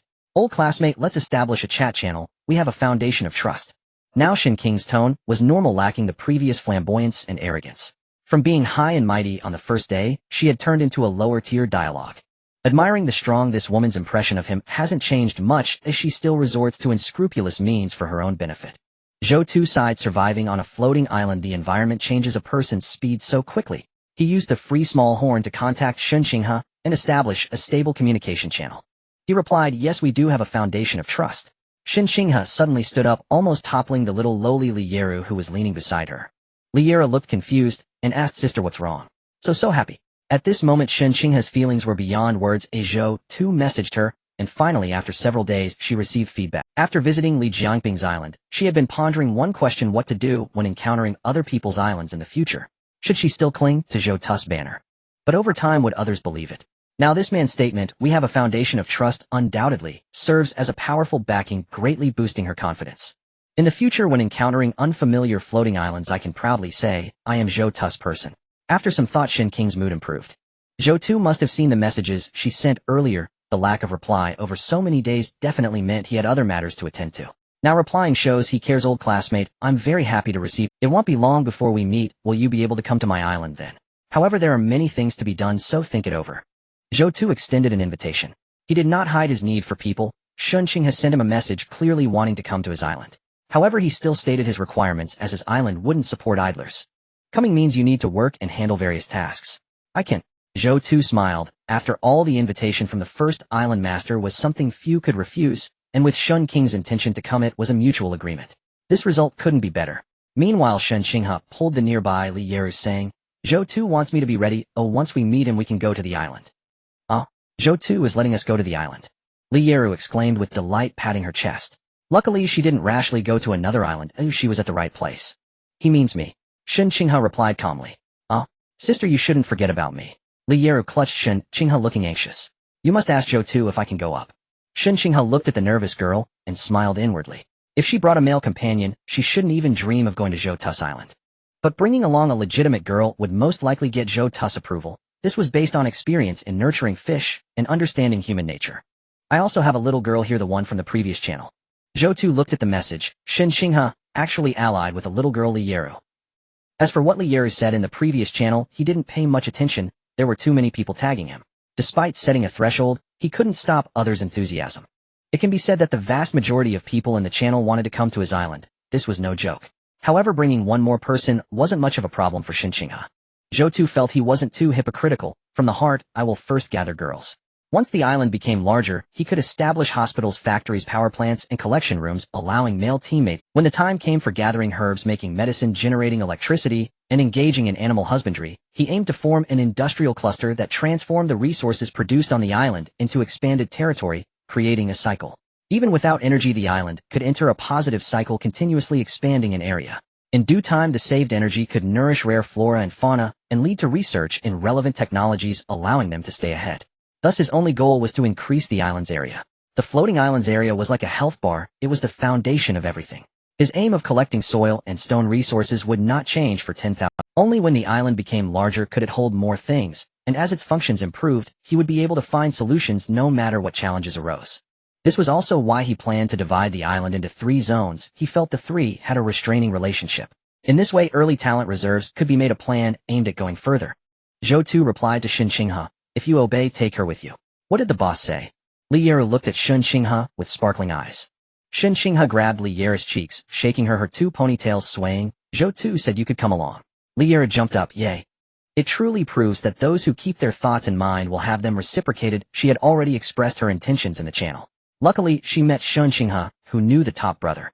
This made her feel she needed to cling to the big shot. Although I hesitated a bit in between, I listened to my sister's advice. I truly am a lucky one. Survivors simply need to find a big brother or sister. As for what the big brother or sister thinks, that's their concern. Looking at Li Yeru's innocent expression, Xinqing's face turned serious. But don't get too happy too soon. Once you're on Zhou Tu's island you must follow his orders and mine. Lier nodded adorably. I will definitely listen to my sister. After handling matters with Shen Xinghe, Zhou Tu noticed the wind outside had stopped. With the wind gone it was time to go out and collect. Natural disasters have no rules, what if they come again? The sand wall had already blocked the sand, but if the accumulated sand wasn't cleared in time the wall's effectiveness would greatly decrease. The night was very tranquil. Zhou Tu floated in the air illuminated by electric light and fireflies. The floating island seemed to have gained some vitality, and Zhou Tu felt that the island was developing quite well. Next, while expanding the island's range, he needed to collect various defensive weapons for the island. To enhance the island's defenses, the formation of an island army also needed to begin. There are prompt messages, some good things can be seen, but not obtained, and it's quite frustrating. For example, the robot blueprint is hidden in the golden treasure chest at the monster's center along with rare blueprints protected by monsters. And so on. At present the island has some self-defense functions, but it's very difficult to bring good things from other islands. When they see useful items they can't. If there were a robot army, or an animal legion, or even offensive plants, it wouldn't be impossible to cultivate them to strongly attack the opposing island. Self-defense is sufficient, but plundering is inadequate. Zhou Tu simply evaluated the current state of the island using his flying ability to check the soil situation, directly scanning with the heart of the island master to estimate the quantity of sand. At that moment Zhou Tu noticed a glimmer of green light approaching him. The fairy is glowing. The one flying over was the fairy Bisha. The surface state of the fairy had changed, it must have grown stronger. Previously there weren't so many types of plants on the fairy's island. Now after coming to his island, there was an overwhelming variety of plants and numerous animals. It is quite normal for a fairy to learn and progress. The fairy had also become stronger in a short time. Lord Island Master, you shouldn't be out this late. You should be resting instead of fighting for the island. She remembered that Zhou Tu had been very tired before and needed a long sleep. Now he didn't. A good island master like me who is devoted to expanding the island is rare. Of course all this is to fulfill the promise I made to you back then. While estimating the sand, Zhou Tu didn't forget to boost the fairy's favorability. Bisha smiled, flying beside Zhou Tu. This stone material is actually for blocking sand, right? Zhou Tu inhaled the fresh aura emitted by the fairy. Could fairies have body fragrance? He then gently nodded, curious about what the fairy wanted to say. I discovered some species of mozo bamboo. Under normal conditions they can grow to 20 meters in 2 months, but with my enhancement, they can grow to over 10 meters in just a day or two. If we plant several rows, and then plant tree species with abundant leaves, they can replace the function of stone materials and form a sand-blocking forest. Zhou Tu asked without hesitation, what are the conditions? Water. A large amount of water is needed, sufficient water. As Zhou Tu expected, cultivating a forest would require dozens of tons of water, which would not be enough, far from enough. As the island expanded, the fairy needed water to facilitate the growth of trees. A lack of water would become the main theme in disaster-prone areas. The fairy growing stronger might require a large amount of greenery, but as the island master his interests aligned with the fairies. He also needed the vegetation on his island to flourish, accommodating more animals and preparing for the animal legion. I promise you, when we encounter a water island we will extract water. With Zhou Tu's promise the fairy felt delighted and accompanied Zhou Tu as they flew around the island, serving as a small night light. After Zhou Tu finished calculating the soil, the fairy curiously asked, how much soil did this wind bring? The amount of soil obtained depends on the efficiency of the sand-blocking wall and the wind's ability to carry soil, as well as time. This time we obtained 18300 units of soil. The island can grow much larger now. Betia exclaimed. Indeed. Zhou Tu nodded. This time the island's expansion would elevate its level significantly, about 69 levels, consuming approximately 180 units of stone. Upgrading would deplete the stone on the sand barrier, and when a wind disaster strikes, there would be no way to block the sand. It was uncertain when the wind disaster would return, in the latter half of the night or during the day, so upgrading couldn't be done now. The sand barrier couldn't be moved, the energy refreshed today needed to be dealt with to exchange for new stone for upgrades. Additionally, one must seek out the water island to help the elves build a protective forest against the sand. While constructing the protective forest, there shouldn't be too much movement with the stone-built sand barrier. Borrowing is acceptable, but it must be compensated. The heart of the island master is currently at level 228, with energy 238,238.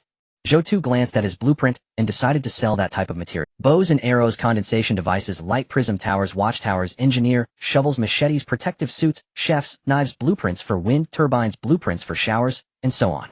There are many blueprints, but in terms of energy conversion efficiency, the engineer shovel has the highest conversion efficiency. Zhou Tu opened the trading channel and searched for high prices. Bows and arrows are priced at 6,000 units of soil. P92 pistols are priced at 12,000 units of soil without bullets. Defensive vests are priced at 10,000 units of soil. The channel is filled with many items discovered by explorers, but with such high soil prices no one is buying. The floating island world is truly surprising. Someone even found a gun. It seems I need to pay attention, as well, Zhou Tu thought warily. One person simply cannot match the exploration efficiency of billions. However, with such high prices, why is no one buying? After all, people in the floating island world have only been here for a few days and are still in the development stage. A few thousand units of soil is enough to upgrade the island. At that time, the condensation device, priced around 6,000 units of soil, was bought by someone named Wu Yong. A condensation device, made with 1 point of energy exchanges for 6,000 units of soil. An engineer shovel, made with 1 point of energy exchanges for 100,001,5000 units of soil, highlighting the disparity in energy conversion into the area of the floating island. The selling price of the condensation device is somewhat low, but even if I raise it to 10,000 or 15,000, it would still be hard to sell at this price. At the initial stages of floating island development, upgrading the island only requires 2,000 to 3,000 units of soil, and purchasing large items consumes a lot of developmental potential. Though the condensation device is good when encountering a water island that produces a large amount of water, at once it becomes somewhat useless. Producing a lot of condensation devices may allow for a steady income, but the condensation devices that are effective during the day are not very advanced and require time to care for. I simply cannot engage in such a time-consuming business.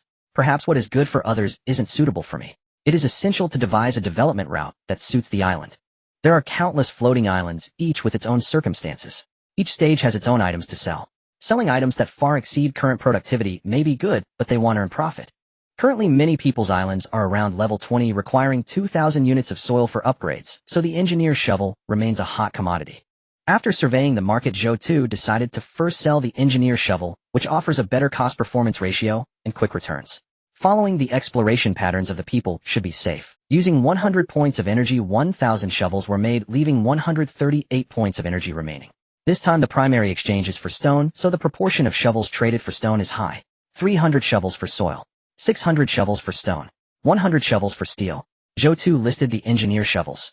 Once all these shovels were traded, upgrading the island during the day would cause the entire island level to surpass 300.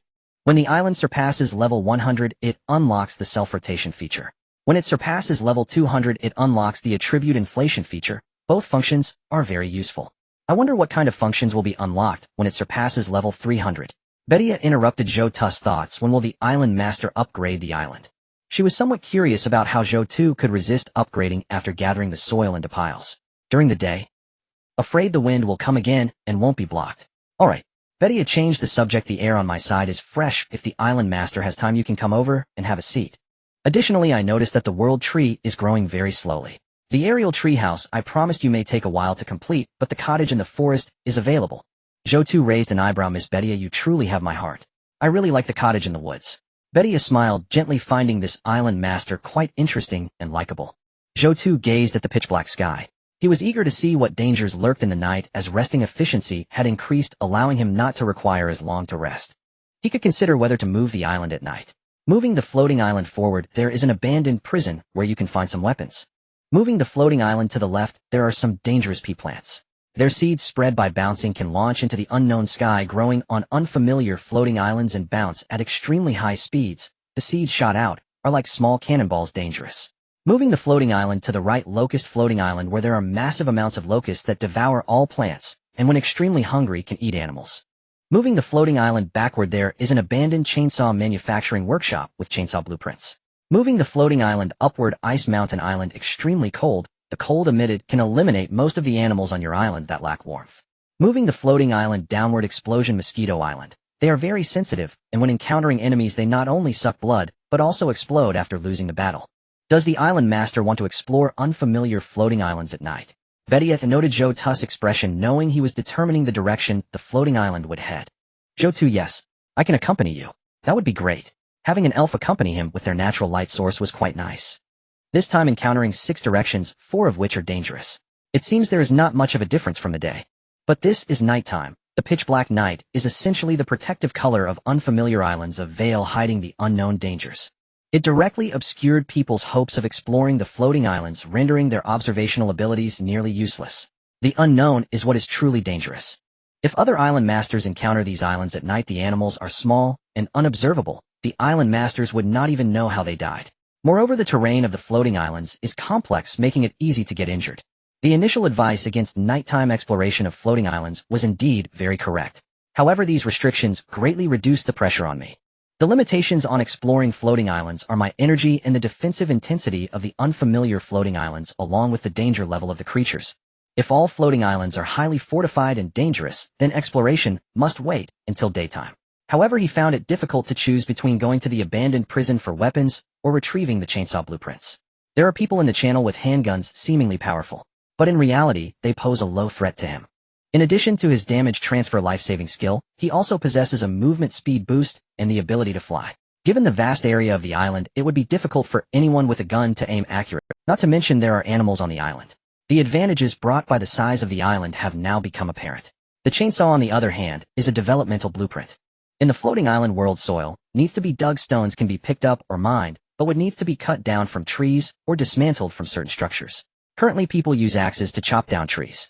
This blueprint is for basic development. After some thought, Zhou Tu chose to go to the prison in search of weapons. It is necessary to arm oneself, while the chainsaw is good excavating soil to expand the island is currently the mainstream approach. Having too much wood is of no use. Weapons can be found in the prison, and these weapons might include firearms.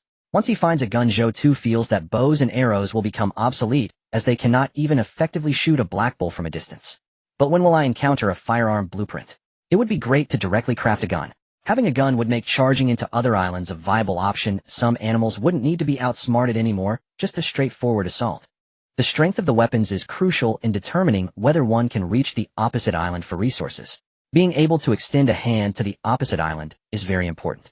Weighing the pros and cons after gaining a broader perspective, Zhou Tu made a clear decision to steer the floating island toward the abandoned prison island to acquire weapons. The World Chat channel remains lively as ever. This recent storm has brought many rewards, causing many islands to grow significantly larger.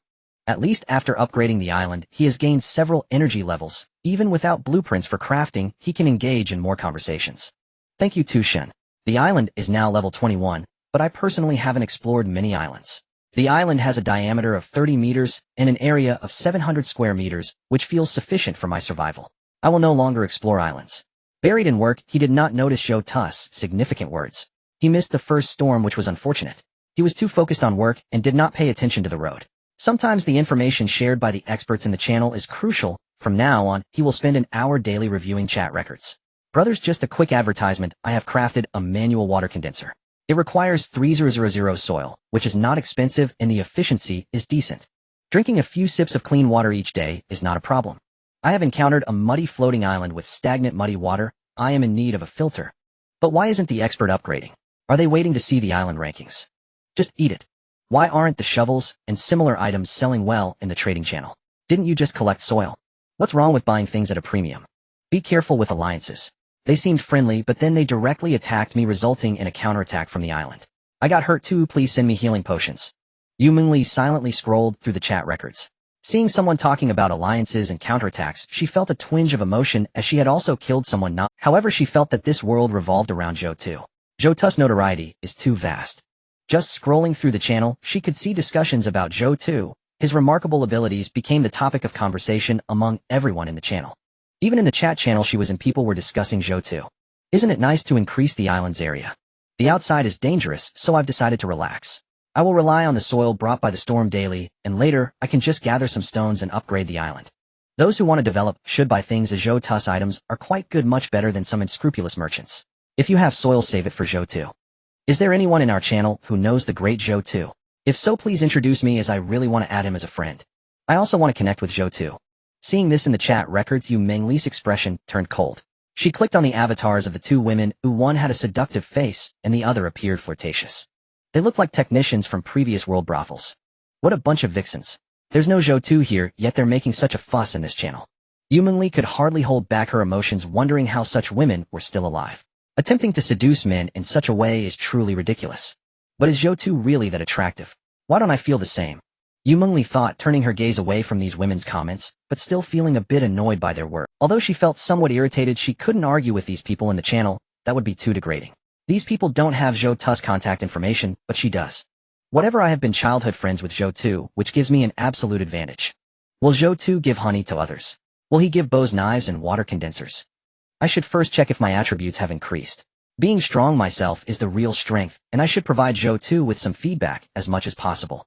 The level 20 island has opened the attributes panel, and Yu Minglis Island has long reached level 20. The resources obtained from exploration such as eating rabbits can increase attributes. Now Zhou Tu says that honey might increase attributes. Yu Mingli opened the panel and compared it with her previous attributes. Strength increased by 0. 1 agility by 0. 1 aim and endurance also saw a slight increase. After exploring the prison floating island with the elf, Zhou Tu returned to the floating island under the cover of darkness. This time he acquired firearms, 5 assault rifles, 3 handguns, and 15 rounds of 9mm ammunition. He also found 25 rounds of 8mm ammunition, a police baton, a shield, a fork, and a helmet. While he had obtained guns, the ammunition was absurdly scarce. If they were to land on the island, they wouldn't be able to fire many shots before running out of bullets. Without ammunition depots, these guns could only serve as defensive weapons for the island. Moreover, any future firearms acquired might not match the caliber of the bullets, leading to a situation where the guns on the floating island would become a hodgepodge. Once the island expands, we can build a military factory in the mechanical area. Only then will the mechanical area truly become what it's meant to be. Though bullets are scarce, finding guns is still quite fortunate. Having a gun makes a significant difference compared to being unarmed. The gun barrels could capture prisoners. If they had guns, the opponents wouldn't dare to speak loudly. It would suffice for intimidation. If Yu Mingli had a gun, those with ulterior motives would immediately change their expressions to smiles. A gun without sufficient ammunition won't greatly benefit me. Giving Yu Mingli a means of self-defense is a wise choice. The reputation of the first island master is not to be underestimated. Just as Zhou Tu was organizing the items he had brought, a loud bang suddenly came from a distant sand pile, followed by a thud sound indicating something had struck his floating island. In the darkness, this sound was particularly jarring. Zhou Tu hurried over, discovering that the sand pile had been struck and formed a dent. He took out a shovel and dug a couple of times. A green seed about the size of a fist appeared in his hand, round with a brown embryo on top. This, Bisha exclaimed, this seems to be a seed. Earlier the wind disaster brought sea buckthorn seeds, and now this seed has actually flown over. The sky is truly full of wonders. Zhou Tu understood, this must be the seed he had seen from the information about the pea shooter island. The mature seed had been ejected through the unknown sky, arriving at his floating island. However, this seed was somewhat larger, vastly different from the peas of the previous world. Eating one should be quite filling. The way sky plants disperse seeds is impressive. However, the earlier information indicated that the ejected seeds had the explosive power of small cannons. The pea shooter must have gone wild. Another seed I have never seen before. Bisha smiled at the seed in Zhou Tu's hand. Indeed.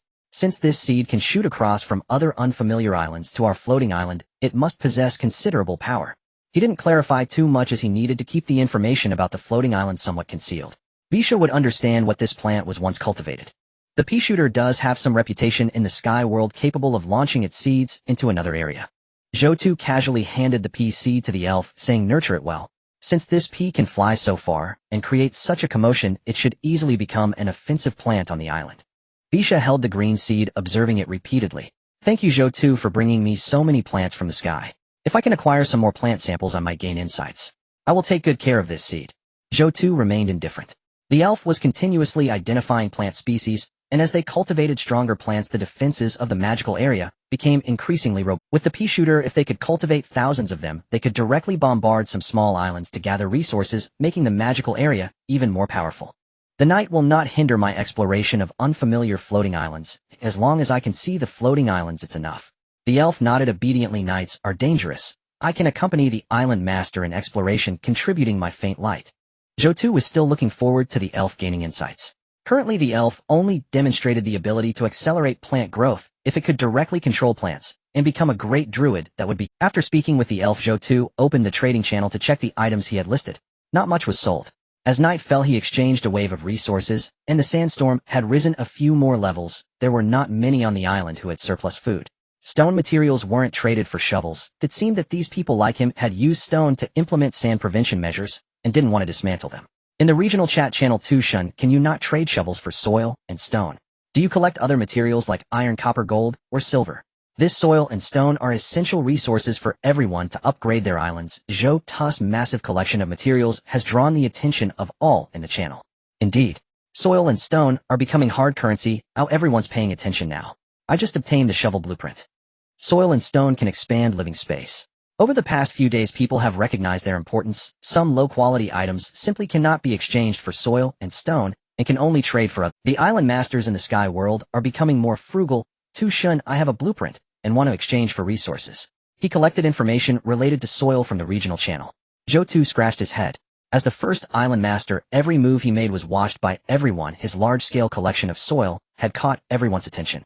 Everyone began to pay attention to the trade of basic soil and stone. He scanned the world channel. Most people also proposed trading other items for the engineer's shovel. Asking for 1,000 soil at once, working all day just to dig soil, who can stand that? Zhou Tu understood. Indeed, as time passed, collecting soil and stone from people's hands was becoming increasingly difficult. This was the foundation for expanding the island, unless one gave up their initiative and joined another island. The engineer's shovel had already decreased in price. It was just not moving, but during the day it should still sell well. As for the suggestion of trading gold, silver, and copper for shovels, he pondered for a moment before giving up. The mechanical area might need special materials later, but now was not the time to deal with them. He would bring Shun Qinghe to the island to gather special materials. The light prism tower of the mechanical area needed construction. Currently, the mechanical area lacked effective defenses. If only he could find blueprints for excavators, he could directly produce excavators and sign contracts with Zhang Yiwei to dig them up. In his thoughts, he opened the chat with Yu Mengli and was somewhat surprised at a glance. Yu Mengli ate honey and her attributes increased so much. He opened his attribute panel. Island Master Zhou Tu, age 24, strength 7, 1 endurance 6, 1 agility 6, 0 1 charm, 8 observation 10. Strength, endurance, and agility all increased. The honey that increases attributes is indeed powerful. After reviewing the attribute increases, Zhou Tu concluded Yu Mengli just has a slightly better awareness of her boda's subtle improvements compared to me. However, as long as I continuously consume items that boost attributes, if my strength attribute increases to 12, I can crush trees with a single punch without needing attribute boosts. This way the value of the poisonous bees is further enhanced. Moreover, the yellow flower fruit tree is still too slow to bear fruit. However, there is no rush of being able to eat food that increases attributes is already quite good. Some people in the channel are still going hungry from time to time. Once attributes increase to a certain extent, I wonder if I can withstand bullets. Does eating honey increase the attribute cap? Regardless of whether it does or not, I must explore any island that has increasing attributes in the future. The higher the attributes, the better. Compared to others' islands, I can collect these plants and animals that boost attributes constantly, enhancing myself.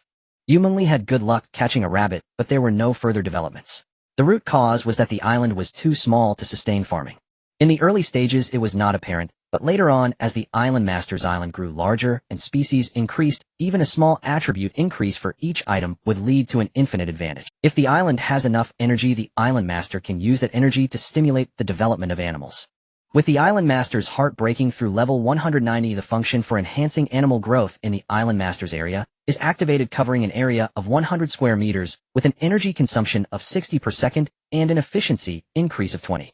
With the island master's heart breaking through level 190, the function for enhancing animal growth in the island master's area is activated, covering an area of 100 square meters with an energy. Exchanging energy for the island master to grow stronger is a gain. Our great island master is destined to become increasingly powerful in the sky. My goal is not wrong, but what does it mean for the floating island to reach a certain scale? The stars. Then I am the master of 1 star. The agricultural aspirations inherent in the Chinese spirit have not changed with me. Zhou Tu set aside his ambitions and gazed into the distance. No matter how good the future may be, a journey of 1,000 miles begins with a single step. Move the floating island forward. This is a small floating island for humans, and you pose a huge danger to it. Move the floating island to the left. This is a small floating island for humans, and you pose a huge danger to it. Move the floating island to the right. You will encounter the night bats, which you cannot contend with at this moment, as they have a strong bloodlust at night. Move the floating island backward. The feathered snake islands guard ancient temples. The temples hold ancient powers and show strong hostility towards incoming beings, and 10 minutes is enough to lead to your demise. Move the floating island upward. The marsh islands are difficult to navigate. Move the floating island downward. A deserted island. Having encountered an island with 2 people is unexpected as before. However, the information provided is ridiculous. I am dedicated to goodness. If people do not offend me, I will not offend them. What danger could there be? This information is pure slander. The other islands are too dangerous, so let's meet some strangers. Previously I encountered others passively, now I will actively meet some to avoid others saying they couldn't see me. It's quite good publicity to show my face. Zhou Tu turned the floating island, moving the mechanical area forward. Aside from him, there was no defense in the mechanical area. It's best to conceal the things in the magical area and the biological area to avoid really frightening encounters at night. Zhang Yu's floating island scrolled through the chat channel. It was getting late, and if he didn't sleep now he would stay up until morning. Suddenly a sound of wind broke through rushing into the small room. What is that? Can floating islands come at night? Zhang Yuza looked at the massive island with lights, feeling somewhat perplexed. This floating island has lights, one is white, and the other is fluorescent covering the other side of the island which appears to be a forest. What's going on? I've only heard of strange floating islands waiting to be explored. Ooh, I've never heard of a strange floating island coming to me. Reactively preparing defenses at this moment, the island master's crystal transmitted information. Detected that the island No. B10086 is approaching, coordinates established. Would you like to establish a friendship? Zhang Yuza was shocked. It was actually a person's floating island exploring at night. This person is so bold, aren't they afraid of dying? Wait, isn't this the number of Zhou Tu's island? Zhou Tu's number is intriguing. He glanced at it and remembered it. Is Tushin also exploring at night? That's terrifying. Condition reflexively clicked to establish a friendship. A chill ran from his tailbone to the top of his head. He recalled the previous clown-like behavior he had in the channel. Tushin probably wouldn't mind. But what if he does? It's better to be safe than sorry. With such a large island, Zhou Tu must have other means to easily handle an ordinary island master. Although he is a clown, he is not foolish. He is a truly fragrant clown. What should I do? If Zhou Tu is a bit petty, he might kill me. Zhang Yuza felt a bit flustered. The only way was to talk more in the channel to prove his existence. If the number of people in the channel decreases, it would indicate that Zhou Tu has killed me. Zhang Yuza never thought he would rely on speaking in the channel to save his life. Encountered Tushin, and Tushin's island has electricity and forests. It's amazing. Tushin has directly entered the electrical age, while I'm still using an oil lamp. Excited, so excited, he added the Great God as a friend, and the Great God is exploring with his floating island at night. Truly the number one island master. God is indeed God. He is unstoppable day and night. It's amazing. I must have accumulated 8 lifetimes of blessings. Someone wondered, are you also exploring islands at night? So brave. You little clown. No. 2. Why are you so talkative tonight? Are you scared to death by meeting a giant? That's why you're frantically speaking in the channel. Did you really meet Tushin at night? Zhang Yuza breathed a sigh of relief. Oh damn, you're absolutely right. Because I'm scared of dying, I'm frantically trying to prove my... With so many people in the channel knowing that Zhou Tu and I met, and so many people talking, I should be safe now. Zhou Tu probably won't kill me. However, Zhou Tu has already agreed to establish a chat channel. Zhang Yuza immediately sent, hello Great One. Exploring islands at night, contributing to the entire sky, that's so great. Tushin, it's my honor to have you as a chat friend. Hello. Zhou Tu responded lightly. Zhang Yuza saw the reply and felt reassured. Zhou Tu's murderous intent isn't strong. He waited for Zhou Tu to appear on the island. But he didn't wait for Zhou Tu. He only saw Zhou Tu's floating island leave. Zhang Yuza felt somewhat speechless. This person couldn't even be bothered to look at me. The distrust in the channel made him see Zhou Tu, and he felt anxious, fearing that Zhou Tu would act against him. My island compared to his is like comparing a billionaire to a poor person. Zhou Tu, the master of the sky, couldn't even be bothered to glance at me. However, having established a chat channel, Zhou Tu also released goodwill, indicating that Zhou Tu has good character. Zhou Tu looked at the chat record somewhat amused. Is it really necessary to be this afraid? After a moment of reflection, Zhou Tu realized, for the people in the channel, I am indeed somewhat dangerous. The high-level suppression from an ultra-high level. Exploring and moving the islands at night gives these people a sense of mystery and predatory threat. Who dares to explore recklessly at night? I'm afraid I'm the only one. Coupled with a high and aloof demeanor, not speaking much, these people are indeed worried, fearing that I would plunder the islands of other humans like others. Many people on the floating island regard me with wariness. When it comes to facing me, they do not even dare to step onto the island. The reputation of the first island master is indeed fearsome. 5 rounds of information collection passed swiftly. Zhou Tu and the elves had little success landing on the island, having only found some gasoline and diesel at an abandoned gas station. On the desolate island there were rocky outcrops, dilapidated houses, and some miscellaneous items collected along with a diesel generator. Daylight had already broken. Zhou Tu was most concerned about how well his shovel was selling as it related to the breakthrough of the 300-level island. Based on the previous pattern of unlocking at the 100 level, it was highly likely that a very useful function would be unlocked. This was something he looked forward to. In the trading channel, the number of shovels was gradually decreasing, with some people exchanging resources for his shovels, but the exchange was not yet complete. It was estimated that in another hour it would be. In the chat channel, someone asked, is Zhou Tu really exploring the floating island at night? Most of those who explored the floating island at night before have basically perished. What does Zhou Tu think? What are you questioning? Do you think Zhou Tu can accomplish what others cannot? What level is he? How large is his area? Zhang Yuza firmly stated in the channel, you must be terrified by Zhou Tu's island. Oh, I remember you said before not to seek Zhou Tu for items. How come you have become a fan now? If you have never seen Tushin's island, do not presume to speculate on the size of a deity's island with your small mind. Sure, Chao Qiang remarked, what the no. Two clowns said should be true. When I first saw Tu Shun's island during the day there were already trees on it. You all just don't believe it. Zhou Tu scrolled through the chat records realizing that these people had already spread the news of his night exploration of the floating island. Even those in the outside world channel were debating whether night exploration of the floating island was feasible.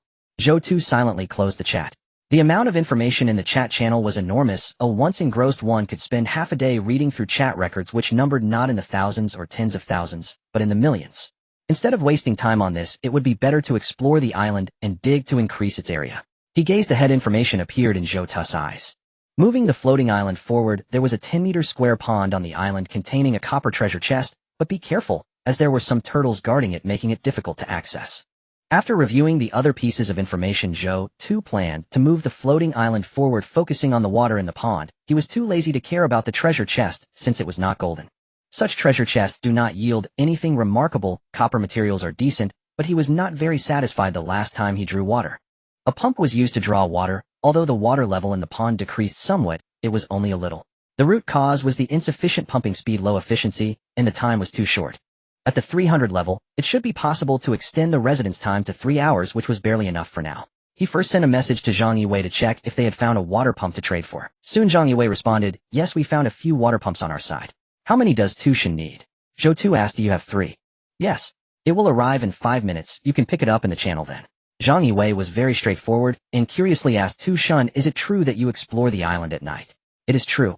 Exploring at night is very dangerous. Do you think I can explore at night? No, there are strange creatures. The island is too small and lacks defenses. You need measures against cold, fire, and high-level biological attacks. With these it can be tried, but the probability of death. After dozens of night information collection sessions, he had a certain assessment of the dangers and what kind of defenses were necessary. He was also adept at revealing some information. With 3 water pumps in hand, these were borrowed. Zhang Yiwei directly operated to give the items without even asking when they would be returned. This is trust. Not many in the channel share this mutual trust. The advantage of a large organization is the diversity of materials useful or not primarily focused on collection. With so many people, there are bound to be those who need it.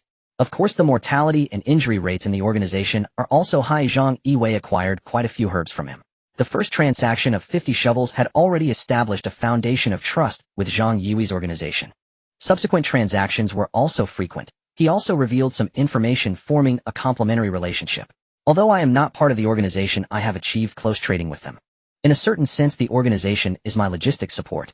Zhou Tu realized that if unrestricted chatting were possible for those originally part of an organization, survival would not be a challenge, but rather a matter of material exchange. He even saw in the channel that some people could get others to give everything without doing anything, which was simply absurd. In the survival world, one phrase sums it up: men provide me with resources, and it has been. The water pump and pipes were ready, and Zhou Tu began to connect them to the island. Water is crucial for forest growth, the construction of sand-resistant tree walls, and herb growth. A small island with a hill appeared before him with a pond below the water, shimmering green, rippling gently. It was a small square pond approximately 10 meters long. There is water, it's a water island. Baitia floated on a branch ahead her face. In this storm of sand and wind, water is vital for the development of the island. Water is the foundation for the growth of plants on the floating island. In a certain sense, it is the foundation of my strength. The more water there is, the more plants can be nurtured, and my abilities grow. At that time, the limitation of water could only foster some low-growing plants, which lacked sufficient defenses. Now with Zhou Tu's floating island, he could nurture freely. Baitia watched as Zhou Tu rode his motorcycle to the pond's edge, prepared the water pump, and began to draw water. Once again, he confirmed in his heart that he had not followed the wrong person. Zhou Tu approached the pond. He wanted the water, he also wanted to eat the turtles, and he wanted to open the treasure chest. In any case, I want it all. He took a branch to test the depth of the pond, estimating it to be about 3 meters. Zhou Tu was well aware. The pond has a water volume of 300 cubic meters with a density of about 1 ton cubic meter, leading to approximately 300 tons of water. Draw water. With 4 pumps running at full capacity, they should be able to extract around 240 tons in 2 hours. By then he would be able to scoop up the turtles with a net. Now with this little time, he could check on the black cow, which had become a permanent resident of the island, to see the effect. Zhou Tu arrived at the place of the black cows. These black cows were now lounging, having adapted to life on the floating island, and with the ability to transfer harm, he was unafraid of them butting against him. Choosing a black cow, Zhou Tu approached it. The cow lazily turned its head to glance at him, its large mouth continually ruminating. I haven't had breakfast yet, but you seem to be enjoying it. After contact, these black cows indeed held no malice towards him. When he first came to the island, they had been quite wary of him. Not bad. In the future, when encountering other dangerous animals on the island, he could directly come to these black cows area and use them as a shield. As for his ability to command animals, he refrained from using it. With 10 points of energy, he could not afford to. Arriving at the tiger's territory, Zhou Tu noticed the tiger was much more alert to him, taking a defensive posture and letting out a growl. Most importantly, there was a rabbit beside this tiger. I have raised a pen, yet a rabbit runs into the tiger's enclosure to meet its demise. Zhou Tu was speechless. In ancient times there were tales of waiting for rabbits by the tree stump. Now, it was a tiger guarding the pen for rabbits. These rabbits had no natural enemies on the previous island. They must have wandered into the tiger's enclosure by mistake during their exploration on my island. I haven't eaten yet, now the tiger is feasting.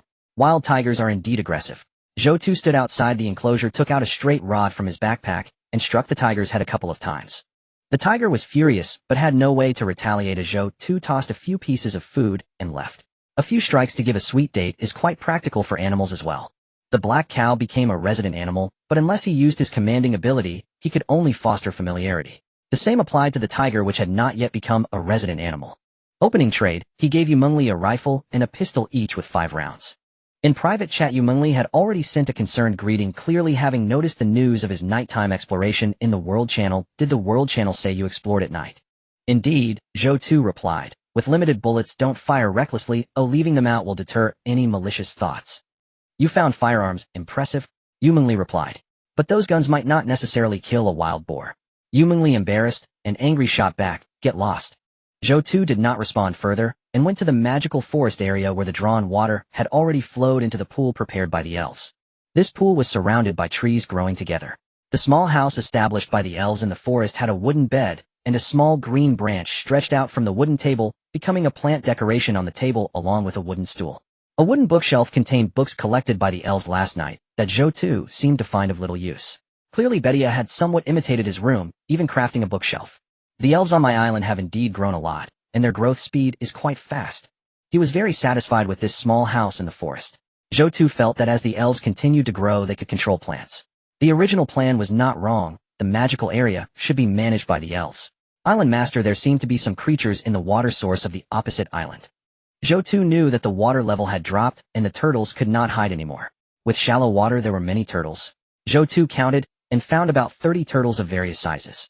He took out a net to scoop up all the turtles and transport them back to the island, and even a treasure chest was also retrieved. This time about 240 tons of water were drawn, but the mud beneath the pool was too thick to pump, estimating some deviation. In addition to these, Zhou Tu also discovered some brightly colored mushrooms on a small hillside in red, white, blue, and several other colors that he did not recognize. After gathering them, Zhou Tu directly tossed them into the magical area. After some time, these brightly colored mushrooms could probably grow. By then a mushroom specialist could come to the island to make delicious mushroom soup. Zhou Tu quickly made a round on Water Island, gathering everything that needed to be taken. The harvest was quite good. Back on the island, Zhou Tu began to check the trading channel. All the shovels had been traded successfully, which matched his expectations.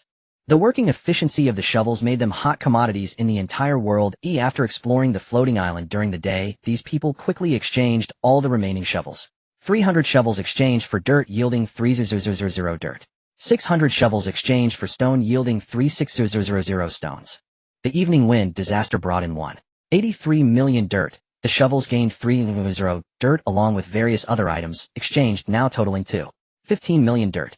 The Island Master's heart is currently at level 228 in energy, 119,238. Next upgrade requires materials 220 dirt, 2380 stone. Over 220 dirt is needed to level up, requiring a lot of materials, but the area of the floating island is also expanding significantly now, increasing the outer area cannot be compared. Without hesitation, Zhou Tu chose to upgrade the floating island.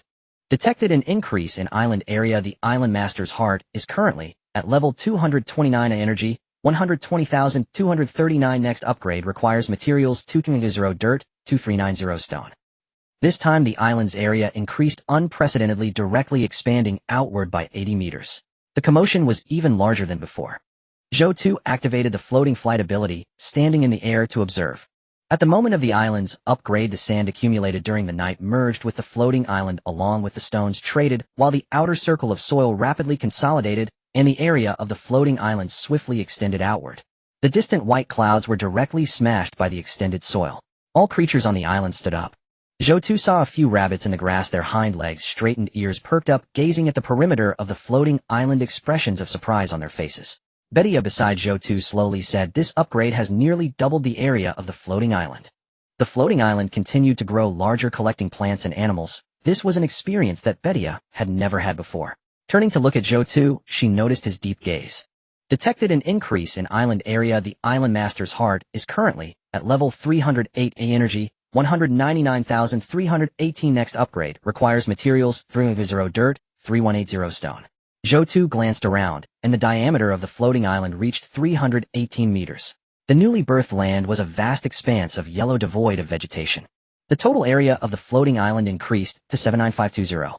5 square meters, roughly equivalent to 10 standard football fields, while the previous island was only 4. The previous island was 400 square meters, considering a standard football field's area as 7140 square meters. Now the area of the island is much larger than that of the water cube. And the black cows had already rushed onto the newly birthed land, frolicking wildly, dust flying with only a few black dots moving rapidly in the yellow sand, seemingly happier than Zhou Tu. The island breaking through level 300, Zhou Tu skipped over others and immediately looked at the new abilities unlocked at level 300. Detected an increase in island area. The island master's heart has broken through level 300. The floating island's capabilities have increased, and the internal water circulation of the island is enabled. The island master can specify any location on the island to activate the floating island's spring using energy. Consuming 50 energy points can activate it. The island master can regard the floating island as a small biological circle. The island master's use of spring water for the island consumes extremely low amounts. Excessive use of water for external use will lead to depletion of the island's water resources, which can be destroyed and reopened using energy. Zhou Tu smiled, saying, "The apocalyptic floating island has a spring. This is great. Where should I place it?" The placement of the spring is crucial. If changed, it will require 50 points of energy, so it must be considered carefully. After a moment, Zhou Tu determined where to place this spring. The small cabin in the woods is the most suitable. The spring water flows out from the cabin, then through the forest to the biological area, providing a water source for the black cow and tiger. In the future, he can also enjoy flowers and brew tea here, as the fresh spring water is perfect. According to the extended explanation, these animals are also part of the floating island's biosphere. As long as the water isn't sold directly and is circulated on the island, there won't be much consumption. After all, the cow drinks and eats yet remains on the floating island. Most of the water is absorbed by the trees, which are also on the floating island, thus the consumption is indeed minimal. Upon arriving at the small cabin, Zhou Tu began to use his energy. He constructed the spring on a patch of ground next to the cabin's wooden table. Suddenly Zhou Tu felt as if the moisture in the air on the floating island was being drawn into the soil, followed by the ground cracking and stones emerging. Amidst the cracks in the stones, a spring of water slowly appeared, gushing up an inch high like a thumb. The spring water was clear and colorless, completely unlike the murky water he had drawn from the pond before. Zhou Tu went over to scoop up a handful of spring water with both hands and took a sip. It was refreshing and crisp. The spring water on the floating island is surprisingly like mountain spring water. This reminded Zhou Tu of the natural water flowing from crevices in the mountains during his travels. The elf imitated him, and after drinking said, "The water on the floating island is as if it has been purified." Zhou Tu stood up and shook his hands. Indeed, the floating island acts like a massive filter, compressing the moisture from the island into the earth, which then serves as a filter, producing spring water after purification. No wonder this can be seen as a small ecological system. It turns out it is like this. Can I continuously use this spring water to promote plant growth? The elf asked with bright eyes. Yes. The plants promoted also belong to the island's ecosystem. The water within them interacts with the floating island, consuming very little, allowing for ease. Bisha walked around the spring, saying, "In that case, the bamboo anti-sand wall promised to the island master will come up faster. Let's first promote some grass on the newly exposed land in the sandy area to stabilize it. I'm worried about how these sands came and how they will leave. It would be amusing if the strong winds didn't bring in sand, but instead took the sand from his island away." The elf said, "I'll go right now.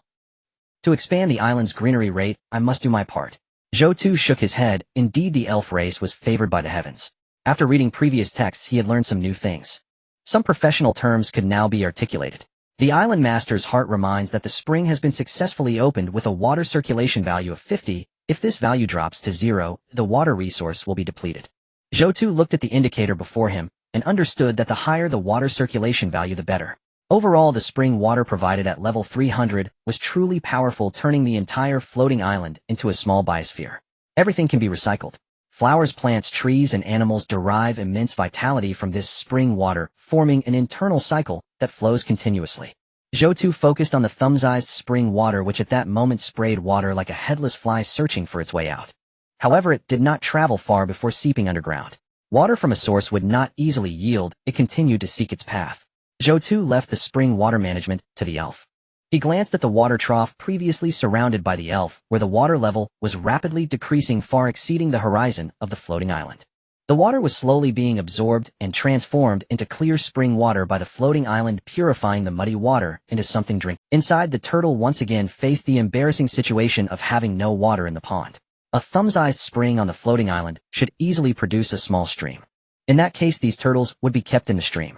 For now, everything revolves around the development of the floating island. As for later, digging a lake on the floating island to raise fish is a matter for the future. Zhou Tu felt that the current floating island was still too small. The next few days would be spent fully searching for Shun Qinghe within the channel. If luck is on his side, he could find her in a day, if not it should take 2 or 3 days. Zhou Tu estimated in his heart that based on the probability of encountering others while moving the floating island these days, it was still relatively high. Now I am moving the floating island day and night. The probability is even greater. The stone required for upgrades is 200, and the shovel exchange for 3600 stones. There are 14000 stones remaining. Now the island has expanded again, and the anti-sand wall consists of 2 arcs that do not intersect inside the circle. What Zhou Tu needs to do now is readjust this arc, extending both sides to the edge of the floating island. Meanwhile, the bamboo anti-sand wall that the elf will promote will begin along the current edge of the floating island. The island can grow every day, and the anti-sand wall must also be dynamically modified to adapt to the expanding environment of the floating island. However, next time the anti-sand wall intercepts the wind disaster bringing in soil, it should be able to double its effectiveness. As the island's area increases, the trees on the elf side can also block some of the wind and sand. Even without deliberately collecting, there is still a lot of sand remaining on the island. Currently, the island covers nearly 800 square meters, and even without deliberate sand blocking, it retains more sand than some smaller islands. This is the advantage of a large island. As for exchanging a large amount of soil in the channel, Zhou Tu felt it was a contradiction between outdated soil excavation efficiency and rapidly expanding the island's area. It's like in reality where people have little money yet experts advocate for increased consumption. He and Zhang Yiwei, these big island masters, encounter the same situation where they have goods but cannot sell them in the trading channel. Moreover, soil and stone are basic resources for upgrading the island, making them even more valuable. Everyone has begun to hoard their soil and stones. Zhou Tu shook his head, no longer thinking about it. His goal was to quickly find Shun Qinghe and Li Yuero to bring them over for work.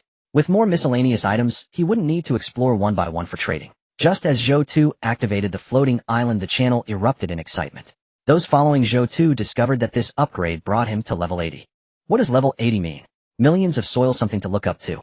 I thought upgrading later would be increasingly difficult, but I didn't expect Zhou Tu's upgrades to be as rapid as a rocket. Now the amount of soil required for Zhou Tu to upgrade the island is about 3000 units. My goodness, this level is enough for me to upgrade 10 levels. Now Zhou Tu's island area is roughly 800 square meters. While such a large island takes a few minutes to walk over 300 meters. Why has the score of Tushun's island exceeded 10 million? How has it grown so rapidly? The score is still continuously increasing, adding several hundred points every second, even reaching over 1,000 points. It's incredible. Oh my great master, don't you feel lonely on such a large floating island? Tushun, please take a look at me. Please accept me, great master. I won't mention that little girl who gifts in the channel anymore, because I want to give gifts too. The people in the channel cannot understand why Zhou Tu's island score is rising so quickly. If this growth continues, it will soon surpass the second island master with a score of 10 million. The island master score reflects the development of the island to some extent. All resources, flora and fauna on it can be converted into points on the leaderboard. This indicates that Zhou Tu's floating island is extremely rich in resources. Upon seeing that their own floating islands are barren, many people desire to live on the great master's island. After a few days of hardship, they are becoming increasingly impatient. Sure, Chaoqiang said the great master's island has forests that grow steadily, and it's normal for the score to break 10 million. Why are you all complaining? But since you are all calling out, I'll join in as well. Great master, you must accept me when you see me. Why is everyone like this? Can't you develop your own islands? Tushin, look at me, you must accept me. Surpassing the second place by so many points makes one wonder what the true state of their island is. Tushin, please let me on your island when you see me. In reality, I am a teacher. Meanwhile, Zhou Tu is picking up some trash on the island. The resources here are scarce, but he managed to find some female hygiene products. Thinking of Shun Qinghe, and Li Yeru coming over, he decided to bring back these white items. I really am too kind. Zhou Tu sighed. As the area of the floating island expanded, the island master's heart grew stronger, changing from white to yellow, and then to green. Now it has turned a shade of blue. The island master's heart has become extraordinarily capable of merging with the body and being driven by will, allowing for faster communication. This is the new ability brought by the level 240 island master's heart. He has seen the statements made by these people in the channel, however their comments now seem somewhat outrageous. Little Nan Yang and others are testing his It's quite amusing. The people speaking in the channel now just want to show their familiar faces and express their allegiance, making themselves known in front of him. In the future, encountering them will at least mean dealing with somewhat familiar faces. It's not good to rob or kill them, and if they want to come over, they should be sincere. It's better to cling to a great master than to develop one's own small island. Zhou Tu understands these people's feelings. The island master score is currently too high, especially after breaking the 300. With the spring of water, the water circulates on the floating island rapidly, promoting the growth of all organic resources. Plus, with the presence of the spirit who loves farming, his resources are increasing. In fact, anyone reaching level 300 can enable rapid growth of island points. But even at this level, no one's island has developed as quickly as his. However, rapid development has now encountered problems.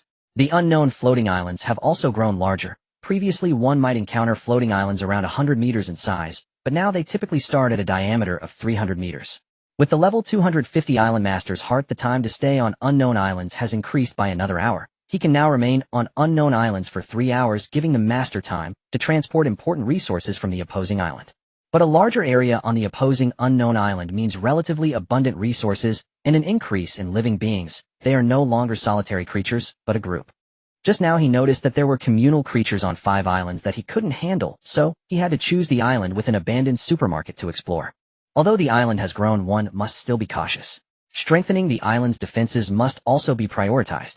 With the water spring, resources will become plentiful, allowing some resources to be consumed in exchange for buildings or weapons that can arm the floating island in the channel. At this moment, Zhang Yiwei looked at the water pump Zhou Tu had brought back and the rapidly increasing points, feeling a bit silent. Zhou Tu is incredibly powerful beyond everyone's imagination. If he weren't the head of an organization, he would also want to go to Zhou Tu's island. 80,000 square meters, such a vast area. According to national character, it must be farmed. Oh, watching such a large expanse of land lying fallow is a sin. The first thing to do after bringing back soil from the moon is to study whether vegetables can be grown on the moon. Now, as the master of a floating island, it would be unheard of not to farm such a large area. Yet he is puzzled about how Zhou Tu is farming. His subordinates have already designated farming islands, and the feedback is that planting trees is extremely difficult.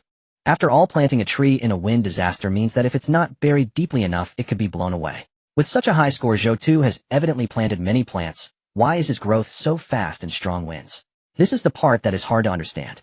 Since borrowing the water pump from Zhou Tu, Zhang Yiwei has been envious. With the larger area, the water extraction is intense, and one pump is not enough. With these waters, Zhou Tu's plants grow even faster. Zhang Yiwei, what new abilities does a level 300 island grant? You are so powerful. It can open a spring on the island. The island has developed to a certain extent, and it can actually develop springs. But it requires level 300. Zhang Yiwei felt speechless. When will I reach level 300? No wonder the points are increasing so rapidly. Zhang Yiwei continued to ask, will the bonuses for level 200 islands be announced in the World Channel today? Zhou Tu frowned slightly. At level 140, the damage transfer function was unlocked. Level 200 unlocked the attribute surge function. These two abilities are bonuses for the island master himself. One ensures the master does not take damage, and the other is for military conquest. What kind of people are coming to the island? Those who cannot develop their own islands. Is there any disloyalty? Perhaps. People are complicated and hearts change over time. The enhancements to oneself will not be disclosed. The great island master will know when he levels up, and it doesn't matter if others know or not. Tu Shun is amazing. I think so too. Zhang Yiwei said, someone on my side brought some stone slabs from the relic floating island. They have some writings and drawings of creatures that can fly like fairies. Take a look. Zhou Tu paused and thought, could these records about fairies help those currently at a bottleneck? If it is indeed possible to enhance the spirit, the development of the island will increase once again. Zhang Yiwei provided valuable information, this time revealing that at level 300, one can open a spring on the island, and he encountered some unusual islands. Very reasonable. Zhou Tu thought to himself, I need to establish my own intelligence system and operate on 2 legs. Soon Zhang Yiwei brought over the stone tablet for trade. Zhou Tu looked at the image on the stone tablet, which indeed resembled a spirit. However, the spirit on the tablet was much larger than Bisha, who appeared more like a juvenile in comparison. There's potential. Upon arriving at the cabin in the woods, Bisha was already on the floating island, having taken a turn. She looked quite exhausted, yet her eyes sparkled, exhausted yet joyful. Zhou Tu secretly smiled as he showed the stone tablet to the spirit to see what the situation was. After looking at the stone tablet for a while, Bisha said, "It records some information about spirits, but it's of no use to me. Perhaps I can gain something only after seeing what's on that floating island. However, overall it has still pointed me in the direction of evolution. I may evolve to be this large in the future and enhance plant growth even further." Bisha pointed to the 8-winged spirit on the stone tablet. Zhou Tu felt a bit disappointed, but quickly came to terms with it.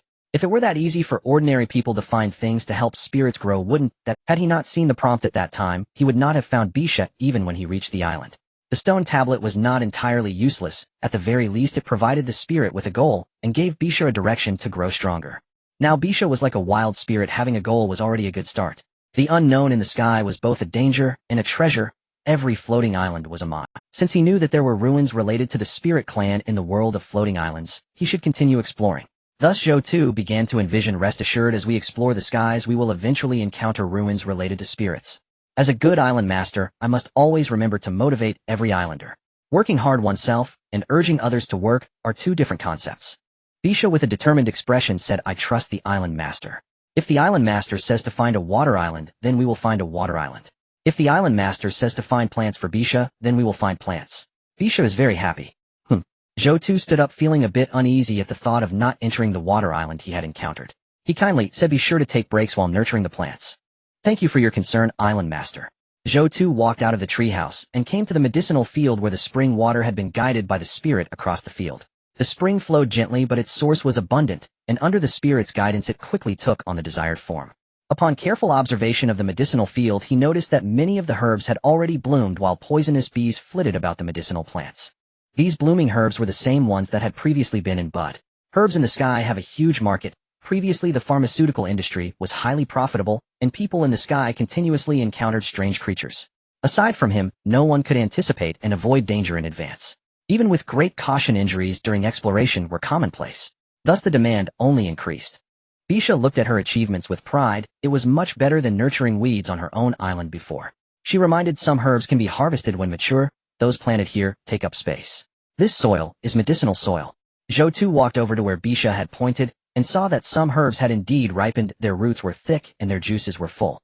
With the spirit's blessing, some herbs that were about to mature have now fully ripened. The spirit's enhancement of plant growth is beyond the capabilities provided by my island master's heart. There were quite a number of mature medicinal materials. Zhou Tu pondered, thinking he could convert these mature herbs into needed resources within the channel. These are resources from his own island, which can be exchanged for resources from other island masters without requiring energy. Moreover, with the endorsement of my credibility and the scarcity of the herb, sales would not be a concern at all. Most importantly, these herbs can be sold continuously. With medicinal soil, spirits, and water sources, as long as he keeps good seeds, a cycle can be formed to continuously collect resources from other islands. The most crucial aspect is that it does not require energy. However, for now, he only knows the specific efficacy of one hemostatic herb. The others are merely judged based on the names recognized by the island master's heart, making it impossible to prescribe correctly for the people in the channel. Zhou Tu's identification of herbs is not professional. The medicinal field has grown large enough to require talents in medicine. I am certainly not the omnipotent being described in the channel. Zhou Tu reflected on himself. Although he is already quite powerful, he must not become complacent. Recognizing oneself accurately is the most important. Since the herbs have matured, let's first build a few houses to store these mature herbs. After saying this to Bisha, Zhou Tu opened the primitive construction template and built 5 simple rooms nearby using wood, then made some boxes for categorization.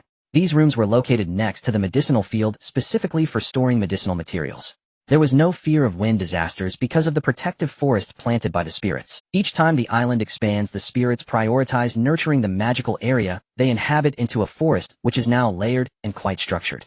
Some of the soil shielded by trees has already formed a wave-like arch, greatly reducing wind damage. Let's keep these mature herbs here for now. If you don't have time to categorize them, then forget it. You are already working very hard to nurture so many plants in the medicinal field. Although Zhou Tu said this, he still hoped that the spirit could pick out the herbs. He really is a man of words, but not of action. Bisha, touched by Zhou Tu's concern, said, "I don't need to sleep like the island master. I will harvest these mature herbs and replant other collected herb seeds, which will also benefit. Thank you for your hard work." Zhou Tu thought aloud. Truly a good employee. If this island does not develop, it is entirely my own incompetence. Surpassing other island masters' scores by millions is just the foundation, surpassing billions in the future is the norm. As for the yellow fruit tree, greenish little beans have finally appeared which are just starting to bear fruit. The development is quite good. The world tree seeds have just sprouted not long ago. Bisha felt a bit dejected, sensing the vitality of the world tree seeds was very vigorous, yet under her nurturing there was not much effect. It's alright. Zhou Tu comforted, perhaps the world tree is just accumulating energy, who knows. Just do your best.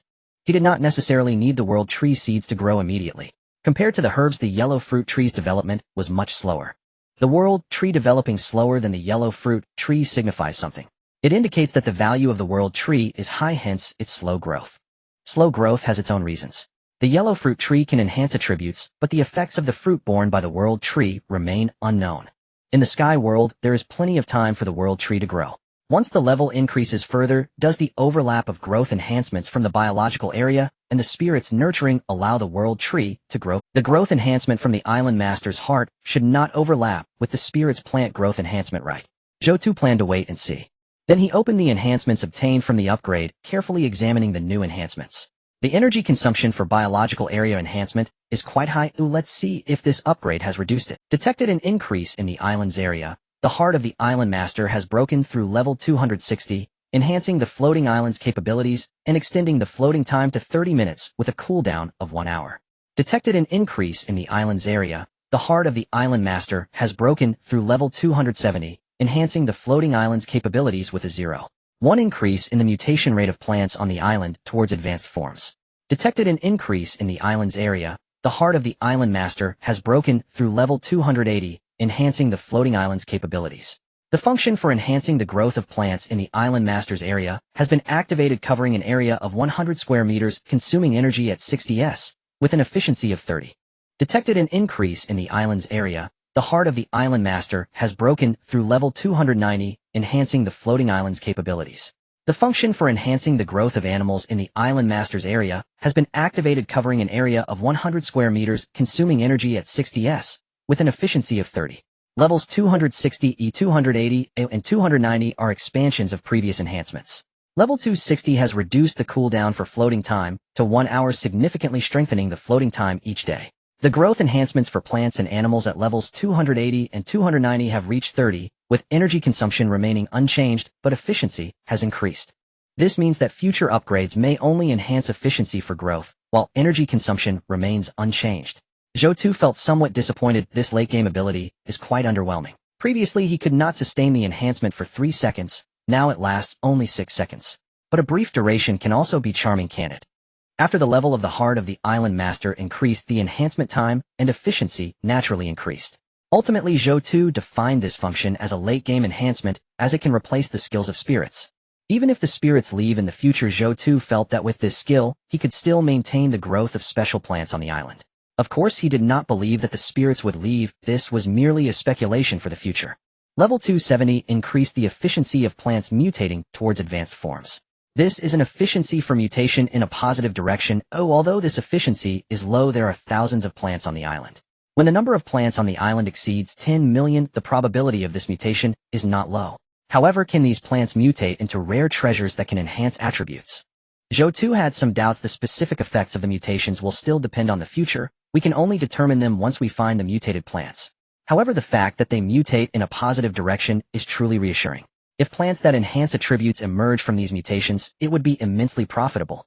He believed that as the island continued to grow, the probability of these mutations would also increase.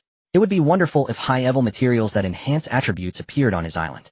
The current level of the heart of the island master is 308, with energy at 198,318.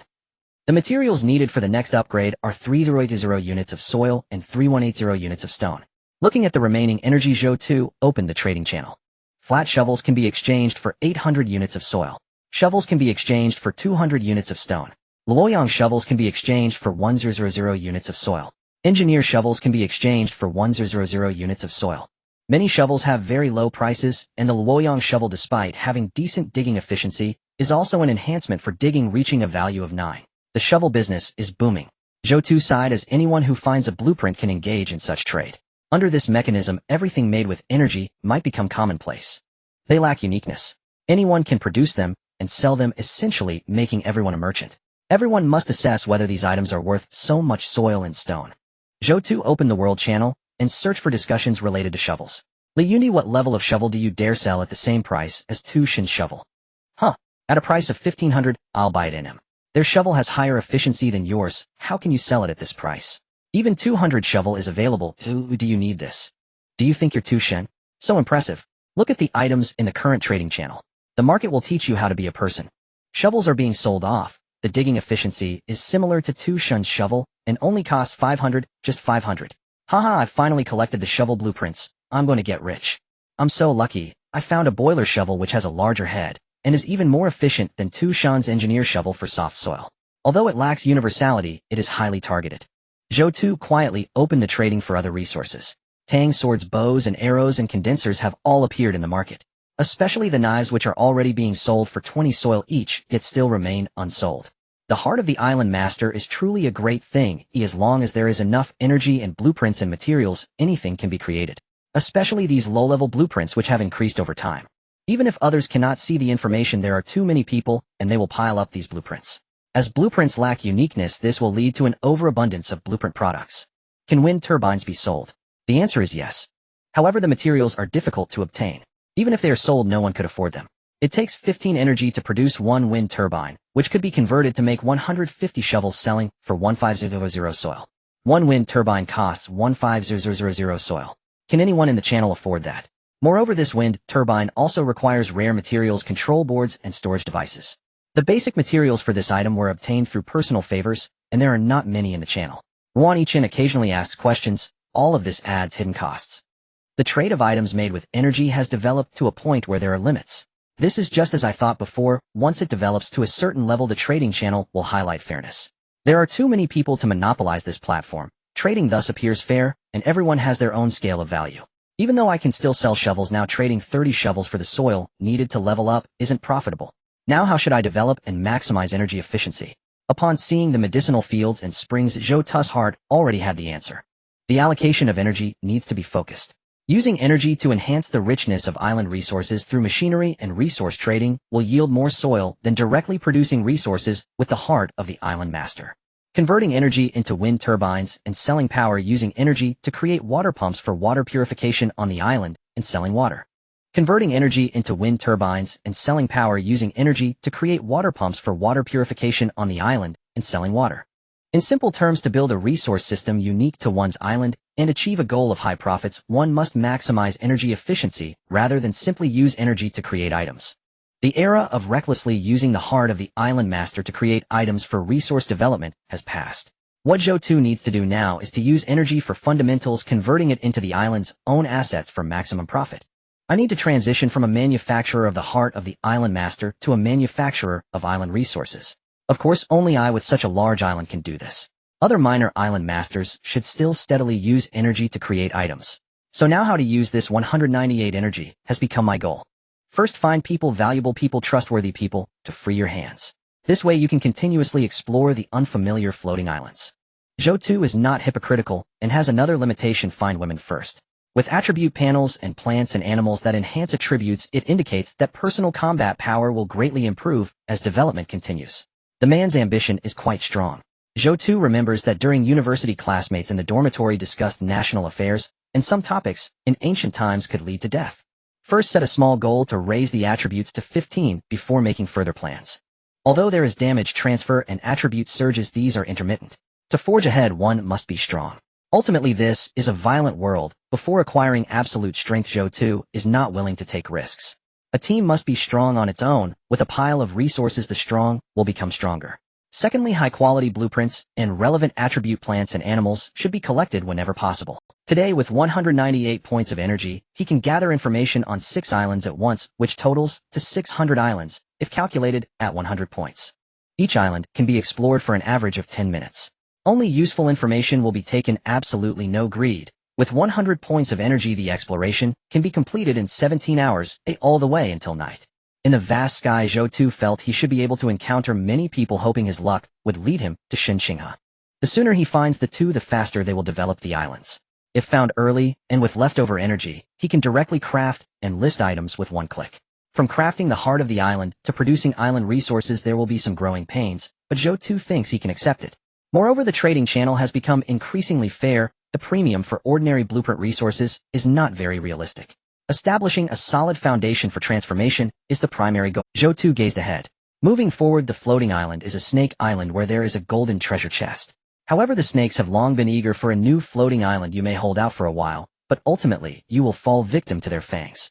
Moving left, this island is ruled by mechanical giant eagles, guardians created by an ancient mechanical civilization. These giant eagles possess sharp metal talons and powerful energy weapons. You would be utterly defenseless before them. If you defeat them, you will obtain blueprints for the mechanical giant eagles, allowing you to craft them. Moving right, the Fire Dragon Volcano Island is home to powerful flying creatures known as fire dragons, which circle above the volcanic island in search of food. The lava and heat of the volcano provide an ideal living environment for the fire dragons.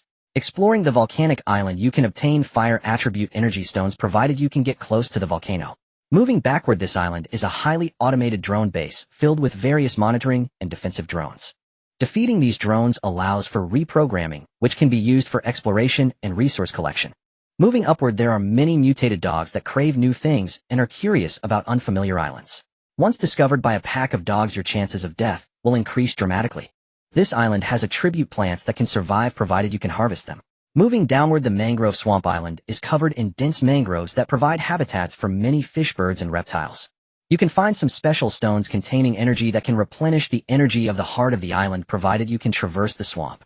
Zhou Tu looked at the 6 pieces of information, his expression changing slightly. Only having just broken through to level 300 islands, how could he encounter such high difficulty islands after just a couple of explorations? Indeed, as the island area increased, encounters with island creatures also became more frequent. Almost every island had its own creatures. Moreover, these creatures are very dangerous, but the rewards are also quite substantial. Zhou Tu fell into deep thought. Shen King's floating island.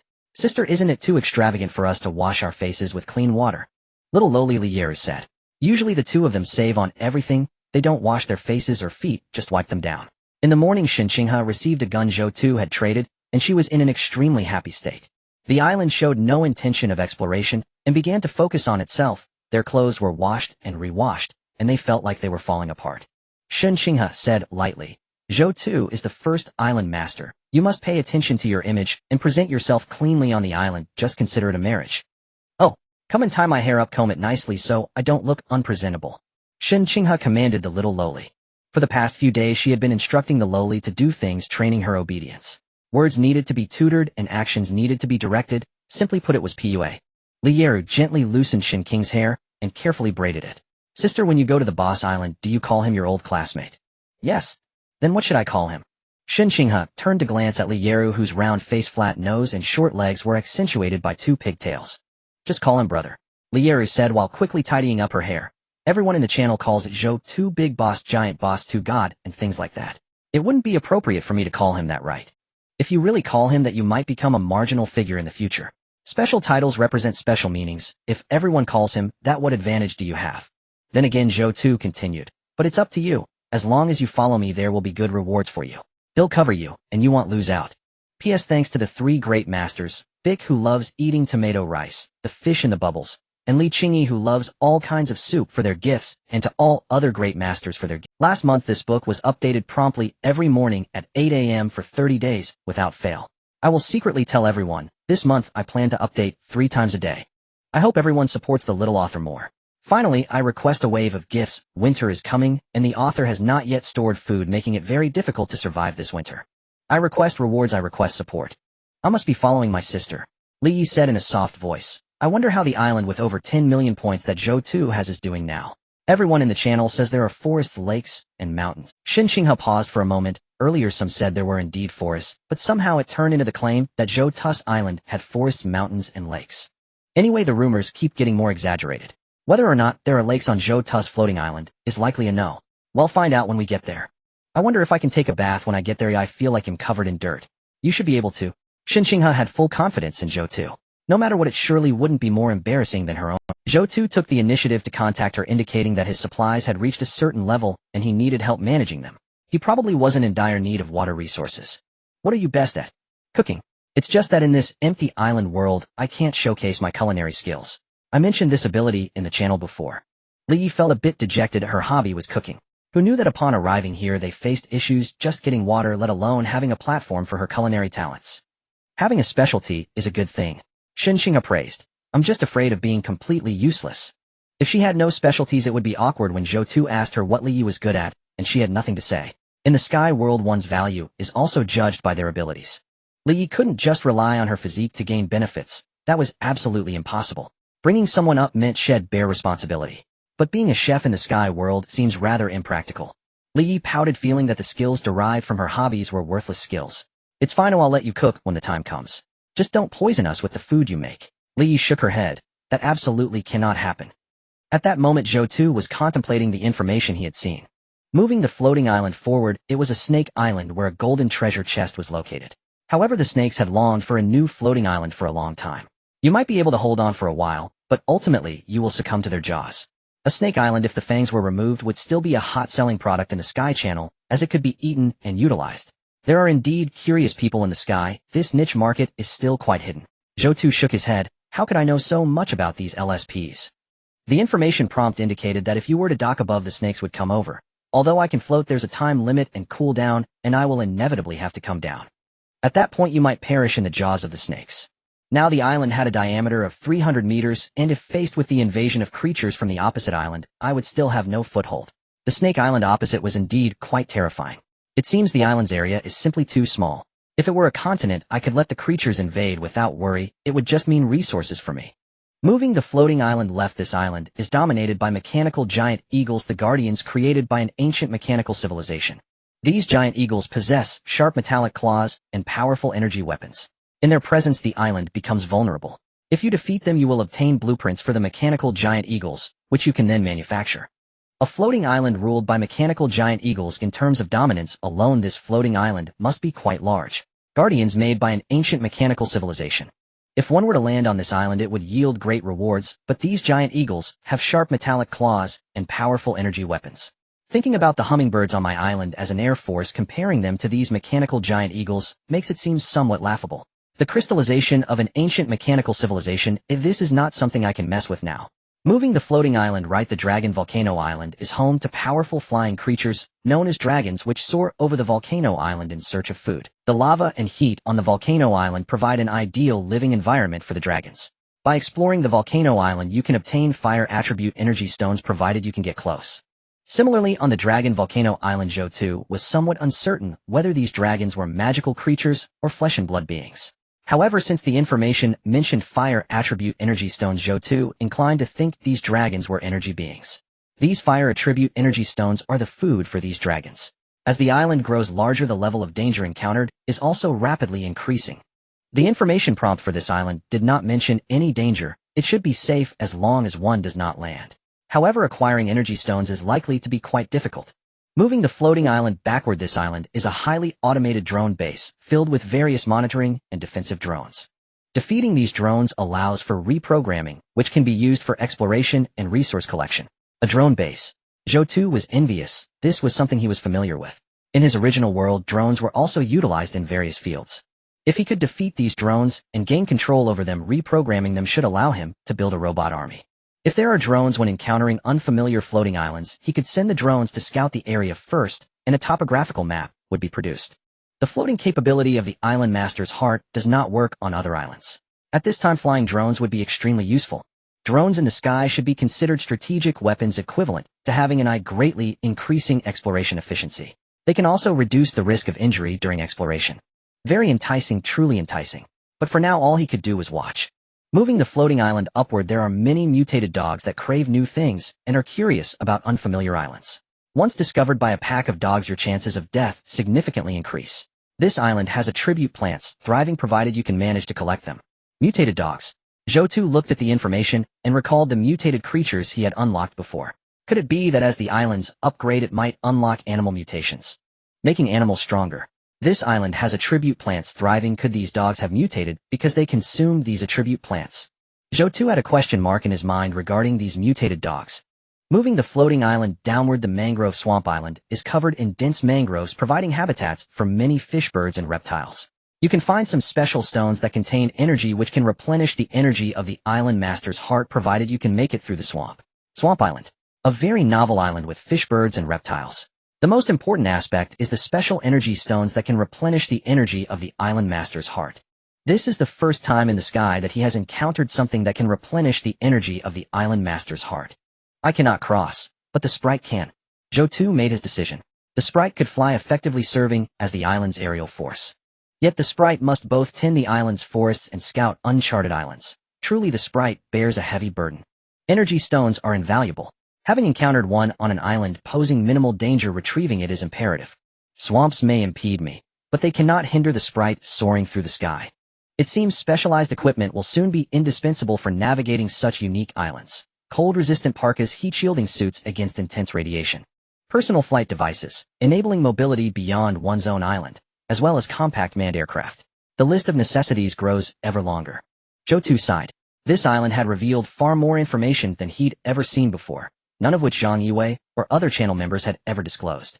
3 reasons likely explain this island's first, deliberate omission. Second, the island's owner perished before sharing the knowledge. Third, they simply never encountered an island of such scale. From channel discussions, it is highly probable that no one has yet encountered an island this vast. As island tiers rise, so does their size, and thus the likelihood of encountering truly expansive domains. Xiao Camilla's modest 200-meter island offered no precedent for such immensity. She'd never even glimpsed anything comparable. Most island masters in the channel remain at the earliest stages of exploration. An island circumnavigable in 1 hour differs utterly from one requiring 3 hours, or more, to survey. In time, even with precise clues, locating valuable artifacts within the allotted window may prove impossible. Its sheer expanse renders the floating island itself a formidable challenge. Zhou Tu scratched his head. Size, it seemed, had become its own obstacle. Every piece of intelligence gleaned from this expedition pointed to exceptional resources. Truth be told, were combat not a barrier, he would have boarded every island he saw. Each discovery promised substantial enhancement to his floating island. Past acquisitions from smaller, lower-tier islands held negligible value. Now, however, every revelation heralded genuine. Securing high-tier materials and blueprints demands battle. Nothing of true worth comes easily. Zhou Tu recalled his blueprint acquisitions. The highest quality he'd found so far was purple, the Prism Tower, a stroke of rare fortune undoubtedly aided by his ability to perceive island data. With 6 options available, selecting wisely was inevitable. Yet, judging by current encounters, exceptional finds remain exceedingly rare. 1 purple blueprint in all this time. Islands guarded by monsters, however, consistently yield superior resources and advanced schematics, rewards attainable only through victory over their guardians. Zhou Tu exhaled deeply. He sensed it keenly. As floating islands grow larger, so too does the necessity for combat. No more effortless gains. In thought, his floating island approached the Red Mangrove Swamp Island, a colossal airborne domain. Rich in resources, its crimson mangroves bathed half the sky in fiery light. Gentle hills rose across its surface, cloaked in luxuriant aquatic grasses. He observed water cascading continuously from the island's rim, drawn downward into the tail-end vortex beneath, forming a self-sustaining cycle. So floating islands, once sufficiently developed, can generate autonomous ecological cycles, not merely a function of tier advancement. This is not the sole capability unlocked by ascending tiers. Zhou Tu estimated the island's diameter, no less than 5 kilometers, dwarfing the sprite's mere 1-kilometer domain. A 5-kilometer circle encompasses roughly 25 times the area of a 1-kilometer circle. With earlier docking windows limited to 1 hour, encountering such a vast island would have left us powerless but to gaze upon it helplessly. Yet even 3 hours proved acutely insufficient for thorough exploration. Zhou Tu remained vigilant, timing the landing precisely and maintaining disciplined focus during exploration. To succumb to temptation or distraction here risked becoming. This was an insidious peril. Miscalculating the return window could trap him forever. Previously negligible details now carried grave consequence. I'd planned to linger just 10 minutes per island. Yet even opening the portal left me momentarily rooted in awe. Zhou Tu smiled wryly.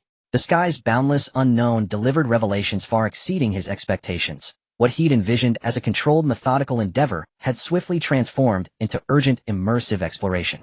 Even if I stay aboard, the sprite must land and seek energy stones. 10 minutes will surely not suffice. To bypass such a vital resource, capable of recharging the Lord's heart, simply to rush toward Xinxinghe would be unthinkable. Though finding Xinxinghe weighed heavily on his mind, her current value paled beside that of energy stones. Charging the Lord's heart enabled immediate production of tools like excavation shovels, readily tradable assets. Xinxinghe alone could not yet rival the strategic worth of energy stones. Betty fluttered nearby, astonished. Such a vast island, lush with aquatic grasses, far exceeding the scale of my former domain. Indeed. Are you tempted? Zhou Tu feigned melancholy. Not at all. I cherish the wonder of exploring the unknown alongside you, and the profound satisfaction of co-building our island. My loyalty belongs solely to your domain lord. A quiet smile warmed Zhou Tu's face. Should any sentient being ever betray him, he vowed, once ascended, he would eradicate them without hesitation. Betrayal was unforgivable. This island teems with lush aquatic grasses, dense vegetation, and crimson mangroves, species wholly unfamiliar to us. Such biodiversity promises immense benefit for you. Yet this terrain appears swampy, riddled with waterlogged pits. I cannot reach the center. You must explore it instead. As he spoke, Zhou Tu casually brandished the Lord's heart beside the sprite. He added, there may be other valuable artifacts. Remain observant. He displayed the Lord's heart deliberately, to evoke in the sprite the memory of its charging moment. Since energy stones replenish the Lord's heart, they must share some intrinsic resonance. Unable to land himself, he relied entirely on the sprite's capabilities. With a 3-hour docking window, surely the sprite could locate the energy stones within that span. A domain this vast must conceal extraordinary treasures. The sprite brimmed with anticipation. Such botanical diversity, cultivated properly, could elevate my own growth. Go forth, Zhou Tu declared. A truly exemplary sprite, skilled in cultivation, exploration, and endurance, the ideal island citizen. He opened the chat interface and borrowed a pump from Zhang Yue. Though the island was a swamp, constructing wooden platforms along its edge would allow controlled water extraction. Enhancing the water cycle metric, Zhou Tu reasoned, should amplify spring runoff across the island. Greater water volume would swell spring discharge, thereby accelerating circulation and enriching resource yields. Conclusion: more water equals greater abundance. The answer will soon be revealed. Zhou Tu watched as the delivered pump continuously drew water from the swamp along with some mud, which could be considered as soil. The water pumped is now directly spilling onto the land. Zhou Tu paid attention to the circulation value, and after 10 minutes of continuous pumping from the 4 pumps, he discovered that the water circulation value had risen by 0.02, reaching 59.82. The island is relatively small, and the water circulation is quite fast. In just 10 minutes, some water has already cycled through. It seems that water resources are indeed foundational, the source of life in the world of floating islands. In this case, when encountering a water island, we must go up. Zhou Tu's gaze fell upon the yellow-green land of the island, his brows slightly furrowed. The fruits of the elves' labor are quite impressive. If only there were a bit more water, these fast-growing grasses would cover a larger area. With my exploration efficiency, I need my own pump. I can't always rely on the organization led by Zhang Yue. Moreover, the water islands I encounter tend to require long pumping times. With such a large organization and so many people exploring, the probability of encountering a water island is not low, and borrowing pumps from within the organization also carries risks. I also need to strengthen the infrastructure of my own island. Sometimes when I occasionally encounter water islands in the sky, pumps can be considered basic tools. It seems future pumps may become hot-selling products. While the elves had not yet returned, Zhou Tu began to gather information about pumps in the channel. He found an oil pump, but couldn't find oil. Was oil in the channel that precious? I came across an electric pump, but it has no power. After such a long time of not encountering a water island, what's the use of this? He found the blueprints for the pump, but it requires steel and blades. These materials are lacking. Ultimately, even if produced, there isn't enough diesel. This series of limitations requires 5 energy points to produce, which feels rather useless at this stage. Without matching equipment, it's too difficult. This sky world is truly challenging. Only large organizations can afford pumps. Blueprints aren't always useful. Some are too subpar at this stage. After gathering the information, Zhou Tu realized that among such a large number, many people have pumps. But very few can actually use them. A single person's strength is too limited. They simply cannot gather the prerequisites for the pump to function. An oil pump requires oil, and an electric pump requires power. In the previous world, everything was available and convenient. In the sky world, without matching facilities, usage becomes quite difficult. It's like finding a weapon, but it can only be used a few times. Continuous exploration and selection are needed to gather the basic resources to activate these step-based items. These individuals can hardly explore a few times in a day, making usage naturally quite difficult. This is also the reason why there are only a few pumps in Zhang Yue's organization. The probability of encountering a water island is not high, and exchanging pumps for use is sufficient. Even with blueprints, there's no need to manufacture them, saving energy for other purposes. I can use both electric and oil pumps. The wind turbine generates power continuously stored in batteries. Previously, I also found a diesel generator which can also generate power, allowing me to use the electric pump freely. I have oil as well. I visited a gas station before. Zhou Tu contacted 2 individuals selling blueprints, planning to buy a blueprint for both the electric pump and the oil pump. When encountering a large island, he would pump vigorously to raise the island's water circulation value. His reputation is quite notable, and these 2 people immediately responded. Zhao Fan, Wow, Zhou Tu, you're a big shot. If you want blueprints, I can sell them to you. Although this blueprint isn't very useful, it's still a blueprint. Originally, there weren't many people with blueprints in the channel. How about 20,000 soil? Gong Miaodong, big shot too. It's great to get your attention just by selling a water pump blueprint. You can just give me something as I currently lack matching facilities and only have a few energy points, making my development very weak. I need materials to make the water pump, but I can't gather them. By the way, big shot too, I'm a girl. Do you have any collection angels? It's really tough for us girls to survive in the sky, plus there's the issue of our physiological period. Regarding Zhao Fan's price that was subtly implied, Zhou Tu felt a bit disdainful. Asking for so much, over 20,000 soil, while the channel is filled with such high-priced soil. Some people have created quite impressive items, but have them listed in the trading channel with no buyers, and then they're stuck. There are many such individuals. Not considering the market situation, a soldier's shovel can only dig about 10,000 soil in a day, while islands that require thousands of upgrades don't expand their territory. Is it worth buying something that isn't very practical? Zhou Tu passed on Zhao Fan, treating it as a small expenditure of energy and a waste of time to establish a chat channel. He still had high hopes for just give it to me. He found this phrase quite pleasant. He has resources, but he isn't buying just for the sake of buying. This isn't related to gender. If Gong Miaodong were like Zhao Fan, he would still seek others. A strategic shift allows for more purposeful energy conversations. You are a clever person who I indeed have this item. Originally this item was prepared for Shun Qinghe and Li Yuero, but unexpectedly he encountered a seller who wanted this item. To be fair, if he could find the blueprint for making a small angel, it would also be a good business in the sky world. With such a green island, it certainly won't have any mantis legs. Zhou Tu thought for a moment, returned to his room, drew about 10 small angels, and used energy to make a condensation device, trading it with a soldier's shovel. It is better to teach a man to fish than to give him a fish. He wouldn't provide food, they need to be self-sufficient. Gong Miaodong, thank you, big shot. With the blueprint for the electric pump in hand, he discovered that the blade material for this electric pump blueprint is actually plastic. Plastic 5, steel 3, wire 5, submersible motor 1. I still need to gather submersible motors in the channel, or collecting motor blueprints would also be. Before Zhou Tu could take action, the voice of an elf sounded. Lord Island Master, I'm back. Baitia flew from a distance, holding a few sparkling items. Her presence felt before she arrived. It's good that you've returned. We can head to the next floating island now. Zhou Tu forced himself to suppress a smile. The items Baitia held were energy stones. He could feel that these crystals were somewhat related to the energy of the Island Master's heart, just like the white Island Master crystal from before. If these energy stones could supplement the energy of the Island Master's heart, he wouldn't have any transitional weakness. The soldier's shovel would still work. These stones feel similar to the energy you provided me through the Island Master's heart back then. They should be useful to you as well. Then they should be useful to you too, right? Zhou Tu asked in confusion. The energy in here is somewhat mixed. The elf handed over 3 energy stones to Zhou Tu, saying, unlike the pure energy you brought over, directly absorbing energy like this isn't good for me. It's not beneficial for my growth. It's better to absorb it slowly myself. Zhou Tu nodded, accepting the energy stones. He took out one close to the Island Master crystal, eager to see how much energy this one energy stone could add to the Island Master's heart.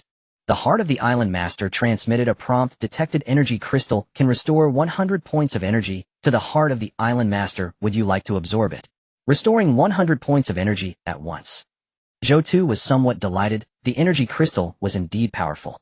The heart of the Island Master is currently at level 308, with an energy cap of 318 points. Restoring 100 points at once means that the 3 energy crystals found this time can directly provide a day's worth of energy. Bisha, did you find any other energy blocks while looking for energy crystals? Zhou Tu inquired. It wasn't greed. Obtaining 300 points of energy at once was simply too efficient. If more energy crystals like this are obtained, even the heart of the Island Master could directly spiral into a grand flight from where it stands. Selling the 3 energy stones could yield 3 million units of soil, which is more than what the last storm provided. However, with the island's area expanded to 800 square meters, the efficiency of using 300 energy points for the heart of the Island Master to produce tools is not as high as during the storm.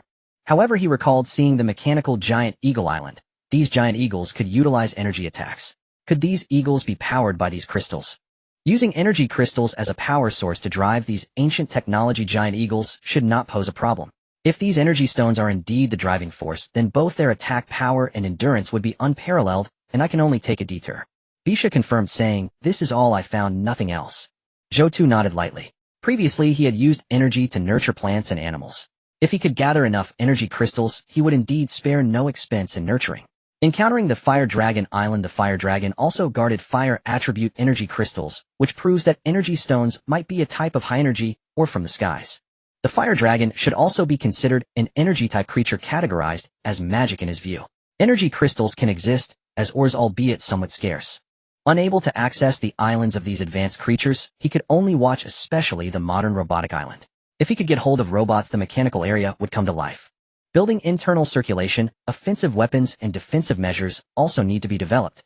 With effective offense and defense, we can attempt to deal with the creatures on the small island to obtain more advanced blueprints and resources. At the very least, conquering the mutated dog island could yield attribute-enhancing items. Floating islands need to enhance both offense and defense to increase the success rate of plunder. Playing with the 3 energy crystals, Zhou Tu planned to use them early. Keeping energy in hand is of no use, and turning it into the heart of the island master to nurture plants and animals would also be a loss. Transforming into island area is the most reassuring. Since he could encounter energy crystals on the swamp island, he could encounter them again in the future. As long as he explores enough floating islands, energy crystals would be no problem. Glancing at the time, Zhou Tu felt that he hadn't accomplished much today. It was already close to midnight. The people in the sky world had been exploring islands for several hours, and he had enough supplies to make a trade. About 100 points of energy is sufficient for continuous exploration until evening. What to make? Naturally, it was the engineer's shovel. The material trading within the channel was becoming fairer, and selling any small items seemed similar. Now the heart of the island master has 191 energy points, and with the 3 energy crystals, the usable energy reached 491. Zhou Tu ultimately decided to keep 91 points of energy for exploration. 400 points of energy could directly produce 400 engineer's shovels. In exchange for items, Zhou Tu preferred stone. The protective sand-blocking forest has not yet been established, but a stone protective forest is still necessary. If a storm were to come collecting a few million units of soil, where would the stones for upgrades come? Currently, Zhou Tu's proportion of exchanging stone is greater than that of soil. 150 engineer's shovels could be exchanged for soil. 200 engineer's shovels could be exchanged for stone. 500 shovels could be exchanged for steel. If there were a designated trading manager on the island, these energies could naturally be exchanged for more, but for now it can only be like this, as he has limited time. First, he needed to inform Zhang Yiwei. He was unsure if Zhang Yiwei still wanted shovels. From the very beginning, Zhang Yiwei had been buying his shovels, and after so many days the large organization also had its own shovel blueprint. Upgrading the heart of the island master to level 300, the heart of the island master integrated into his body, allowing direct consciousness communication, making it incredibly convenient to observe. Now he only needs a thought to transform the visuals. Zhou Tu could even do other things while watching the chat in the channel. Wait, how come in an instant Zhou Tu has listed so many shovels? This has directly suppressed the shovel market. Shovels like this, it feels like Tu Shun has listed thousands of them. Is there really that much energy? Does Tu Shun only sell shovels? Does he not have so many blueprints? I now need a condensation device. I've accumulated enough soil. Isn't it time to list those? I want to know about the bonuses after level 100. Tu Shun, could you disclose it? There are still some clever people in the channel. A glance at the trade shows that the quantity of shovels listed is too high. There are pages filled with his listings. Even a heart of the island master at several hundred levels couldn't possibly have that much energy for, but as long as I don't say it, these people can only guess. Zhou Tu then glanced at the bonus effects from level 100 to level 200. He could choose to disclose the less important information which had been planned long ago. Hiding damage transfer and attribute surges would be sufficient. These 2 abilities are the unspoken secrets of the great island masters. Perhaps he could even fish for unscrupulous islanders on the fishing islands. Zhou Tu edited his message at level 110. Floating islands docking time increases by 1 hour. At level 120, the affection of permanent animals on the islands towards the island master increases, and the desire to attack the island master decreases. At level 130, a floating ability increases. At level 140, you'll know when you level up. After sending this in the channel, he increased his prestige, while also indirectly promoting the shovels, just listed, helping them sell quickly. Clearly it's the same type of shovel, yet his shovels sell better than others. This is the recognition from the people of the sky world. Disclosing level 100, while hiding level 100 bonuses, is very much in line with public sentiment. Zhou Tu felt great anxiety, but why is it that for levels 140 and 200 he keeps saying you'll know when you level up? If you don't mention these 2 bonuses, my heart is itching. Tu Shun is truly a great figure in the sky. He truly is the leading deity, responsible and visionary. Seeing the great deity disclose this information, I don't want to go to other people's islands anymore. I want to develop my own island. In a world where trust is lost, what Tu Shun is doing is truly great. Though I haven't reached level 40, yet I've already thought about how to develop at level 120, he has shown me the path to progress. With such noble intentions, even if Tu Shun's items are a bit more expensive, I would still buy them. Zhou Tu smiled, leveraging the announcement of island level bonuses to enhance his visibility, and the shovels were selling rapidly. This can also be considered another marketing strategy. Today there had been no storms in the morning, allowing for rapid sales and converting them into soil and stone resources, posting the bonuses from level 110 to 200 for the Heart of the Island Master. This chapter consists of 2700 words, and the bonuses do not count towards the text length. Those who do not wish to read can skip. Detected increase in island area. The Heart of the Island Master has broken through level 110. The quality of floating islands has increased, and the time for docking islands has increased by 1 hour, currently at 2 hours. Detected increase in island area. The Heart of the Island Master has broken through level 120. Permanent island animals have increased. Their affection towards the Island Master and their desire to attack the Island Master has decreased. Permanent animals are those that have survived on the island for more than 5 days. Detected increase in island area. The Heart of the Island Master has broken through level 130. The Island Master's movement speed increases by 10 EU currently, with a 20 bonus. Detected increase in island area. The Heart of the Island Master has broken through level 140. Energy gathering on floating islands increases. The Island Master is the core of the floating island. When the Island Master receives fatal damage on their island, damage transfer can occur once per day. Detected increase in island area. The Heart of the Island Master has broken through level 150. Energy can be used to increase soil fertility at 50 energy per square. Detected increase in island area. The Heart of the Island Master has broken through level 160. The Island Master's floating time increases by 10 minutes, currently at 20 minutes, with a cooldown of 2 hours. Detected increase in island area. The Heart of the Island Master has broken through level 170. The Island Master's recovery efficiency during rest increases by 60.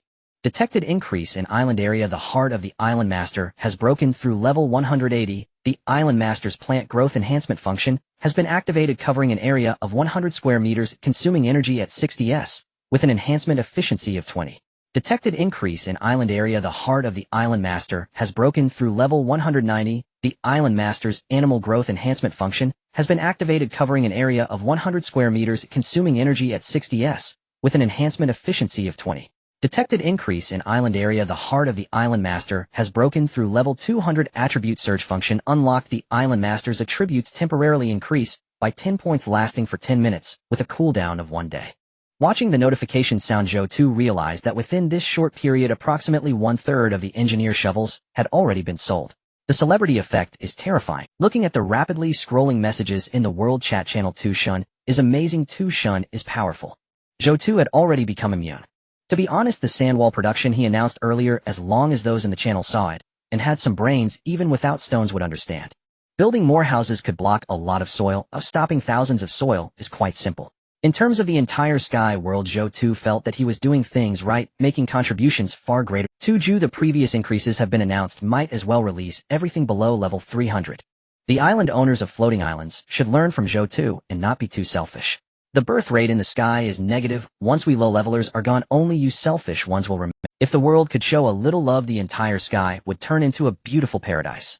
Zhou Tu shook his head. People are always dissatisfied. Once the level 100 increases were announced, they wanted the level 200 increases. Once those were announced, they wanted level 300. The information he announced now had specific goals. After checking both the world and regional channels, Zhou Tu's thoughts shifted to the private Now he could count his friends on one hand. Zhang Yue, Shi Iran, Zhao Fan, some of whom he had met, while others were for material transactions. A group of friends sent congratulatory messages, all expressing their admiration for Tu Shun's generosity. In fact, whenever he made significant moves, these people would send messages to congratulate him. They were trying to remind him of their existence, as if he would forget them otherwise. Zhao Fan directly sent several messages that were connected, clearly having seen his comments in the channel. Big guy, I spoke too freely before now, with 10,000 soil. What do you think, big guy? Big guy, you are virtuous. I was rude before I was wrong. Tu Shun, am giving up this blueprint. Oh, I've already specified it for you. Can you accept it? It's free. I really made a mistake. Tu Shun, please accept this blueprint. Zhou Tu looked at the messages, from wanting to extort me to praising me, and now directly gifting me blueprints. Zhao Fan's attitude has flipped 180 degrees. The additional effects brought by fame are very evident. Of course, Zhou Tu felt this was a result of island ranking and his own strength, being too famous and too high in level. Adding a friend, without saying anything, could put immense pressure on the other party. At this moment, Zhao Fan, as Zhou Tu expected, was repeatedly refreshing the chat with the Heart of the Island. He was quite anxious. Logically, in the sky world with the unknown distance, he shouldn't be afraid of but Zhou Tu merely mentioned the benefits brought by leveling up in the channel. Everyone in the channel began to sing praises of Zhou Tu. He feared that Zhou Tu might say something that would expose him, turning a simple transaction into a big mouthful of trouble. There were many scammers in the channel, and many had been exposed, but few caused a stir. However, Zhou Tu was too famous, being ranked first among islands. Just by looking at the channel, one could see his name frequently mentioned. Moreover, whenever Zhou Tu spoke, it was as if a red envelope had been released in the channel. Every congratulation would result in tens of thousands of messages. To see what Zhou Tu said, one had to look at previous records or search. Such strong prestige made targeting an individual in the channel exceedingly simple. A few words could end it all. There were too many people trying to curry favor with Zhou Tu. Others might threaten online without consequence, but a single word from Zhou Tu could truly instigate a storm of online bullying in the sky world. I shouldn't be greedy for soil. Zhao Fan felt that Zhou Tu's statement during the transaction indicated he was not thinking straight, which led to such trading conditions. Zhao Fan refreshed the transaction again, noticing that the blueprint was still there and the other party hadn't accepted it. He pleaded, "Tu Shun, please accept the blueprint." He knelt down. Zhou Tu not accepting the blueprint made him feel uneasy. Zhao Fan's concerns were not something Zhou Tu paid much attention to. He didn't have time for such trivialities in life. This person wasn't even a minor character. In the channel, some people directly specified gifts for him. There were many such individuals, some of whom had good items, but he hadn't accepted any gifts. Mainly because he found it troublesome. Accepting gifts would create bonds. If Xinxinghe were to come, he could start a gift-giving event accepting whatever was offered. Since these people thought to gift him something, some of them, they are good resources, and those in the channel who him for help, Zhou Tu planned to carefully select true talents from among them. Conducting talent reserves. Zhou Tu's face darkened. Several times of exploring island information yielded little reward. The main reason for the lack of gain was that good items were guarded by powerful monsters, and he hadn't provoked those large islands. He scavenged 2 bronze chests and some odds and ends from the accessible islands. These odds and ends were considered miscellaneous to Zhou Tu due to the sheer number of islands he had explored. His backpack had 20 slots, and he could easily pick up many items. Basic living supplies that were not useful were all labeled as miscellaneous by Zhou Tu. Low-level chests like bronze were still frequently encountered. Zhou Tu took out the 2 bronze chests. The bronze chests obtained from the previous explorations had not yielded anything valuable, mostly just materials and food. Hopefully I can get a blueprint this time. What you focus on you will surely find.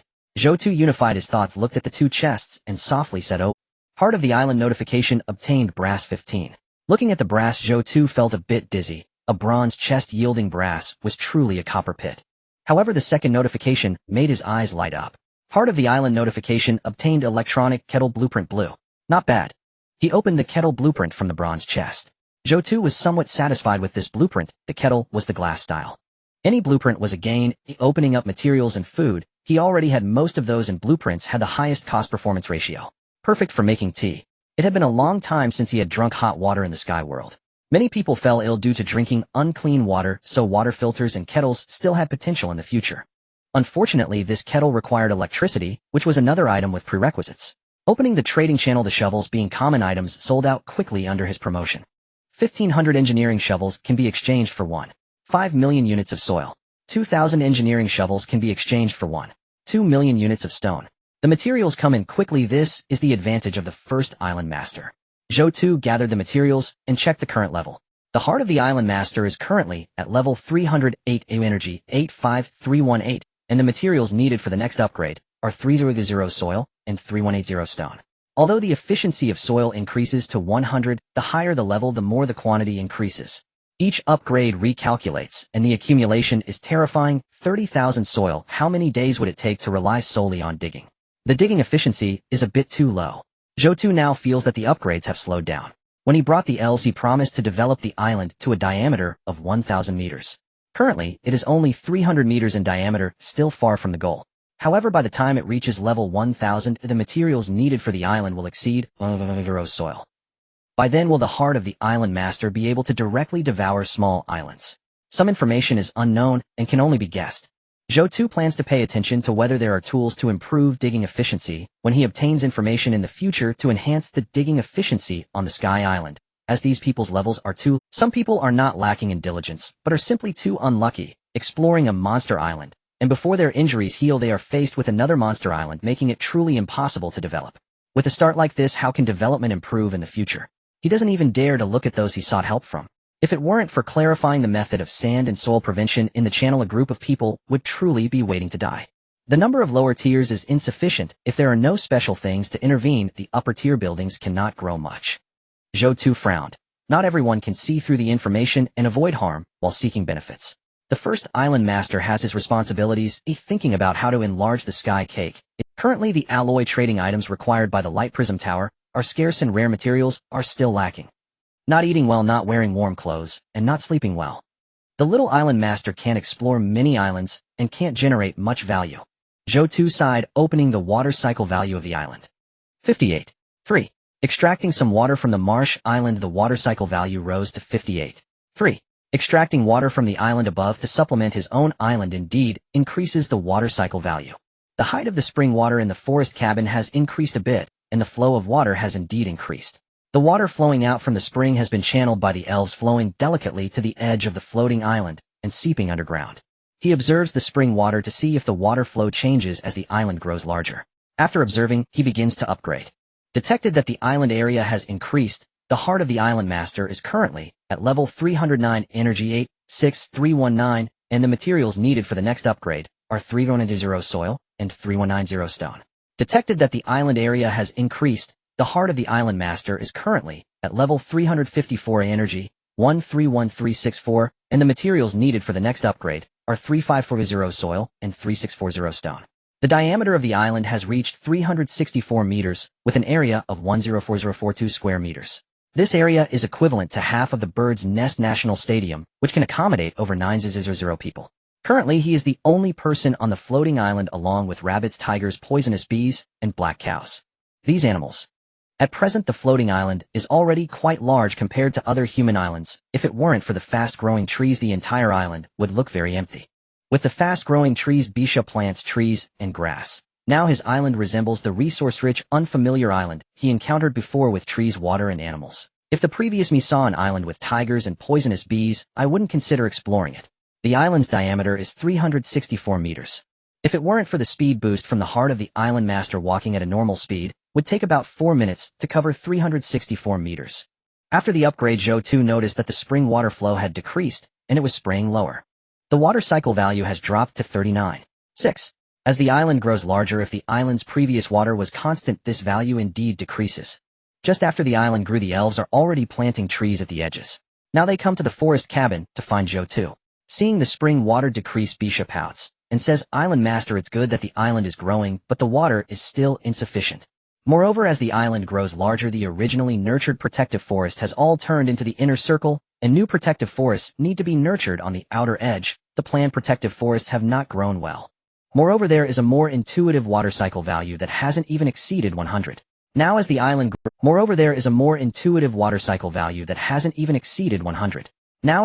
grows larger, the water cycle value continues to decrease, proving that the water is even more insufficient.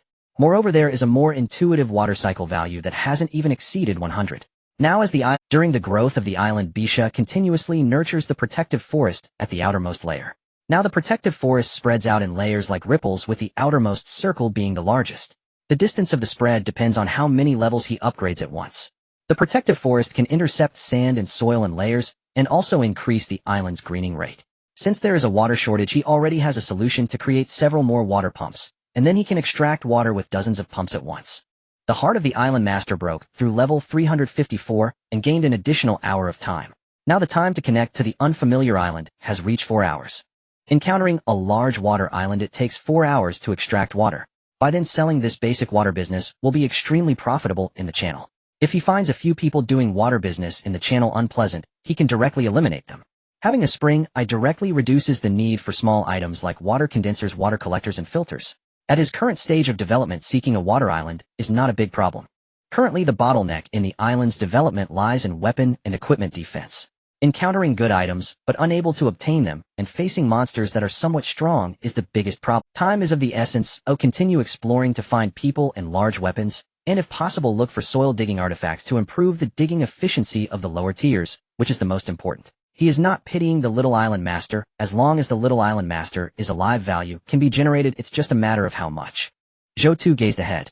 After the upgrade, I have 131 energy points, enough to find someone today. Most of the daytime has already passed. Although I can explore at night, it is ultimately more troublesome and dangerous. It is best to find someone during the day. Aside from the energy crystals, there shouldn't be much else that can attract me. After all, I already have what I need. Zhou Tu silently planned, then unleashed his full firepower to make connections in the shortest time. Taking advantage of this time, Zhou Tu glanced at the bonuses from levels 310 to 350. The abilities unlocked at level 350 are considered good abilities, while the others are merely supplements to previous skills. Detected an increase in the island's area. The heart of the island master has broken through level 350, enhancing its abilities to block other island masters from receiving and sending information on this island. Blocking others' heart of island master from sending and receiving information. That's a decent ability. Indeed, continuously upgrading brings good things. If one day the ability to devour the floating islands of others is unlocked, it wouldn't be surprising. Zhou Tu focused on connecting islands, emphasizing efficiency today. The information prompts revealed not much of interest. He generally immediately made connections and left when time was up to save time. Moving backwards, this is a human island posing no danger to you. You can choose to plunder and obtain its resources. This is the 25th prompt indicating someone is on the island. Oh, I hope it's Shun. Zhou Tu shifted his island. As the island approached, he noticed a man standing in shock at the edge of his small island, seemingly checking the heart of the island master and looking at the information. Zhou Tu felt somewhat disappointed. The probability of encountering someone he knew in a channel is so low, and in this vast sea of people the chance of meeting humanly is even smaller. At this moment, Su Qingfeng was looking at the information in the channel where many people suddenly began discussing encountering Zhou Tu's island. This sparked a discussion about the situation on Zhou Tu's impressive island. There were trees and generators which immediately captivated him. In reality, he had dismantled millions, but now his island was only at a low level with nothing. Seeing Zhou Tu's island flourishing made him envious. I encountered the island where Zhou Tu is. Zhou Tu's island is truly vast with abundant trees. If it weren't for the fact that I had established a friendship with Zhou Tu, I would have thought this island was an unfamiliar floating island. I also encountered it, but Zhou Tu won't let me up. I wish I were 10 years younger. It's really too big. Such vast land. Zhou Tu's island even has wind turbines, having already entered the electrical age. I'm envious, but the god of Tu won't let me up. I want to curse him in the channel, but I'm afraid of being blacklisted again. I'm really envious of you all who can encounter Zhou Tu, while I not only encountered him, but also made a trade with him, which overall was a very pleasant transaction. If I encountered him, I could definitely persuade Zhou Tu to let me up, but unfortunately I can't meet him. Su Qingfeng also joined in the trend, saying, I'm so envious, why haven't I encountered him? If I encounter him, I would definitely go up to the island regardless of everything. At that moment, a floating island appeared in the distance, lush with trees, just like the resource-rich islands he usually encountered. Su Qingfeng was dumbfounded. A diameter of over 300 meters, this island has automatically found its way here. Now even unfamiliar floating islands can find people on their own. Then he immediately saw the prompt from the heart of the island master. Detected the coordinates of Zhou Tu's floating island. Would you like to establish a friendship? This is Zhou Tu's floating island. Su Qingfeng was ecstatic. Just now he saw these people in the channel posting about encountering Zhou Tu, which led him to form a certain hypothesis. What would he do if he encountered Zhou Tu? In his view, those people in the channel encountering Zhou Tu claimed he did not need them because they were too timid. Oh, as long as they were persistent, they could get on the island. Since Zhou Tu could send messages in the channel about caring for the development of the small island masters and inform them about the upgrades of the heart of the island master. This indicates that deep down Zhou Tu is actually a good person. As long as I seize on the point that he is kind, I can get on the island. Disguising myself as Zhou Tu's fervent fan and using this identity to land on the island would do right. Besides, I would just be going up to the island to mooch off Zhou Tu. This large island should be able to accommodate me, right? Zhou Tu, I am your fan, please allow me to worship you. Su Qingfeng shouted loudly, then hypocritically bowed. Zhou Tu, can I visit the island? Zhou Tu saw Su Qingfeng making gestures through the gaps in the trees. Indeed, there is a group of people in the channel who, as his fans, are either attracted by his island master's score in the tens of millions or admire the information he shares. Regardless of their motives, this group of people has always spoken positively in the channel. He couldn't just face them with a cold stare. Our meeting is merely a coincidence. The connection time is tight. When the time is up, I must leave, so you shouldn't come up for now. The island currently doesn't need anyone. He didn't want to see these low-level island masters, and he felt that Su Qingfeng was somewhat hypocritical. Su Qingfeng looked at the message from Zhou Tu, his expression darkening. Looking around Zhou Tu's island, there were too many trees. Zhou Tu was watching me from somewhere, yet he didn't come out to meet me. He heard my words, yet he still doesn't want me to come up. Su Qingfeng felt a bit unhappy. In reality, he was a small boss worth millions. What is Zhou Tu in reality? Isn't this island so large because it plundered the soil of the people in the chain? Has it grown so large from the hard work of low-level island masters? Now refusing to let people on the island, is it not just that he only wants women on the island, creating a lowly island in the apocalypse? Today he must let me on this island. Zhou Tu, please give me some face. My island is too small to survive. Please let me on, I am your fan. Zhou Tu's expression slightly turned cold. He had encountered a fake fan. He stopped pretending and didn't even bother to address him. He warned again, sorry, the island doesn't need anyone, don't come over. Su Qingfeng looked at the message from Zhou Tu with a cold snort. Don't come over. Do you think raising a few black bulls on the island can scare me? I'll bet on your kindness. The black bulls are lying over there. I can just go hide in the trees over there. The black bulls are powerful, but the trees in Zhou Tu's forest are dense, so they naturally can't break in. You didn't expect this, did you, Zhou Tu? Raising black bulls and planting forests, isn't that just inviting me to hide? You are a good developer, but encountering a rogue like me is still somewhat difficult to handle. Zhou Tu really wanted to say that one would reap what one sows, but Su Qingfeng had already reached his island. Do you want to block the information emitted by the opponent's island master Chris? Zhou Tu block. He disabled the boy's ability to send messages so that he wouldn't be chattering away right before his demise, tarnishing his image. The minimum docking time had arrived and Zhou Tu directly activated the floating island's disconnection, searching for a new island. Su Qingfeng watched his small island slowly drift away, feeling a sense of joy in his heart. Others could not board Zhou Tu's island, but now he was on it. I am truly amazing. The people in the channel can't get up here because they lack the courage. This world has always favored the bold and starved the timid. Warning, warning, the heart of the island master is drifting away from the original island. Once it disappears, the island master will lose support from the original island unless a new island master crystal authority is obtained. The heart of the island master can only reactivate chat and trading functions. Su Qingfeng's expression darkened. Without the original floating island, the heart of the island master became just a diamond-shaped crystal with no other purpose. But being on Zhou Tu's island, he'll leave the rest for later. At that moment, a black cow grazing nearby noticed the newcomer. This was a stranger on the island. Not the man from the island. Several black cows immediately charged over. Sneaking onto the island, Su Qingfeng's heart raced. This black cow has quite a temper. Fortunately, I had a plan. Su Qingfeng had already set his sights on a cluster of dense woods perfect for hiding. Perhaps Zhou Tu was inside that grove. To be fair, Zhou Tu was indeed impressive. It was hard to believe how this island had developed so many trees. Looking at it this way, it was no wonder it had a rating of over 10 million. He was indeed the first island master. Zhou Tu stood in a patch of grass watching the spectacle. There's a gun, but it's not being used.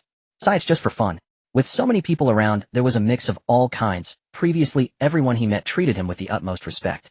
Now finally a peculiar character emerged among so many people. After seeing so many types, Su Qingfeng was indeed such a peculiar one. He couldn't fathom how Su Qingfeng's mind worked. The cluster of woods Su Qingfeng ran to was naturally the home of the big mouth flower. It was so dense for a reason, designed to protect and conceal the big mouth flower. Whether the big mouth flower could eat a person depended on this one instance. Your kind has come to your island. Bisha, floating above Zhou Tu's right shoulder, said. It looks like they're heading towards the big mouth flower. Anyone who didn't voluntarily board the island is an enemy, Zhou Tu stated. Exploring the island so quickly today is it to find companions even without draining the water from the following water island. Bisha also sensed Zhou Tu's unusual behavior. Zhou Tu cleared his throat. How could he not hear that Bisha was expressing her doubts and slight dissatisfaction? The elf's observations were indeed sharp, but going to so many islands was merely a tour or just a docking. Clearly they weren't going up to explore. Yes, the island is too large for one person to manage so many resources. Zhou Tu sighed. Despite having the heart of the island master and the abilities granted, the island was large and would need to expand in the future. Even if he teleported to every corner of the island, it would be impossible to manage unless he had a clone. I need companions. I am your companion and a resident of the island. The elf spoke in a peculiar tone, directly sitting on Zhou Tu's right shoulder. Zhou Tu's heart skipped a beat. Before, his relationship with the elf had only involved light camaraderie. Now the elf was directly sitting on his shoulder. Looking at the elf's snow-white calves, Zhou Tu fell into a moment of contemplation.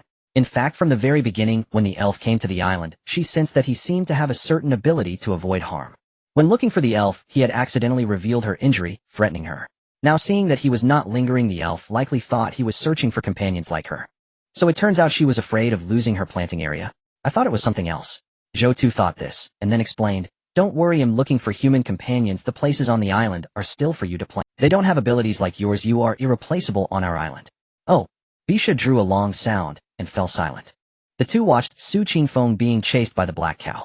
At this moment, Su Qingfeng wanted to curse Zhou Tu out loud. Why raise cows in the first place? The cow was charging at him.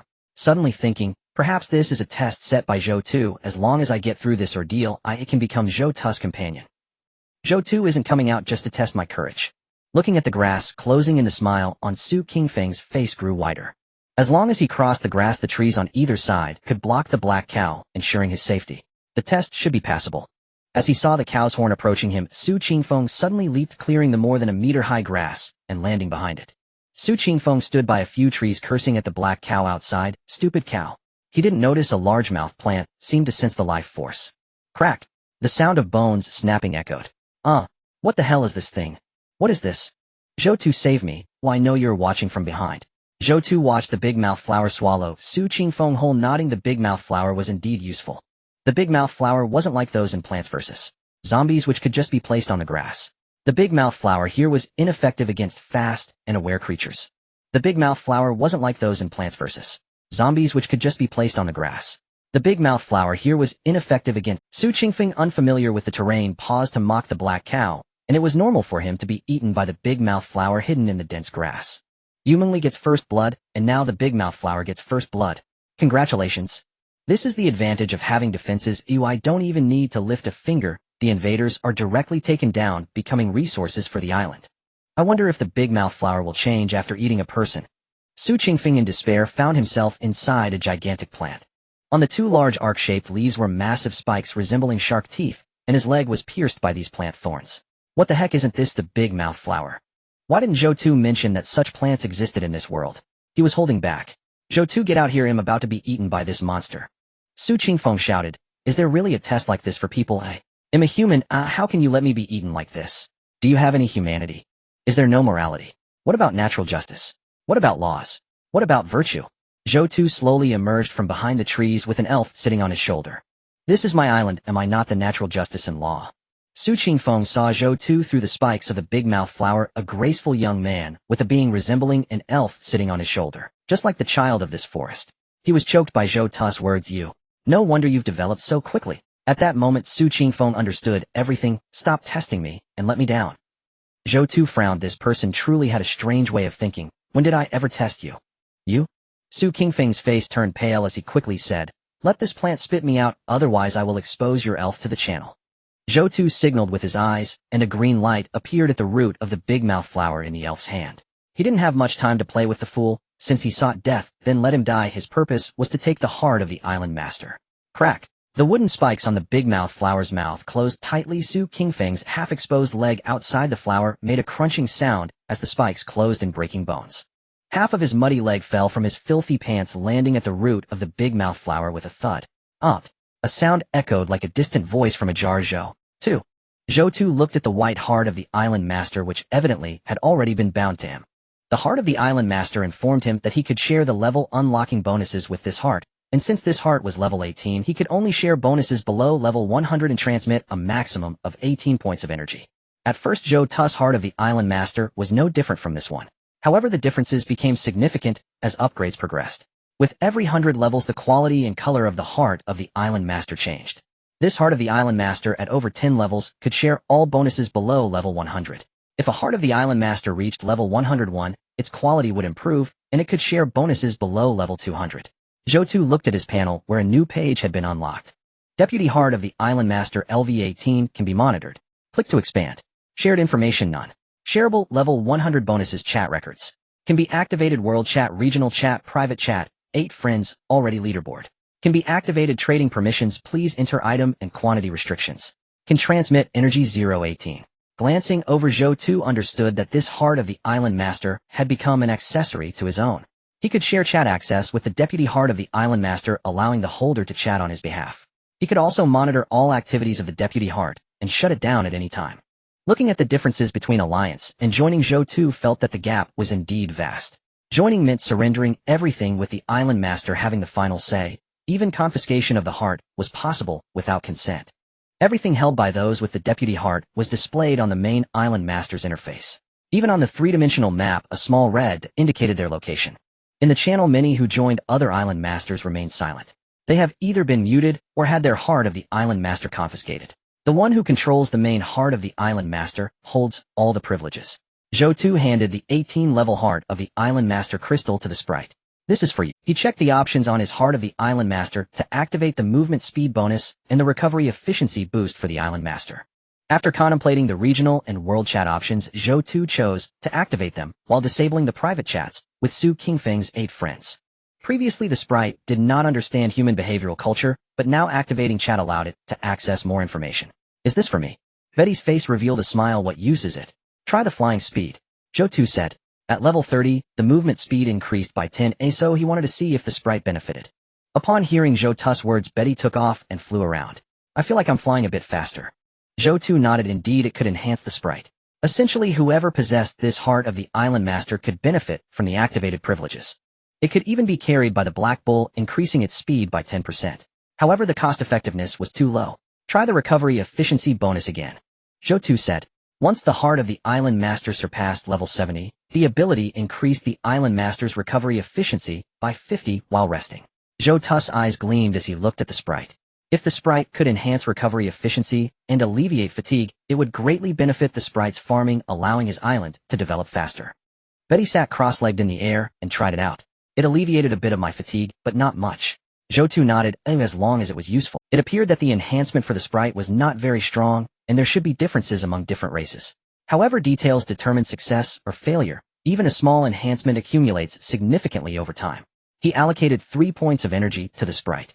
Zhou Tu asked, can the energy inside be used? Yes.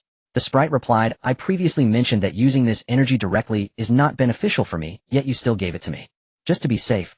Upon hearing Zhou Tu's words, the sprite joyfully flew around. Thank you. I will check on the spring water I summoned.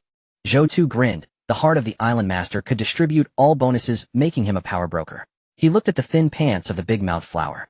Since I am on someone else's island, there will be a price to pay, even my everything. How dare you come on the island without my consent? My test is a death exam. Subsequently, Zhou Tu glanced at the energy. He had already used dozens of points, and it was almost dark. The island stretched far and wide. He wondered if he could encounter Succubus before consuming the remaining energy. Even with the ability to see through information, encountering someone did not guarantee it was Succubus. Continuing to explore, as long as he explored enough, he would surely meet someone. Several hours passed, and Zhou Tu had yet to encounter anyone. Night had fallen, but it was a fine day, and no one encountered. Yet in the channel, people lamented about the absence of a storm. Those with weak mobility were waiting for the storm to bring soil, but today was a stark contrast to previous weather. The storm did not arrive. Though it was a storm zone, it was impossible for it to be completely still. Zhou Tu looked at a solitary light bulb and installed 9 more in the mechanical area, adding protective devices. The wind turbine was spinning continuously to generate electricity. He exchanged some battery packs with Zhang Yiwei, and combined with what he collected during exploration, had already amassed many storage batteries. He specifically built a good room to store the batteries. With an electric room, he had no shortage of power. The wiring was completed and the 10 large lights illuminated. Zhou Tu said, after a series of operations, there were only over 2 hours left until the next day. Due to various tasks, distribution, and exploration, not much energy remained, just 32 points. The mechanical area finally had a semblance of After a series of operations, there were only over 2 hours left until the next day. Due to various tasks, distribution, and exploration, not much energy remained, just 32 points. With over 2 hours left, continue. Sister, it seems Zhou Tu won't find us today. Li Yu's excitement from the morning had turned to despair, her fiery heart extinguishing. Succubus pursed her lips, knowing Zhou Tu had done his best. The fact that so many people in the channel had encountered him meant he was searching for someone. Others might not know, but she was certain. Succubus looked at the heart of the island master. Her energy had all been used to establish friend chat channels, with some people chosen from observing their conversations, trades, and manner of speaking in the channel. Since Zhou Tu was searching for her so diligently, she naturally wanted to demonstrate her value. Succubus stepped out of the house, small grains of sand hitting her face. Sister, the wind has picked up. There's no hope for today. Succubus lightly responded, there hasn't been wind all day, so it should be quite fierce. Indeed, there is no hope. Just as she finished speaking, a sudden bright light appeared in the distance like the rising sun. Crying. Additionally, thanks to the book friends for their feedback. Sister, what is that? Li Yu's eyes widened as she got closer, realizing that the beam of light was not coming from a single lamp, but from a cluster of about 10 lamps. It had only appeared as a single light. Succubus had always remained calm, but at this moment her heart couldn't help but race. From the moment she saw Zhou Tu in the same channel, she had been changing herself, speaking cheerfully, it must be him. No one in the channel could recklessly control the floating island for sky exploration at night. In a sense, as long as the island's strength was sufficient, exploration at night could not be hindered. Only the island master, Zhou Tu, possessed such capability. At this moment, Li Yu's island master heart sent a message to establish a chat channel. Detected coordinates of floating island. Zhou Tu, would you like to establish a friendship? Li Yu was so excited that she wanted to jump up. It really is brother Zhou Tu. He is still looking for us this late. I'm so thrilled. My island master heart just confirmed the establishment of a Then let's establish it quickly. With Zhou Tu's strong initiative, he actually managed to find her in a day, indicating that if someone provoked Zhou Tu in the channel, they could truly be dealt with offline. His reputation in the sky was too high. People in the area channel treated Zhou Tu with utmost respect. At Zhou Tu's level, no one dared to speak loudly to him in the channel.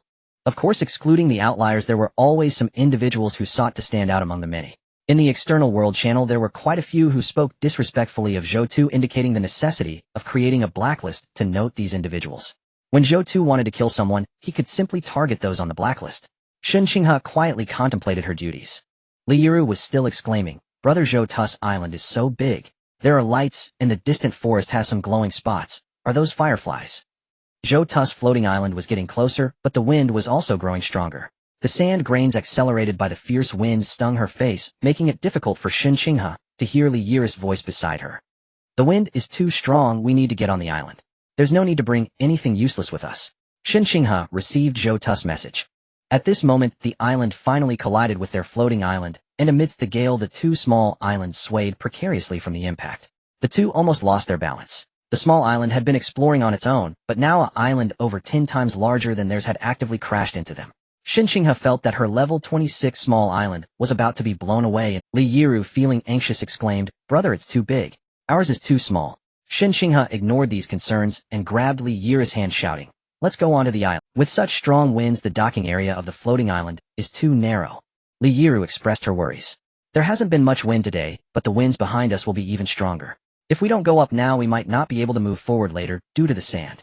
Shun Qinghe pulled Li Yiru quickly toward the docking area. Suddenly a figure appeared at the edge of the floating island wearing protective gear and floating above the island. In the light, he appeared radiant. "Jump over here," Zhou Tu shouted loudly. Shun Qinghe paused as she held onto Li Yiru. Zhou Tu's sudden appearance was somewhat blinding. Then with all her might, Shun Qinghe leaped into the gale and landed on Zhou Tu. Shun Qinghe paused as she held onto Li Yiru. Zhou Tu's sudden appearance was somewhat blinding. Then with all her might, Shun Qinghe leaped into the gale and landed on Zhou Tu's island, while Li Yiru with her short legs stumbled and fell at the edge of the floating island. "I." Before Li Yiru could call out, "You two hold tightly onto me," a male voice called out. Li Yiru felt herself being lifted. It was Zhou Tu.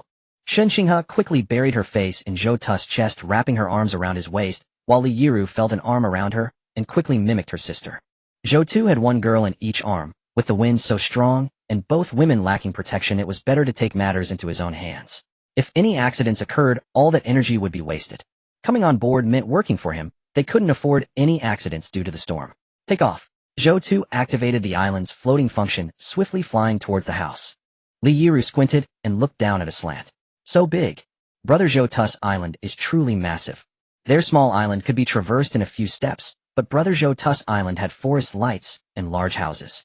Moreover, they could experience being taken care of by Brother Zhou Tu right upon arrival. How wonderful. My wish to cling to the big shot finally came true." In the woods, a pair of eyes watched the three disappear into the house before withdrawing. The room was brightly lit as Zhou Tu removed his protective gear, revealing his handsome face. "Hello, old classmate," Shun Qinghe said generously. "Thank you for coming to pick me." Upon arriving at Zhou Tu's island, she finally felt at ease. Li Yiru intertwined her two fingers somewhat shyly, saying, "Hello, brother Zhou Tu." She had originally planned how to greet him, but upon seeing Zhou Tu, she felt a bit nervous, not expecting him to be as handsome and striking as he had appeared in the photos. "Hello to both of you," Zhou Tu said, looking at the adorable girl, and added, "I've already heard about your specialties from our old classmate. From now on, our meals at breakfast, lunch, and dinner will be entrusted to you. Eating instant noodles and snacks every day isn't a sustainable option." Since Li Yiru could cook, he directly assigned her work. There were already quite a few ingredients on the floating island: rabbits, turtles, bamboo shoots, herbs, mushrooms. The kitchenware had been fully collected, and he had also gathered seasonings when he roasted the rabbits. He took food very seriously. Since there were items that could enhance attributes in this world, it was only right to cook well. Li Yiru confidently said, "Don't worry, brother." "Great. You both get familiar with the suite first. Qinghe, you two familiarize yourselves with the suite. The outermost room is the kitchen. We'll have hot pot for dinner in a bit. Let's have a meal first to strengthen our bond. We can arrange for Shun Qinghe's matters later." "All right, old classmate. First give me the island master heart, so I can open the permissions. The items in the kitchen can be used freely. I don't hold back." Zhou Tu wasted no time. His schedule was tight. He still had 15 points of energy left, and it was nearly midnight. He needed to replenish his energy. The wind outside is strong. It hasn't blown for a day, and Zhou Tu estimates that this wind should last for a long time. If it blows for a long time, it means there is too much soil. Previously 1.2 million units of stones were exchanged, and the unused sand reinforced the sand barrier, yielding results far beyond the past. Zhou Tu decided to convert 15 energy units into stone. At his level, the amount of stone needed for upgrades is considerable, so he stockpiled in advance. He originally expected the wind disaster to arrive during the day to raise the floating island's level, but unexpectedly, it only came at night, outpacing his predictions. The intensity of the wind disaster suggests it might not stop halfway. But it's alright, when the wind disaster ends it will be a major harvest. If the wind disaster is strong enough, the soil blocked by my enhanced sand barrier will be immense, perhaps even yielding profits in the end. Shen Qinghe and Li Yeru arrived at the kitchen. Li Yeru exclaimed, "Wow, there are so many supplies. It's more complete than the seasonings I had in the real world." It seems Zhou Tu has emptied a supermarket and a seasoning shop. Shen Qinghe remarked.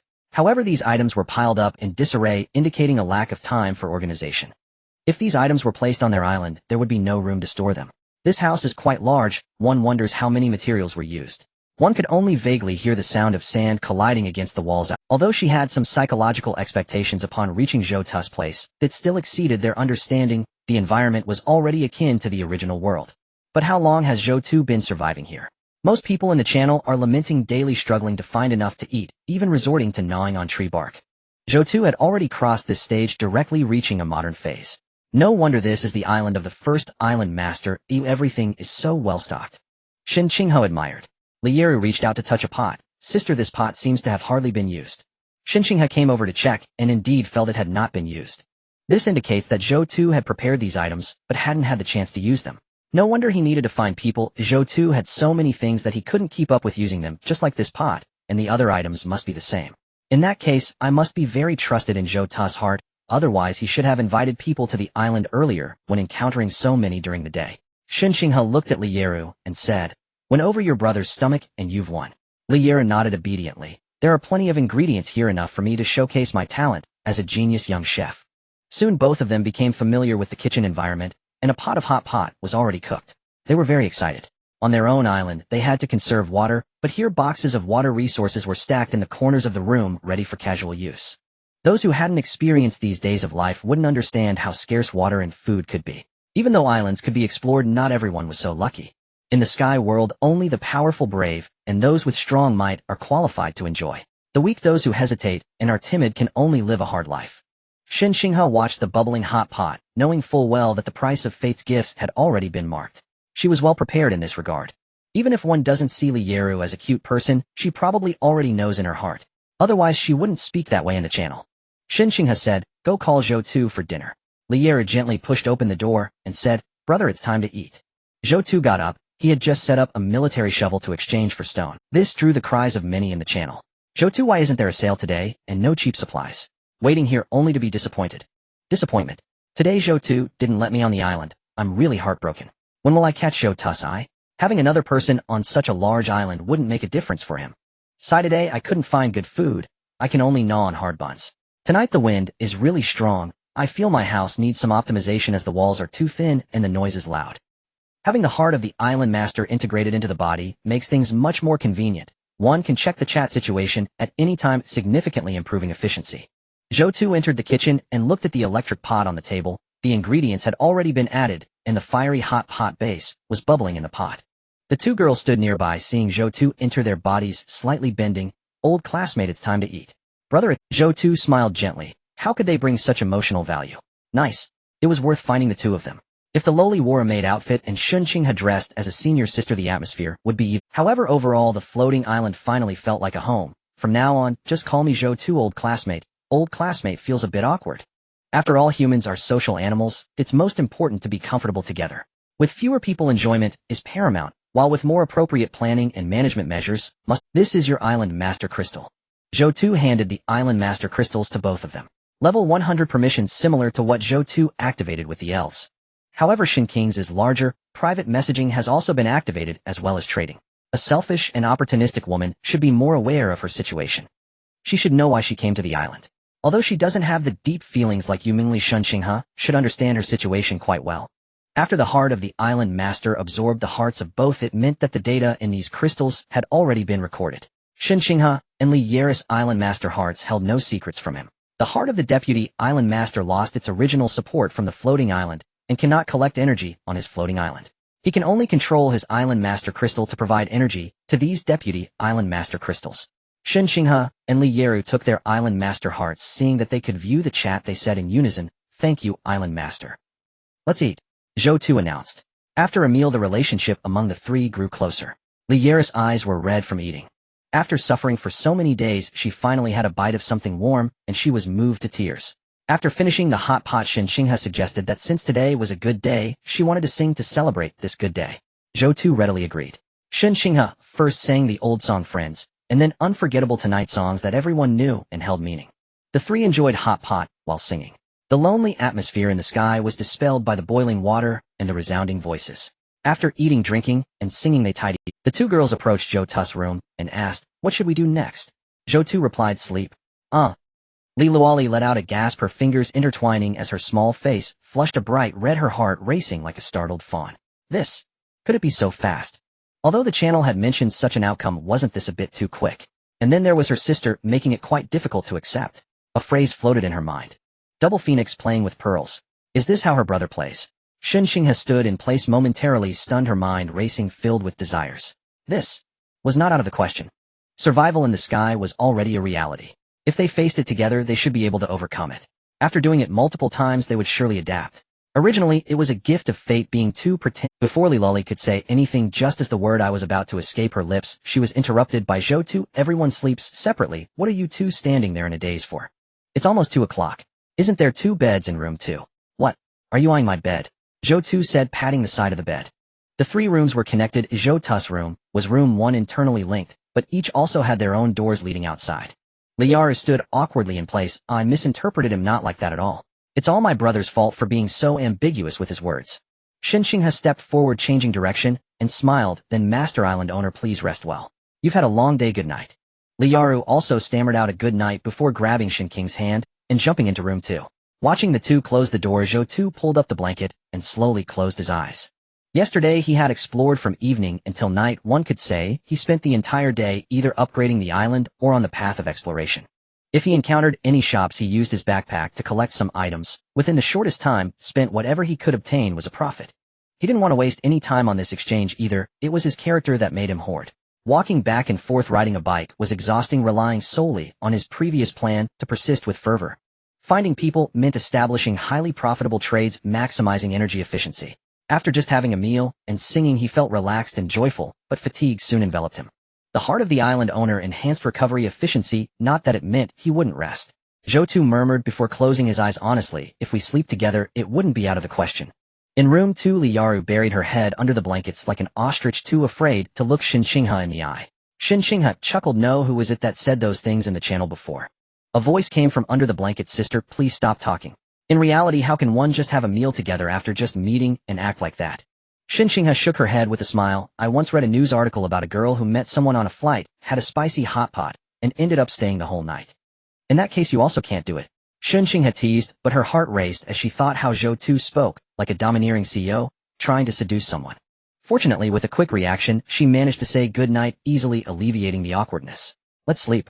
Sister, can you hold me like we did on our island, and sleep together?" Xinxinghe lightly laughed. "What? Are you rehearsing now?"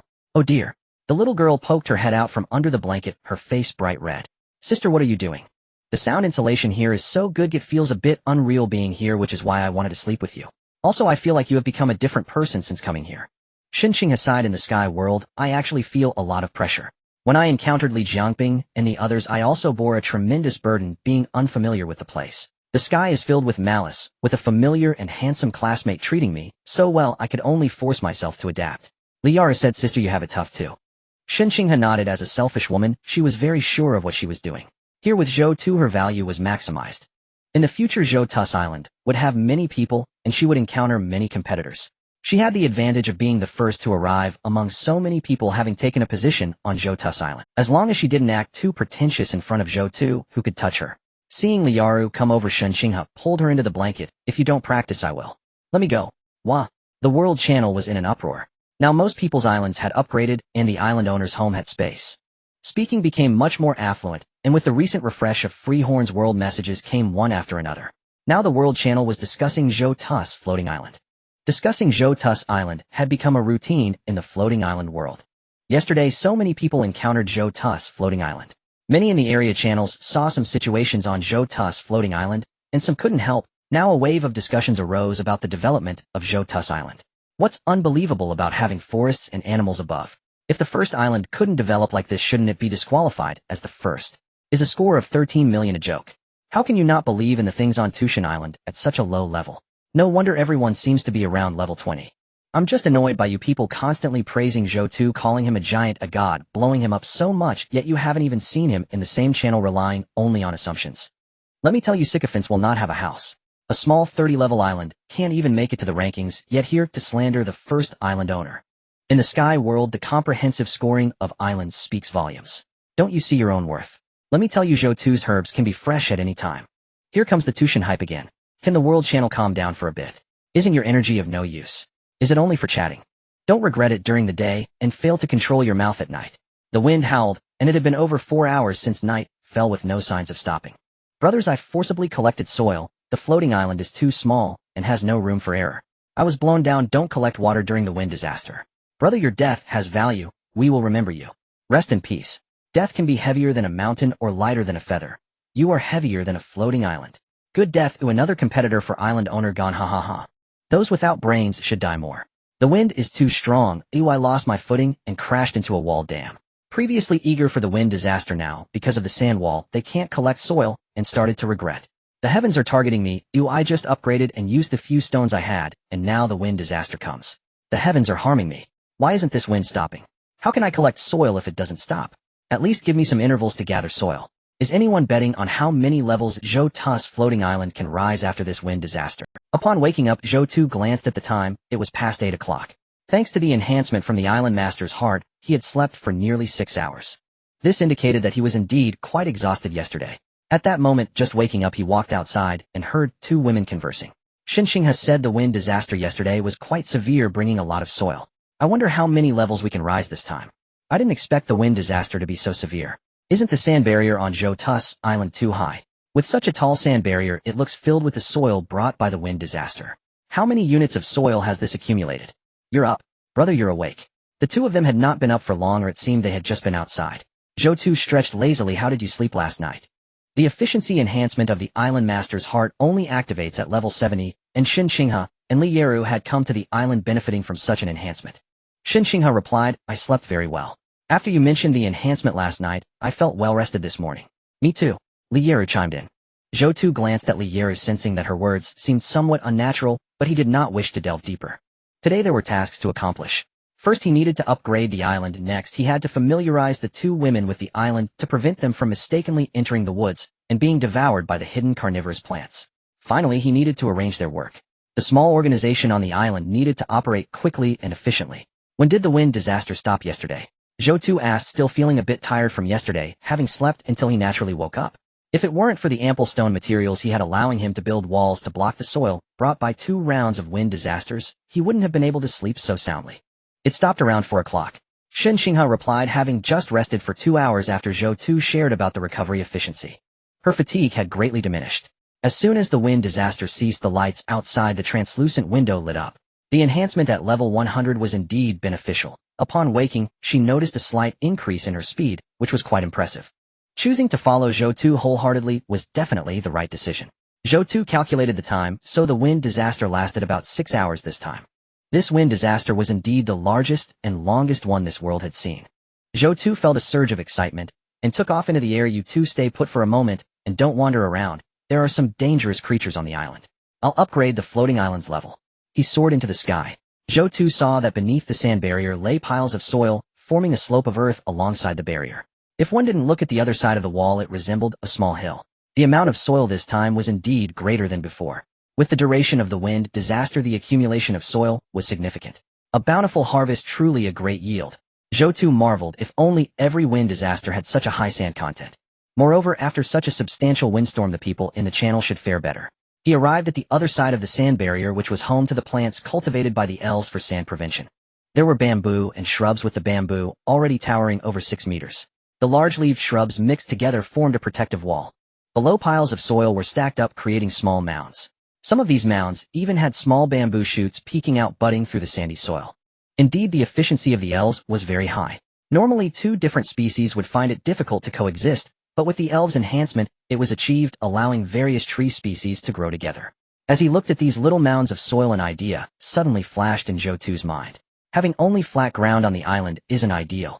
The requirement of 3,000 volts for the Zhou Guangling Tower was indeed a challenge. However, if a mountain were erected on the island to channel spring water, it should be possible to generate hydroelectric power. This wouldn't require mining on other islands, it could all be done right on his own island. By utilizing mechanisms, a continuous supply of electricity could be produced all through green energy. Zhou Tu surveyed his surroundings, keeping the thought in his heart. It was merely a fleeting idea. The floating island was still too small. If it were larger, various operations could be conducted, but the current conditions were not mature enough. After circling around, Zhou Tu gathered and calculated all the soil brought by this wind disaster. The total amount of soil this time was 3953000, just shy of 4 million. Looking at this number, Zhou Tu thought it was quite good. The soil from the previous wind disaster was less than 2 million, and this time it had directly doubled. Zhou Tu glanced at the amounts of soil others had received in the channel. Many had only received a few thousand, some even just hundreds. The strong remained strong. The advantages of the early birds were vividly displayed. The advantages of the island were so evident due to its larger area. It intercepted more soil, and the more soil accumulated, the faster it upgraded, leading to an even larger area. It was concluded that the larger the area of the floating island, the larger the floating island became. Currently, the level of the island master's heart was 354, energy 364364, and the materials required for the next upgrade were 3540 units of soil and 3640 units of stone. After glancing at the upgrade requirements for soil, Zhou Tu felt that the amount brought by this wind disaster was still somewhat lacking. Now upgrading by one level required 3000 units of soil, not just a few thousand. Zhou Tu did a simple calculation. This soil was enough for him to upgrade to level 452, requiring a total of 4000 units of stone. This would actually allow him to upgrade nearly 100 levels. Without hesitation, Zhou Tu made his choice. He couldn't wait any longer. Upgrade. This would be the most levels he had ever gained on the island, as well as the largest increase in island area in a single upgrade. He thought leveling up by dozens of levels had already broken records, but little did he know that accomplishing these foundational tasks would lead to even more. Indeed, the power bestowed by the heavens is overwhelming, bringing such a harvest all at once. Whether in the previous world or this one, the forces of nature are unattainable for humans. If one can utilize the ancient powers reasonably, it equates to mastering the rules. Boom. A tremendous sound resonated from the edge of the island, louder than the previous upgrade. Now with every additional meter, the island's area increased significantly, and naturally the consumption was higher. Initially, he thought that increasing the island size would enhance its stability, leading to less significant movements in the future. However, due to the substantial increase in levels, he still felt the entire floating island trembling. Zhou Tu saw that many poisonous bees flew out from the place where he had placed the beehives, dancing in the air. When he had just acquired the bees, he buried the beehives at the outermost edge. Now as the island's area continually expanded, the location of the beehives had turned into about half the radius of the island. The area where he kept the tigers gradually became the center of the floating island. The original positions remained unchanged, but the island had grown larger. As the island expanded step by step, these markers became witnesses to the history of the floating island. Detected an increase in the island's area. The level of the island master's heart is currently 452, energy 462462, and the materials required for the next upgrade are 4520 units of soil and 4620 units of stone. Looking around, the total area of the floating island had increased to 16700 square meters, whereas it was just over 100 when at level 354. The subsequent 100 levels showcased exponential growth in area compared to the previous 100 levels. The investment of so much stone and soil is indeed worthwhile. This area was almost comparable to that of a bird's nest. In terms of fertile land, the area of the floating island equated to 250 acres. In ancient times, that would make one a very wealthy landlord. However, while the island master has gained much, there are still few islanders. Zhou Tu glanced at the level 400 island, appreciating the benefits of its level. It was detected that the island's area had increased, and the island master's heart had broken through level 400, enhancing the floating island's capabilities. The island master can now capture satellite islands which must not exceed 1/10 the diameter of the main island. Currently, one island can be captured, consuming 100 energy from the island master's heart each time. The island master can exile and recapture new islands with no restrictions on the type of islands, including human islands. At this moment, the island master's heart had completely changed color, marking a new stage. Zhou Tu's eyes lit up as he observed the newly unlocked abilities. This ability is quite impressive. As a satellite island of the main island, its diameter must not exceed 1/10 of the main island, which means it cannot exceed 46 meters in diameter. A circle with a diameter of 40 meters has an area of 1256 square meters. An area of 1,256 square meters is considerable. If there are any polluting industries on the main island in the future, or anything else, they can be conducted on the small island. Once the small island is used up, it can be exiled. Moreover, the currently captured number is 1 means that as the island's area increases, new satellite islands can be captured. A floating island can have multiple satellite islands. What a great ability. A capturing island for people. How many levels do the majority of islands in the channel currently have? Zhou Tu took a glance at the channel, wondering how many islands had reached what level after this storm. Damn, the big brother on the leaderboard has over 400 level islands, while I'm only level 28. How much soil did he gather overnight? I'm at level 25 with a small island, and dare not speak loudly. The sky world is already quite good. Having one's own island in the sky with a 900 square meter island surpasses most people's land in reality. If this were a game, I wouldn't want to go back to being a level 400 island is unimaginable, isn't that open? Channel Region 2 Shin allowed me to board the island. I can't stay on a level 32 island.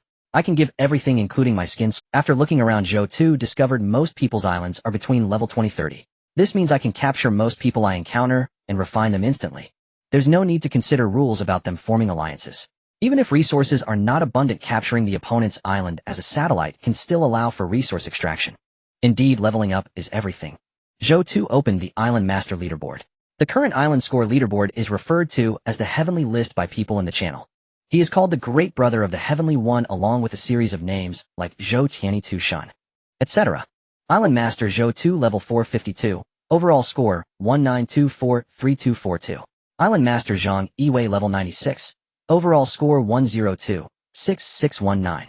Island Master Hu Qianlin, level 84, overall score 903068.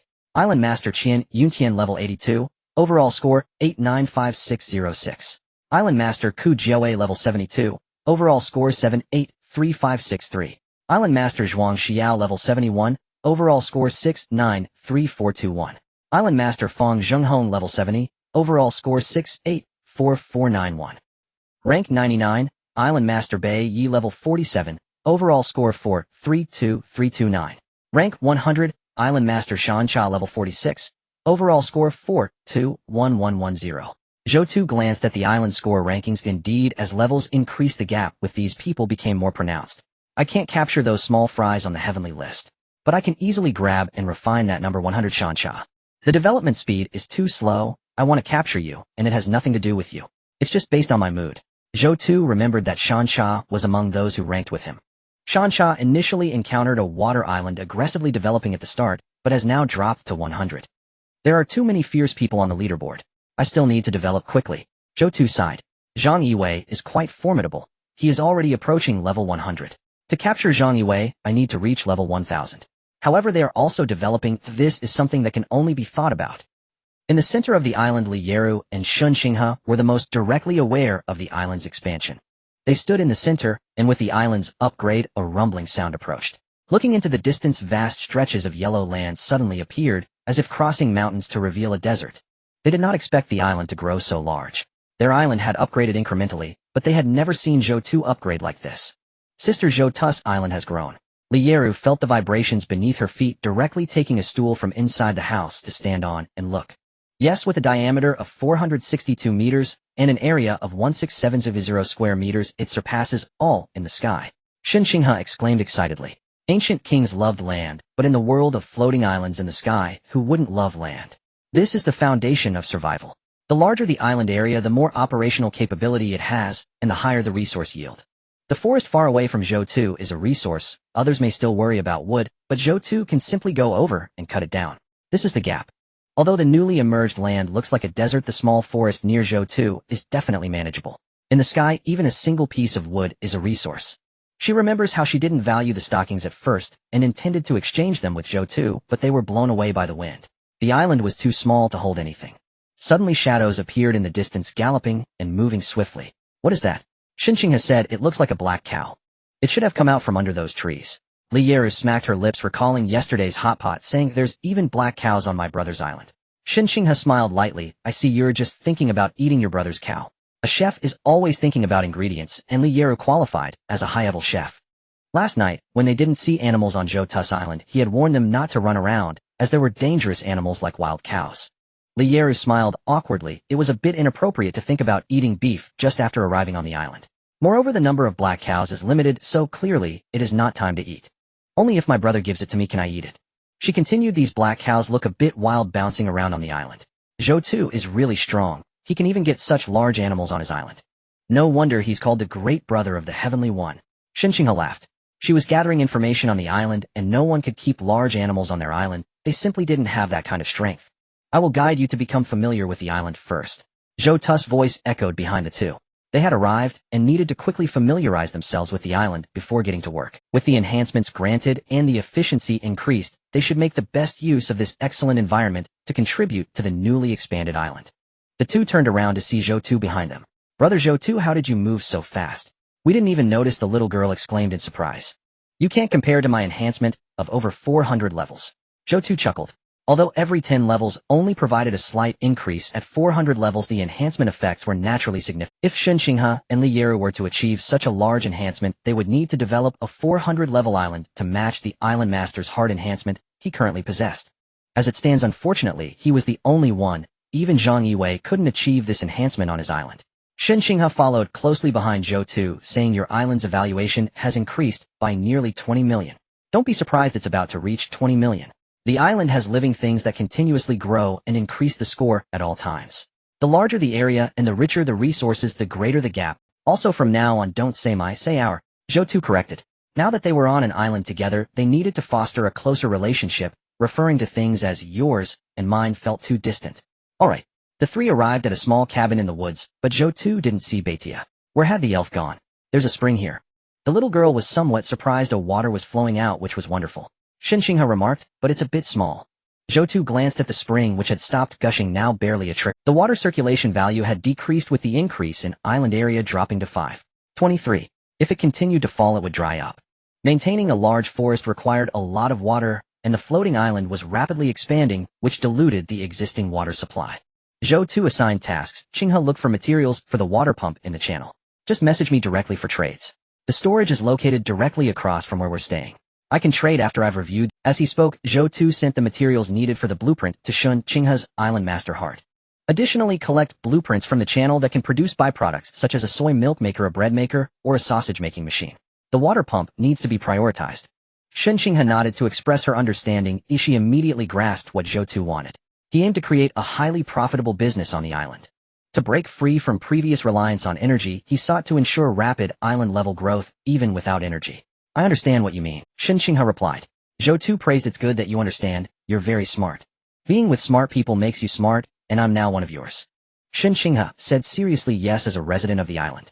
Li Yeru, sitting on a wooden bench that had grown from a tree, gently bit her lip. I still have some distance to go to reach my sister. What do you mean by residence? It clearly sounds like you're referring to a brother. Li Yeru asked from the wooden chair grown from the tree. Brother, Zhou Tu, can you control how the plants grow here? The Island Master Heart has become so powerful after upgrading. Xinxinghe was also curious. She hadn't expected such a peculiar little cabin to be hidden with. Moreover, the environment of the cabin looked quite nice, with a spring flowing out from the middle. It was very poetic. Zhou Tu didn't respond, having just seen where the Island Master Heart elf was hiding. Baisha, come out. Meet the other residents of the island. Xinxinghe's heart tightened. Were there other people on the island? Had there already been other women before I came? Li Yeru, are there other women on Brother's Island? Hearing Zhou Tu's call, Beitia suddenly flew out from behind a tree. In the air, a dressed elf with 4 wings appeared. Zhou Tu was somewhat surprised. The elf had learned to wear clothes. Was that clothing conjured? As soon as the elf appeared, she flew over to perch on Zhou Tu's shoulder. Zhou Tu felt a bit sentimental. When did this elf become so clingy? Though puzzled, Zhou Tu introduced. This is the elf Beitia. From now on, you are all residents of the island and also deputy island masters. Get to know each other, as we will need to cooperate in many matters. Li Yeru appeared adorably dazed. Hello, Sister Beitia. Hello, Beitia. Beitia nodded. Hello to you all. At that moment, a storm surged in Xinxinghe's heart. Zhou Tu's island actually had an elf, and they were so intimate. No wonder the forest here was so lush. It turned out that an elf was planting here a species she had never heard of in the channel. It wasn't just about having a large island to develop quickly. This created a barrier to the island's development speed. Li Yeru's previously dazed expression seemed to freeze. She hadn't expected that there was an elf hidden within her brother's forest. How incredible that her brother could find a member of the elf tribe. He truly was the strongest man in the skies. Zhou Tu introduced Baisha. This is Li Yeru and Xinxinghe. Beitia didn't perceive anything special about the two. Why did Zhou Tu want to find them? Beitia wondered with some perplexity. Alright, you've all met. Zhou Tu clapped his hands, and said Baisha lead these two to see the man-eating flower and the tiger, and point out the areas where the black bull and poisonous bees are located. Xinqinghe asked what is a man-eating flower. Li Yeru exclaimed, a man-eating flower. Is there such a species? Seeing Zhou Tu turn, and leave Baitia quickly said, wait, Island Master, I have something else to say. Don't speak yet, let me guess. Zhou Tu remarked, you need water, a lot of water, don't you? The elf crossed her arms wearing an expression that said, you know it. Zhou Tu smiled. He was no longer the one who ignored water islands before. With the water circulation value in single digits, he felt anxious. Now he was the master of G. If this continues, the spring on the island will dry up. Currently, only one spring can be excavated, and if water volume remains insufficient, even that spring will yield no flow. As the island expands, its water resources must scale accordingly, though otherwise the forest cannot thrive. Why does the sky refuse to rain? Only one type of calamity has manifested within the wind disaster zone. Zhou Tu mused wistfully. Were it to rain, my vast island could capture an immense volume of precipitation. Indeed, I wouldn't even need to siphon water from other islands. A single downpour amplified by the elves' blessing would instantly transform these barren ochre plains into lush verdant terrain. Moreover, he could attempt excavating earth to construct a large pond, initiating aquaculture.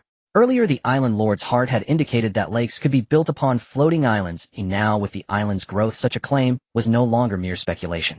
At over 1600 square meters, designing a fish pond is already feasible in theory, though of course abundant water remains an essential prerequisite. Zhou Tu shifted his focus to the upgraded bonuses granted by the island lord's heart and noticed a newly unlocked feature. Detected increase in island area. Island lord's heart has transcended to level 410. Its capabilities have expanded, now granting the island lord one free daily regional channel transfer. All other enhancements were cumulative optimizations of prior abilities, such as accelerated energy infusion for speed flora and fauna zones, and improved mutation efficiency among island organisms. One free regional channel transfer per day, truly invaluable. Currently, each time the channel population dips below 9,000 users, must be drawn from other struggling channels to maintain a stable 10th sand member threshold. Yet now with the island's expansion, a daily channel transfer is possible, though this function confers no direct benefit to the island itself. It offers Zhou Tu tremendous strategic advantage. No longer constrained by passive recruitment, he may actively seek out talent across channels. Should he encounter promising individuals worthy of investment and fortune smiles, he could locate them directly in other channels and immediately recruit them as laborers onto his island. This capability would also prove exceptionally useful in locating his close friend Yumingli. Opening her private chat, he found she was already monitoring his status. His upgrade to over 400 levels had ignited frenzied discussion within the channel. It was impossible for Yu Mengli to ignore him, a level 452 island. Your first mover advantage is overwhelming. With a rating of 20 million, your island must be extraordinarily habitable, elder brother Tianyi. Extremely habitable. Zhou Tu replied without hesitation. Indeed, if his island wasn't habitable, whose could possibly be? I've seen many large island lords already recruiting inhabitants onto their domains within the channel. Have you begun recruiting too? Yu Mengli asked. Zhou Tu fell silent. Though seemingly ordinary, this exchange demanded careful response. Missteps might sow subtle fissures in their emotional bond. There were certainly people on his island. No need to conceal that. Yes, I am recruiting. Men or women? Yu Mengli replied swiftly, as if posing a casual inquiry. Clutching her island lord's crystal, Yu Mengli tensed, fear fluttering beneath her composure. She dreaded hearing the answer she feared most if he had indeed brought women aboard who knew what intimacy prolonged cohabitation might foster. An independent woman defined by fierce self-reliance, she prided herself on strength and resolve. Zhou Tu smiled faintly. Her preoccupation with gender revealed more than she intended. My island accepts only those who prove useful. Whether newcomers proved useful, and how they were employed, remained entirely at his discretion. To abandon Yu Mengli, he refused to choose. Upholding the spirit of island exploration, he would claim all. This was not reality, but possibility incarnate. To be revered as Elder Tianyi yet lack absolute autonomy would signify abject failure. What then would Tianyi truly mean? Nor would he betray his innermost convictions, especially not where Yu Mengli occupying a cherished place in his heart was concerned. He'd witnessed countless people lamenting in idle conversation how they'd failed to remain with their childhood sweethearts. His instinctive retort was always, then why did you hesitate when it mattered? Regretful sighs held no value. Action alone mattered. He refused to commit acts that would haunt his future self. Such a misstep would assuredly wound his fragile heart beyond endurance. Your answer is rather evasive. Zhou Tu chuckled. As Elder Tianyi, I naturally require only the capable. Not just anyone may set foot upon my island. Can you guess what new ability this upgrade grants? Try deducing it from where you are now. Celestial positioning. Close enough. It enables regional channel shifting across the sky. With so many sky channels, you're not guaranteed to find me. You question Elder Tiany's capability. Where even a sliver of possibility exists, I perceive infinite probability, merely a matter of time. I believe in you. Zhou Tu closed the chat window and gazed toward the horizon, where data on distant sky islands shimmered into view. He began organizing intelligence. Move forward, a colossal floating island teeming with bloodthirsty worms. Prolonged presence invites subterranean infiltration, leading to total annihilation of all living things. Move left, a desert floating island rich in sandstone. Move right, a zone infested with multi-limbed arthropods possessing venomous glands capable of spraying corrosive fluids that dissolve flesh and bone. Move backward, a supply island containing pharmaceutical formulae. Move upward, an experimental island populated by formidable test subjects, capable of rending steel, bare-handed, destructive by nature, and instinctively hostile toward all life forms. Move downward, utterly barren. Skyborne monstrosities truly defy imagination. Those that fly, burrow, or swim all manifest here. Clearly, every architectural decision must now account for all environmental variables. As for his choice, Zhou Tu naturally selected the pharmaceutical formulae. Pharmaceutical formulae arrived at precisely the right moment. Yesterday's extensive island hopping had yielded little of practical value. Though he'd amassed numerous miscellaneous items and scattered unusable blueprints, acquiring medicinal formulae meant the herbs cultivated in his apothecary garden could finally fulfill their purpose. He hoped the formulae matched the herbs already harvested, those grown in his medicinal plots. Hemostatic grass 1523 specimens, flame yellow grass 1252, yellow Ganoderma 521, cayenne blood grass 681, totaling 21 species, and 10824 individual herbal specimens. Cultivated within the herb garden and nurtured by the elves, some species flourished abundantly, while others had only recently sprouted tender shoots. Having elves truly makes all the difference. Rotating the island, Zhou Tu employed the magical zone to dock with an unfamiliar island. At over level 400, he could now sustain docking for 5 hours. Time was plentiful. No urgency pressed him. Approaching the row of buildings previously constructed for storage, Shen Qinghe was already immersed in work. She sorted miscellaneous items, methodically fulfilling the task he'd assigned. Several blueprints already lay arranged on the table beside her. Impressive efficiency, Zhou Tu remarked, picking up a blueprint to praise her. The trio's productivity had fully materialized. Pointing to the nearby motor, Shen Qinghe announced, "The materials you requested have been successfully exchanged." Zhou Tu nodded. Whenever Shen Qinghe procured supplies, she consulted him first, allowing him full discretion over required exchange items, which he managed directly through his Island Lord's Heart interface. With the materials exchanged by Shen Qinghe, the electric motor can be transformed into a water pump for drawing water. Zhou Tu directly used 20 energy points to create 5 water pumps. Continuing to remind Shen Qinghe to gather materials for making water pumps, 5 pumps are still somewhat insufficient. A large amount of water must be drawn today, and efficiency must also be considered. Looking at Lieru, who was still sorting supplies, Zhou Tu pushed a motorcycle out of the wooden house and waved, saying, "Lieru, come with me to the island. The island we just connected to seems to be a supply island. I'm going to the island." Lieru paused, not expecting Zhou Tu to take her to the island for the first time. However, thinking that Zhou Tu was ranked first on the heavenly list, she felt less resistant to going. She and her sister were found by Zhou Tu after he expended a lot of energy, so it was impossible for them to be in danger. "Sister, you should get busy alone first." Lieru took her backpack from the house, climbed onto the back of Zhou Tu's motorcycle, and wrapped her arms around his waist. The little loli turned to look at Shen Qinghe, who was bending down to organize the supplies, and recalled the scene from the previous night in the cabin. She couldn't help but say, "I'm sitting on my brother's bike, you won't be jealous, right?" The little loli turned to look at Shen Qinghe, who was bending down to organize the supplies, and recalled the scene from the previous night. She was a flat-chested loli, and last night her sister had helped her significantly enhance her development, which was now slightly painful. Zhou Tu took Lieru to the island. "Brother, are all these islands this big when you encounter them?" She and Shen Qinghe had only encountered small islands, and had never seen islands several kilometers in size, especially with so many buildings on them. Zhou Tu truly deserved his title as Tiani. The island had tigers, black bulls, poisonous bees. Everything was present, and even the islands they encountered were this large. The larger the island, the bigger the unfamiliar floating islands, and of course the more danger there is. Zhou Tu explained. "When you go up, take anything you see, but try to take useful things. Our time is limited, and I hope to finish exploring within 15 minutes. The little loli was somewhat confused about why such a short time. But recalling her sister's advice to observe more, do more, and ask less, she obediently closed her mouth, thinking that being a noisy loli might anger Zhou Tu. While she was still in a daze, Zhou Tu had already entered a room. "So, brother, is this decisive?" Lieru hurriedly followed. Zhou Tu explored quickly as he had a clear goal, which was to find medicinal formulas. This island seemed to be some sort of herbal research institute. As Zhou Tu explored, he discovered some fragrant seeds in a room, which might also be herbs. He would let the elf plant them to see how they turned out. In an office marked with Professor Li's name, he saw drafts on the desk. Island Master's Heart Reminder obtained the instant burst formula for power attributes. Zhou Tu quickly examined the effects of the formula. 5G of Qi and blood, 3G of Huangji.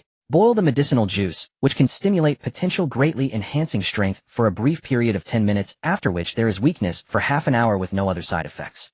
This is actually a formula for enhancing strength. What I really want to find is the formula for treating colds and fevers, and for inflammation. However, a brief, significant enhancement in strength is also good, especially for those who enjoy exploration. At dangerous times, having great strength is extremely useful. Especially for Zhang Yui's organization, this is a miraculous medicine. What status do those people have? Strengthening attack power, taking the initiative, and when encountering a single animal, it can be easily defeated. If they can't win, they can also activate the floating island to leave. This greatly increased the margin for error. There were still many rooms unexplored, and Zhou Tu was already calling for Lieru to leave. Brother, there are still many supplies left to take. Lieru couldn't help but feel impatient in these days of frugality. When had she ever seen so many supplies? There were many things she didn't even know how to choose. The backpack was too small, and how can an island master's heart only bind to one backpack? How awful. Leaving these supplies here without taking them was simply a waste. If you want to take them, do it here. I'm leaving. Otherwise you'll get lost on this floating island. Zhou Tu said coldly. It is essential to cultivate decisiveness in collecting supplies. If one hesitates and cannot move when encountering good supplies, they may get lost on the island without realizing it. Zhang Yue told him that he had subordinates who were lost on unfamiliar floating islands. It would be a great loss if someone he spent so much effort to find suddenly got lost. Lieru recalled Shun King's words that the first thing upon reaching the island is to listen to Zhou Tu, and the second is to listen to her. Brother, let's go. Lieru hurriedly climbed up and hugged his waist. Being obedient is good. Taking Lieru away from Shun Xinghe is to correct Lieru. The island master's words are not to be defied. The opportunity has been given, and if disobeyed again, he will punish severely. Such punishment could include death, but he still has great tolerance for the little lowly since she is still young and has room to grow. Lieru looked at her backpack filled to the brim, feeling a bit tearful. There are too many things, she couldn't take them all with her. Now sitting on Zhou Tu's motorcycle, she really wanted to take them all, but she didn't dare. Lieru steeled herself. Next time I must take valuable supplies. She never imagined she would struggle with making choices one day. Returning to her own island, Zhou Tu took the little lowly to the herbal. Using the island master's heart, he recorded the formula and sent it to Lieru.